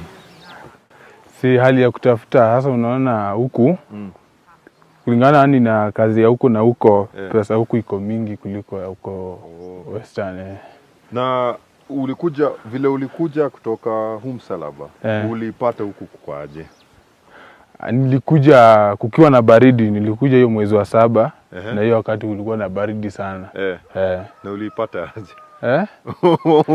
Unajua na imagine huko Humsalaba kuna baridi hivi. So uliona aje, ulifeel aje, wewe uliadapt aje huku na ukakaa? Huku? Huku ulikuwa na baridi hata karibu niende, lakini ilikuwa tu kuvumilia, nikakaa karibu miaka 2. Nikaenda tena nikarudi, lakini kuna wenye nilikuwa nakuja nao huku walitoroka, hawajai rudi huku. Kuna wenye ulikuja nao na wakasema mambo ya baridi huko hawezani na hawata. Na sasa hii baridi kuna wakati wanga inaisha? Hapana. Huwa haishi. Ni kama kwa sababu Januari kuanga na msimu wa joto. So na imagine labda Januari kuna kajoto. Inakuanga hivyo hapa? Hapana. Huku na ni ngumu juu baridi iko tu January to December. Sasa mwezi wa 7 linakuanga kali sana. So ni baridi, alafu sasa baridi zaidi. Na hapa je, watu wanaoga kweli? Huku huwezi oga maji baridi, hata kukuwa na jua aje, ni ngumu. Hauwezi oga alafu ukae hivi? Hauwezi. Na huku maji huku si kama huko Western wanaweka kwa fridge hivyo. Hata huku ukitembea town za huku hivi huwezi pata fridge rahisi ya soda. Naiko tu hapo. Juu ni baridi. Hata kuoshea vyombo huwezi osha na maji baridi. Lazima uchemshe. Hata kufua mpaka uchemshe. Kufua? Juu ukifua na maji baridi hizi mkono itaisha nguvu, utafua. Ukisema kuisha nguvu inamaanisha nini? Ani hiyo maji inachoma mkono ndani. Sasa huwezi shika kitu ngumu. Alafu unaona huku hata ukipata alama huwezi realize uko na alama sasa, na hiyo iponi haraka.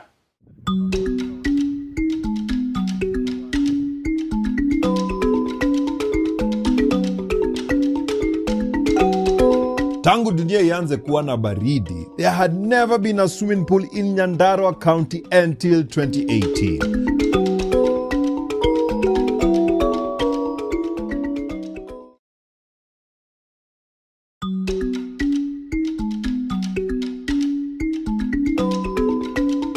Tangu dunia ianze kuwa na baridi, there had never been a swimming pool in Nyandarua County until 2018.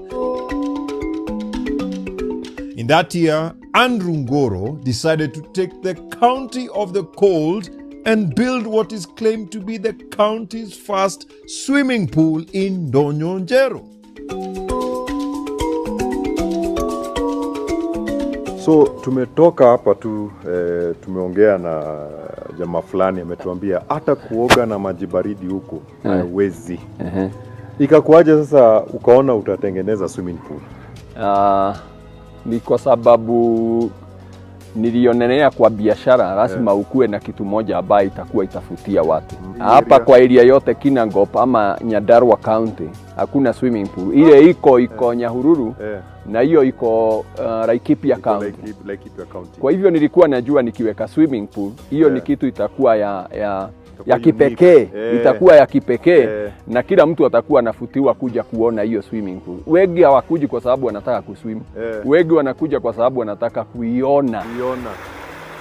If there is one thing I learned in these cold places is that the water here is not just cold, it is freezing cold. Haya maji yameshinda Ngarendare. Murang'a has a temperate side, but the whole of Nyandarua is in the cold throughout the year. So hata kukiwa na jua bado maji ni baridi tu. Kwa hivyo kujenga kidimbwi katika kaunti hii, kuna vile hiyo biashara inaweza kunywa maji, sivyo? Kuna wale pia wanakuja wanauliza swimming pool inaweza kuaje kwa area ambaye baridi inajulikana iko sana. From the beginning wakati tulikuwa tunajega tuliweka hiyo provision ya heating. Ndio wakati temperature ziko extreme, lazima tupandishe hii temperature ndio at least wale wanataka kuswim wanaweza ogelea. Na mnatumia sufuria ngapi? Sasa kama ni swimming pool kama hii, ama maji yote, kuna sufuria unachota, hii kimwagwa unachotwa. Hiyo ni swali mzuri kwa sababu kuna watu wengi sana wanakuja kwa sababu wanataka kuelewa maji ya swimming pool unaweza hiti namna gani. Hii capacity ya ile maji iko kwa hii swimming pool ni 350,000 liters. Kumaanisha hiyo ni maji mingi sana kujaribu kutumia sufuria kuhiti. Unanisikiza kweli ama umeshagaa unaanza kufanya hesabu? Labda mahesabu ilikuwa imekukalia. Imekukalia kiasi. Lakini hiyo ndio ukweli. Hii maji ni mingi sana kufikiria kuchemusha na sufuria ama kutumia kitu ingine isipokuwa ile commercial water heaters ambaye ni industrial. Wakati hatuja hit hii maji, temperature inaweza kuwa chini ya 10 degrees. Hiyo ni maji baridi sana.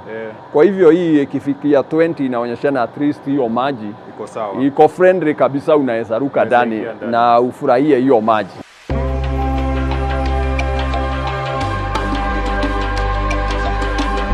Let us get something right. The pool is heated to raise the temperature of the water to 20 degrees. So when it is cold, it is actually warmer than the surroundings.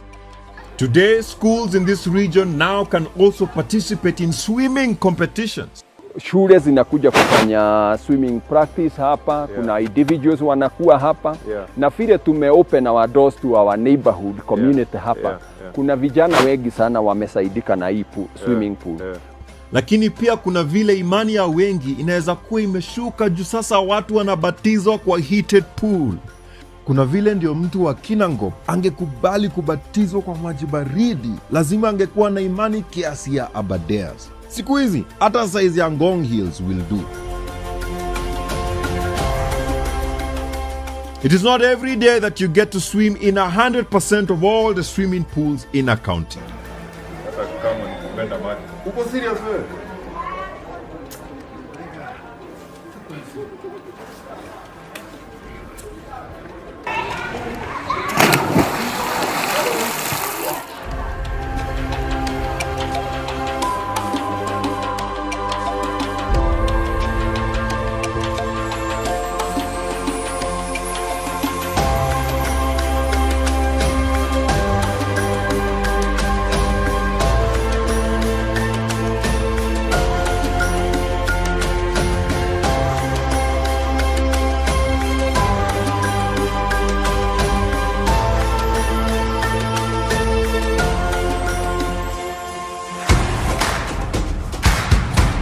It is towards evening and temperatures are starting to dip.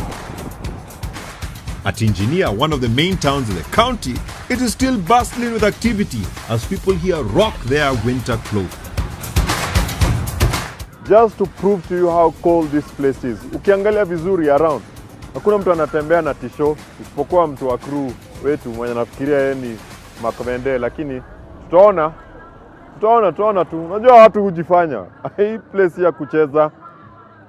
Even now, na kajua kako mbali, so you'd expect to be warm, but nope,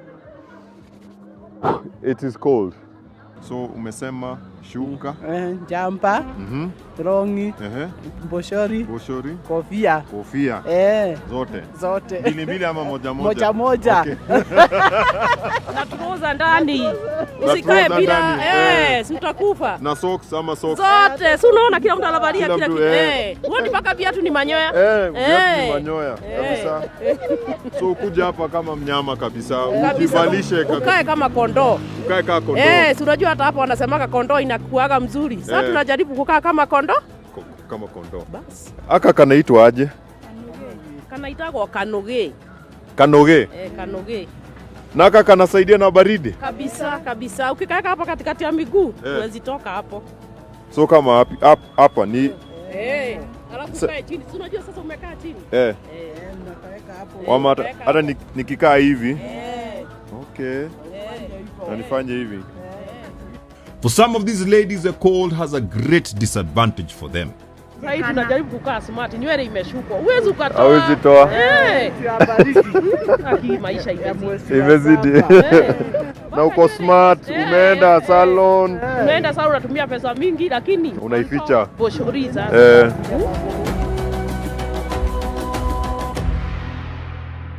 Now, what is it they say about population and cold places? How does the coldest county in Central fare in this regard? Kirinyaga has a population growth rate of 1.5%, Nyeri has 0.8%, and last is Murang'a at 0.4%. Nyandarua has more than all three combined at 3.3%. So it is true what they say about the cold and many children. Ni kweli. Hapa watoto wako wengi. Ni wengi kwa sababu ukiangalia familia mingi wale watoto wachache unaweza pata ni 5. Given that everyone is always wrapped in layers of clothing, how do we reconcile these figures? It is true that this high population has to do with the weather, but not what you may be thinking. Lakini pia ukiangalia hapa ukilinganisha na kule umetoka Kagema, hapa mashamba iko kubwa. Na kwa hivyo watu wa hapa huwa wanalima mashamba kubwa. Chakula hapa ni kwa wingi. Na kwa hivyo hata ukipata watoto wengi, hauna changamoto ya kuwapatia chakula. Unajua hata usipopata shilingi kwa mfuko, utaingia tu kwa shamba yako na utapata chakula.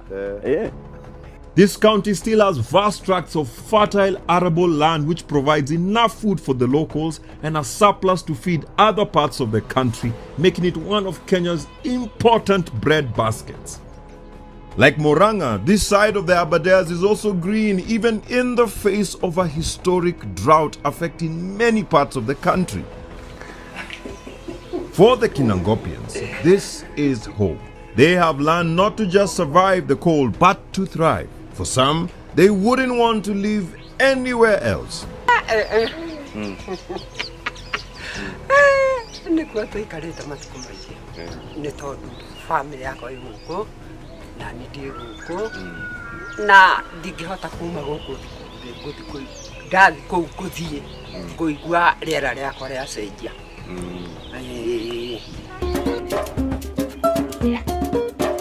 In cold places, they have a saying, there is nothing like bad weather, just bad clothes. My journey across these cold parts of the country has been refreshing. I have learned how different life is in these cold areas.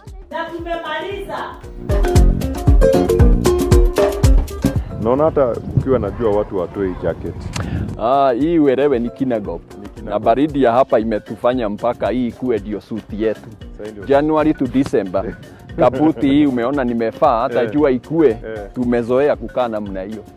Labda tunatoa ukienda kulala. Kulala. Labda.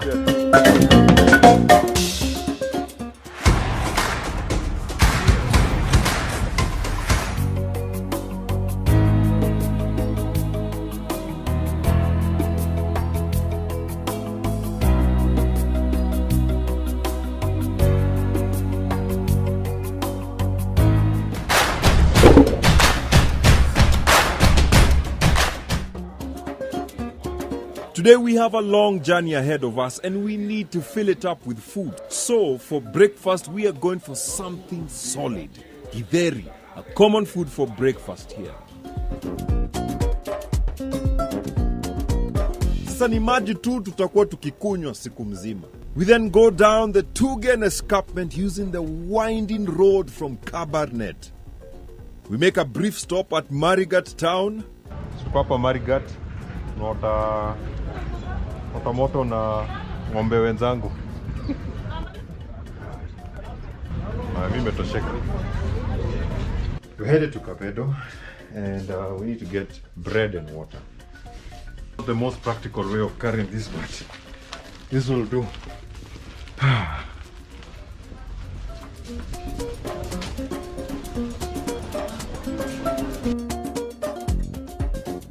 We take the B4 road that runs from Nakuru to Tot. Immediately after passing Marigat, we pass the Chesumei Cliff, a great place to do some nature walks.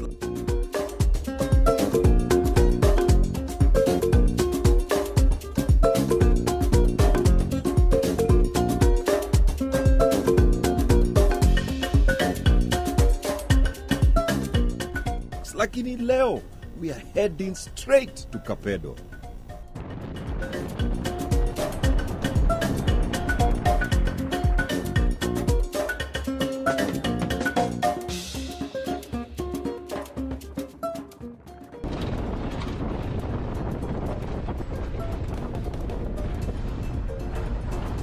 Kapedo lies at the border of Turkana and Baringo counties, which is one of the reasons for the continuous conflict.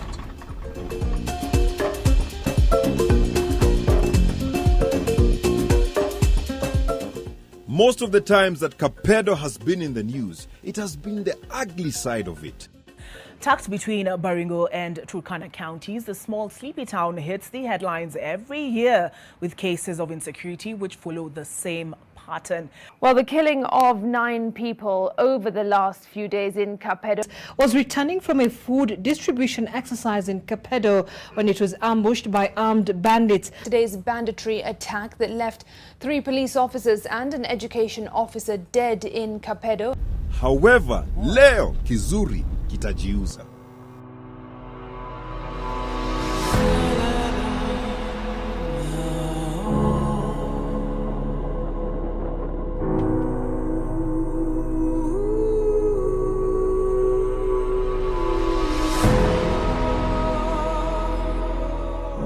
We arrive safely in Kapedo, but there is a catch. We just can't start shooting yet without finding out if there are other people shooting. Na hawa shootingi na camera.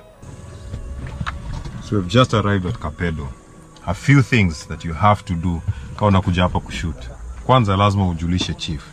Second, huku jua si mchezo. So lazima ujiami. Mimi niko na maji, niko na shades. Jua si mchezo. So right now, one of us has just gone to talk to the chief so that, we can get the go-ahead and also a brief of where we can go, where we can't go. As that's happening, tunajitayarisha hapa to make sure just stay hydrated throughout. Now we can head into town. So in this show, tunapenda kuambia why a place is called what it is called. You've heard of Kapedo. What is Kapedo? Tueleze, jina Kapedo ilitokea wapi? Tokea kwa Imawe. Imawe? Watu wanasemanga tu Kapedo na wajui. Kapedo ni Imawe. Imawe? Na ni kwa nini inaitwa Kapedo? Sababu imetoboka. Tokana ile kitu imetoboka na pede en Kapedo. Na pede. Hiyo ni lugha gani? Ni Turkana. Turkana? Okay, so na pede. Kwa hivyo na pede. Na pede yenye imetoboka. Na ilikuwa hivi? Ilikuwa hivi. Unaona si imetoka toka. Kwa hivyo ilikuwa kubwa alafu sasa ikavunjika. Kwa hivyo hawa Turkana wa Kapedo walikuwa naishi tu hapa. Walikuwa naishi huko. Hapo juu. Alafu sasa wakaenda huko. Mbona walihama hivi? Yes. Wewe ulijipata huko? Nilipata hao wakiishi huko. Na ukaambiwa ati kitambo mko mnaishi. Okay. So this is why this place is called Kapedo. Wow. Mimi naweza pata kijiti? Gani? Hiyo. Hiyo inakaa smart. Haya, asante. Kusema asante na Turkana kusema Nyajogon. Nyajogon.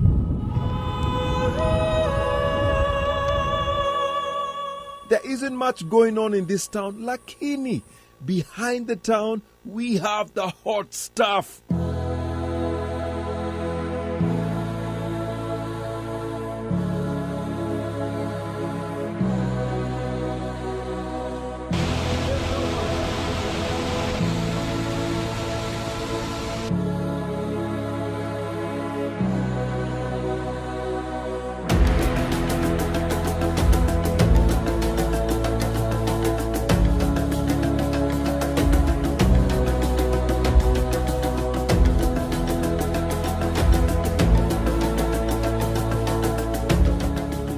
Kapedo Falls are the hottest falls in the country. The waters forming the fall have their source from a hot spring about 1 kilometer away. The river reaches the falls while it is still hot. Hapa ndio kama bafu ya kila mtu kwa town. The water is saline and not good for drinking, but it is good for doing your laundry and bathing. Hii maji haiishi. Hii maji nile sio ile kama yenye huwa inaenda inakatika. Hii maji vile tu ilianza kuja hivyo tangu haikatiki. Ndio tunasemanga sijui permanent. Kwa sababu tangu nika miaka na mikaka ikiwa tu inakaa hivi. Tumekuwa tukioga, kuchota maji ya kuosha vyombo, nguo. Pia wakati mwingine huwa tunakuja kuosha nguo hapa. Pia ni kama yenye maji yenye inikaa imetamushwa. Sasa kuna hiyo joto ambayo ukioga unafeel at least uko huru ama umeachiliwa. Sasa hii maji inatusaidia kwa wakati mwingi wakati tunakuja kukamata pia ama kushika samaki. Sasa vile haya maji ni moto, kama mtu kama mimi mwenye sijazoea naweza enda nioge pale? Unaweza oga ukiwa unahitaji. So hatuwezi kuja hapa alafu tuambiwe ati kuna maji ya kuoga na kuogelea and then we don't, right? Hapa maji ni cool and so relaxing, But if you just take a few steps this way, maji ni moto. What? Imagine hata unaweza pika chai nayo. It's so funny, this place is quite cool. Alafu kienda tu hapa, hot, cool, hot, cool, hot.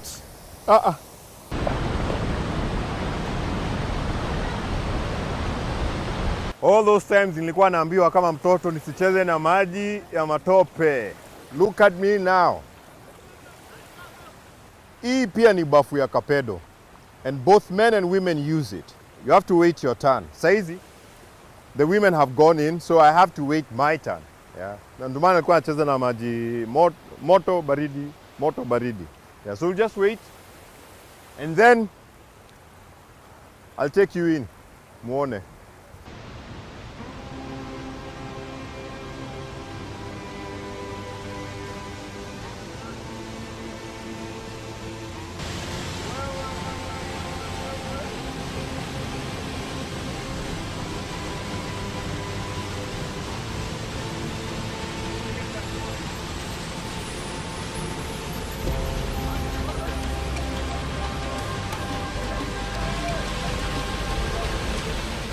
Kwa wale mnaogopa maji baridi, hii ni shawa ya maji moto.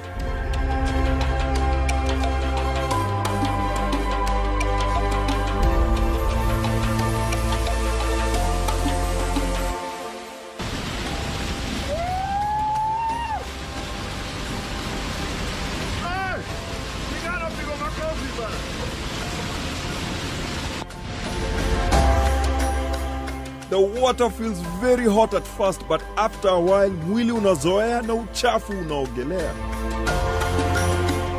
Hapa nisipotolewa nitakaa siku mzima. Kuna vile mwili kishazoea maji moto usikii kutoka.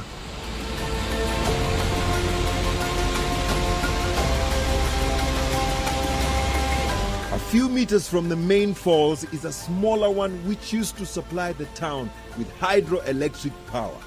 But not anymore. Wakati mvua ilinyesha, kuna hiyo force ya maji ikapasua hapo hivyo. Sasa vile hapo hivyo ilipasuka, kama tungekuwa na amani huko hapo awali kitambo, tulikuwa tumetengeneza hayo maji ipitie pale. Kwa sababu ya insecurity ndio ilifanya sasa ikasidi kupitia hapo. Sababu ilikuwa shida tukitoka kijiji, tukitaka kutengeneza hayo maji ipitie pale, ilikuwa ni shida sana. Wao ukipatikana hapo hata upanda hapo hivyo. Na sasa kwa hivyo sasa hakuna stima. Sasa hizi hatuna stima kabisa kwa sababu ya insecurity.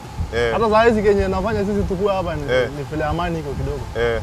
Kama hii amani ingekuwa hata sasa hizi nyinyi wenyewe hamungekuwa hapa. Na amani hapa imekuwa tangu lini? Ni juzi tu wakati serikali ilianza kidogo kuriati.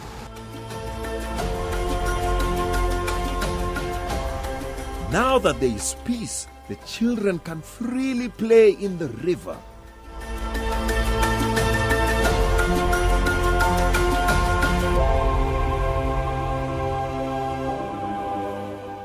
Sadly, because of insecurity, what would be a small resort town is on the decline.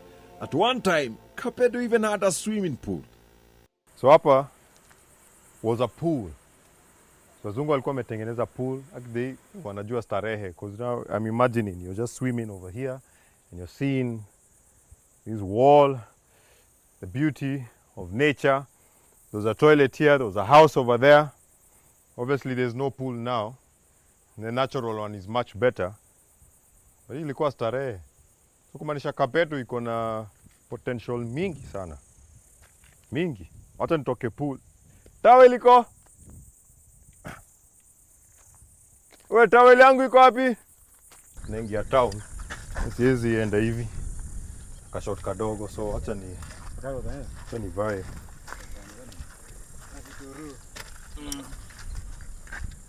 Hii iko juu. Hapo. Kamini skirt.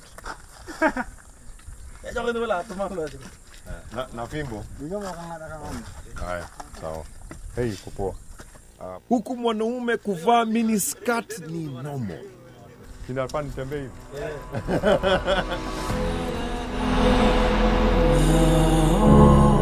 Now I can explore the town.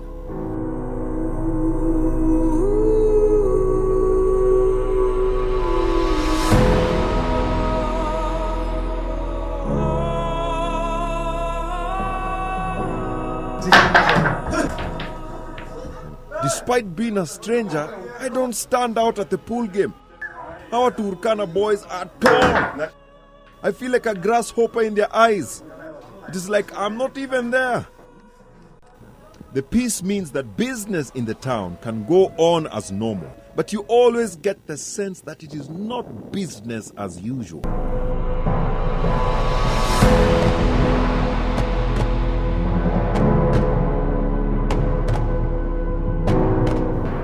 A contingent of the Kenya Army has been deployed in the area to boost the national police in security. Despite this, many visitors make this trip to Kapedo. It is mostly because visitors are normally not the target of the fighting here. Hi.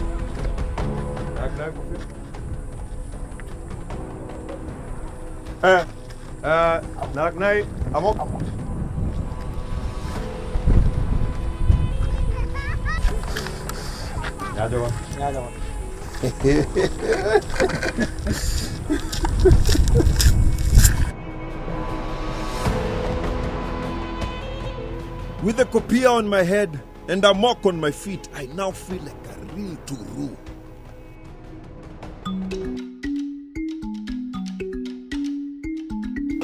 Kapedo town is next to one of the biggest calderas in Kenya. Though it is only a few kilometers away, by road it is very far and we have to make it there today.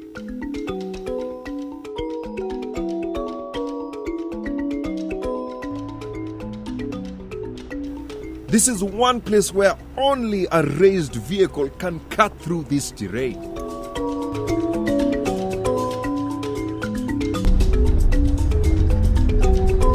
On the road up, we do not meet any other vehicle except for 2 motorbikes.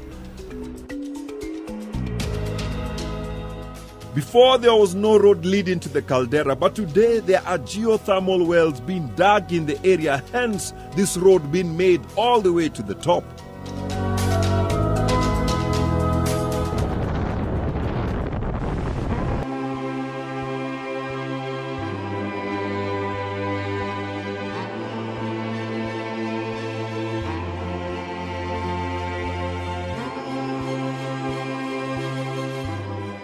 Finally, we arrive at our destination.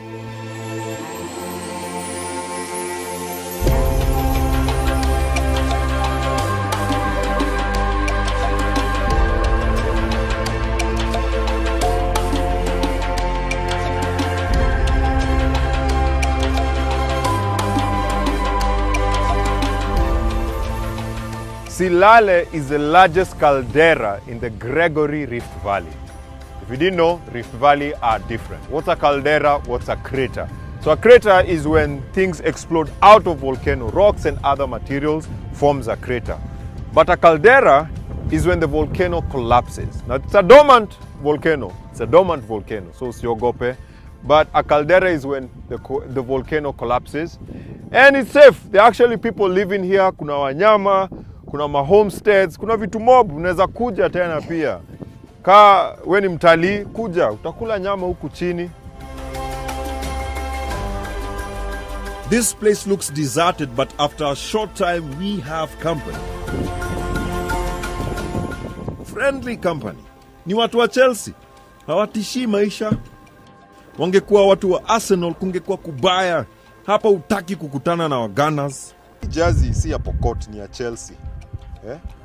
Hapa watu wamependa football sana. Napenda hii. Kununua. Kununua Sasa wewe ni unapenda hii Chelsea?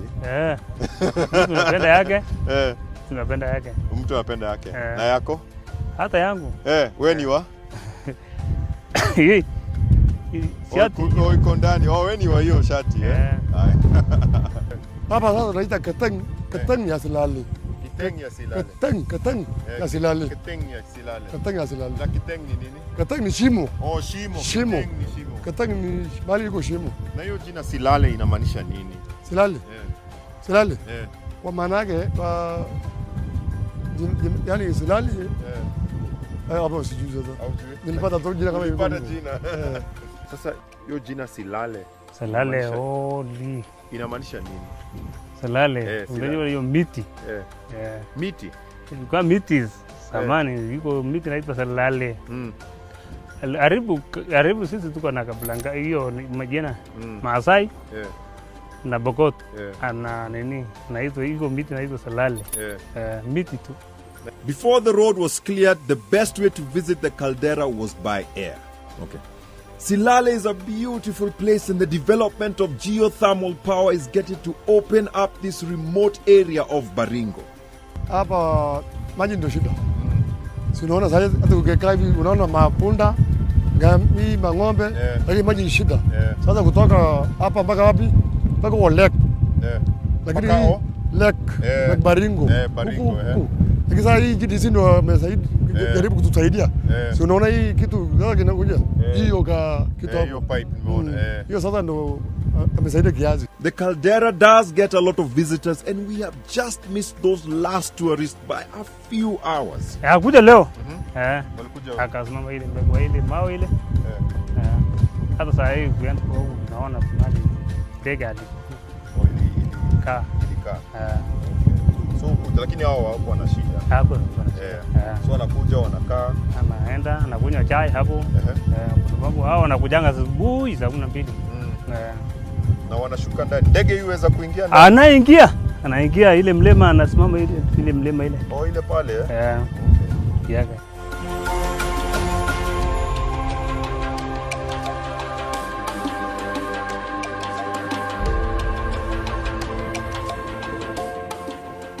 Silale and Kapedo are being developed to produce clean geothermal power and this is opening up the place.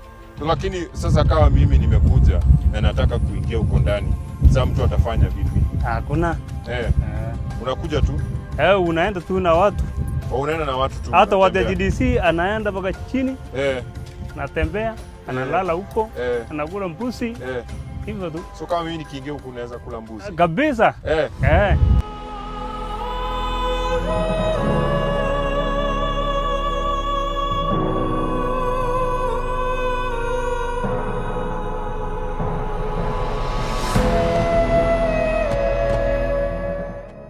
I have really enjoyed my time here.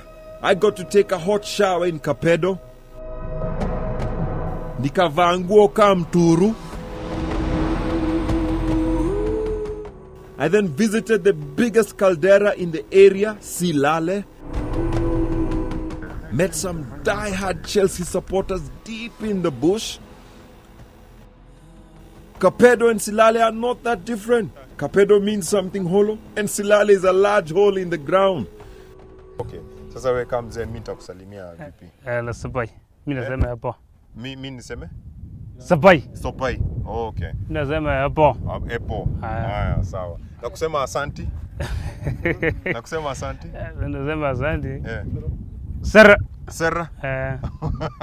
Sir. Sir. Next week, we are going down the Kerio Valley.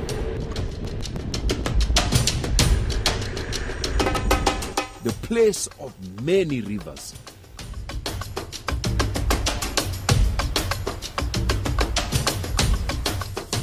Despite the troubles, it is a great place to visit.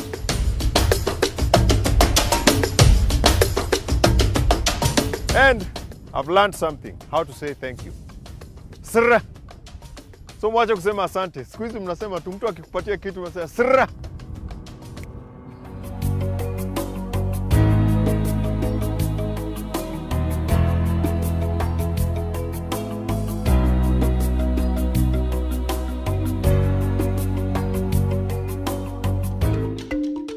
Average elevation of Timau town is 2,816 meters above sea level. The town folks are usually up and early with many school kids bracing the morning cold.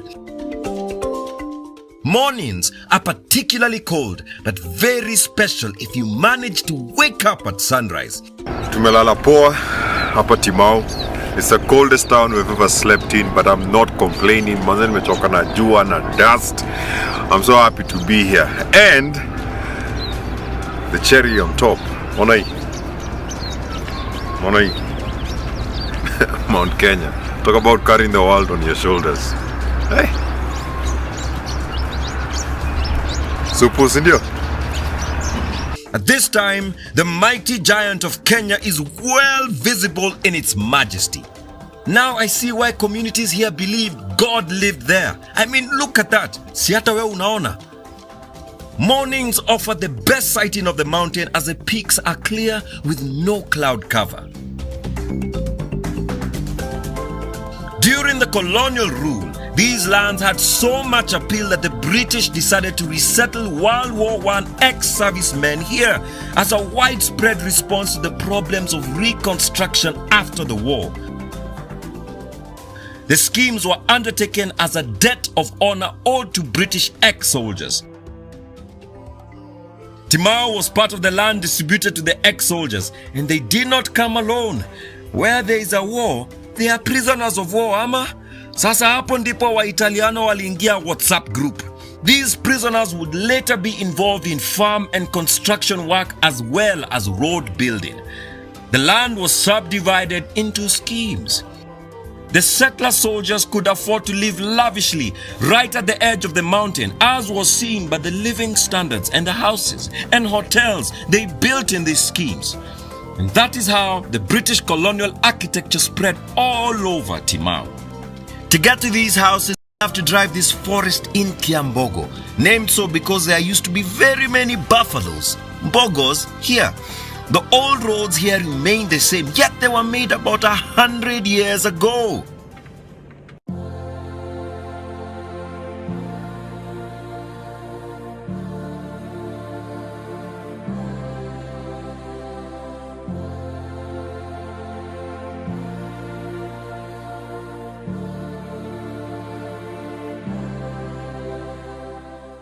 These houses were constructed from local materials, hand-dressed masonry for the walling, timber trusses for the house and roof structure, and clay bricks for the walls, river stones and cement for the chimney well shingles.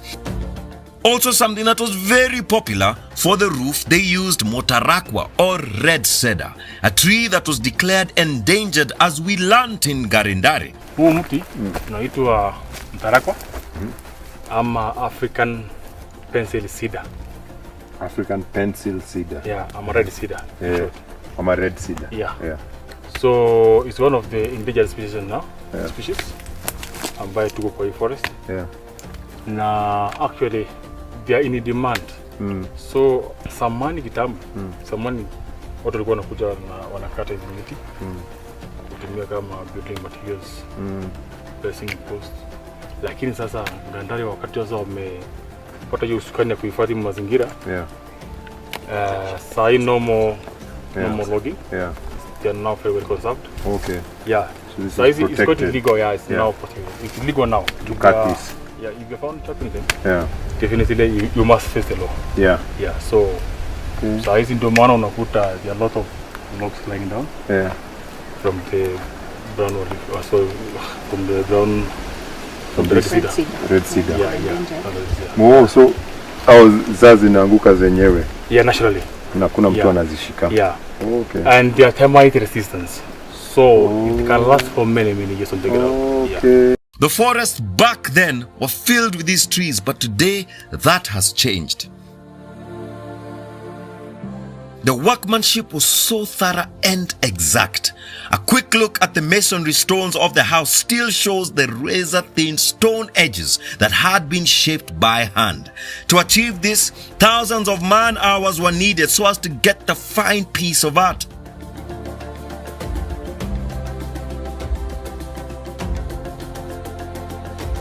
After independence, the sitting regime began resettling Kenyans in the land previously owned, or shall I say dubiously acquired by the Mzungus. The land was to be sold to prominent Kenyans and to those who fought for independence as a way to unruffle the already flared tempers. After independence, most of the land came back to the Africans. However, that is a story for a different platform. These 5 homesteads were bought from Major Gibbs by the famous King of Meru, the late Jackson Angaine, and currently house his family members.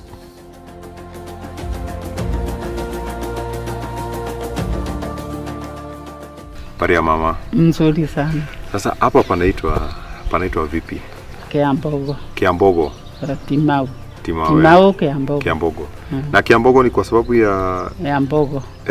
Walikuwa wengi. Walikuwa wengi. Walikuwa wanakuja kwa hata watalii walikuwa wanakuja kuangalia kuona. Na sasa ndio hata nyumba ikajengwa huko juu. Wakaenda kuona. Hapo treetop. Hapo treetop. So na hii nyumba hii inakaa design yake ni ya kitambo, si ya hapa karibuni. Nani alijenga na historia yake ni gani? Watu wa British ndio walikuwa na watu prisoners hawa wa Italian. Ndio wakaanza kujenga, wakakuja nao. So Italian prisoners were British. Ndio walijenga. Ndio walijenga. So watu wa Italiano ndio walikuwa watu wa mkono. Watu wa mkono. These English houses were built to last. Yani hawa watu hawakuwa na plan ya kutoka huku. It is 2022 and they are still standing. So hapa uliingia mwaka gani? 1968. 68. So imesimama tangu hiyo miaka yote. Na ati ilijengwa mwaka gani? 1946. 46. Ukaingia 68. Na sasa hapa ni kwa Angaine. Unaweza tuelezea, unajua Angaine alikuwa mtu mkubwa sana. Unaweza tuelezea vile alikuwa, maisha hapa ilikuwa aje? Sasa ulifika ulipata mbogo hapa ama? Angaine alikuwa Minister for Land and Settlement. Wakati hiyo niliingia. Sasa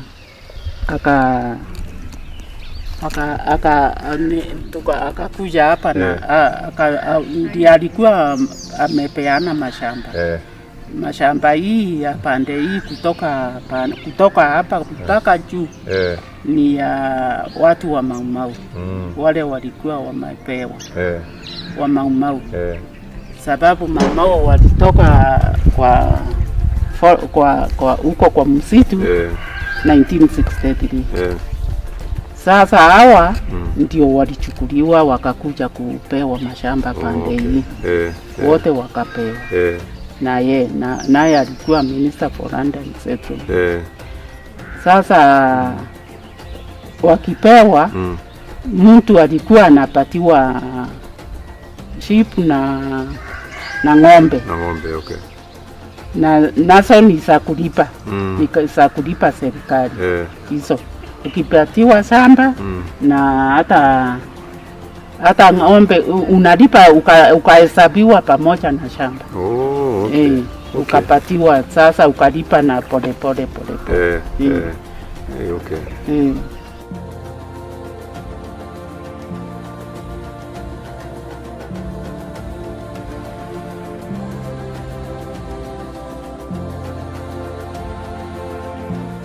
Menti iko hapa tu juu. Ndani ni undongo. Oh, ndani ni udongo. Undongo. Okay. Inawekwa undongo, alafu hii ikawekwa juu.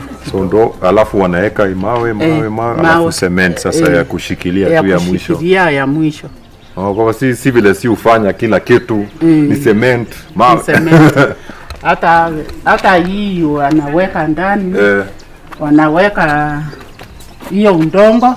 Alafu sementi juu. Hata hii ukitoa inatoka udongo. Okay. Hii mbao ile ya kitambo. Mbao ile ya kitambo. Si ukiangalia hata hapa iko na udongo hapa inakuonyesha.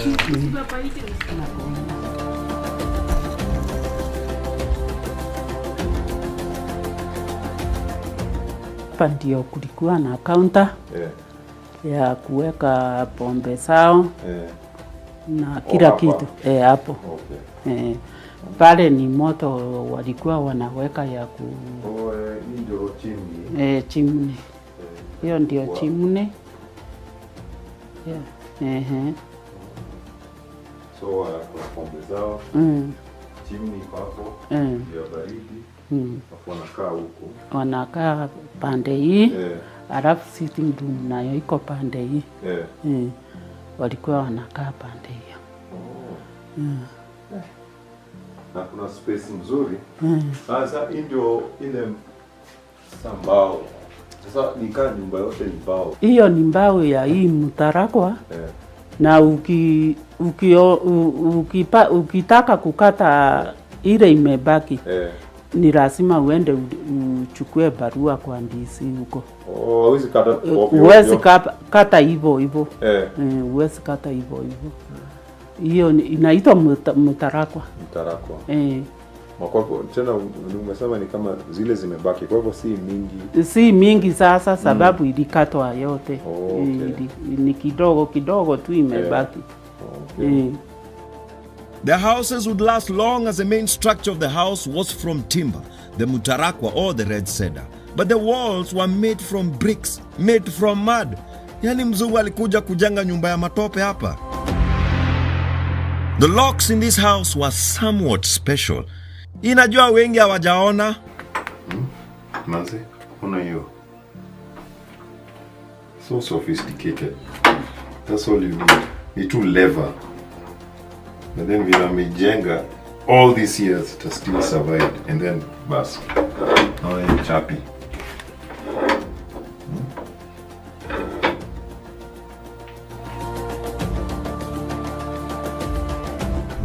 I mean, just look at this house. And then you got peace. It's very rare that you see a house these days that has been designed to blend with nature and still stand out. And this is just shows you the mindset of the people who are designing this. And then the history. So ni British, it's a British home, but then watu wa mjengo walikuwa Italiano. For me that is just, it's mind boggling, you know, because watu wengine waonangi hivyo, but it's just a reality. I don't know what to say. Mimi naweza penda nyumba kai, sijui mchange ndio ni get how kai nijenge pia tufanyange episodes zingine huko kwa nyumba yangu. Anyway, I'm grateful.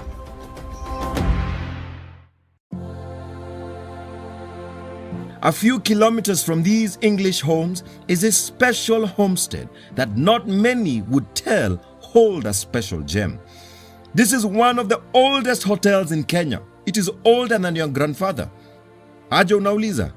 Unless your grandfather is about 130 years old, then this building is older than him.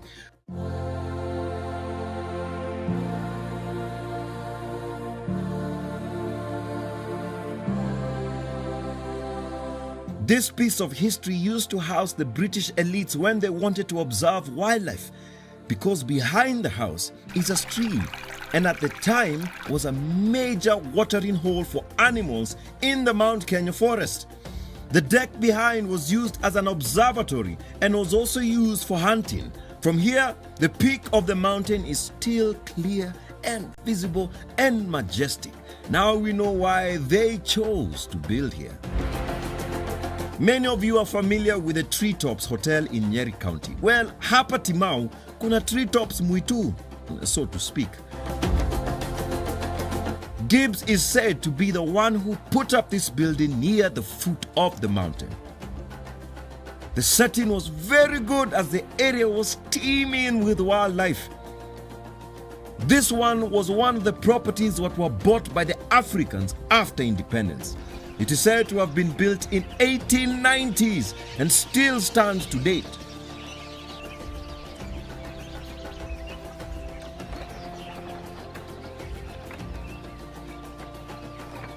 Zoe na Sabi? Habari. Sasa hii ni nini hii hapa? Hebu nieleze. Hii ni history ya inaitwa Treetop. Ilijengwa 1886 wakati wa ukoloni. 1886. Walikuwa na kaa hotel. Mingi wanapania huku. Alafu wanaenda kwingine. For now kama hivyo unaikuta ikiwa. Sasa ilikuwa imesimama hivi? Iko hivyo hivyo.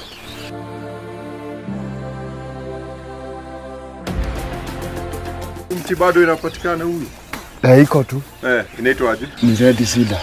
Ama unaitwa aje? Red cedar. Murana. Na hii ni ile ya zamani ama mumeongezea? Hakuna kuongezea. Yenye ilijengwa ndivyo iko hivyo. Vile tu ilikuwa 1886 ndio iko hivyo tu. Back when it was built, there was plenty of wood as this area was covered by dense indigenous forests. Mutuma's grandfather acquired the land and the building, and for a long time, this was not a hotel, but rather a home.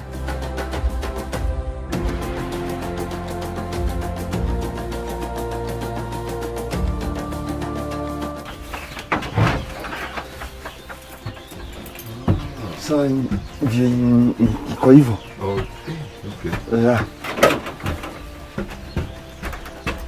So hata hii mbao ni ya kitambo? Ni ya huku wakati hiyo wakati ilijengwa tu.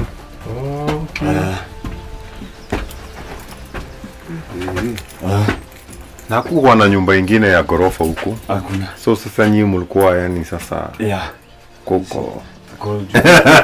Kitchen. Hii ndio kitchen? Hii ni kitchen. So Wana DC. Washa vyombo nini kila kitu. Kwa unapika alafu unapeana chakula huko. Unapeana chakula pande hiyo. Mwingine ndio ile. Saa hii nayo sijui ilikuwa na hii ilikuwa ni yao kontena yao. Naweka vitu yao. Ndio ni ya cabinet. Hii ni ya ile kitambo. We. Na sasa hapo ni room ilikuwa ulingaa kutoka kule ukibandishia manguo upande hii. Kutoka table upande ile. Ndio hivyo. Kwa hivyo hata hii yani hakuna structure mmebadilisha? Kuna vyenye.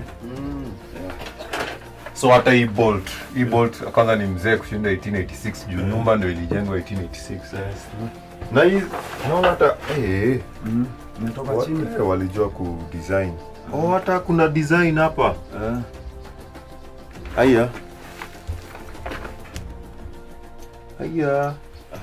Walikuwa wamemakinika. Unaona hapa DVD. Okay. Sasa hii ni sehemu kwa mnaishi hapa. Kwa naishi hapa. Yangu ilikuwa pande ile. Papa na mama na papa. Ukimaliza kupika chakula unaweka kwa hii draw. Hapo nayo na hivyo. Kwa hivyo hiyo ndio kwa maisha. Jiko nayo inawekwa hapa. Ukiwa na baridi. Ukiwa na baridi. Naweka tu makaa. Pia kuna kuhakisha moto kwa nyumba. Na sasa hakuna mbao. Wacha nikuulize, kuna plans za ku renovate? Kuitengeneza ikae vile ilikuwa inakaa ama kwa sasa itakaa tu? Hiyo plani iko na hiyo ndio. Pesa ndio. Lakini once ikuje itaweza kutengeneza. I'm just imagining what life was here. Probably unaenda pale, unachukua ka drink kako. Sometimes una improvise, maybe vitu haziko, alafu unachukua ka sip.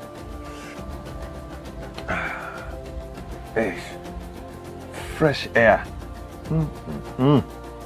Hii ndio life. Of course kuna wenye walikamu wakaona, manze, hii view kuna venye lazima niende niichukue poa.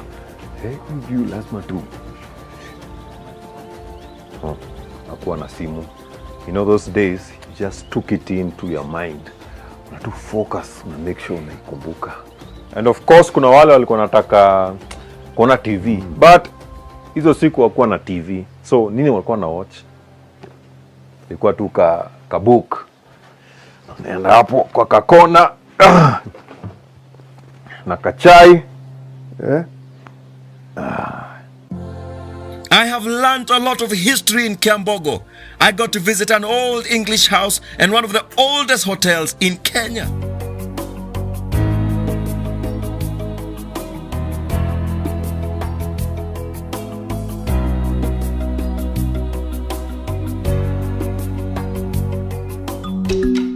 This week on Twende, we are in the land of Kamosere, Kirinyaga County. I get to ride a special vehicle which has 3D power. We visit Mwea and show you how they produce rice. We get to see how the animals work alongside the tractors. Niko chini ya mwamba na mwamba juu yangu. We visit one of the oldest bridges in the world. We visit a castle in the forest that has a royal history. Yes, Kirinyaga has a castle. Or is it?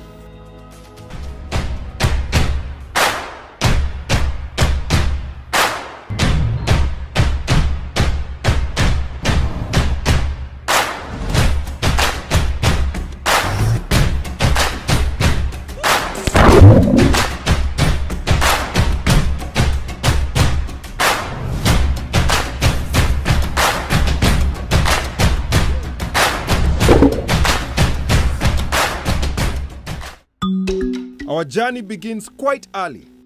It's an exciting day to travel. We find our way out of the CBD using Highway A2, which is the Nairobi-Meru Highway. And we take route to explore and make discoveries. After Kenol, the road turns into a single lane, well paved, with expansions underway to make it a dual carriage road connecting it to its bigger brother, Thika Road. At Makutano ya Mwea, we take a right and continue on with the Highway B6.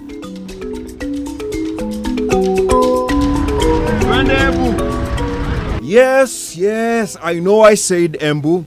It's on the same route, but that's a story for another day. From here you notice the land starts to get flat, which makes our next destination well situated.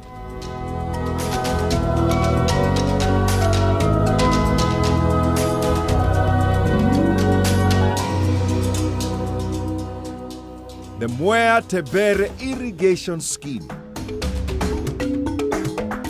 It's expansive and massive.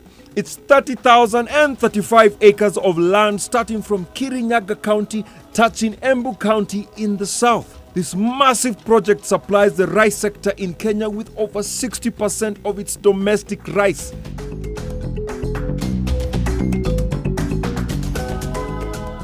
Now February ni harvest season. NTV, Welcome to Mwea. Hii ni kama imenirudisha high school. Kumbuka zile babasi za Face Me by force. Sasa lazima niangalie ubest yangu tupige story sasa. Engine power is normally measured in horsepower. So tunaweza sema hii ni 3 donkey power. In short, 3D. Hii ni ya kazi. Sasa wamalize ndio waweze kufanya kazi. Haya, sawa. Unasikia, lazima umalize shule ndio uweze kuraidi. Hii ni VIP. Usiposoma wewe kaa huko kwanza usome kwanza. Junior Kenyatta Mo Sokra. Haya, sawa.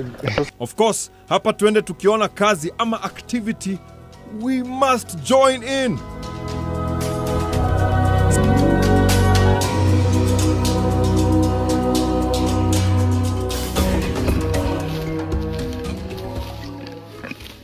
Hey, si mchele tunakata. Yes, grass grows in the same fields, same as the rice, and this makes for good hay.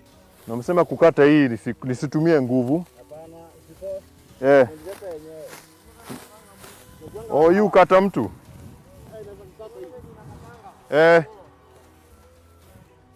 Ili kukata? Acha basi bado nataka vidole. Kama singekuwa nazihitaji ningefanya na nguvu ndio.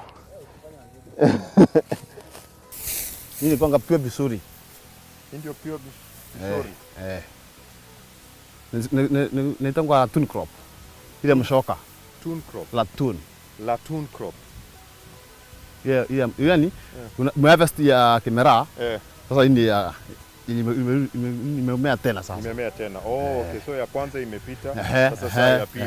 Na ya pili ndio sasa ndio ya pili sasa. Hii sasa ndio ya pili. Ile tunakata itakauka. Itakauka. Ita jioni itafungwa kama ikiwa hay. Hii ndio itakuwa hay. Itakuwa hay.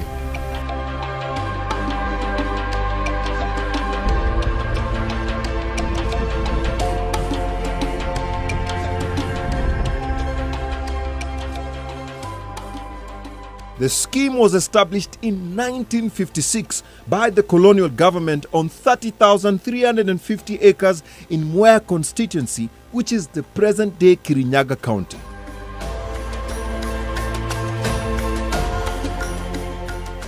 The scheme attracts a lot of birds like these egrets and open-bill storks thriving in this area.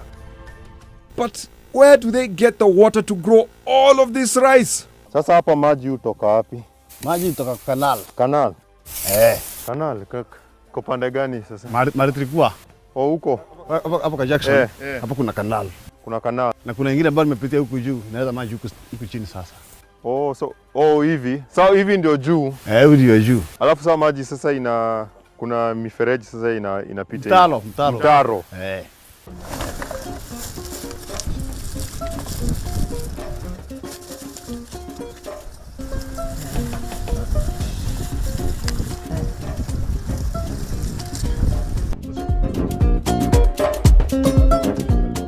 After tukule mandazi, wacha sasa tukule vumbi. We head to the mouth of the canal. These wheels here either zinafungua ama zinafunga, na ndio zina control kama maji inapita ama yapiti. Now, to allow water to go that way, there's another wheel. And this is a singular one. Na nimeambiwa inahitaji sembe.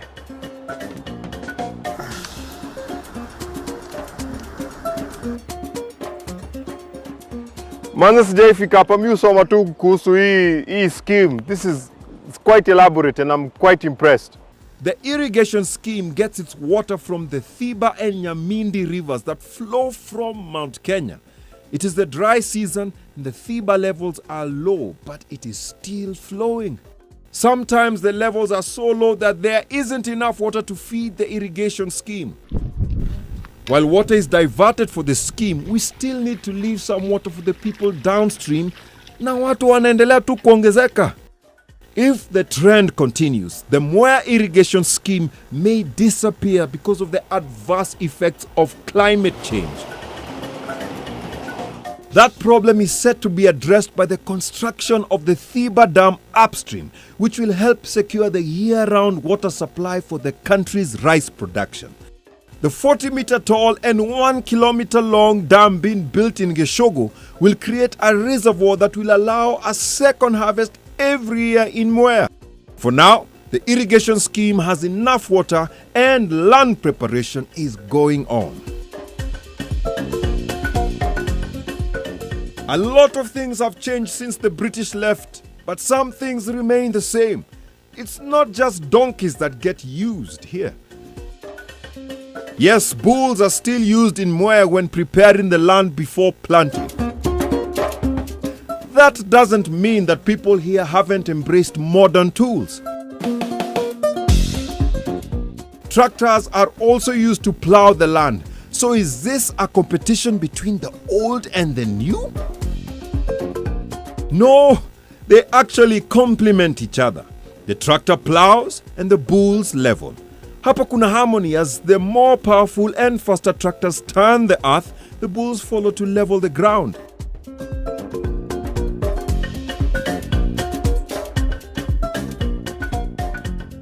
The tractor may be modern, but the bulls receive a lot of love from their owners, and you get to see this after the job is done.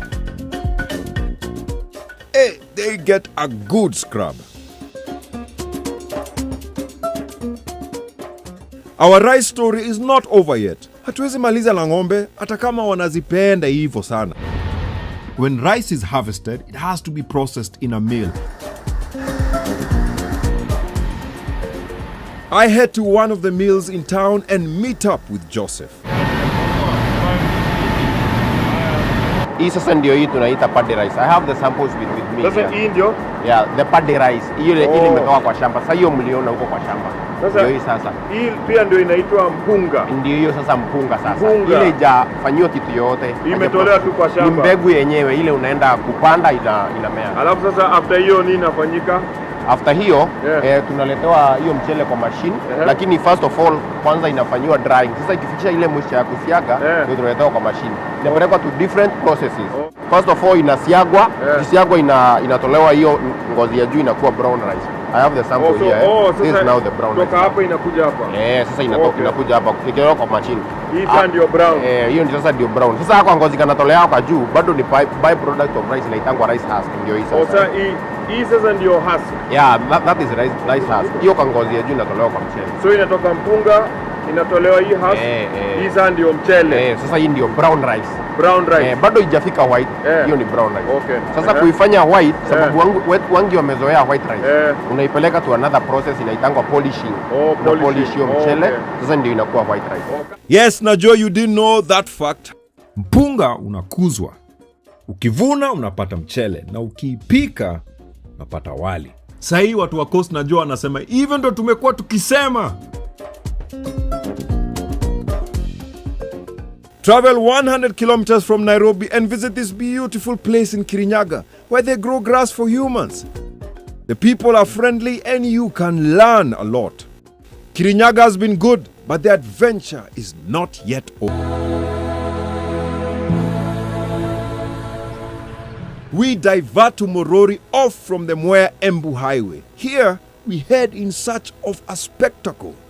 Bridges are a marvel of human engineering that make travel easier and exciting. We love featuring bridges on Twende, but this next one is stuff you just can't make up. Really, no human made it. All the bridges we have featured are all new and are made of concrete and steel. In Kirinyaga, there is a bridge that is the oldest in Kenya. In fact, it is older than the country. It is safe to say that it is millions of years old. Hapa sijui vile tutapita, wacha tu tuende hivi. Normally, we humans, after making great architectural projects, like to humbly put our names next to them so that future generations can know the humble people who cut the ribbon. However, hii bridge haina kibao ambayo inaonesha ati who made or opened it. The local people call it Ndarasa ya Ngai, the bridge of God. An aerial view portrays a normal dusty bridge, and most people will just be content with appreciating the bridge from above, and it is much safer there. But then again, you didn't tune in to watch The Ordinary. Twende.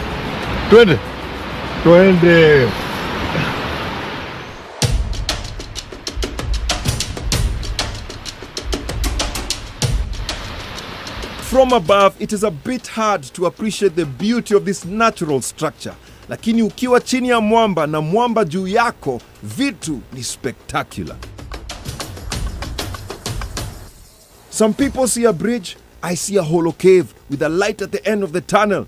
Depends on your perspective. Such a dangerous place because it's very steep as you go down. There are obviously steps because there have been people here.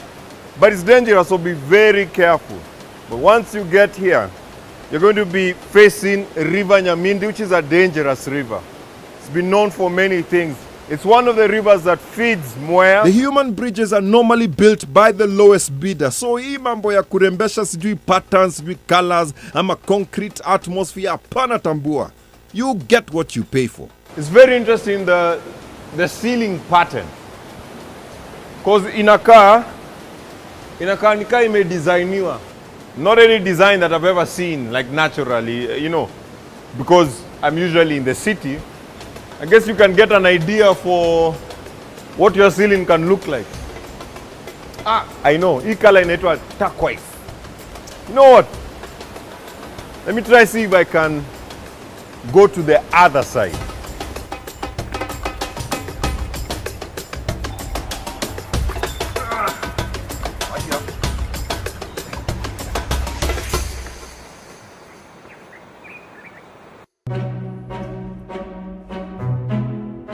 Now we cannot come to Kirinyaga and fail to mention Mount Kenya.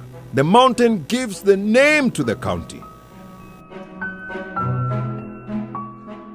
There once was a princess who lived in a land far, far away. She decided to visit one of her territories far from home. Though this land was in the tropics, it had a cool climate and was covered by forests and clean flowing rivers. And the best part of it, she could still get to see snow even at the equator. Her father, the king, then had a forest cabin built so that the family would have a comfortable stay.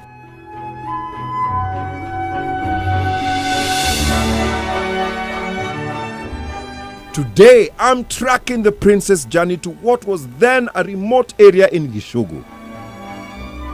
One advantage I have over the princess is that I get to enjoy a smooth tarmac road to the forest, unlike the old days where ilikuwa adventure kabisa.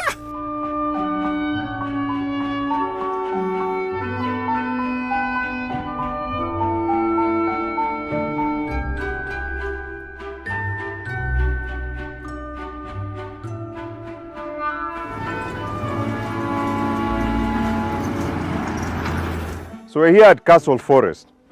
I want to find out more than inaitwa Castle Forest, yeah? And nimeambiwa nitafute kanyumba kubwa, niongee na rafiki yangu anaitwa Anthony. So, Anthony anakaa wapi? Anthony ako wapi? Ako hivi? Ni hivi? Side gani? Hivo? Sawa, asante. Now, why was this house called a castle? Ama hakukuwa na nyumba nyingine? We shall find out. Sema habari? Mzuri. Wewe sijapotea? Hujapotea. Karibu. Asante. Karibu. Yes. This is Castle Forest Ranch. This is the old house which we hear was built in 1910 by the British. 1910. So it's quite an old house. Yeah. Later on it became a forester's house. Yeah. And later on it was turned into a hotel. We made this veranda. The house was without a veranda. So it was built 1910. Yes. And then this veranda was in 2000. So it took 90 years for people to think maybe we need a veranda. Yes. Dutch lady came. Yeah. The place was almost down. So I think because she had a plan of reviving the business, yeah, she had to add the veranda. Yes. Plus, are there other renovations? Yes, a few. Like this bar was not the original one. Actually, there was no bar. So this was meant. Yeah. It's our small bar and a small dining room over here. So there are a few renovations done. This makes me feel like we are back in the, in the 60s or... Yeah. So this is... Sasa kuna... tunaweza ingia hivi? Yes, you can have a look. That's a small dining room hapo. Wow. Yeah. Very cool. A small dining room, also doing some renovations here. Yeah. There's like a fireplace. With a fireplace, so we make a fire here in the evening to keep the place warm. Yeah, Yeah. How cold does it get? Not very cold, but at least it's cold because we are on the slopes of the mountain. It's cold enough for a fire. Yes, so we need our fire, yes. Yeah. So we make fires in the evening or by daytime if it's cold. Manze, you know what I've just realized is the princess was a princess before a queen. Yani, like if she was a princess now, ningepata chance. So mi nataka tu reach out to the royal family. Nasikia siku hizi muna accept watu wako nje. Tuongee bana, tufanye biz. This is the life. Manze unakaa hapa, unafungua hivi. I decide waangalie mountain. Ukiangalia mountain, si shida zako hata si kubwa sana. Because that's the mountain. Maybe you're making a mountain out of a molehill. But najua kuna watu wengine wanasema, so what if some lady who happens to hold public office in a foreign land stayed here? I mean, my shosho alikuwa the daughter of a paramount chief na tusumbuangi ati sijui watu wakuje wamtembelee, ati sijui nyumba ambayo alikuwa amelala akiwa mchanga. Well, there is still a lot you can do here. You can get to ride a horse.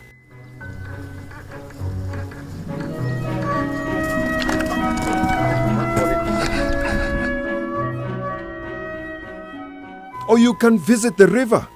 The river flows down to where to make the grass edible for you after all. We got to show you where the rice you eat is made.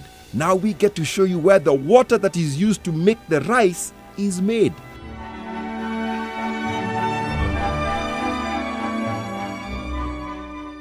The Castle Forest is part of the larger Mount Kenya forest system that is a source of numerous rivers which provide us with most of the water that is used from here to Ukambani, to Garissa, and finally to Tana River County, where it drains into the Indian Ocean.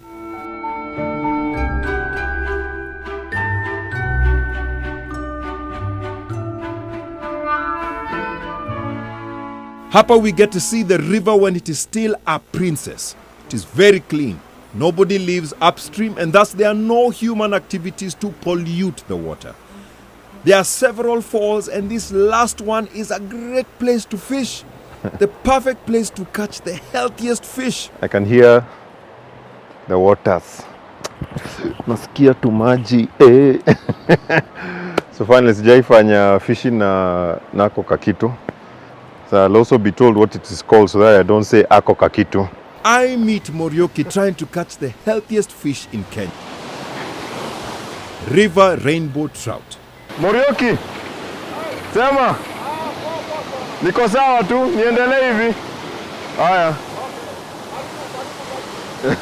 My challenge was to get to where Morioki is and try to catch my dinner.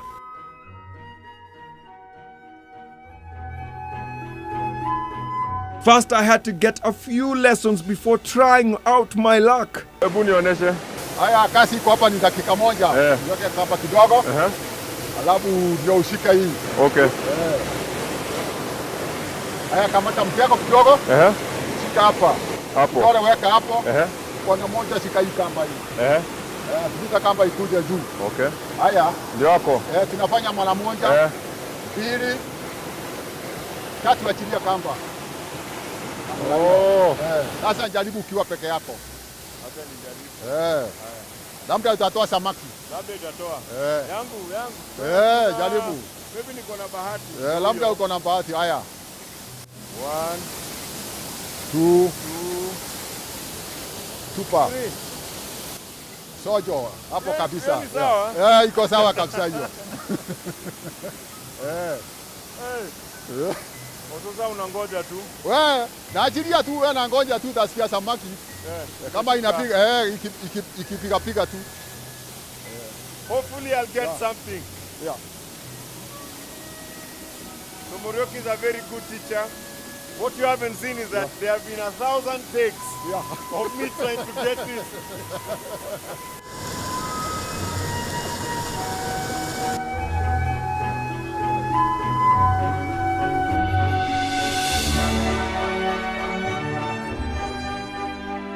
Castle Forest has a lot to offer. You can get to hike, and do nature walks inside Mount Kenya Forest as you enjoy the atmosphere. Castle Forest is a great place to chill. Literally, manze kuna kuanga na kabaridi.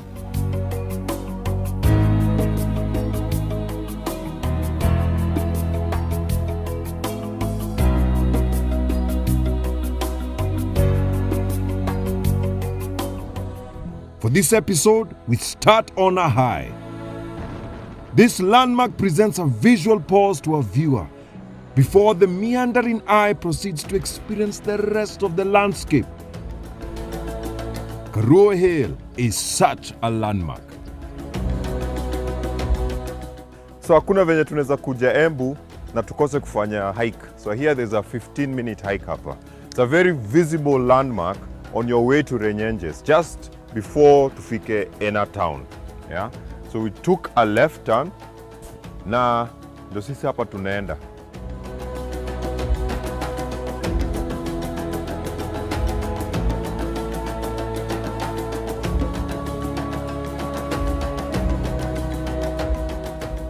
I'm just like maybe 4 minutes in and I'm already out of breath. But just look at that view. It's worth it, isn't it? That ukisema something took your breath away because of how beautiful it is. Ukikuja Embu, it's literal. Literal. It is a moderate hill that particularly draws its popularity from its vantage position. On the way up, I was so moved by the view that ilibidi nipigie one of my closest homies. Hello, my son. Hello. How are you? I'm fine. Yeah. Let me show you something. Look. Wow. Wow. Are you seeing that? Yeah?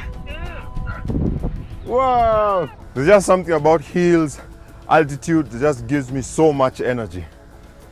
And I love the fact that wametengeneza kabarabara hapa. So if we do not want the loose road, if you don't want that experience, you can have this one. Manze, Karua Hills can give you options.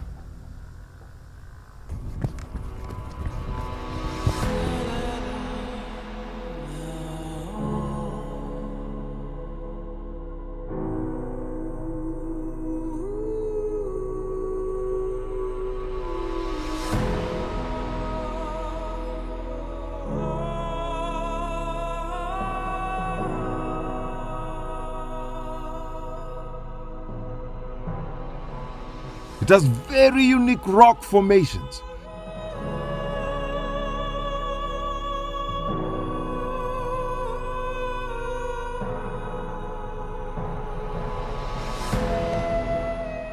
So we are here with this amazing view. Asanteni sana. Kuna ng'ombe inatusalimia. I can see Embu. Actually, I mean, naweza ona vitu mob. Ni tu vile sioni boundaries. Upper Karua Hill, which is around 1,700 meters above sea level. Yeah, we just Googled that. I mean, the view is just, jioneni.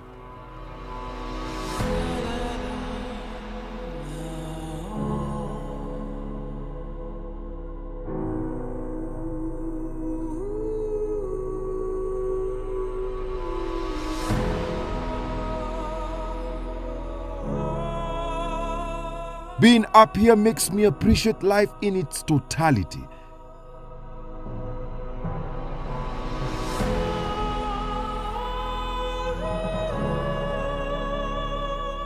It's a great place to reflect and meditate.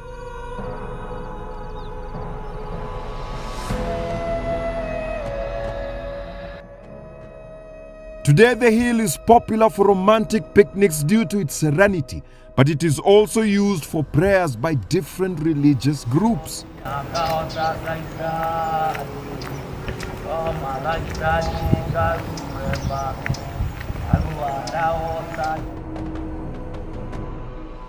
In our earlier episodes, we showed you River Thiba and River Rupingazi. These two are significant in our story since they are the source of water for where we are going next.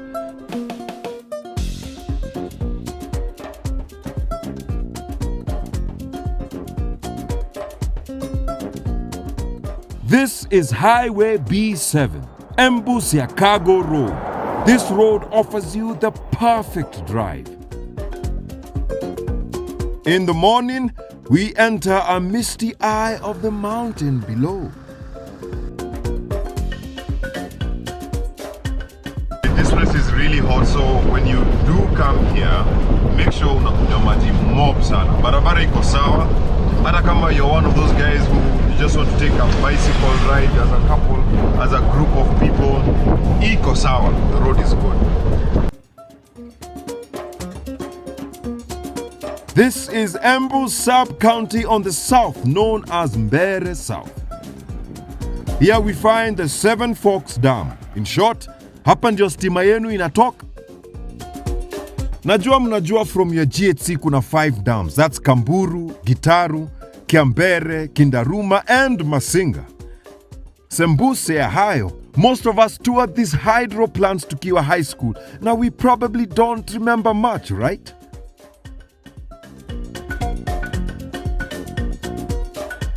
By the way, why the name Seven Forks? Is it fork ya R ama fork ya L? Hii ni assignment to you Twenderians. Hebu kwa mkifikiria before tuwaambie. Hapa Twende, you and I we visited some of these places for the first time, even for me. Na sasa tuko in one of the most electrifying locations in this whole country. In fact, kama Rock angekuwa hapa, angekuwa anasema, do you smell what the Rock is cooking?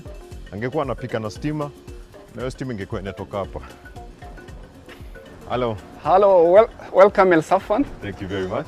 This is Masinga Power Station. Mm-hmm. Now you are well there. Now I'm ready. Opened officially in 1981. It is the largest of the 5 and it is located on the border of Embu and Machakos counties. Masinga is a main reservoir that feeds the other dams starting with Kamburu. It's good to note that this is not a tourist attraction.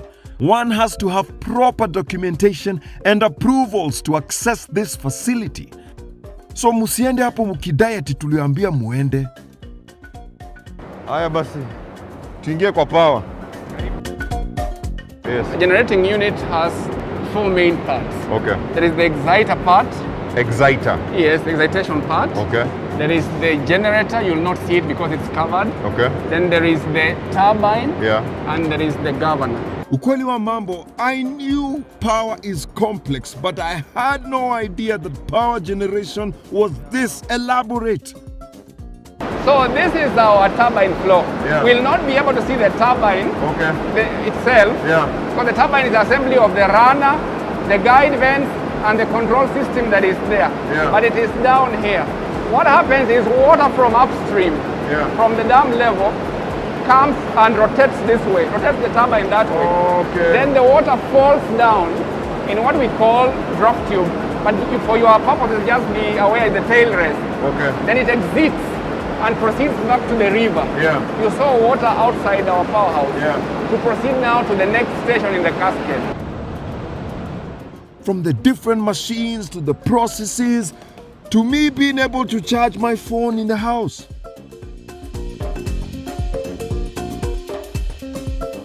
Sasa hii ni nini?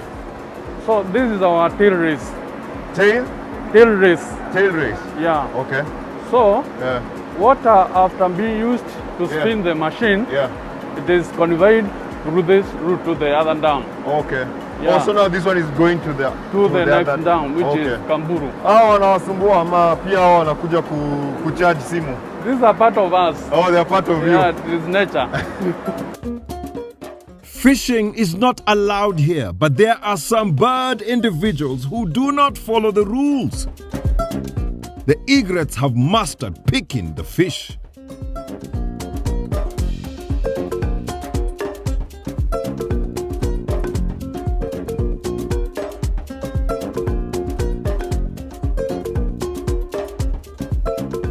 Here the spectacle is seeing the massive water body bila kuenda coast.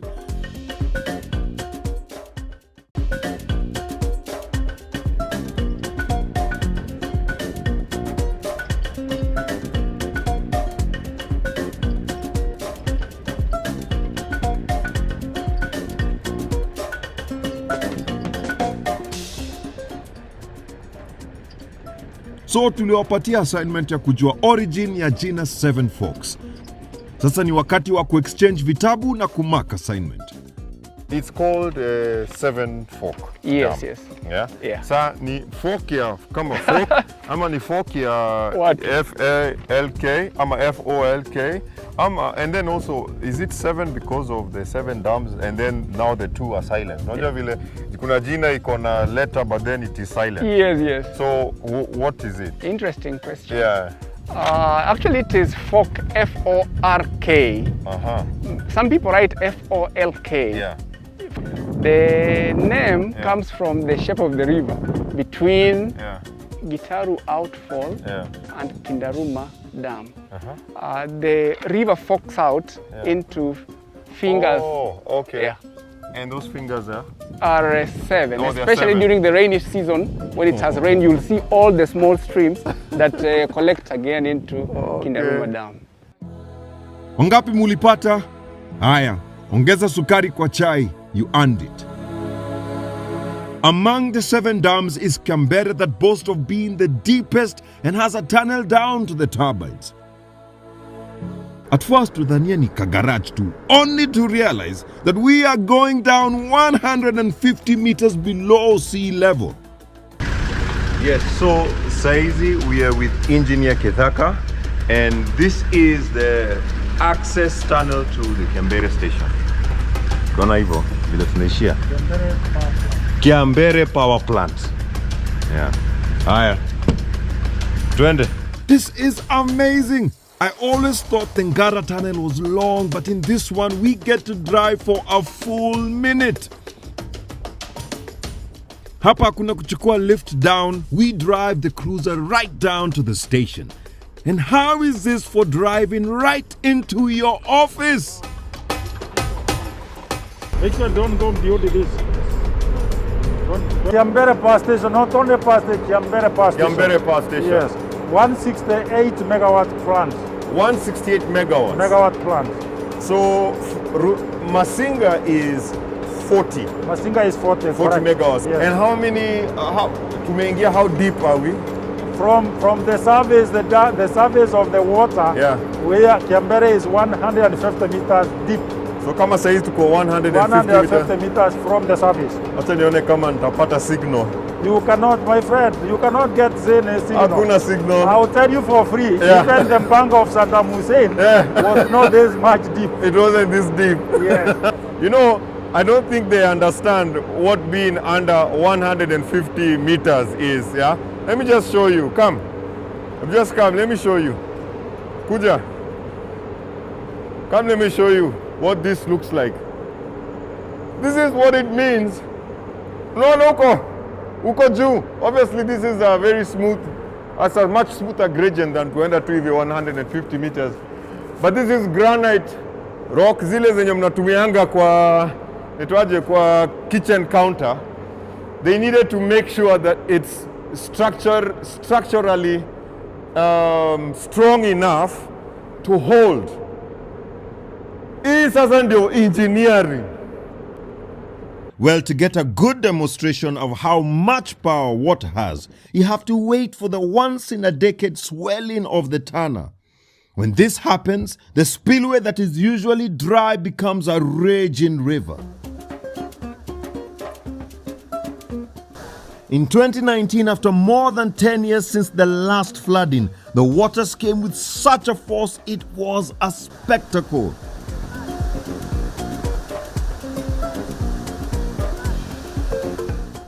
The overflowing of the dam usually happens decades apart, but in the year when nothing was strange, 2020, it happened again.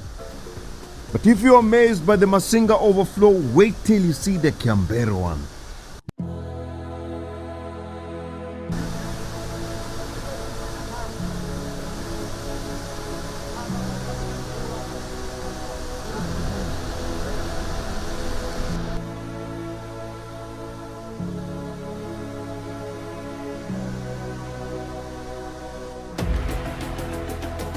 These waters will flow down to Kitui, Garissa and Tana River counties before draining into the Indian Ocean.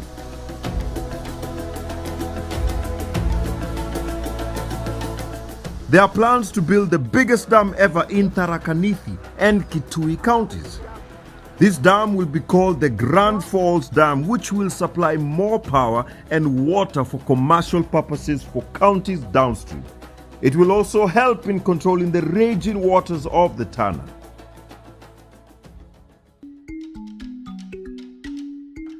Apart from waterfalls, mountains, hills and valleys, Embu has a gem that many are yet to discover and explore. And we are all about hidden gems, aren't we? On the Embu-Siakago Highway, we divert at Makema, where our destination lies 11 kilometers ahead. Hapa pana rough road, but to be fair, it is passable by most vehicles. We cross a shallow river Thiba and voila! Wengi wenyu mkisikia Mwea mnafikiranga ni michele, lakini hiyo Mwea iko Kirinyaga. Hapo ndio utapata hii. Sawa? Okay? But Mwea ni mara mbili. Kuna Kirinyaga na kuna Embu. Now when you are in Embu, you are in Mwea National Reserve. Twende. This 42 square kilometer reserve is sandwiched between River Tana to the south, River Thiba on the east, as well as bordering Kamburu Dam. Wildlife here is seen kila mahali. Basically, tuko kwao na sisi ndio tourist attraction because kwa gate it's a zebra just grazing and going about its day. Licha hayo, a few minutes into our drive, we see the endangered Rothschild giraffes wakitembea tu fwa.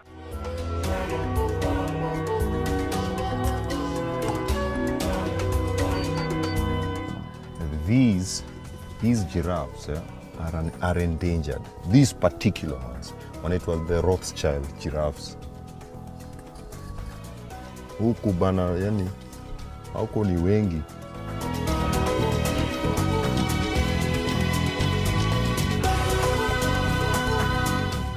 You can easily tell the animals are thriving because there are so many young ones milling about their tall parents. It could be because this is Embu, the land of opportunities. Ama, as we learned from the guides, there is only one lone cheetah in this whole reserve. Sema Buffet. The reserve, unlike parks kama Amboseli and Mara, which are grassland savannas, Mwea National Reserve is a woodland savanna ecosystem comprising of small hills with bushy vegetation and scattered large trees. Fun fact, this small reserve boasts of having the highest population of elephants concentrated in a single area in the whole of Africa. 152 elephants call this 42 square kilometers home. However, kuona ndovu huku sio rahisi. The large trees with thick undergrowth make it hard to spot some, but as we discover, we are lucky. Kweli ndovu ni kuu. The only open grasslands are found along the main rivers and the dam. Birds find this place to be a nice location to inhabit. Brown pelican as well as other species are also found here. Embu kuna beach. Yes, coast, you better watch out.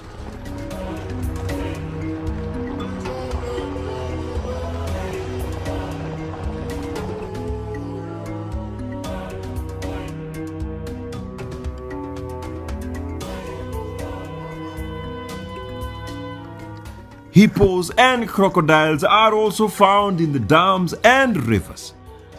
So tumefika hapa kutafuta hippos. Luckily we found them. Walikuwa na swim pale. And we've been told hapa Kamburu Reservoir kuna ma crocodiles. So hata sahi nikiongea kuna venye naangalia because you never know. The Thiba River passes down this way. So na hata kuna ka island pale which marks a boundary. Huku ni KWS, and that side, the community. There's a community that lives on that side, and they're allowed to fish as long as they don't cross the boundary. And that's obvious. KWS wanna preserve nature. It's a very peaceful place hapa Mwea Reserve. Very peaceful.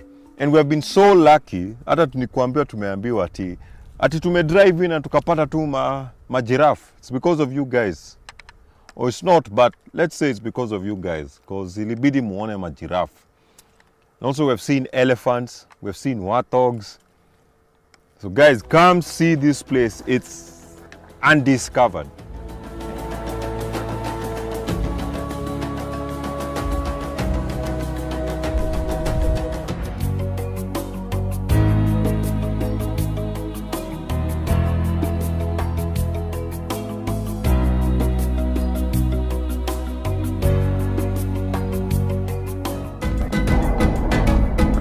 Today we start off the journey in Karingani location, Dangani sub-location, Mutongoroine village in Tharaka Nithi County. There is more to the name Mutongoroine because the village holds a piece of history. This piece of history, or should I say, the fairest and tallest of them all. This reminds me of the story of Snow White. Mirror, mirror on the wall, who is the fairest of them all? Anyway, I was saying, this iconic tree is not found in a park or public land. Ni kwa private land. Na ni lazima tungeomba ruhusa kuingia. So residents here say there's a legend called Mutongoroni, who is the tallest in the whole of Africa.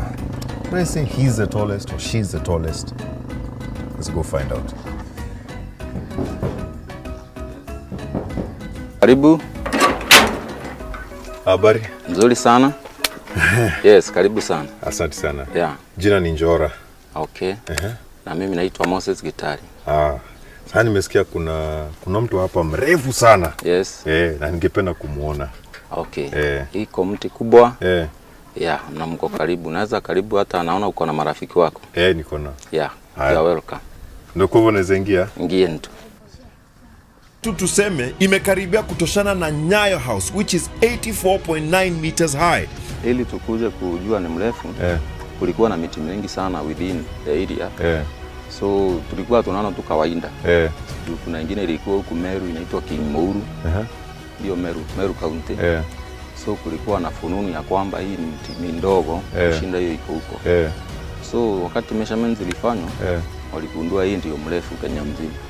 Kenya mzima? Kenya mzima, yeah. So and that's why tulianza tu kui-market.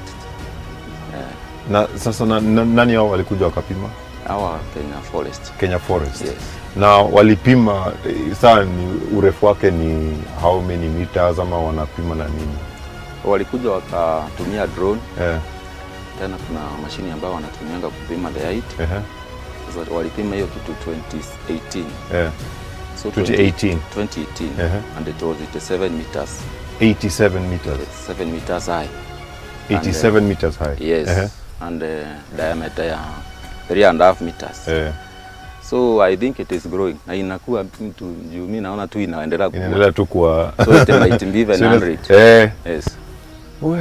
Yeah. So tallest tree in Kenya. Yeah, it is the tallest tree in Kenya. Hakuna ingine isipokuwa hii. Na sasa umesema hiyo ya Meru inaitwa aje? King Mouru. King Mouru. Yes. Na huyu anaitwa aje? Hii inaitwa Mutunguru. Mutunguru. Yeah. Okay. So it's like it was some sacred trees. Vile sasa tulienda tukiachiwa kama hapa kulikuwa msitu. Mimi niligawiwa kuwa msitu nikapasua mbao nikasoma. Nikaambiwa hii acha ikae. Usiuze haraka. Na nani alikwambia uache ikae? Baba yangu. Yeah, juu alikuwa ananunuliwa kitu kama 50,000. So nikamwambia acha ikae hapo. Maybe the price may go up. Inaweza enda juu. So tukingojea the place ikuwe up, ikakuwa the tallest in Kenya. And now the story ended like that. Yes. Mutunguru. It is also believed to be over 250 years old. So walijuaje miaka na height ya huu mti? Miaka tulipima na the Vice Chancellor Chuka University. Tukachukua ngozi yake na matawi. Ikaenda kwa raba ikafanyika ikaonekana ni 250 years. 250 years. 250 years. According to Guinness World Records, the world's tallest tree, ama tuseme, the king of the giants, is believed to be found in California in the United States, standing at 116 meters tall. Inaitwa Hyperion tree. Tuseme uko karibu kufikia Teleposta Towers, which is 120 meters tall. Mutongoro tree was also used during the colonial era by women to locate the Mau Mau freedom fighters in the forest in order to give them food. The hollow part in the tree's trunk also provided them with a hiding place when fighting with the colonialists so that they could not trace them.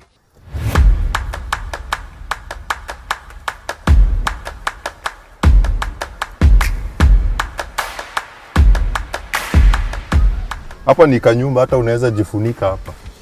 Ya hiyo nyumba nilikuwa naambiwa ilikuwa hata natumika na watu wa Mau Mau. Watu wa Mau Mau? Ya juu ilikuwa msitu. Ilikuwa msitu kote. So walikuwa wanakuja kujificha huko. Na ikosi kulikuwa na miti mingi kama hii. Hata we suspected ni wao walitengeneza hiyo kashimo koze tulikuta.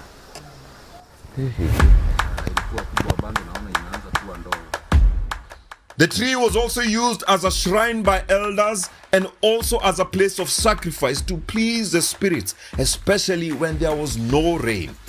But in the modern day, this specific tree has its own powers. Tuseme, inaweza tumika kama weather forecast. So most of the times uanga wanatumia kupredict the rain. Tukiona kama September imeanza kudrop matawi mingi sana, watu wanajua mvua iko karibu. Mti wanga ina drop matawi, sasa ndio utajua mvua ina. Utajua mvua iko karibu. Ama upepo mingi sana, inaguruma mpaka unasikia inaguruma. Most of the people wanajuanga sasa hiyo ni wakati wa kupanda. So ni kama tu pia wanaitumia to predict. So ni weather forecast. Yeah, exactly. The Mutongoro tree is visible as far as 40 kilometers away. This is an important landmark for navigation in the county. So this county is named Tharaka Nithi. Tharaka is a community found in the plains part of the county. But what of Nithi? No, it is not a community. These waters that flow in the highland part of the county are the Nithi River.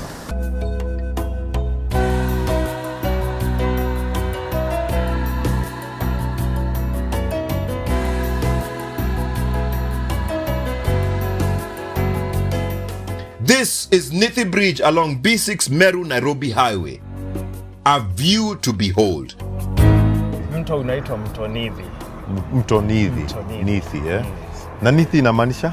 Nithi inamaanisha mto. Mto. Kwa hivyo sasa ile yenyewe ilikuwa inaitwa Nithi constituency. Okay.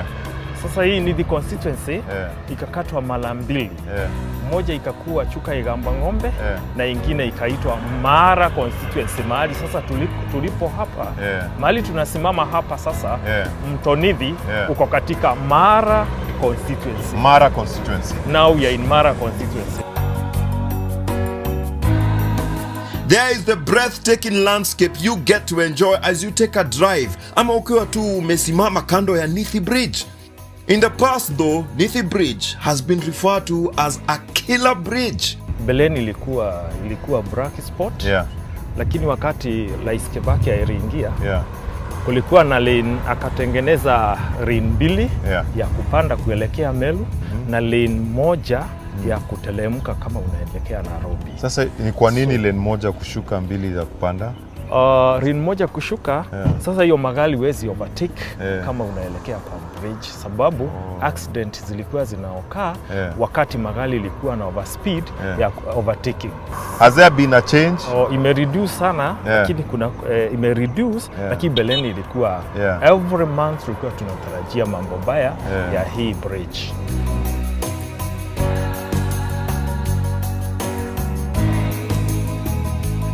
This specific bridge was built in 1983, but what was there before its construction? So where we are from is what Nithi Bridge is, and it was built in 1983 after independence. However, that was not the first bridge. This was, and it was built in 1952 na ilijengwa na mkoloni, lakini sisi ndio tulijenga ile noma. residents still use it as well as the main path to access Nithi River. This is an interesting aspect of road construction. You may have noticed that most roads still maintain the old bridge even after the new one is constructed. It literally means we should not destroy the old bridges just because we have new ones. Simekwambia tuende Nithi. Kuja. Sounds like good relationship advice. Next to the bridge lies the calm water splashing and gently moving through the trees.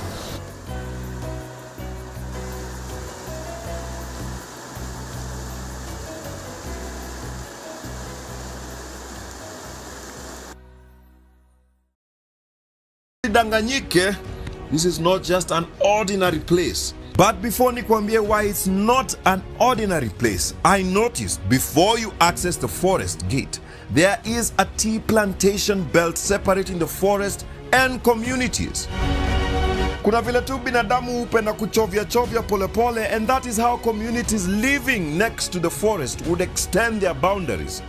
So the Moi administration came up with the tea zones.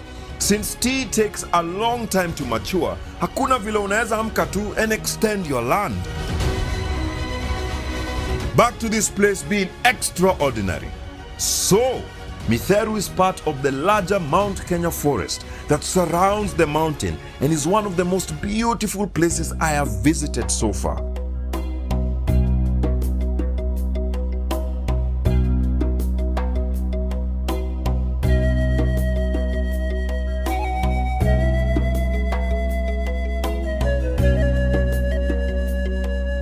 In the morning at Mitheru, we get to witness something remarkable as the water vapor rises from the trees.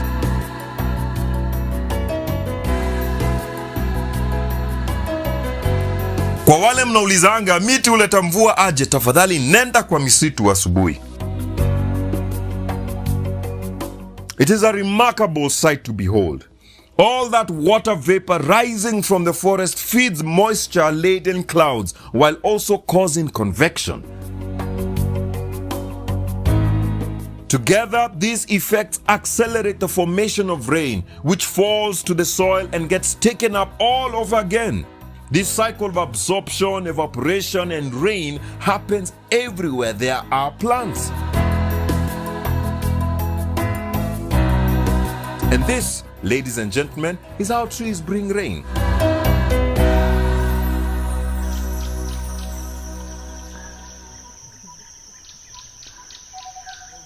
This forest is also important to a specific group of Kenyans, and it is not because it's giving us water, but something far more grand. This is why you experience one of nature's rarest scenes as Africa's largest terrestrial mammal gives new life of its own. This is the elephant maternity and nursery. However, this only happens in the months of December and July. Elephants all the way from Laikipia, Mount Kenya and its environs begin to stream in their droves with one purpose, to give birth. This is a classic case of expectation versus reality. Mbona kwa akili yangu nilifikiria tunaenda maternity ya elephant, nitaona beddings, nitaona kataa, unajua, nitaona sijui nini. However, if you think about it, kuna kuanga na soft beddings, yeah? Sasa ndio maana wanakuja kwa hizi kataa because it's soft. And you're looking for a place that's secure. This is, it has cover, quite substantially thick. And I hear that the male elephants, huanga wana surround. Sele the process of giving birth is happening, the male elephants, you know, they surround and they give that security. But yeah. But imagine, yani watoka na nyuki kuja give birth hapa. Hata hao elephants, invest bana.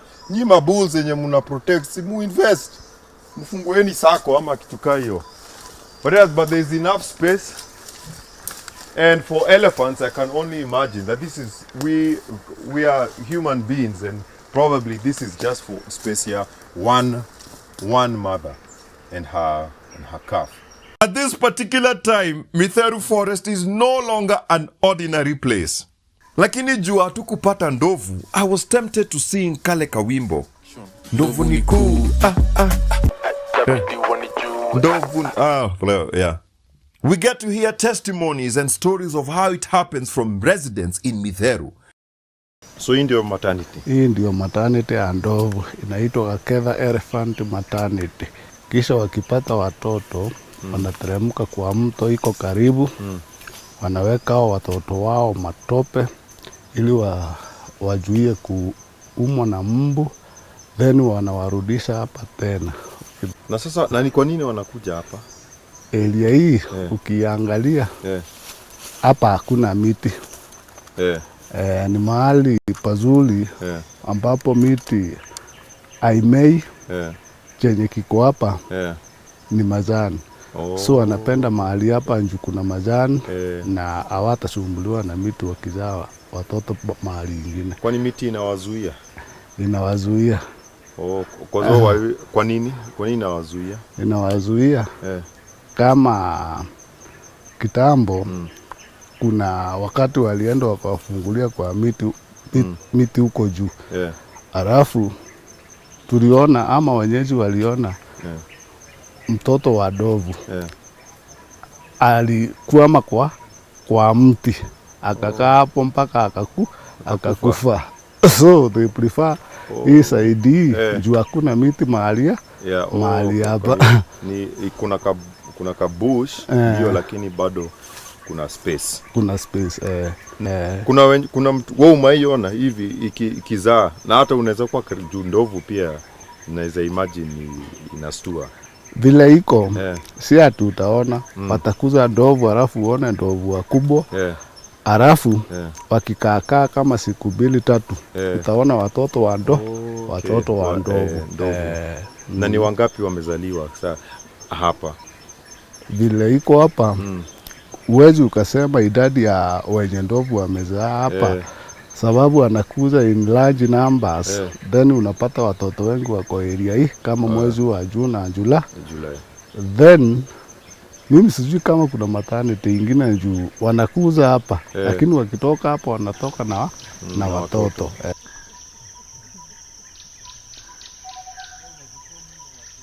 Why is this place preferred by elephants for this activity? Nilikuwa nadhani it's only Kirimo huku that is summoned by a song. Kumbe hata ndovu zinaimbiangwa. Aya! Kiana kianjo kilimato mbai. Kiana kianjo kilimato mbai. Inamaanisha nini? Hiyo inamaanisha ile masikio ya ndovu unajua inafunika karibu ifunike uso ama macho yake. Saa ile inaenda inafunua hivi inaleta, unaona kama inapiga hewa hivi. Ndio maana yake. I however spotted poop ya ndovu. Does that mean ilikuwa nusu ya kuonana na ndovu? No. Okay, basi tuende tukaone hiyo place ya watoto wa ndovu. Ama wanaitwaje kwa Kiswahili? Lazima ningeulizwa Mswahili. Lofty Matambo aliniambia anaitwa kidanga. Na Kizungu je, tuite baby elephants? Wacha basi tuite calf, wanapelekwa kupakwa matope. Na pia on the corridor, an electric fence has been erected to restrict encroachment and the movement of elephants. So, hapa the electric fence. I guess as well, just extra precaution for wildlife and community to be separated. So hapo ukienda shika hizi vitu.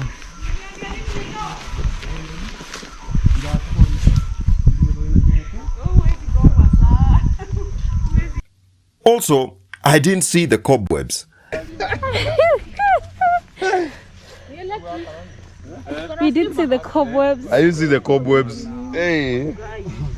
Hadi uko nazo kwa mgongo? Kwa nywele?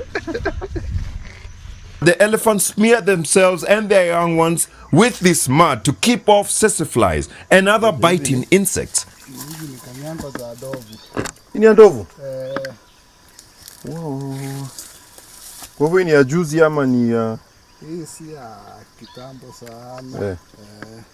Ebu ona hiyo size ya. The place also has a gentle slope that provides a safe location for bathing. So ukiona ndovu yeyote around Man Kenya, there is a high chance birth certificate yake inasoma Mitheru.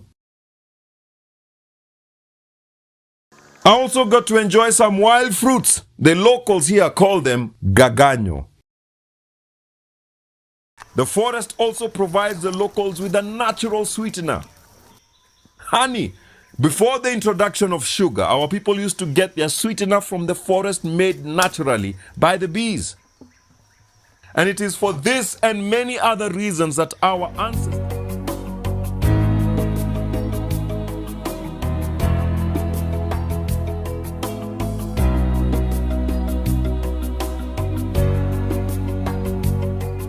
Forest. People say that it is the forest that changes, but the monkeys remain the same. Lakini kwa ground, vitu ni tofauti. The forest remains the same, but it is the monkeys that change. That is because the average lifespan of a monkey in the wild in a forest like Togoto is 15 years. Now compare that to indigenous trees that can go over up to 200 years. That means that some of the trees here have outlived almost 3 generations of humans and more than 13 generations of monkeys. The forefathers of these monkeys were swinging on these very trees during the Monkey War of Independence against the baboons. Mchoisikia hiyo? Haya. On the exotic side of the forest are these eucalyptus trees that are usually harvested before the full lifespan of a monkey in the wild. They are harvested between 4 to 20 years. So on this side, it really can be said that the forest has changed, but the monkeys are the same. Though you will hardly ever see any of them on this side of the forest, there is a feature of interest here. Kuja ni kuonyesha ile simu inaitwa Ilimareangai. Simu ya Mungu. Simu hii ni ya Mungu. Hakuna mtu alisimba hii simu. Hii ni Mungu mwenyewe. Hii simu tu alichimba? Waangalie vile ilivyo. Ni ya Mungu. Lakini yenyewe kuna pale chini kuna mahali iko mwanya. Na isipokuwa ni kujanja msanga. Ilikuwa na simu inaenda huko ndani pale, tutaenda hapo utaona. Kubwa zaidi ya haikuwa kubwa, lakini ilikuwa na mwanya. Ilikuwa naingia huko ndani. Hata tangu mimi nisaliwa, hii simu ilikuwa hapa. Na mimi ni mzee, na miaka mingi, lakini niliikuta hapo. Hata baba yangu nafikiri aliwacha hapa. Sio mimi peke yangu. Tangu zamani mimi sijasikia simu ingine inaitwa Ilimareangai. Hii ndio Ilimareangai ama simu ya Mungu. Hiyo mwanya ilikuwa hapa.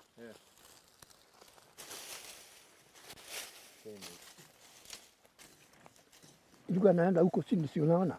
Bado inaenda. Mwanya ilikuwa hapa kubwa, ilikuwa inaingia huko ndani kabisa. Na huko mtu angeweza kuingia? Ungeweza kuingia kwa sababu hii mawe na hii mawe, si unaona vile inakaa. Unaweza kuingia wapi? Lakini ilikuwa inaonekana tu. Mwanya inaonekana imeenda huko chini. Na hata wakati wa mvua maji inakuja hiyo inaingia huko ndani. One theory is that this was a meteorite strike that caused this small crater. Whatever the cause, it is an interesting place to visit. While on this side of the forest, Mzee Keraki teaches me the age-old tradition of making traditional weapons from the trees. Na ukiwa msituni, kuna wanyama, kuna watu wambaya, wale wanaweza kukuharibu. Na ni lazima wewe kama mchungaji utafute mti ngumu. Kama hii? Si kama hiyo. Mtu anatafutanga mti mzuri, anatengeneza kitu tunaita jurutati. Jurutati. Na kwa hivyo nitakata mti hapa. Ni kuonyesha vile tunatengeneza jurutati. Wacha nikate hii mti. Hata sitakata kubwa sana. Hii mti inaitwa mukindori hii. A good njurutati is made from hardwood trees, but since there are few on this side, we use what we have. Sasa njurutati tulikuwa tunatengeneza hivi. Unaweka kichwa pande hii, na pande ingine. Kwa sababu inatakiwa kitu inaweza kudunga, hata ikidunga mtu, hata indunga mnyama, itaingia kwa sababu inakaa kama sindano. Wewe utaangalia uone, takuonyesha. I decide to give it a try, but unlike the older generation, ile kitu tulifunza shule ni kuchonga pencil. Sasa ukikata huko juu itakuwa nyepesi. Anyway, it is not like I was herding livestock in a forest that had threats to my life. Hii kitu ni sharp. Actually quite sharp. Hii inaweza kugwara, inaweza kudunga, inaweza kurarua. Unaweza kuwa na 2 ama 3. Oh, unatengeneza 2 ama 3. Ile naweka hapa. Oh, na ingine naweka hapa, na ingine unashika namna hii. Sio ni mchungaji? Kabisa. Ndio. Tukanda tunashika hata rungu tunashika namna hiyo. Hata ingine mtu anaweka huko. Huko ndani. Ukinikuta hapa msituni, uko na huwezi kunikaribia.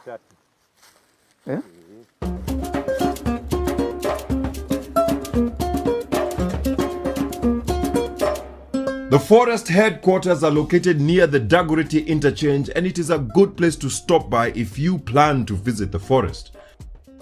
The Dogoto forest is hybrid, is managed under Kirinyaga County, and that is where you have this block, Dogoto, which is in Kirinyaga County. Yes. Okay. Yeah. And na nimesikia ukiingia kwa msitu unakuanga na shida za security, unaweza pata na mnyama. So kuna hii kitu inaitwa njuru tati nimepewa na mzee. So sijui kama utahitaji, naweza kupea kama present. Yeah, yeah, it's a present just to keep for the purpose of maybe history. But currently we don't use Jurutati. We have the security machineries where we have even the trained staffs who we refer as NCOM. Yeah, we have a complete trained staffs who provides security for our forests, taking care of the forest itself, and even any visitor who happens to visit the water forest station, he or she should feel free, should feel secure, because that is an area whereby we are taking, we are very much aggressive on.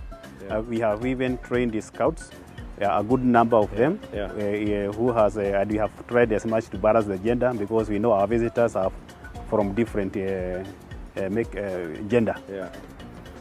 So you're probably wondering, hii forest ni kubwa, kuna activities mingi, nani atakupeleka huko? It's not like ati iko na Google Maps ama signs. And that is where Caro comes in. Sema. Habari yako? Mzuri. Yeah? So, wewe wanga unafanya kazi forest, yeah? Kama nani?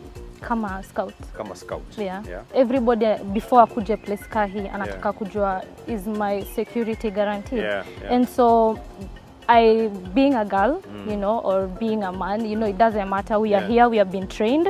Security is there, tumefanya first aid, we are equipped, and so confidently saying that there is security.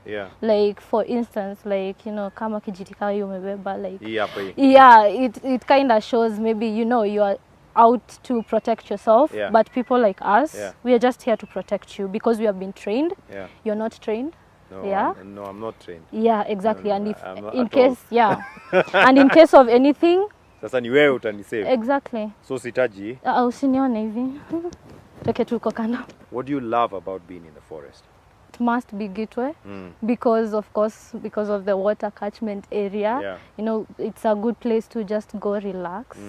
Plus, you know, sounds are therapeutical in a way. You hear the, you know, the birds and the water flowing, and everything is just beautiful. So it's beautiful. Yeah. As we saw, there can be up to 200 species of plant life in an acre of indigenous forest. So there is a lot to learn if you visit this forest. Na hii inaitwa aje? Red cedar. Na hiyo? Podo. Sawa basi, anajua. We had seen how springs in Thogoto provide water for the locals around the people, not only in Karinde, which is in Nairobi, but also Kajiado. On this side, there are more springs, and these too are used for domestic purposes. Springs greatly influence settlement as people like to live near them. The area around Nkongo and Kare, or as you may know it, Ngong, is such. Since I'm in the neighborhood and still have enough fuel, I might as well journey there and find out how life is. After all, I don't need any document to cross the border. It is 2022, not 2 years ago wakati wa COVID. First, I passed through Ngong town. Na si kuna watu wengi. The area around Ngong on the windward side is well watered, and with most of the springs having their sources on this side of the hill. It is also the site of one of the biggest wind plants in Kenya.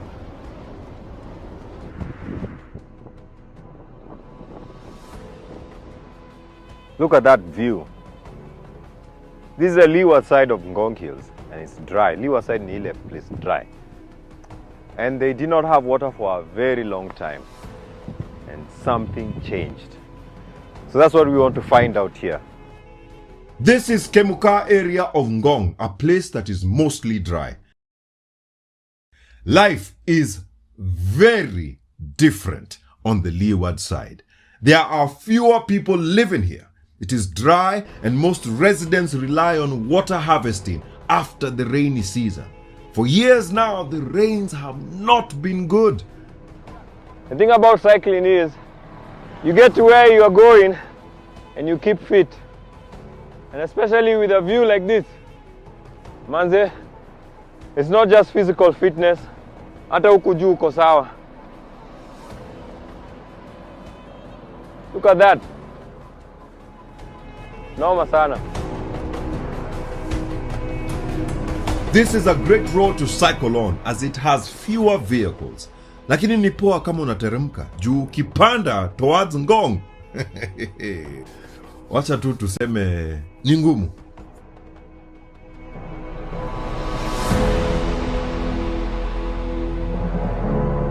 Despite being less than 30 kilometers from Nairobi CBD, Kemuka was a marginalized area where few lived, and the journey there was just an adventure. The people here must have been praying for a solution. Then in 2018, a higher power performed a miracle.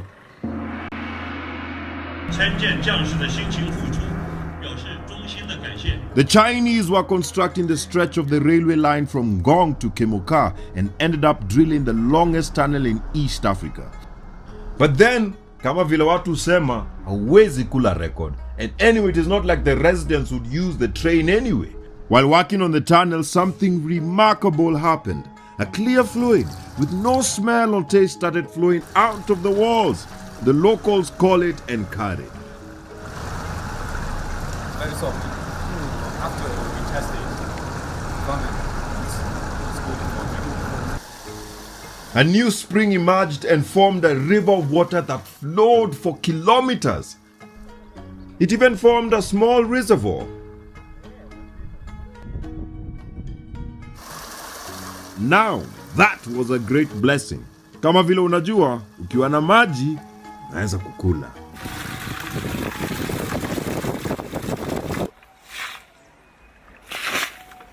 Naona hapa kuna kilimo kinaendelea hapa. Na hapa tunaona bado kuko dry. Maji inatoka wapi na situation ya maji imekuwa aje huku?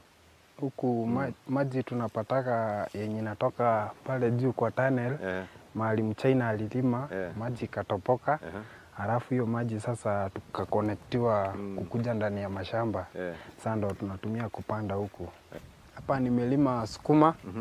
Na hii mahindi yenye naekaeka although kama inakuwa na changamoto. Uliwahi fikiria ama huku muliwahi fikiria mtakuwa na piped water? Hapana. Ni kitu ilikuja tu emergency. Yes, mulifurahi, mulitupa bash, mulitupa kapati, mka celebrate ama kapati lazima wazee wangechinja mbuzi tukule. Hiyo ni kitu yenye hatukutarajia. Na ni kama ni gift. Wazee walichinja mbuzi? Ai.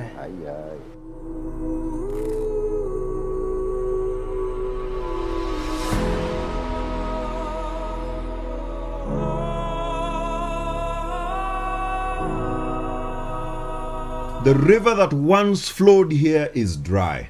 All this water has been piped to different homes in the neighborhood. Most of the people here could even have small farms.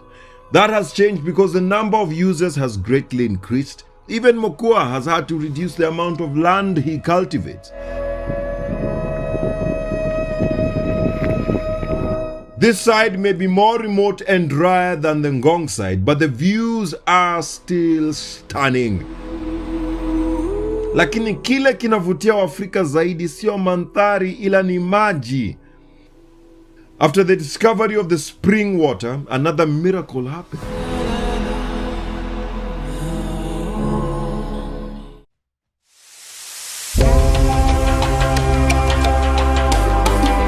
After the discovery of the spring water, another miracle happened. The people of Ola City got piped water for the first time in their lives.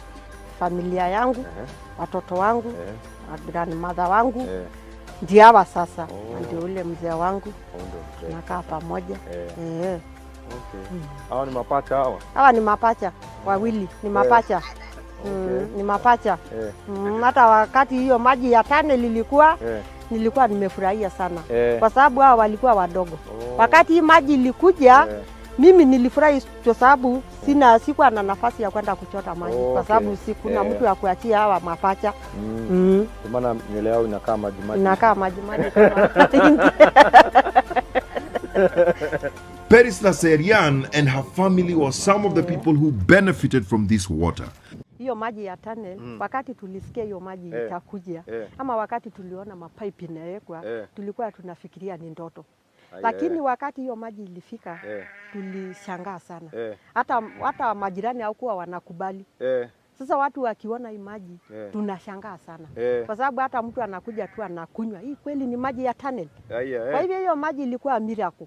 Ama ilikuwa inatushangaisha sana sisi wa Ola City. Kwa sababu hatujaiona maji mingi hivyo. Kwa sababu hii maji ilikuwa mingi kabisa. Nilifaidika sana na hiyo maji ya tunnel. Sababu hiyo maji ya tunnel iliniinua mimi nikiwa eneo ya Ola City. Sababu nilipanda mboga, nikapanda hoho, nikapanda sukuma, spinach. Sasa ikaniinua. Wakati ilitufikia, sasa ikakatika. Sasa hatujui ni nini.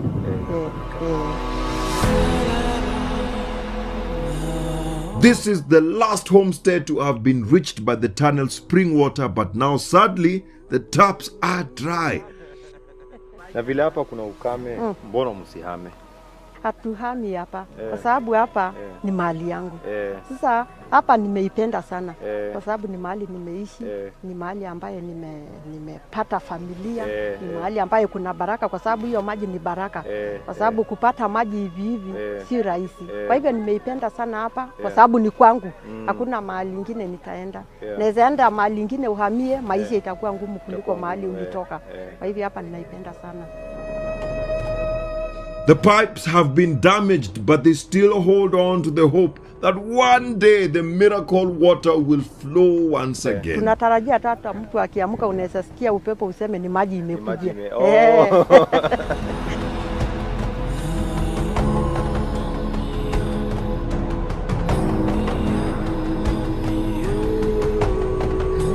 The trees around Ola City may not form a thick canopy like the ones in Thogoto, but that doesn't make them less special.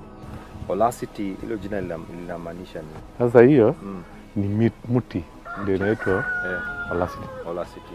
Wakati kuna mti inamea na inameanga tu ikiwa mbili. Moja ikimea ile nyingine inakuja. Sasa so, ukiona moja ikikuja unajua tu kuna nyingine ya pili itakuja. Sasa hiyo pale kuna miti hiyo mbili imekuwa. Moja ni kubwa, ingine bado ni kidogo, lakini sasa inakuwa tu.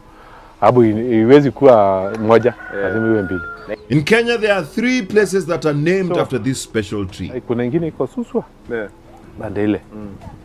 Mbili. Kuna ingine iko Loitoktok. Na pale inaitwa Ola City. Hiyo iko pia pande hiyo. I know what you're thinking. Sisi tunataka kuona huo mti.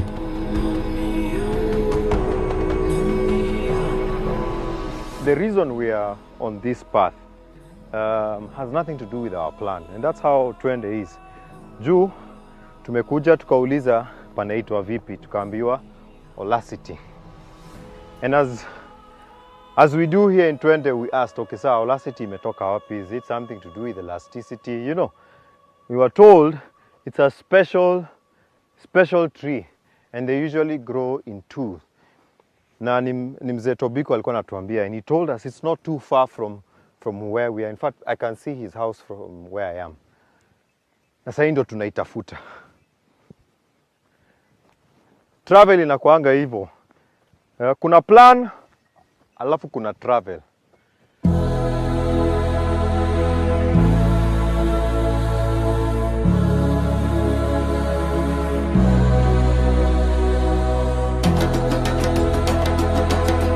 From the ground, it looks like there are 4 different trees growing separately, but from above, it is one tree. It really is a special tree. I can say I've never seen a tree like this one before. Hapa kuna 1, 2, 3, 4. Vile wanaenda huko juu, wanakakaa kwaya. From here at least, but from huko inakaa tu just like one tree. It's special, I've never seen something like this. Ama maybe zinashikana huko chini na panda juu. Olasiti is an indigenous species of the tree the Maasai call Olerai.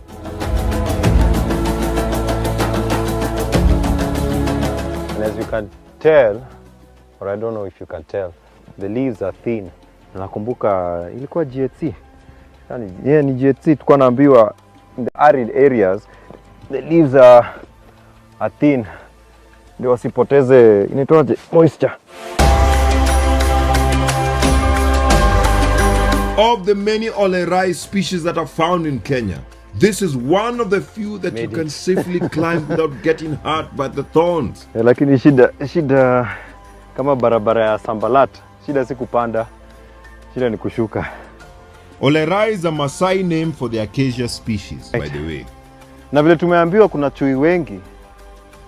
I mean, if I was a leopard, this is the tree ningekuwa na chill, so tutakaa macho. I can't imagine how many leopards have dragged their kill up here.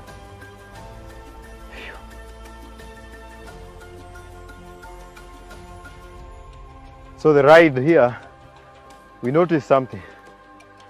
Unaona, sijaiona acacia ikibloom, iko na flowers. I just thought those thorns leaves. Ona, look. Zinakaa tu afro. This is the Vachelia farnesiana, ama kama kusoma sana, yellow puff sweet acacia. They may be a delight to the human eye, but for the birds and insects, this is much cherished food in this time of severe drought. Another Olerai species is also in bloom, but it is not the flowers that make this tree special. The whistling thorn tree acacia is only found in East Africa. When the wind blows, it turns old and abandoned spines into tiny whistling flutes, which gives the tree its name. But that isn't what makes it special. There's something inside the thorns. This is the interesting thing about this tree. There's symbiosis happening here with the ants and the tree. When browsers come to eat, they can only eat for a short time because immediately it's disturbed. The ants come out.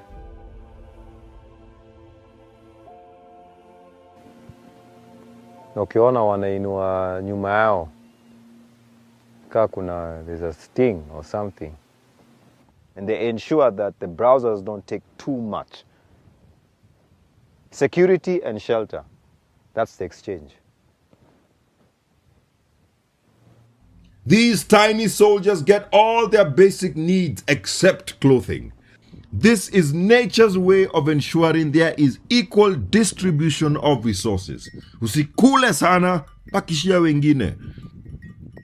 So next time you see this short tree, give it a tap and watch this fascinating phenomenon.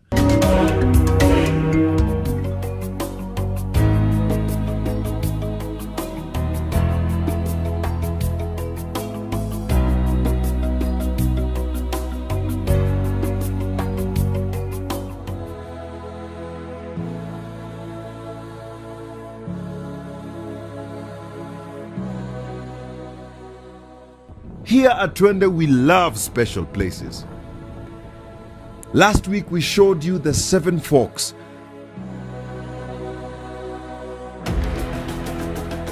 These dams are constructed on the might of Tana River that has its origin from Mount Kenya Forest. On its upper course, the river flows northwards, then curves south below the equator. The Tana's main tributary, River Sagana, originates from a series of springs among open moorlands on Mount Kenya. Along the Nairobi-Nyeri Highway at Sagana is a meeting point on top of the river. 4 counties intersect right on the top of the bridge. So hii ni Tana River, but watu huku wanaita Sagana River. On the bridge, 4 counties meet. Right now, tumesimama pande ya Murang'a. Ukivuka barabara ni Machakos. Ukivuka bridge, on this side is Kirinyaga, na hii side ni Embu. And I can see there's a lot of activities happening. You know, obviously, kuna construction, but nataka kuenda kuona ni nini. And maybe even surprise ourselves. Unaonaje? Twende? Haya, sawa. On my way to the site, I see this young lad filling what looks like bags with soil.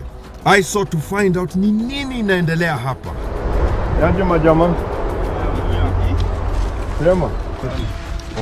Sasa hapa nilikuwa nasimama pale nikaona tu acha nikuje nione mnafanya nini.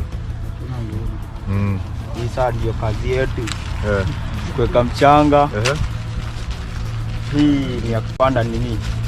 Dimo. Ndio ajira Kiswahili. Ndimu hata hiyo. Ndio saa hii ni fast. Tunachukua fast step, tunachukua karatasi, tunachukua mchanga. Unachukua watu hivi. Unajua lazima nijaribu pia. Na unafanya hivi. Unaweka kabisa. Hata mimi nijaribu. Sijui kama nitawezana. Utaniambia. Pia ni kazi.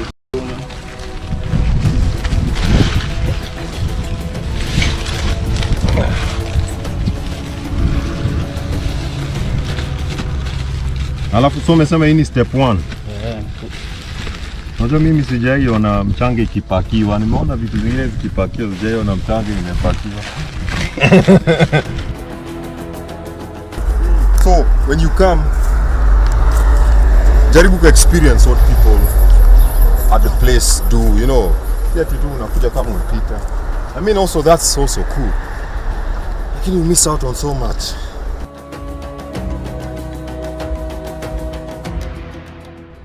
This special spot is currently under construction. So hii construction yenye inafanyika hapa ni ya nini? Hapa Doring carriageway inatoka from Keno to Sagana. Ambapo tunataka kuweka 2-lane road. Okay. We have the existing bridge. Will be the other road. Then we're trying to come up with another bridge, new bridge. So hii pande. Yeah. Actually it's the same, it's a duplicate of the old bridge. The existing bridge. Oh, okay. So just like that. Ndio tunataka kufanya this side, yeah. Our road is starting from Keno, heading Sagana.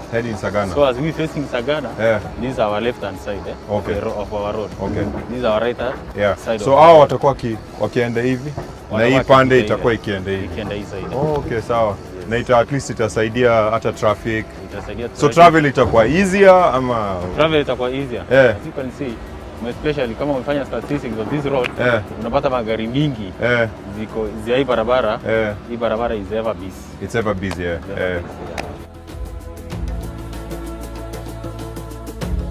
The dueling of this highway plus the bridge will subsequently reduce traffic and boost economic activities between Nairobi and the northern parts of Kenya.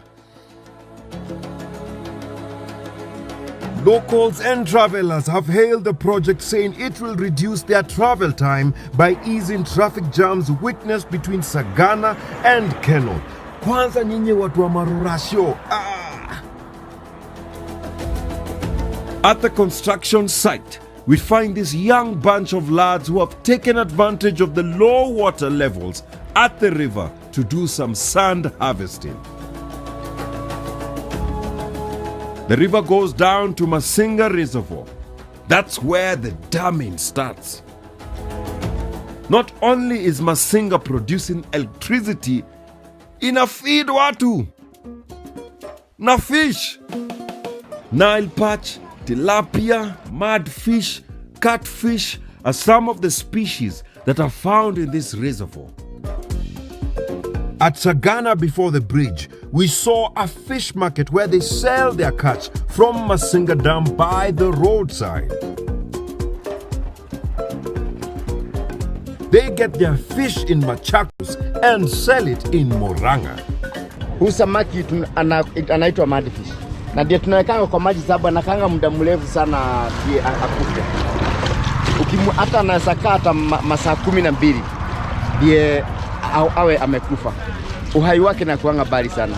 Sio kama samaki wale wengine, atukimtoa anakufa hapo kwa hapo. Lakini huyu anakaa kwa muda mrefu. Na ndiye anaitwa mudfish huyo sasa. Here I decide to try something different. Samaki inashikwa hivi. Oh, inashikwa hivi? Inashika hivi. Oh, hivi?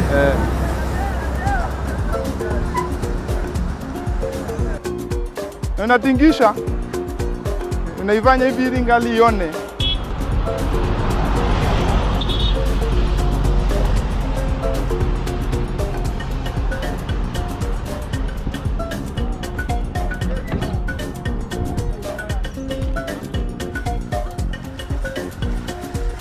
Samaki?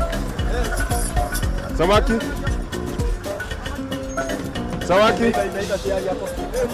Fish? Fish? Fish? Madam, fish? Fish? As you can see, nimeanza kuuza samaki. Ni my new side hustle. Nimefunzwa na Willie. These two go for 350. Ningeuza, ningepata ka 50 bob hapo. Hii ni kazi, hii ni kazi. Ukiuza 6 uko na 600 au 300 yako? Nikuuza 6 unaona? 300 yako Na kuna wakati watu kununua. Bahati yako tu. Haya. The fish vendors have to crisscross this busy highway now and then to sell to motorists stopping over at this point. Hapo ukipita unaweza buy fresh fish. Kuhustle sio rahisi. Manze, leo naona kama nitakula stock. Kwanza naona vile amechoma, nitampelekea yeye mwenyewe.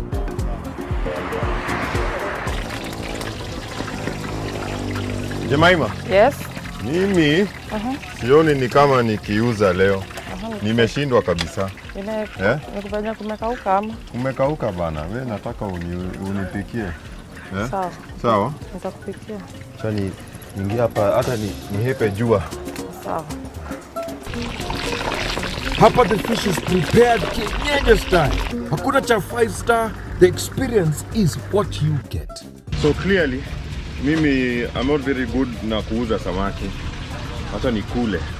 Lakini sitakula peke yangu. Kuna mtu anakaa kuna njaa, nimemwangalia hapa. Pilot! Kuja tukule. Unajua vizuri kula peke yako. Anaweza enda tuache tu. Imeiva.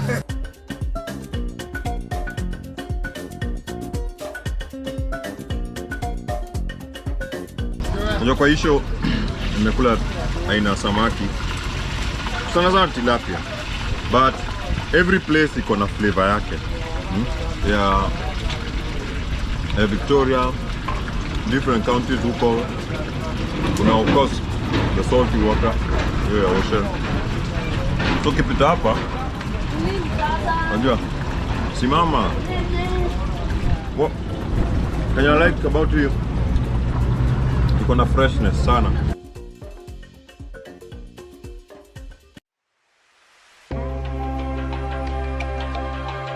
This is the land of the Agikuyu. And what better way to experience that culture than to go deep down into the belly of culture? It's time to transform.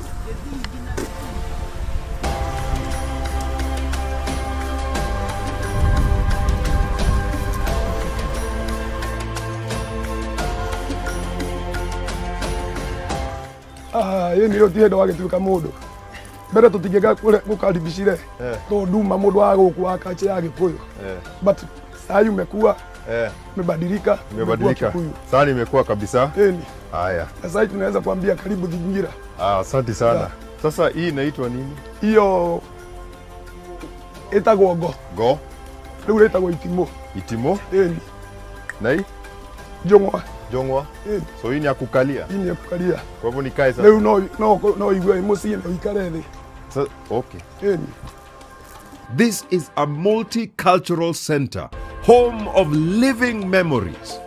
A multicultural village demonstrating traditional life of Bantus around Mount Kenya, namely Ameru, Aembu, Ambere, Agikoyo, and Akamba. What you're seeing here is a setup of Agikoyo homestead. Okay. All the community that lives around Mount Kenya. And what you're seeing here, as you all know, we used to live together as one people. We used to be one big family. Before we started separating, in Nairobi, you're in wherever. This is how we used to live. Of course, the head of the boma was the mzee. And being a mzee, he used to have his house called Thingira. So this is the Thingira. Thingira is a heart of a man. A man did not live with women or children in one house. They used to live separate from their wives and the children. So all men in Africa were polygamous. So starting with the first wife, the house is called Nyomba. Nyoba, because that is the first person who started this. As you know, we say Gekoyo na Mobi. So the first wife is Mombi. So she started Nyomba. You get it? The Thingira Cultural Village takes me on a journey that makes me feel like I've gone back hundreds of years. I also got a taste of the treatment a young groom would receive back in the days. Asante sana. Irio tu twa Gikuyu riria twa muciaraga twariaga uguo na gacuru. Karibu nyumbani. Asante sana. That is our food. Maybe most of the people, they didn't know what she's saying. She said this is what they used to eat, and that's why they are healthy.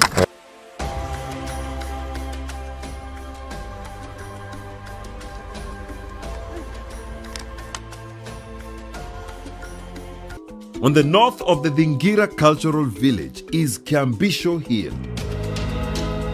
From the Thingira Cultural Village, there are hike trails through Kiambisho Hill that take you to our next destination in Sagana. We choose to drive there. Anyway, why not? Its proximity to Nairobi should definitely make it a favorite to many. It takes 1.5 hours to 2 hours to get here from Nairobi. You probably know that you could go rafting in Sagana, boat riding, or bungee jumping. But what you most likely don't know is that there are very scenic and amazing gorges in Sagana.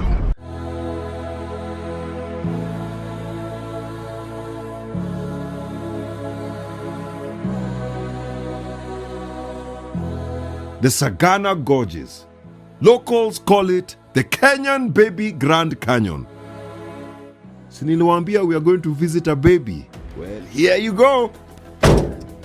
So I've come to see a friend of mine called Sami. Lakini simuoni. Mr. Jora. Hey. This is Sami. Kwani umetokelezea wapi? Huku chini bro.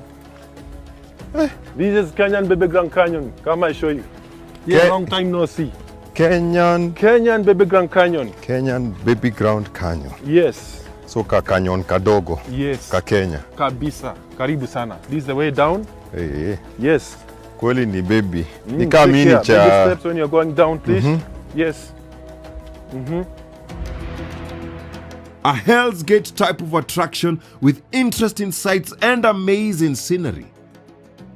Very photogenic, with tracks all around so one can easily move when down in the gorge. So this happened after heavy rainfall rained, and top loose soil was swept down by the fresh fronts bit by bit.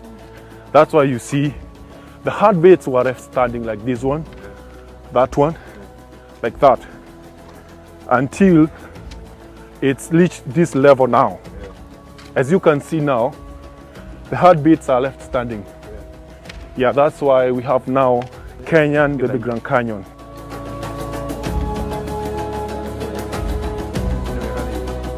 Rocks are left exposed, and over time this rock is carried downstream by rainwater.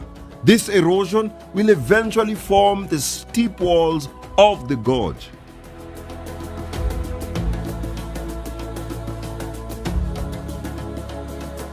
The flooding of streams or rivers increases the speed and intensity of this erosion, creating deeper and wider gorges.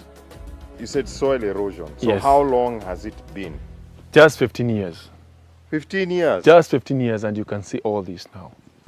You mean in 15 years hapa palikuwa flat? Ilikuwa flat kabisa actually. Ndio hakukuwa ina hizi potholes. Hizi manini. So 15 years of rain? Yes. Na kwa nini sasa? Na hizo kwani water, miaka zingine hayo miaka mingine hakuwa na. It was cracking bit by bit. Ah, okay. Yeah, there were small cracks. But now as you can see, there's big, huge gullies dug by water. 15 years? 15 years actually.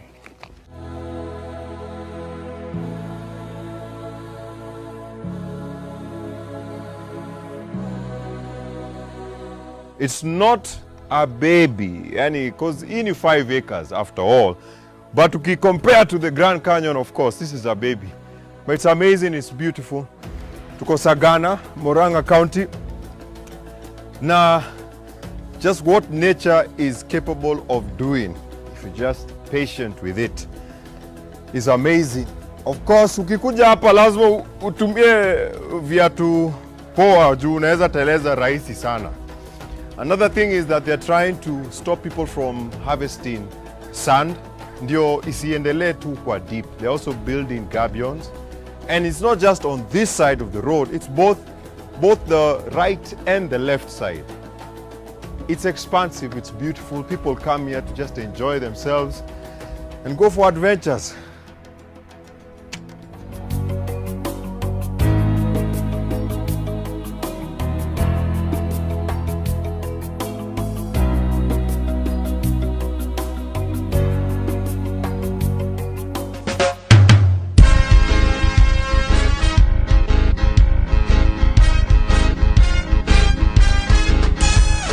Buffalo soldier, red local rasta, ewe mbogo soldier, in the heart of Enemenenga, at a hill from Nairobi, straight to Enemenenga, Njola riding on a bicycle. Ate mafuta imepanda. If you analyze your fuel tank, we utajua utapofika. Lakini mimi kama murasta, ni miguu ama bicycle. Buffalo. Hawa ni herd of buffaloes. Wait, ni buffalo au ni buffalo? Wacha tuseme nyati. Au ni mbogo? Kumbe huyu mnyama kona majina mengi. Lakini Bob Marley alisema buffalo soldier, so ni buffalo. Anyway, you get the point. Oh, and that is me, not in a car but riding a bike. So how did I find myself here? Ate mafuta imepanda.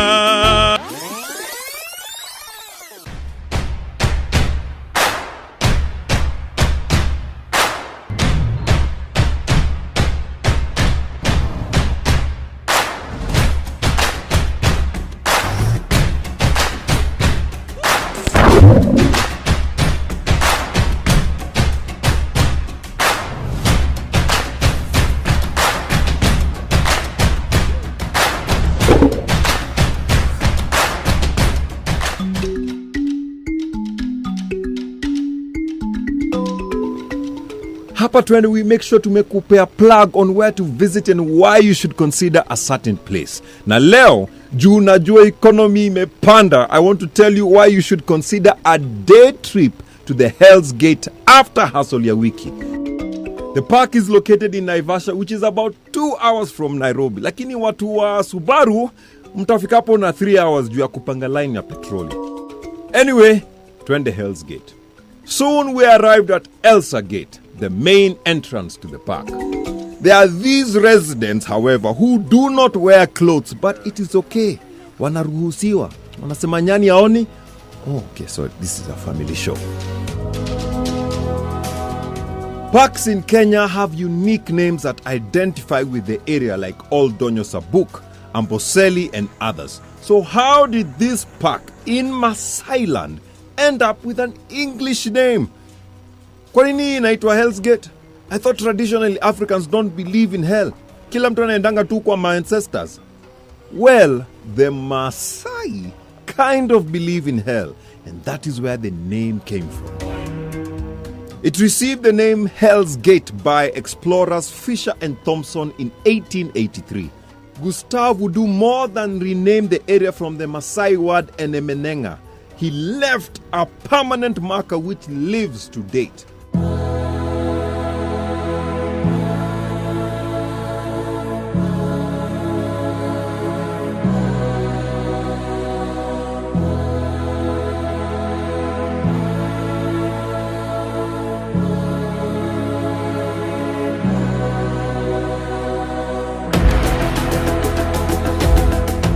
The White Oljoroa Gorge runs through the heart of the park with a deep valley hemmed in by sheer, rusty-hued rock walls measuring 17 kilometers long and the side gorge 750 meters long, making it the longest gorge in Kenya. Naona sasa watu wanakuambianga go to hell. There are two very popular gorges in East Africa. Olduvai, which is believed to be the longest hapo Tanzania, na sasa hapa penye tuko Oljoroa Gorge. Sasa nisikie mkisema ati Kenya hakuna gorge ama canyon. Kuna mingi.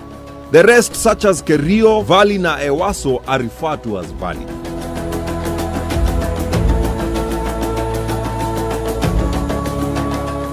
Now we are at the gorge. Naona hapa kuna maji yanatokeleza kama mfereji. Acha tusikie. Maybe maji ni moto. It's a bit salty, so hii maji lazima ikuwe therapeutic. Ala unaweza ushauri. Sasa mimi ni mrembo. There's another one. Ni moto. And it's quite slippery, so when you come here, lazima ukuwe na viatu poa. Oh, I see another one. Oh, this is actually lukewarm.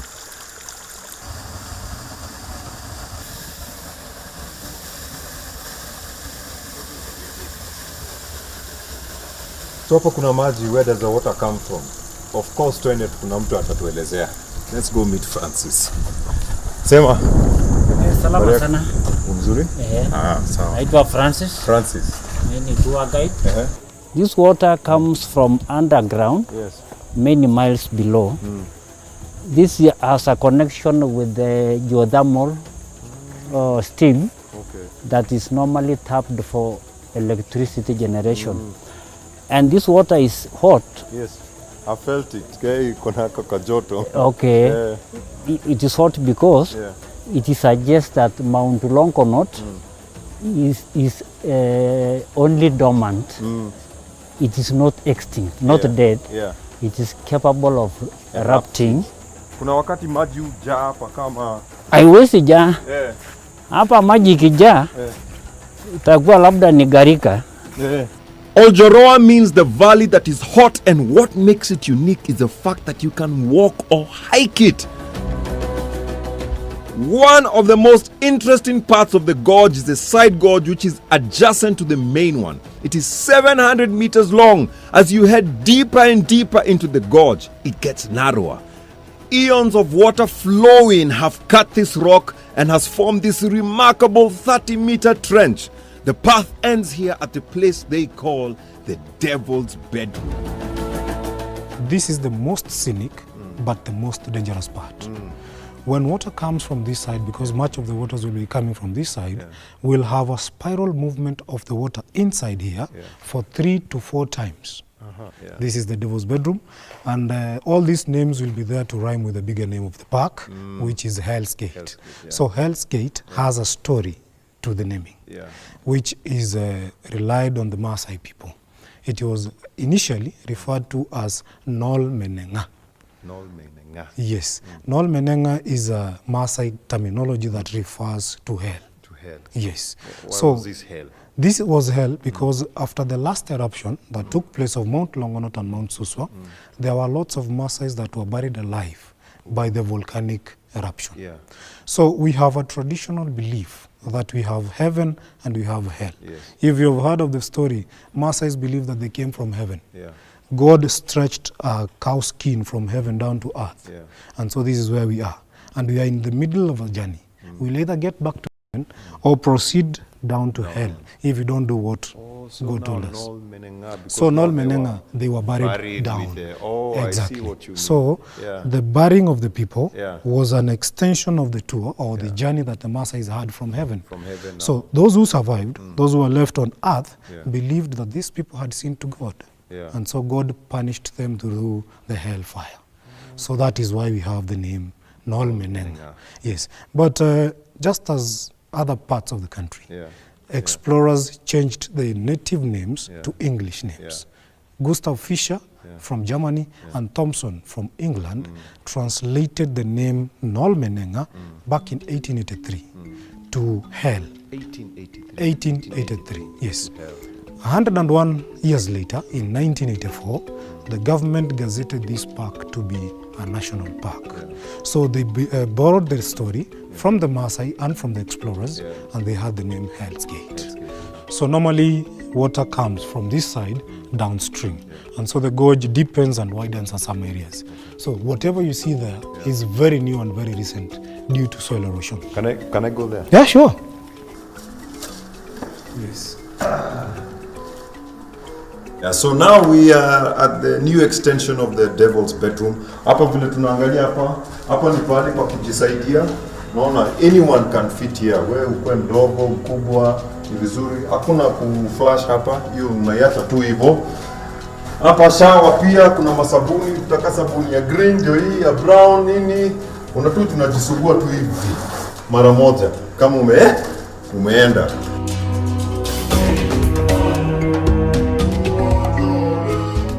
So you're probably looking at this and wondering, hey, we can shoot a movie here.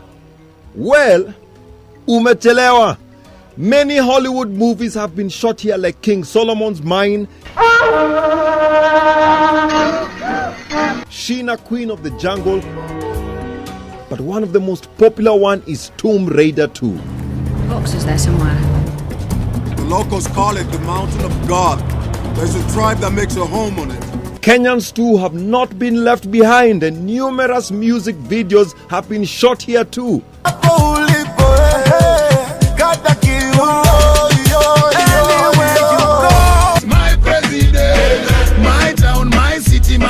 In addition to that, the entire park was used as inspiration for the setting and the environment of the Lion King.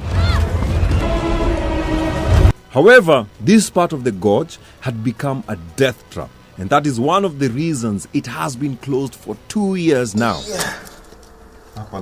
Ukuwe makini. Wakati maji imekuja kumenyesha, ina deepen the gorge, and so that is why it is narrow. But with some time, it is going to widen. Hatuwezi kuja hapa na nikose to leave my mark. Taniandike.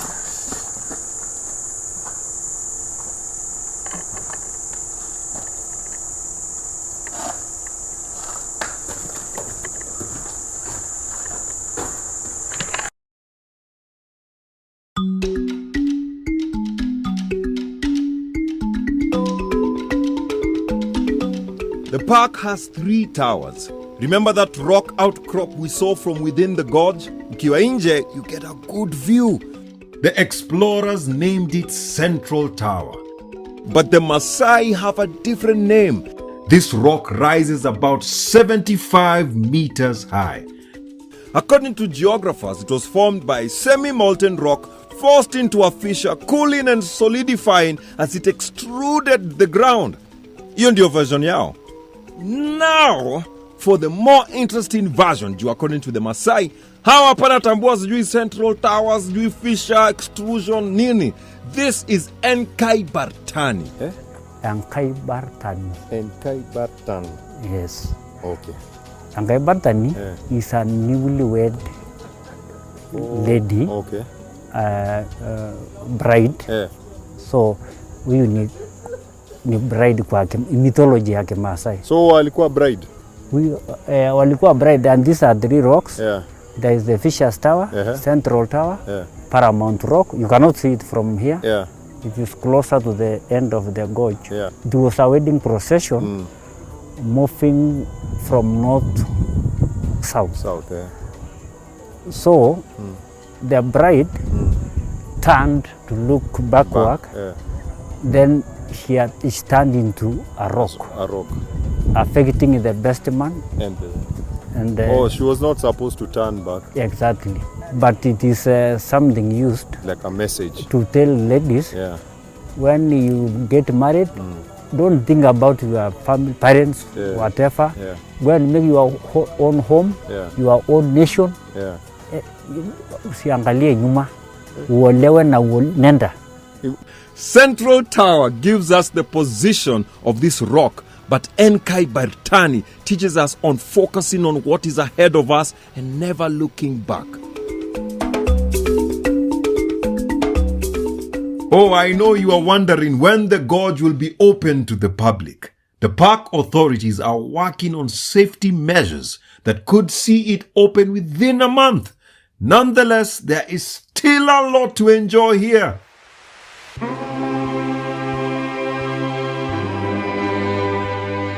Ukiingia kwa park, you will see tall, vertical and magnificent walls. You may also notice white blotches high up on the cliff sides, almost like Picasso or Patrick Mukabi decided to leave their mark here. However, hii si mtu amepaint kwa mkono, it's another body part. And that is not paint. It's something else. Biological though. Yes, tuko kwa park na nimetoka kwa gari. Hello. Hello. Habari yako? Hey, safi. Mzuri sana. All right. Sasa, let me ask. Yes. This stretch, I've seen very different flora and fauna. Yes. And I just wanted to ask, because this is very unique. Ni kupaka rangi mnapaka ama ni nini? No, my friend. Yeah. Si rangi imepakwa. What you're seeing, the white stuff, is the Focha's droppings. Oh. These are special Focha called rupels. The rupels is endemic to Hell's Gate around. This is the breeding site for the rupels Fochas. So kwa wale mlitupa school fees, endemic means a plant or an animal native and restricted to a certain place. They breed here, but the range for its feeding is all the way up to Masai Mara. But I think closer you can get closer there, where you can be able to. You can get closer. You can get closer. This is a walking park. Wow. Actually, it's broadened to be a walk in the wild. So, tuende pumwani ya vultures. All right. Lakini ni hard to spot the birds as they seem to camouflage on the walls. These vultures have a white color that blends with the droppings on the wall. Unaweza kuja useme, aziko kumbe ni wewe tu.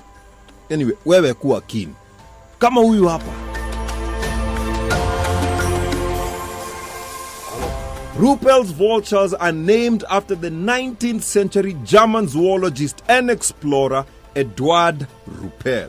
They wait for some temperatures. To take off, it requires some temperatures at the thermals. Okay. And when they are arrived at some level of temperatures, you can notice they are all taking off like almost at the same time.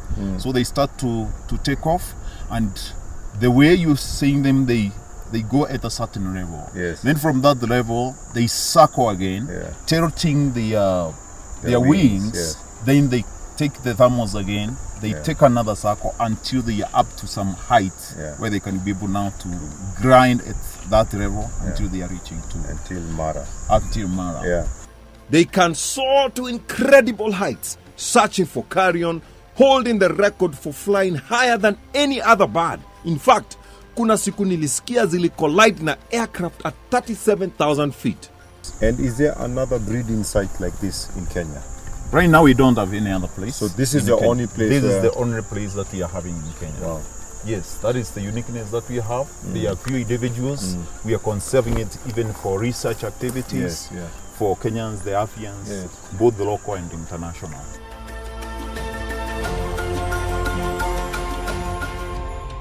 The beautiful thing about Hell's Gate Park is that it's one of the few parks where you can walk, cycle, run with the wildlife. It's actually called a walk with the wildlife. Naona hata ikawa metuzoea. The other parks where we've been, look, it's even turning for a better look.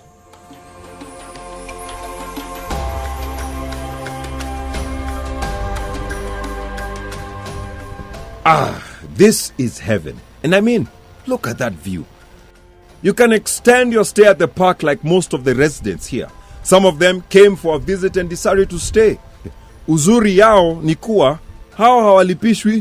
They have an agreement with the park authorities because they get to attract visitors, they get to stay for free and are provided with security 24/7. I tried the same argument, lakini nikaambiwa hiyo sura yangu haiwezi attract visitors and that I should pay. It is a good place to be by yourself. Hapa ni mahali unaweza kujiita kamkutano. Umejiangalia? Umejaa vumbi. Wewe umejiona wewe? Wewe ndio umejaa vumbi. Maybe tuanzishe moto. Huku ni peaceful. Amaje? Sindio? Remember I told you that Gustav Fischer left a permanent mark on the park? Well, being the humble explorer that he was, he went and named the first prominent rock outcrop after himself. So, Fisher's Tower. Yuka tunaweza ita Fishers of Men, vile men wanaenda juu ama women wanaenda. Anyway, mimi naenda rock climbing. Kuna beginner level and there's advanced. So, na niulize, mtu akona kichwa ngumu lazima avae helmet? Lazima. Okay.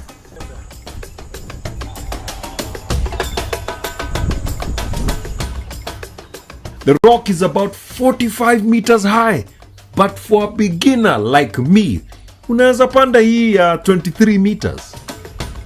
Hapa kuna haja ya kubeba hiking gear, unaweza hire. Na kama uko skeptical about exploring new heights alone kama mimi, you can rely on the services of the skilled and helpful guides on standby. Nasikia bado kuna shida ya mafuta. So maybe unaona ngamia si option poa. Kuna baiskeli. Twende? Twende?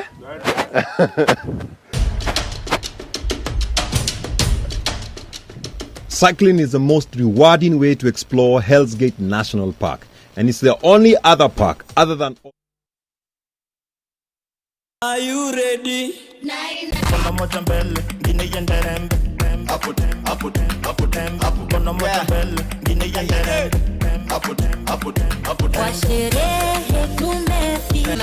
Lete kingari ni kusetia kifua. Niko na dem, mwenye kona dem pia.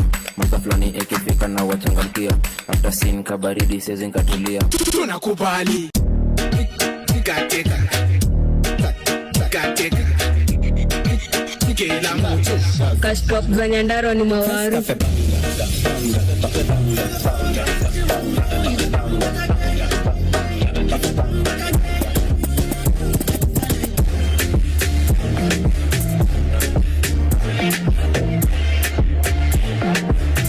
Only on NTV.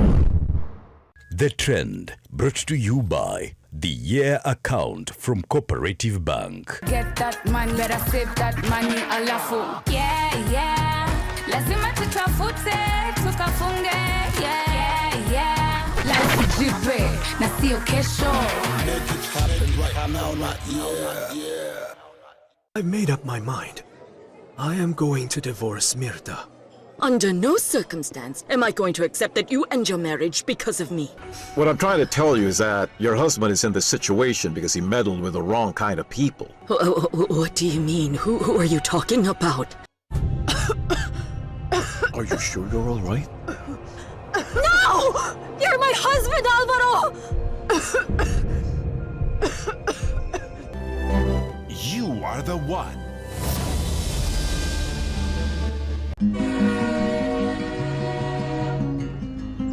For Mutiso, the 2024 London Marathon victory earned him a spot at the biggest stage of world athletics, the Olympics.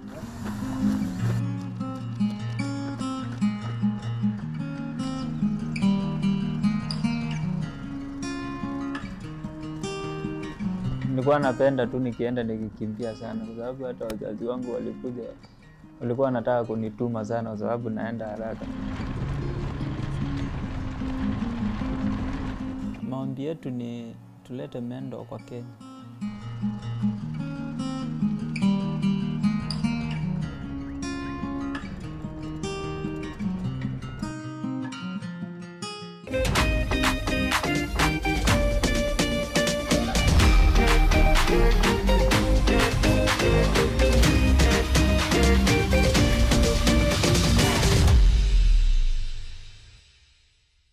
Kenya, a land renowned for its dominance in middle distance running. Now, a new generation of stars in the 800 meters race has emerged. Mafansi wako na pressure ya kuona Mary Moraa atakimbiaje. Hii medal tutapata ama tutapata. Mary Moraa is a calculative athlete. She knows when to strike. From Kitale to the global stage, Emmanuel Wanyonyi makes his debut at the Olympics. Ningependa sana kuwakilisha country yangu na nipate any medal kwa Olympics. Si rahisi lakini napambana. He has a very good chances of bringing home gold. Experience the journey, celebrate the spirit. Mary Moraa and Emmanuel Wanyonyi. Paris 2024.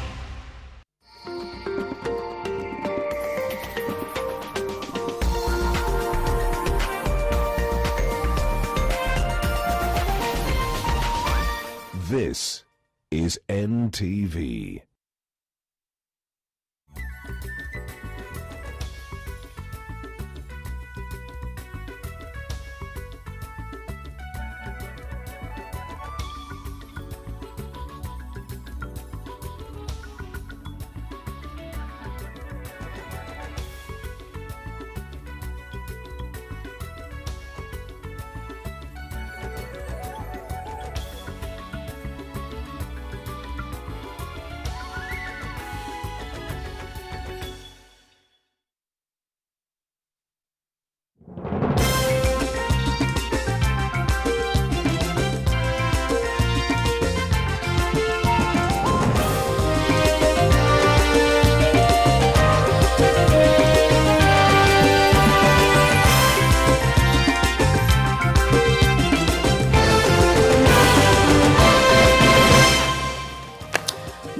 Waneni hunena kwamba usipewe lifti ukaanza kupiga honi.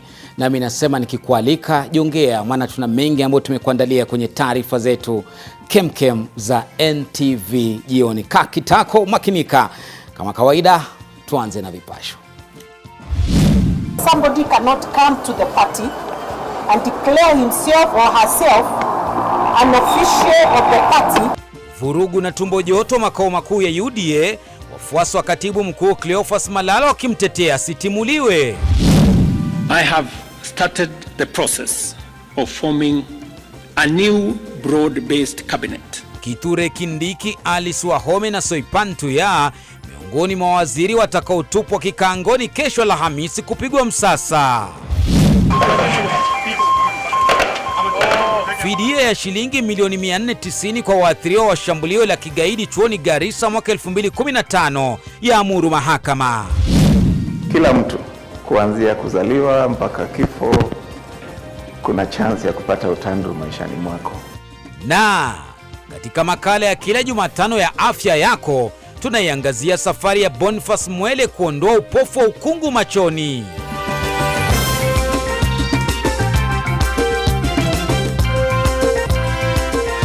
Hii NTV Jioni na Lofty Matambo. Bambam, 1 kamili Afrika Mashariki. Karibu kwenye taarifa kamili. Kwenye chumba cha ishara ni David Agondoa Mtagusano kwenye mitandao ya kijamii. Twende kazi. Serikali ya Kenya imeagizwa kulipa fidia shilingi milioni 441 kwa familia za wanafunzi 147 waliofariki katika shambulio la kigaidi katika chuo kikuu cha Garissa. Familia ya kila mtu aliyefariki itapokea shilingi milioni 3 huku walionusurika wakipewa kiasi tofauti cha fidia. Kesi hiyo ilikuwa imewasilishwa mahakamani na kituo cha sheria cha wanafunzi 14 ambao walinusurika katika shambulio hilo. Huyu hapa Rose Wangoi na maelezo zaidi katika ufunguzi wa taarifa zetu Jumatano hii.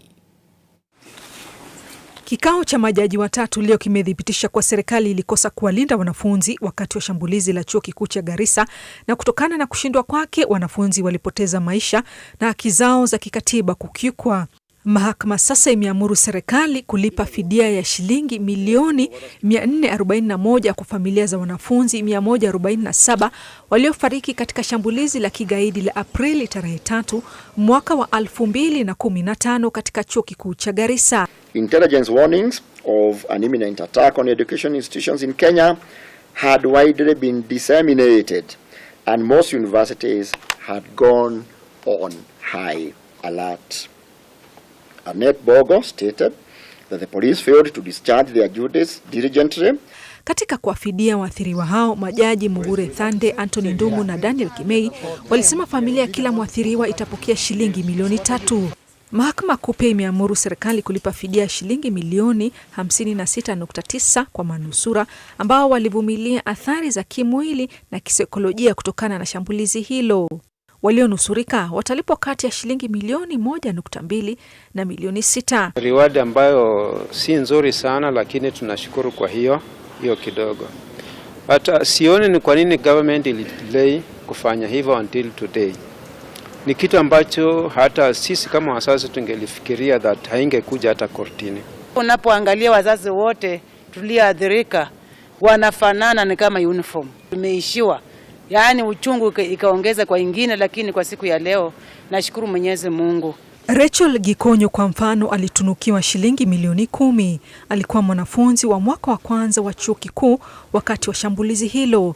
Alipata jeraha la uti wa mgongo baada ya kufyatuliwa risasi na magaidi, ambayo ilisababisha kupooza kwa viungo vya chini na kukosa udhibiti wa kibofu. Tumeshukuru sana for the judgment, for it has been favorable to us. A word of damages cannot bring back life, but we are happy that this is an acknowledgement that the state failed in stopping the Garissa attack. Mnamo mwaka wa 2019 wanafunzi, familia na kituo cha sheria walishtaki serikali, mashirika ya usalama na chuo kwa kukosa kuchukua hatua kukomesha shambulizi hilo licha ya kuwa na ujasusi muhimu. Rose Wangoi, NTV. Asante Rose, na tunasema heko kwa haki hiyo kupatikana. Kwingineko kulikuwa na hali ya tumbo joto na vuta nikuvute katika makao makuu ya chama tawala cha UDA mchana wa leo. Hii ni baada ya wafuasi wake katibu mkuu wa chama hicho Cleophas Malala kuzua vurugu wakimtetea kiongozi wao asitimuliwe. Vita hivi ni vya ubabe kati ya Malala na Joe Halende anayedaiwa kujitangaza kwamba ndiye katibu mkuu. Mwanahabari wetu Brian Mshiri anapata shika za chama hicho cha UDA.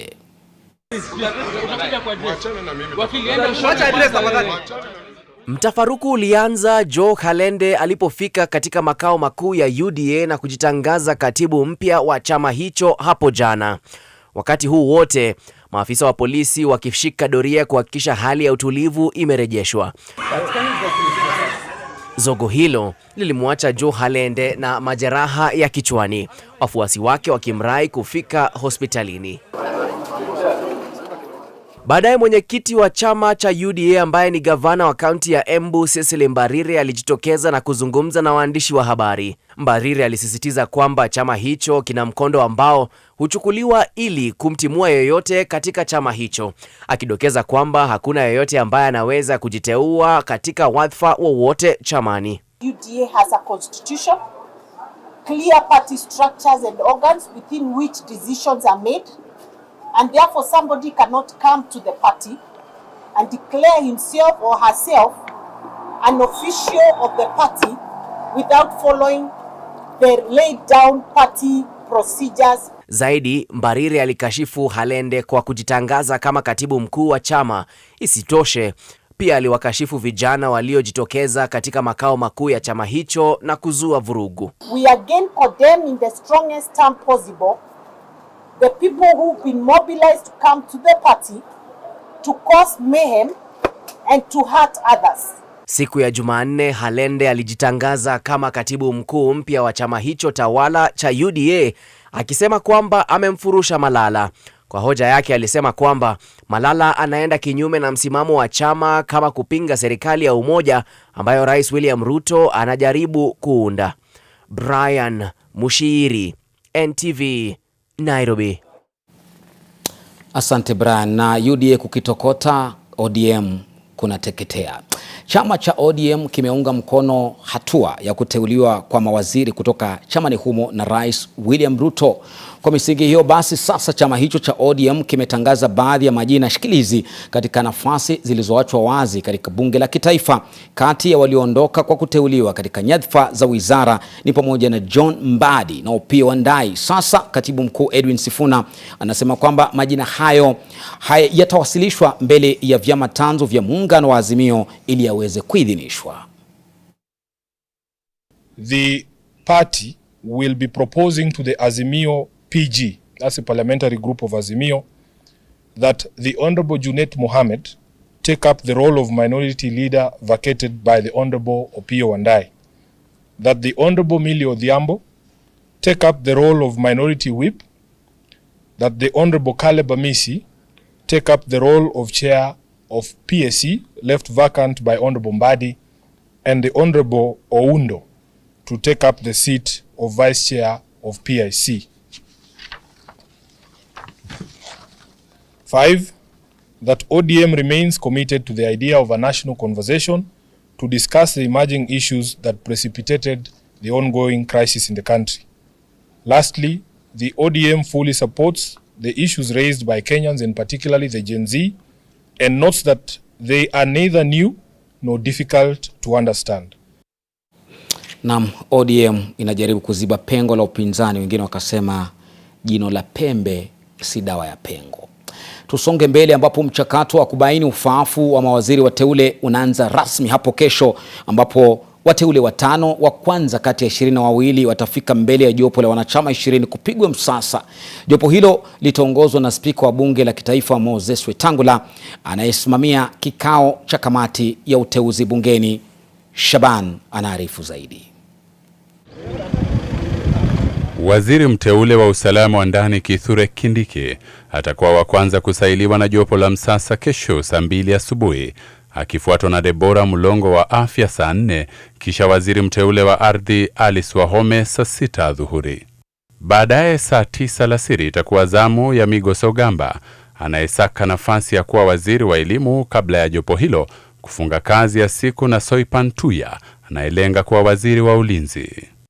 Kwa mujibu wa ratiba iliyotolewa na karani wa bunge la kitaifa Samuel Njoroge, angalau wateule 5 watahojiwa kwa siku 4 kutoka Alhamisi mnamo Agosti tarehe 1 hadi Jumapili Agosti 4. Msasa huu utafanyika katika ukumbi wa County Hall kwenye jengo la bunge na utaongozwa na spika wa bunge Moses Wetangula, atakayesimamia kikao cha kamati ya uteuzi bungeni. Jopo hili lina wanachama 20. Siku ya pili msasa itatanguliwa na waziri mteule wa kilimo Andrew Mohea akiwa kikaangoni, kisha Aden Duale mteule katika wizara ya mazingira, Eric Muga wa maji, Davis Chirichiri wa uchukuzi na Margaret Ndongo wa wizara ya teknolojia ya habari na mawasiliano na uchumi dijitali. Siku ya 3 Agosti 3 itakuwa zamu ya John Mbadi wizara ya fedha, Salim Mvuria wa biashara, Rebecca Miano wa utalii, Opiyo Wandayi wa kawi na Kipchumba Murkomen wa michezo. Itakapofika Jumapili, Hassan Joho ataketi kwenye kiti moto saa 2 asubuhi kusailiwa anaposaka kazi katika wizara ya madini na uchumi wa majini. Joho atampisha Alfred Mutua wa Leba, Wycliffe Oparanya wa ushirika, Justin Muturi wa utumishi wa umma na Stella Langat wa jinsia. Wakenya wana hadi Agosti 1 kutoa maoni yao kuhusu mawaziri wateule kabla ya mahojiano kuanza. Watakaohojiwa wanahitajika kubeba stakabadhi rasmi za elimu na hati nyingine muhimu. Ratiba hii ilitolewa juma lililopita na ilihusisha mawaziri wateule 20 kabla ya kuteuliwa kwa Beatrice Adhkul Moe katika Wizara ya Jumuiya ya Afrika Mashariki, maeneo kame na ustawi wa kanda. Baadaye Rais Ruto alimpendekeza Dorcas Oduor kuwa mwanasheria mkuu siku ya Jumanne. Asante sana Laban Shaban kwa taarifa hiyo. Pia tuko na Nina Shaban katika kituo hiki maarufu cha NTV.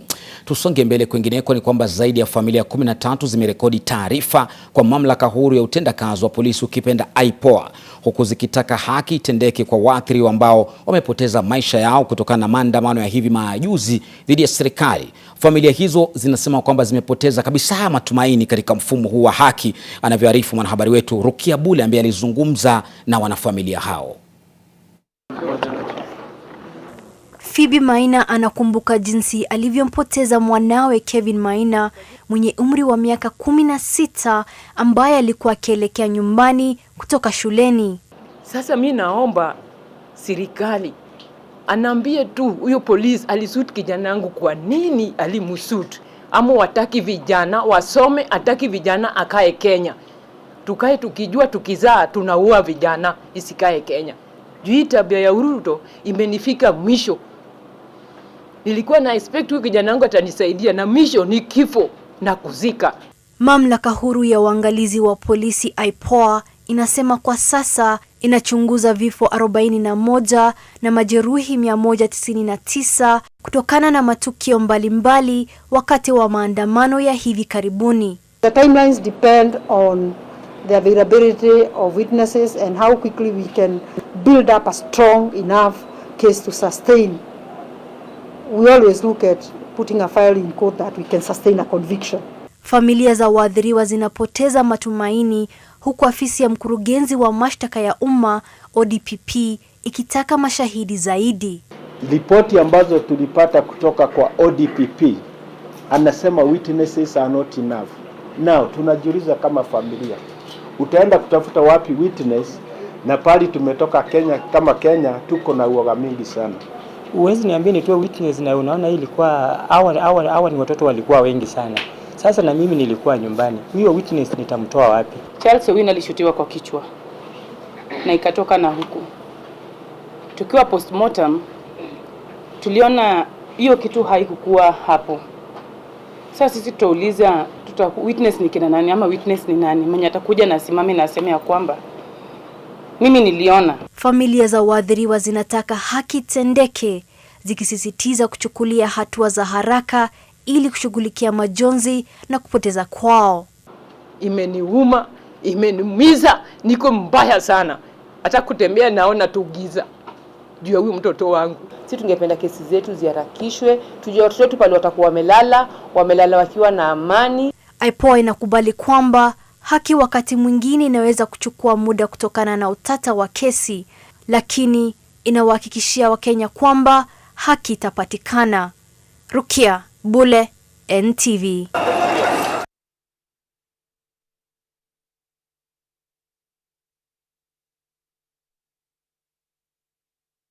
Hata sisi hapa NTV tunasema haki tendeke kwa familia hizo na haswa waathiriwa. Na kwa taarifa hiyo niruhusu nipate angalau kopo tena funda la maji, lakini katika muda usio mrefu tutarudi na mengi. Haya ndiyo yajayo. Katika sehemu ya pili tunaangazia ukungu machoni ukipenda cataracts.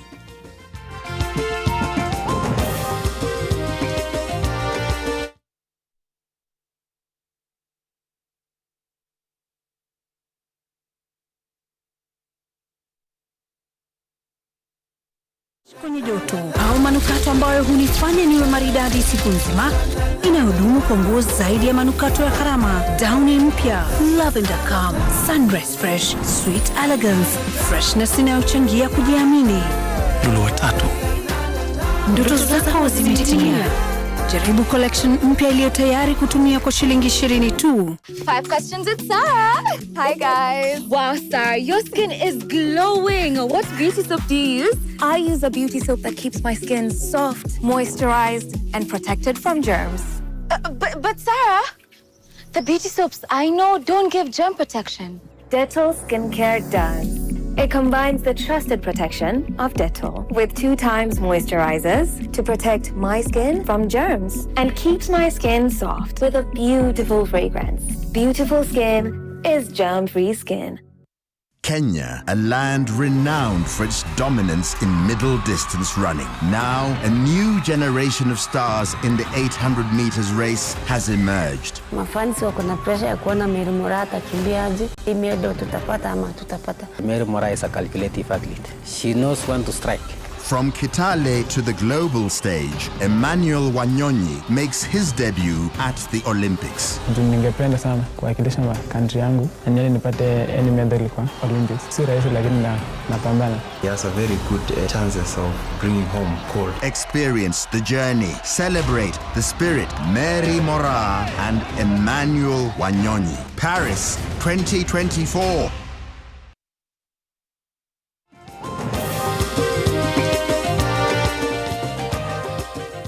Fahari yangu bado niko nayo kwenye NTV jioni. Karibu tena. Sasa tuingie kwenye mizani ya haki ambapo mahakama ya rufaa imepiga msumari wa mwisho kwenye jeneza la sheria ya fedha ya mwaka 2023 ikishikilia kwamba matokeo ya mahakama ya juu kutangaza kwamba ilikuwa kinyume cha sheria. Majaji wamesema kwamba mchakato uliopelekea kupitishwa kwa sheria ya fedha ya mwaka 2023 ulikuwa na ulikiuka katiba. Mtazamaji, kwa taarifa ya pamoja, majaji Kathurima Minoti, Agnes Murgor na John Mativu wamesema kwamba utungaji wa sheria ya fedha mwaka 2023 ulikiuka kifungu cha 220 ibara ya kwanza A na cha 221 cha katiba. Kuidhinishwa kwa sheria ya fedha mwaka 2023 kulizua kesi 11 mahakamani ambapo zilisikizwa kwa pamoja na kikao cha majaji watatu wakiongozwa na Jaji David Majanja. Majaji hao walitangaza visehemu vya sheria hivyo kwamba ni kinyume cha sheria, ikiwemo mpango wa matozo ya nyumba. Serikali ilielekea katika mahakama ya rufaa kupinga uamuzi huo. Ndo hapo sasa mahakama hiyo ya rufaa ikatupilia mbali sheria hiyo ya fedha mwaka 2023. Wakenya sasa wanasubiri tafsiri ya uamuzi huo, iwapo waliotozwa fedha tayari watarejeshewa pesa zao au watasahau.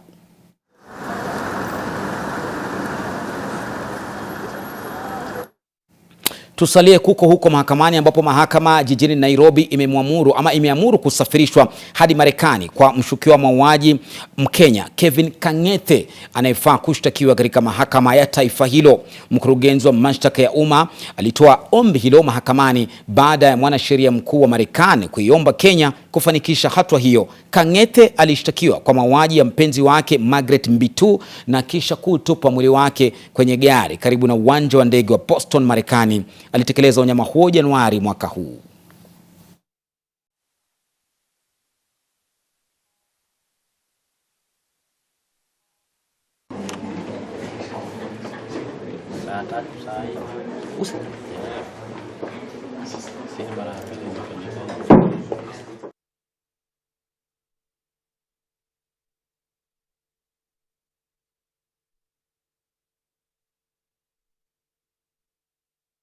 Haya, tuondoke sasa mahakamani tuingie hospitalini.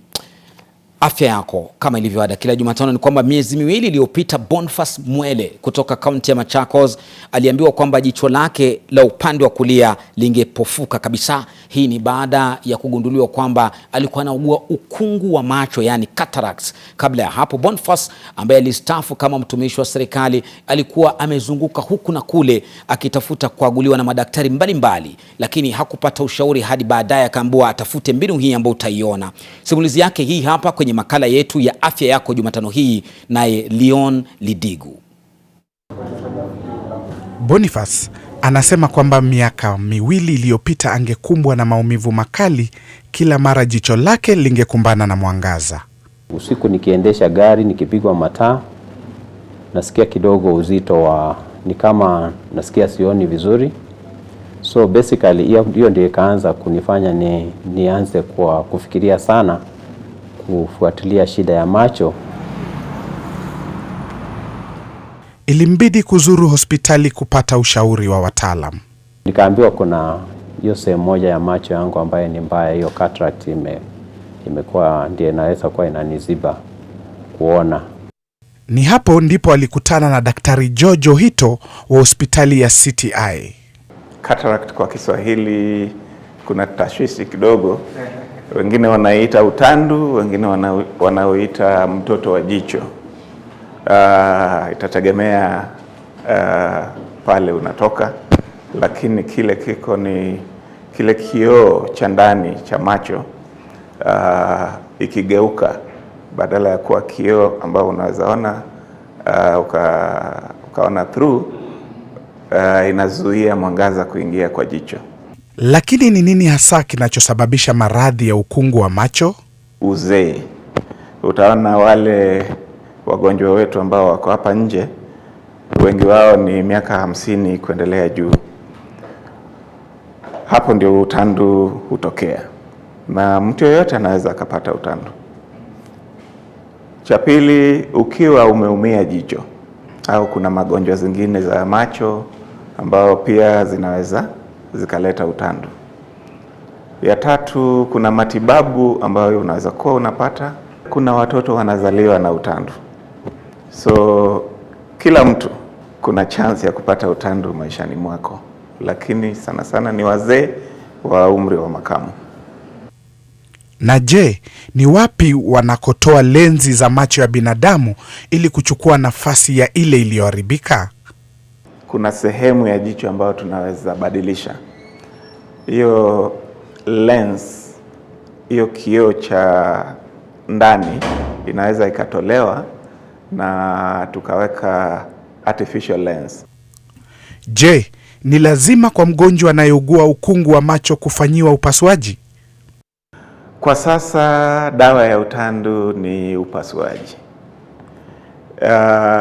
Ikiwa inaanza, tunaweza tukakupatia miwani ikaongeza nguvu ya macho, lakini utandu sana sana ni kitu ambayo inaongezeka kila ukiwa. Lazima tuibadilishe, otherwise bado hautaona vizuri. Kuna mbinu mpya ambayo tunatumia. Tunaweza kutoa utandu kabla hujakuwa kipofu. Tuitoe. Gharama ya matibabu haya inakadiriwa kuwa kati ya shilingi 30,000 na 60,000. Dakika 15 baadaye, Boniface alinyanyuka kutoka kwenye meza ya upasuaji. Boniface ana imani kwamba jicho lake la kulia litafanya kazi tena. Leon Lidigu, NTV, Nairobi.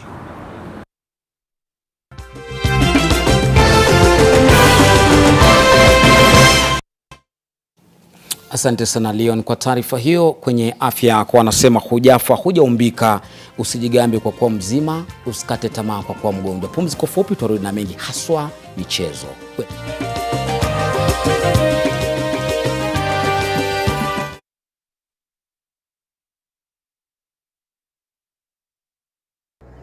Dettol Skincare combines the trusted protection of Dettol with 2 times moisturizers to protect my skin from germs and keeps my skin soft with a beautiful fragrance. Beautiful skin is germ-free skin. Ah, the thrilling world of businesses in the city. Mato, you can speed dial. Looking for help with his LPO, he needs to deliver laptops fast. Enter Stanbic Bank, the game changer in LPO financing. Anna gets to expand his horizons. Grow your biashara and unlock your horizons with our payments and collections, vehicle and asset financing, unsecured bid bonds, LPO financing, insurance, cross-border solutions, and so much more. Stanbic Bank is regulated by the Central Bank of Kenya. My skin is my identity and deserves care made specially for me. New Nivea Radiant and Beauty Advanced Care with 5 oils and 5 vitamins. Helps reduce appearance of stretch marks in just 2 weeks. For your shade of beautiful.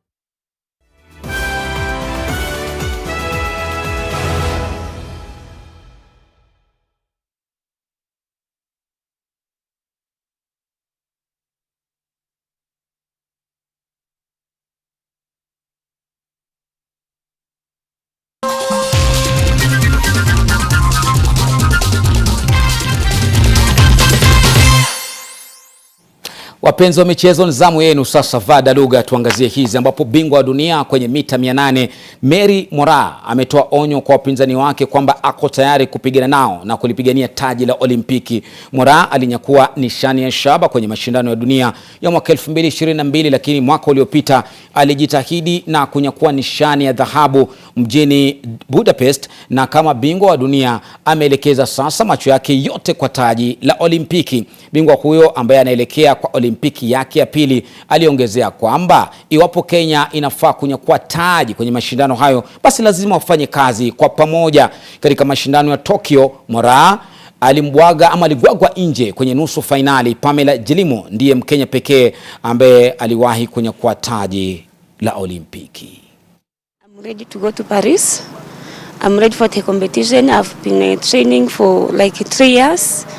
Nikiwa nasema kuna Olympics 2024 na finally imefika, ndio hii tuko nayo. Natumai hata saizi ile program tumefanya saizi ni ya kuensure kwamba kila kitu iko sawa. Iwapo time yote wale wapinzani wenzake wakitaka, anaweza peana sai the best. Kwingineko, Wakenya wawili Nisi Mayaka na Valentine Chelangat ndio watakaoiwakilisha Kenya kwenye kambi ya mazoezi ya Basketball Without Borders ambayo yataandaliwa nchini Afrika Kusini kuanzia tarehe 2 mpaka tarehe 6 Agosti. Kambi hiyo imeandaliwa na shirikisho la mpira wa vikapu la Marekani NBA pamoja na shirikisho la mpira wa vikapu la dunia FIBA. Wawili hao waliteuliwa na maskauti waliokuwa wakipambana kwenye mashindano mbalimbali ambayo yalikuwa yakiendelea. Chelangat mwenye umri wa miaka 17 ni mwanafunzi wa shule ya upili ya M-Pesa Foundation na ameiwakilisha Kenya katika mashindano ya wasiozidi umri wa miaka 18 katika mashindano ya Afrika ya zoni ya 5. Mayaka naye ni mwanafunzi wa shule ya kimataifa ya Nairobi mwenye umri wa miaka 16 na aliwakilisha Kenya katika mashindano ya wasichana wasiozidi umri wa miaka 18. Wawili hawa watasafiri Ijumaa pamoja na kocha wao Grace wa Kirinyaga. My main goal from the camp is to learn as much as I can because there'll be NBA caliber and FIBA caliber coaches. So just to learn a lot from them in terms of skill-wise and life skills. For me, that's going to be a very big achievement. Dealing with elite coaches, I think that's I'm looking forward to that. I'm also eager to learn a lot from other girls my age who play in different countries. The conditions are different in other countries, training styles are different, so I'm also eager to learn a lot from that. Top of the basketball community, not just in Africa, because FIBA will be there, but from around the world will immerse or will converge on Johannesburg for this camp. So these young ladies are going to get the greatest training from some of the best coaches in the world. Sam Cassell, who's a coach at the Boston Celtics, is going to be one of the coaches there. Sadakta, kufikia hapo sina la ziada na kuona kwenye mitandao. Ashley 254 unasema nimetazama taarifa tunatenga mabilioni. David Kimathi anasema sasa tunategea kwa uzuri ndani ya NTV. Wanaopenda injili wanasema neno litasimama, lakini hapa NTV tunasema neno linafunza. Kwa heri, mimi naitwa Lofty Matambo, chumba cha ishara David Agondoa. Tujifunze Kiswahili kwenye neno la siku. Alamsiki. Katika neno la siku leo tunaangazia bobota. Maana ya neno ni piga, bubuta, gonga au fufuta. Mfano katika sentensi: wahuni walimbobota Joe Halende katika afisi kuu za chama cha UDA baada ya kudai kuwa yeye ni katibu mkuu.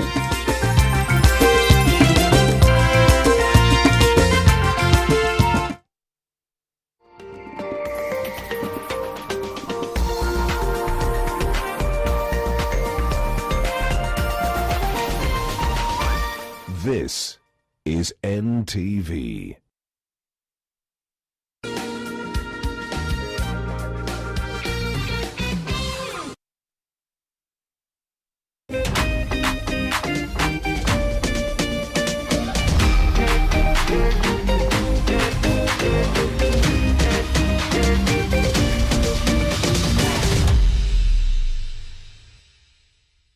5 questions with Sarah. Hi guys. Wow, Sarah, your skin is glowing. What beauty soap do you use? I use a beauty soap that keeps my skin soft, moisturized, and protected from germs. But Sarah, the beauty soaps I know don't give germ protection. Dettol Skincare does. It combines the trusted protection of Dettol with 2 times moisturizers to protect my skin from germs and keeps my skin soft with a beautiful fragrance. Beautiful skin is germ-free skin. The new KCB mobile loan is unbelievably flexible and incredibly affordable. You can now borrow up to 1 million Kenya shillings from as low as 1.2% as a 1-day, 7-day, 14-day, 30-day loan, or enjoy a longer term period of up to 1 year at competitive rates with a top-up anytime you need. Dial *522# or apply on the KCB app today. The KCB mobile loan. Unbelievably flexible, incredibly affordable. KCB. For people, for better. Terms and conditions apply. Regulated by the Central Bank of Kenya. 75 days since the last day of last season. We are ready to do it all again. Phil Foden is having the season of his life. Brilliant! Just brilliant! That is quite something! Dial *423#. Get DSTV Compact for 3,700 Kenya shillings and connect to all the football you want on DSTV.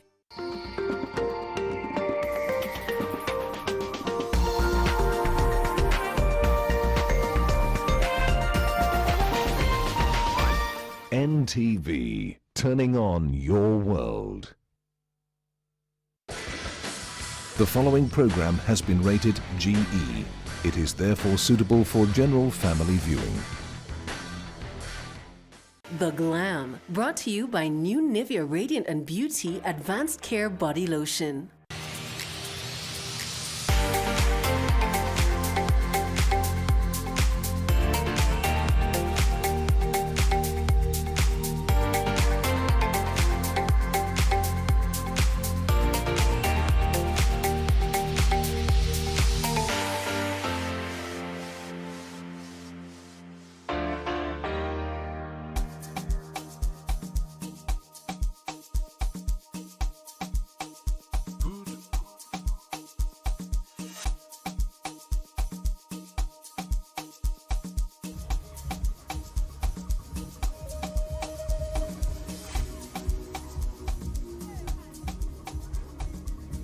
What's up, beautiful people, and welcome to The Glam. It is another beautiful evening that we get to spend together right here on The Glam, where your beauty is cherished, your wellness is prioritized, and your heart is treasured. We truly appreciate that you get to spend this evening with us. And today we are at one of the most popular events in Nairobi. And let me tell you, it is vibrant. It is so much energy.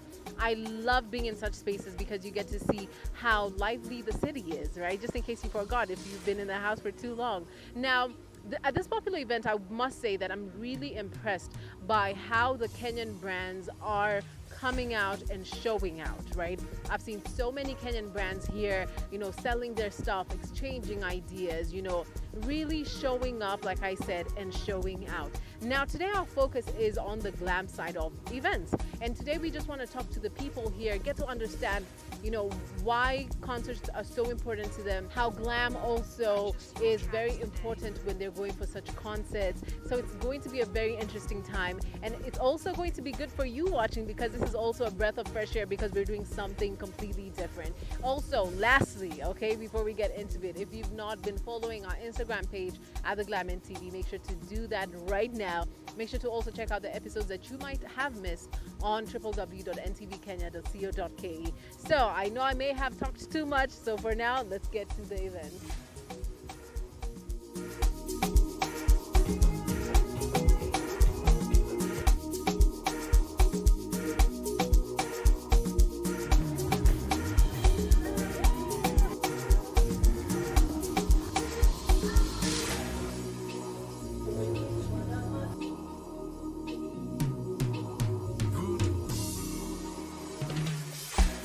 Meet Mudhoni from Sunglasses 254. Hello, beautiful. Hi, thank you. How are you? I'm doing great. So firstly, what does glam mean to you when it comes to sunglasses? Glam is highlighting your style. You need to stand out. Blending in the crowd is so done. So you need to be it. When you walk into a room, people need to see you and need to know who you are. Right. That's it. And for events like this, how important is it to own or have or rock a sunglass? Sunglass or sunglasses? So first of all, just basically protection. The same way you do SPF for your skin, for sure you need sunglasses for your eyes. We're being very careful. And then an outfit is naked, I say. You can have the most basic outfit, but with a rocking pair of sunglasses, then that's it. Right. You just elevated. So you need to stand out from the crowd and you need to protect your eyes. It's So just what you're trying to say is that I need to walk away with one pair of glasses and, highlight my look today. 1, 2, 3, it doesn't matter. Or 5. You need to change it up after every 5 seconds. That's it. I love it. So how would you say events have impacted the growth for your business or of your business? Events are great for marketing because every event carries a different crowd. So instead of doing social media, because per se, Instagram, you have to be very specific in who you're targeting. With events like this, it's a whole different crowd. Every walk of life is going to show up. And at least they get to see your brand. Even if it's not buying, they have it in your brain. So it's amazing for us. So lastly, if someone wants to cop a pair of sunglasses or more, how can they reach out to Sunglasses 254? All right, thanks. So we're on Instagram at Sunglasses 254. Basically that, it's sunglasses_254. That's simple. And in case you want to come physically and play dress up with us, we are at Bandari Plaza, ground floor. That's simple.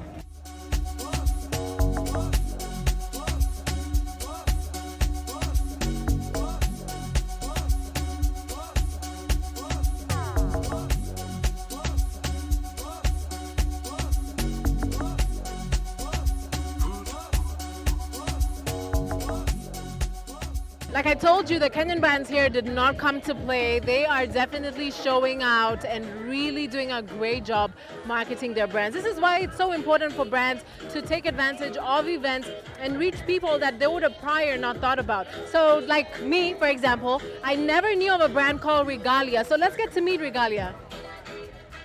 Hi, how are you? Good. Great to meet you. I love your pants. Thank you. Tell us more about Regalia. Regalia is a Kenyan brand. We basically stitch and dye locally from scratch. And I love the fact that it looks very comfortable. Thank you. It's very comfortable. You can feel the fabric from the inside. It's very comfortable. Especially for this cold weather. Yeah, sure. It's warm, yeah. Can you tell us when Regalia was started and why was it started? Regalia was started on the 28th of May, 2021 in a hostel in campus by 3 campus buddies. Yeah, kutafuta tu Nairobi. Kusaka in Nairobi, eh? Kusaka, kawaida, yeah. We've come, from that time, we've come up with a brand which is Regalia. Fantastic. So this is part of the apparel that they have, and this is amazing. It has like a fleece, kind of a cotton fleece inside, which is really great for the cold weather. But even for something like this, it would still work, right? 100%. So if you were to pick one item here that is a must-have when you're going for events, what would it be? I'll pick the cropped college jackets for the ladies. Oh, nice. Yeah, this is our latest collection, a fire collection. Look at the detail, the dyeing patterns. We've done all these from scratch. I love that. And what about for the men? What is a must-have here? For the men, we have sweatshirts, very subtle colors, the brown, the grays. We have more, but they have the pants and also the hoodies. All right, I love it. You know, for me, if I was to pick, this would be my pick. This is so amazing. I absolutely love it.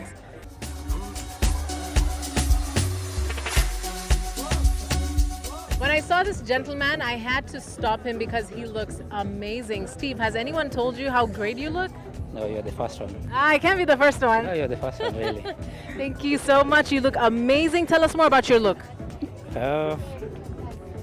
It's actually just thought about it like 2 days ago after my friend told me, the lady with to paint, she's my friend, she told me about the event. So I figure like it's an outdoor event and I've not been in a short for a while. So I figured, yeah, bright color in a short, nice sneakers, that's it. Yes. Yeah. I love the fact that you combine these very different looks in a very fun way, right? Because the shorts, you could have decided to just wear it with a t-shirt, but you decided to add the blazer, which just gives it a nice oomph. Casual wear. Exactly. And then I'm black, so the t-shirt is black to complement my complexity. Yes, that's the reason. I opted for black. I wanted to do white, but I figured, I'm dark, and the black will do better than white. Yes, the black actually makes the outfit pop more. Actually, I tried white and then black. I figured, black looks better than white. Okay. Yeah. You seem like a person who really understands style and appreciates good style. I'm a designer. Okay. I do men's suits. All right, that's why. Okay. Yes. So most of the times I'm in a full-length trousers, but today because of the event outdoor, I figured shorts are nice compared to trousers. On Instagram, my handle is Gentleman Standards. Yeah, _Gentleman Standards. _Gentleman Standards. Gentleman Standards _ So Gentleman Standards _ Fantastic. Thank you so much. Have yourself a fantastic evening. Okay, you too.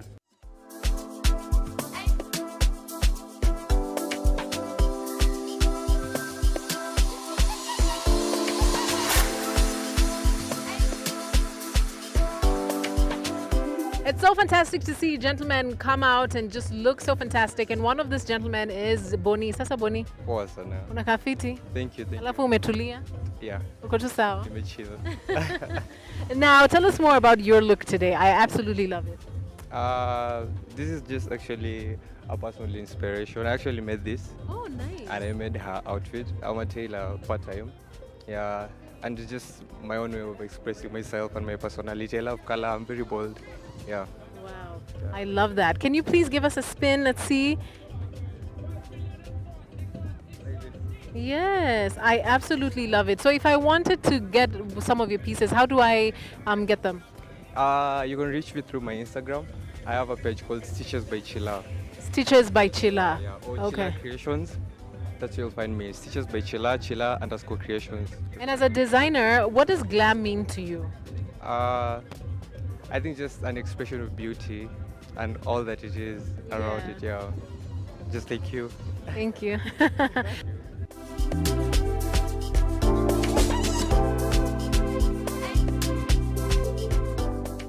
So tell us more about your outfit. Thank you. I wore baggy jeans, and also my friends ran Karibu Nairobi, which is this graphic t-shirt. And then my friend also makes a kimono. Today I decided it's all about supporting my friends and doing it in a Kenyan way, yeah. So that's what inspired my outfit. Yes, and your hair, it's standing out. Beautiful. Tell us more about your hair and what inspired this look. So normally I love bold hairstyles. So every time when I undo my hair, I just want to try new hairstyles, and this is basically just going through Pinterest and looking at hairstyles and doing them.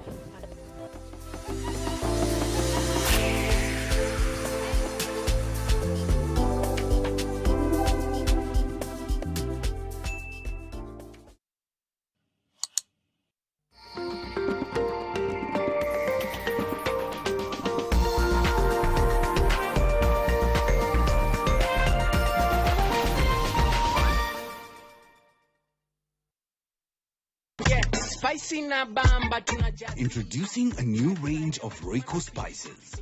An explosion of rich, authentic taste. Spicika na Royco. Making those good meals great. New Downy Perfume Collection. Sometimes I need a scent to keep me calm amongst the chaos, or a light fragrance that keeps me fresh in the heat, or a perfume that feels elegant all day and into the night, lasting longer than expensive perfumes. New Downy, lavender calm, sunrise fresh, and sweet elegance, freshness that inspires confidence. Your dreams have come true. Try it for only 20 shillings.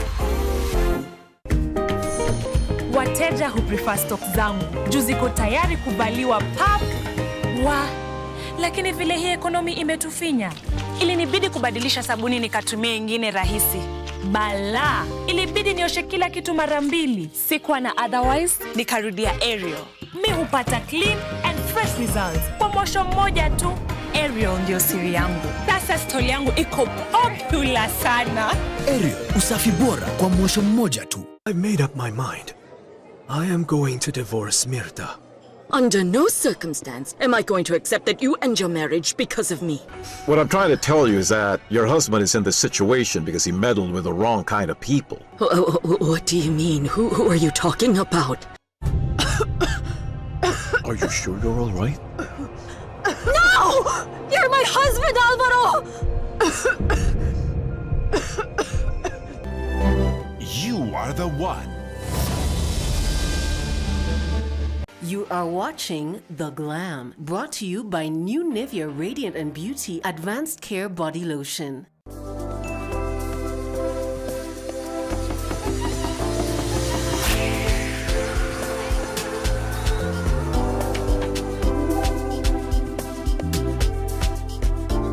So Yvonne, tell us more about yourself.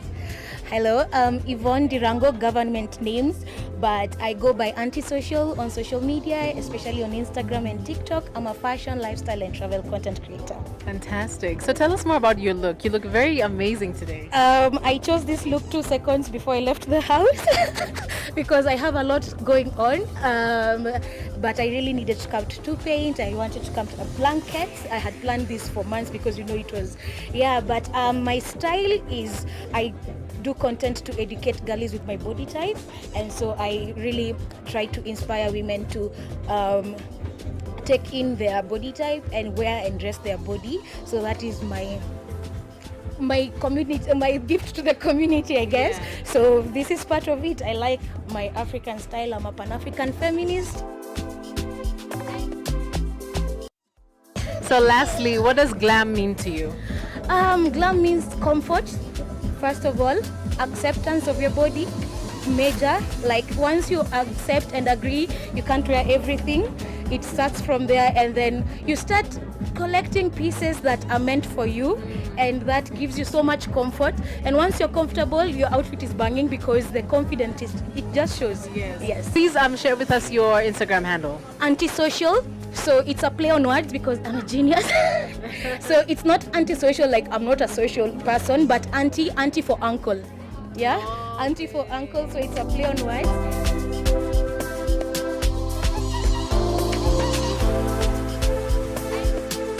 Earlier on, the gentlemen did not come to play, and I'm here with one of them. Magunga is here with us. How are you? I'm good. How are you? I'm great. You look fantastic. Can you please give us a spin? You look better. Really? Thank you. Tell us more about your look today and why you picked this particular look. Okay, so blankets is not just about music and food and drinks. It's also about fashion. And it's not an element that is usually pushed as such, but blankets, you don't come to blanket just looking anyhow. Yes. Yeah, so today I'm wearing Munga. This is by Munga, and the hat was styled by Brian Babu. Yeah, and then of course the shades are from Gikosh. Amazing. So lastly, what does glam mean to you? I mean, it means pretty much everything, because I'm in the entertainment industry, so image means a lot. I started taking it seriously back then in 2019, 2020, because I was in law school. I was used to suits and everything. So this is fairly recent if you're putting it in context. Yeah, so being in the industry, you always have to look good. You have clients you have to represent. And also, just for yourself, when you look good, you feel good. Exactly. Yeah. I agree. So are you practicing law? No, I'm not practicing law. Okay. I'm a photographer now. Okay. Yeah. So if you were to go back in time, what would you tell your younger self who was, struggling with that law degree? Yeah, what would you tell that young man? That it's not in vain. Even though you're not going to practice it, it's not in vain, because the knowledge of law provides you with certain skill sets that you need to employ when you're dealing with clients, both corporates and individual, contracts, intellectual property, and all that. So actually, I am grateful that I studied law. Wow. Yeah. Fantastic. Thank you so much. Have yourself a fantastic time. Thank you. Thank you.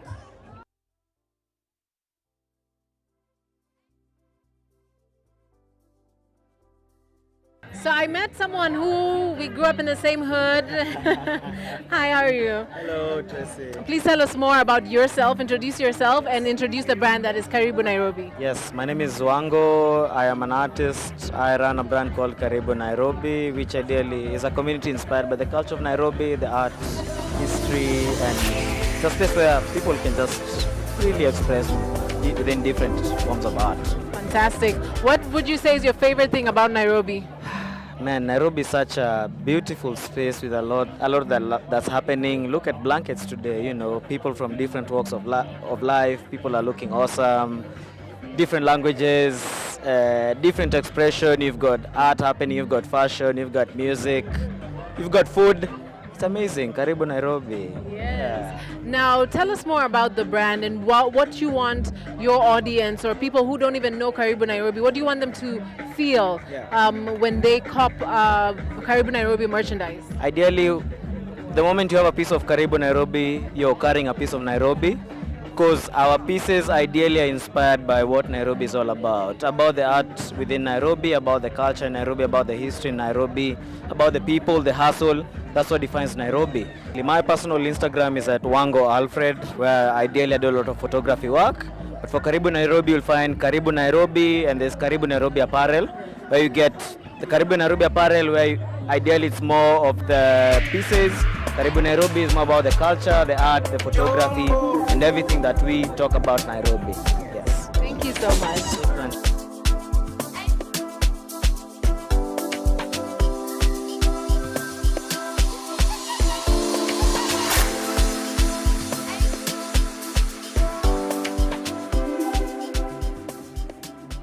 I'm McKenna. I'm Liz Jambi. We're 10 years of friendship and then started a business after I enjoyed painting with my mom. And we thought, oh, this is so cool and relaxing. Let us spread the joy and promote screen-free fun. Wow, screen-free fun. And that mostly is very important for parents. Are you guys parents? No, not yet. Heading there, but I think we're on the right track in terms of finding activities that we believe kids would enjoy and that will also be beneficial and help them build some sort of habit that is good and positive. 100%. Yeah. Do you feel like also screen-free, time is also really good for adults? Absolutely, especially with the tough times we're experiencing as a country. Sometimes it gets extremely depressing to be on social media, and it helps to have an activity that can help you decompress and re-energize. Right. Yeah. What is the most memorable activity that you grew up doing? Sorry? What's the most memorable activity that you grew up doing? Oh, for me, I did a lot of art with my hands, so and my parents encouraged it a lot, so I made a lot of things. I would say I made every birthday card, any anniversary card, I made it myself, and this is why this was such an easy business for me to enter in the arts business. That's what I can recall. How would you say events like Blankets and Wine are impacting businesses like yours? I think it's very important for us and for us as a business to showcase what we have. A lot of our products are very experiential, and it's very important for people to actually experience them, to be able to understand what it is that we sell, and so that they see that it's something that they can do and it can open their minds and see what else is out there in terms of activities that you can enjoy. Fantastic. Yeah. I think just to add on to that, as new business owners, we learned that marketing is going to be your hugest cost, and activities like this really take you to the client, and you can provide free services like we're doing, and then they'll want to buy from you. So it's been a wonderful experience. Fantastic. Thank you, girls, so much. So lastly, what does glam mean to you guys? I think anything that makes me feel special and sexy and feel like I own the world, so that it is glam in my own way. It doesn't have to be what is trending, for sure. Yeah. Glam for me is confidence. I feel happy, I feel in my element, I can do whatever I think. Oh, lovely. Thank you so much. And where can they find To Paint? Well, you can find us on social media at @2paint_ on Instagram and Facebook at 2paint, and also TikTok at 2paint. We also have a physical store, but once you contact us through that, you'll be able to reach out to all our other outlets. Yeah. Thank you so much, ladies.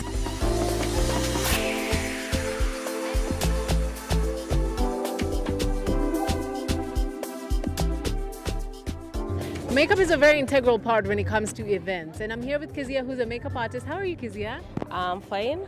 Thank you so much for being with us here on The Glam. So firstly, what does glam mean to you?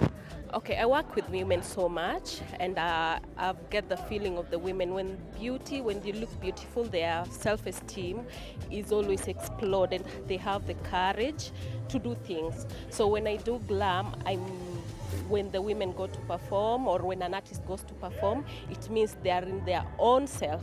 They have nothing to fear, and they are courageous. Fantastic. Now, Kezia, what would you say is the most fun thing about your job as a makeup artist? My fun job is meeting so many people, socializing, especially working with women. As working with women, I do women, in communities I do women. So working with women, it gives you something to explore about women, to know more about women, what they feel, the things that don't make them feel good, and you can find more about women. So working with women and doing makeup gives you time to explore and know more about women and girls and other people. Fantastic. Now, lastly, if you were to recommend a makeup look for someone who's going for an event, what makeup look would you give them? Basically, events have their own own mood board. So when somebody wants to go for an event, we look at the event. How is it event? Is it family? Is it street? When doing a makeup event, you go with the event. All right. Yeah. Thank you so much, Kezia. Have yourself a fantastic evening.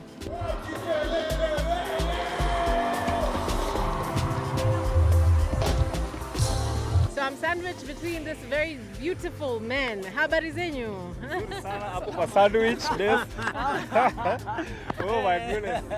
So, you guys need no introduction, but Heart the Band, how are you guys? So now I want each one of you to break down their looks, okay? Because you look absolutely great. From the dreads to where? Ni hatari. Manze sasa nianzie wapi jo yani? Black is beautiful. Ndio naweza sema, so theme yangu leo imekuwa ni black. Hapa niko na Kaworia Classics, of course, courtesy of my G. Nini trench hapa kaluku fulani, leather jacket kanaitwa. Yangu ni different kiasi hapa, courtesy of luku yangu. One time, au sio? Yeah, for me, of course, I always have a printed t-shirt because I love prints. Shorts. Oh my lord. Shorts, of course. I love shorts. And dope shoes. Fantastic. Yeah. Lastly. I'm wearing OK Classic. That's my design. Napenda kuvaa poa, napenda colors, napenda colors bring to nature. So it's always ukiona colors unaonanga beautiful things, ndio. Ikiwa ni black and white na watu ni sadness. So leo nimeprefer kuona go green all juu paka chini. So that's like you're black and white. Ako sadness. I'm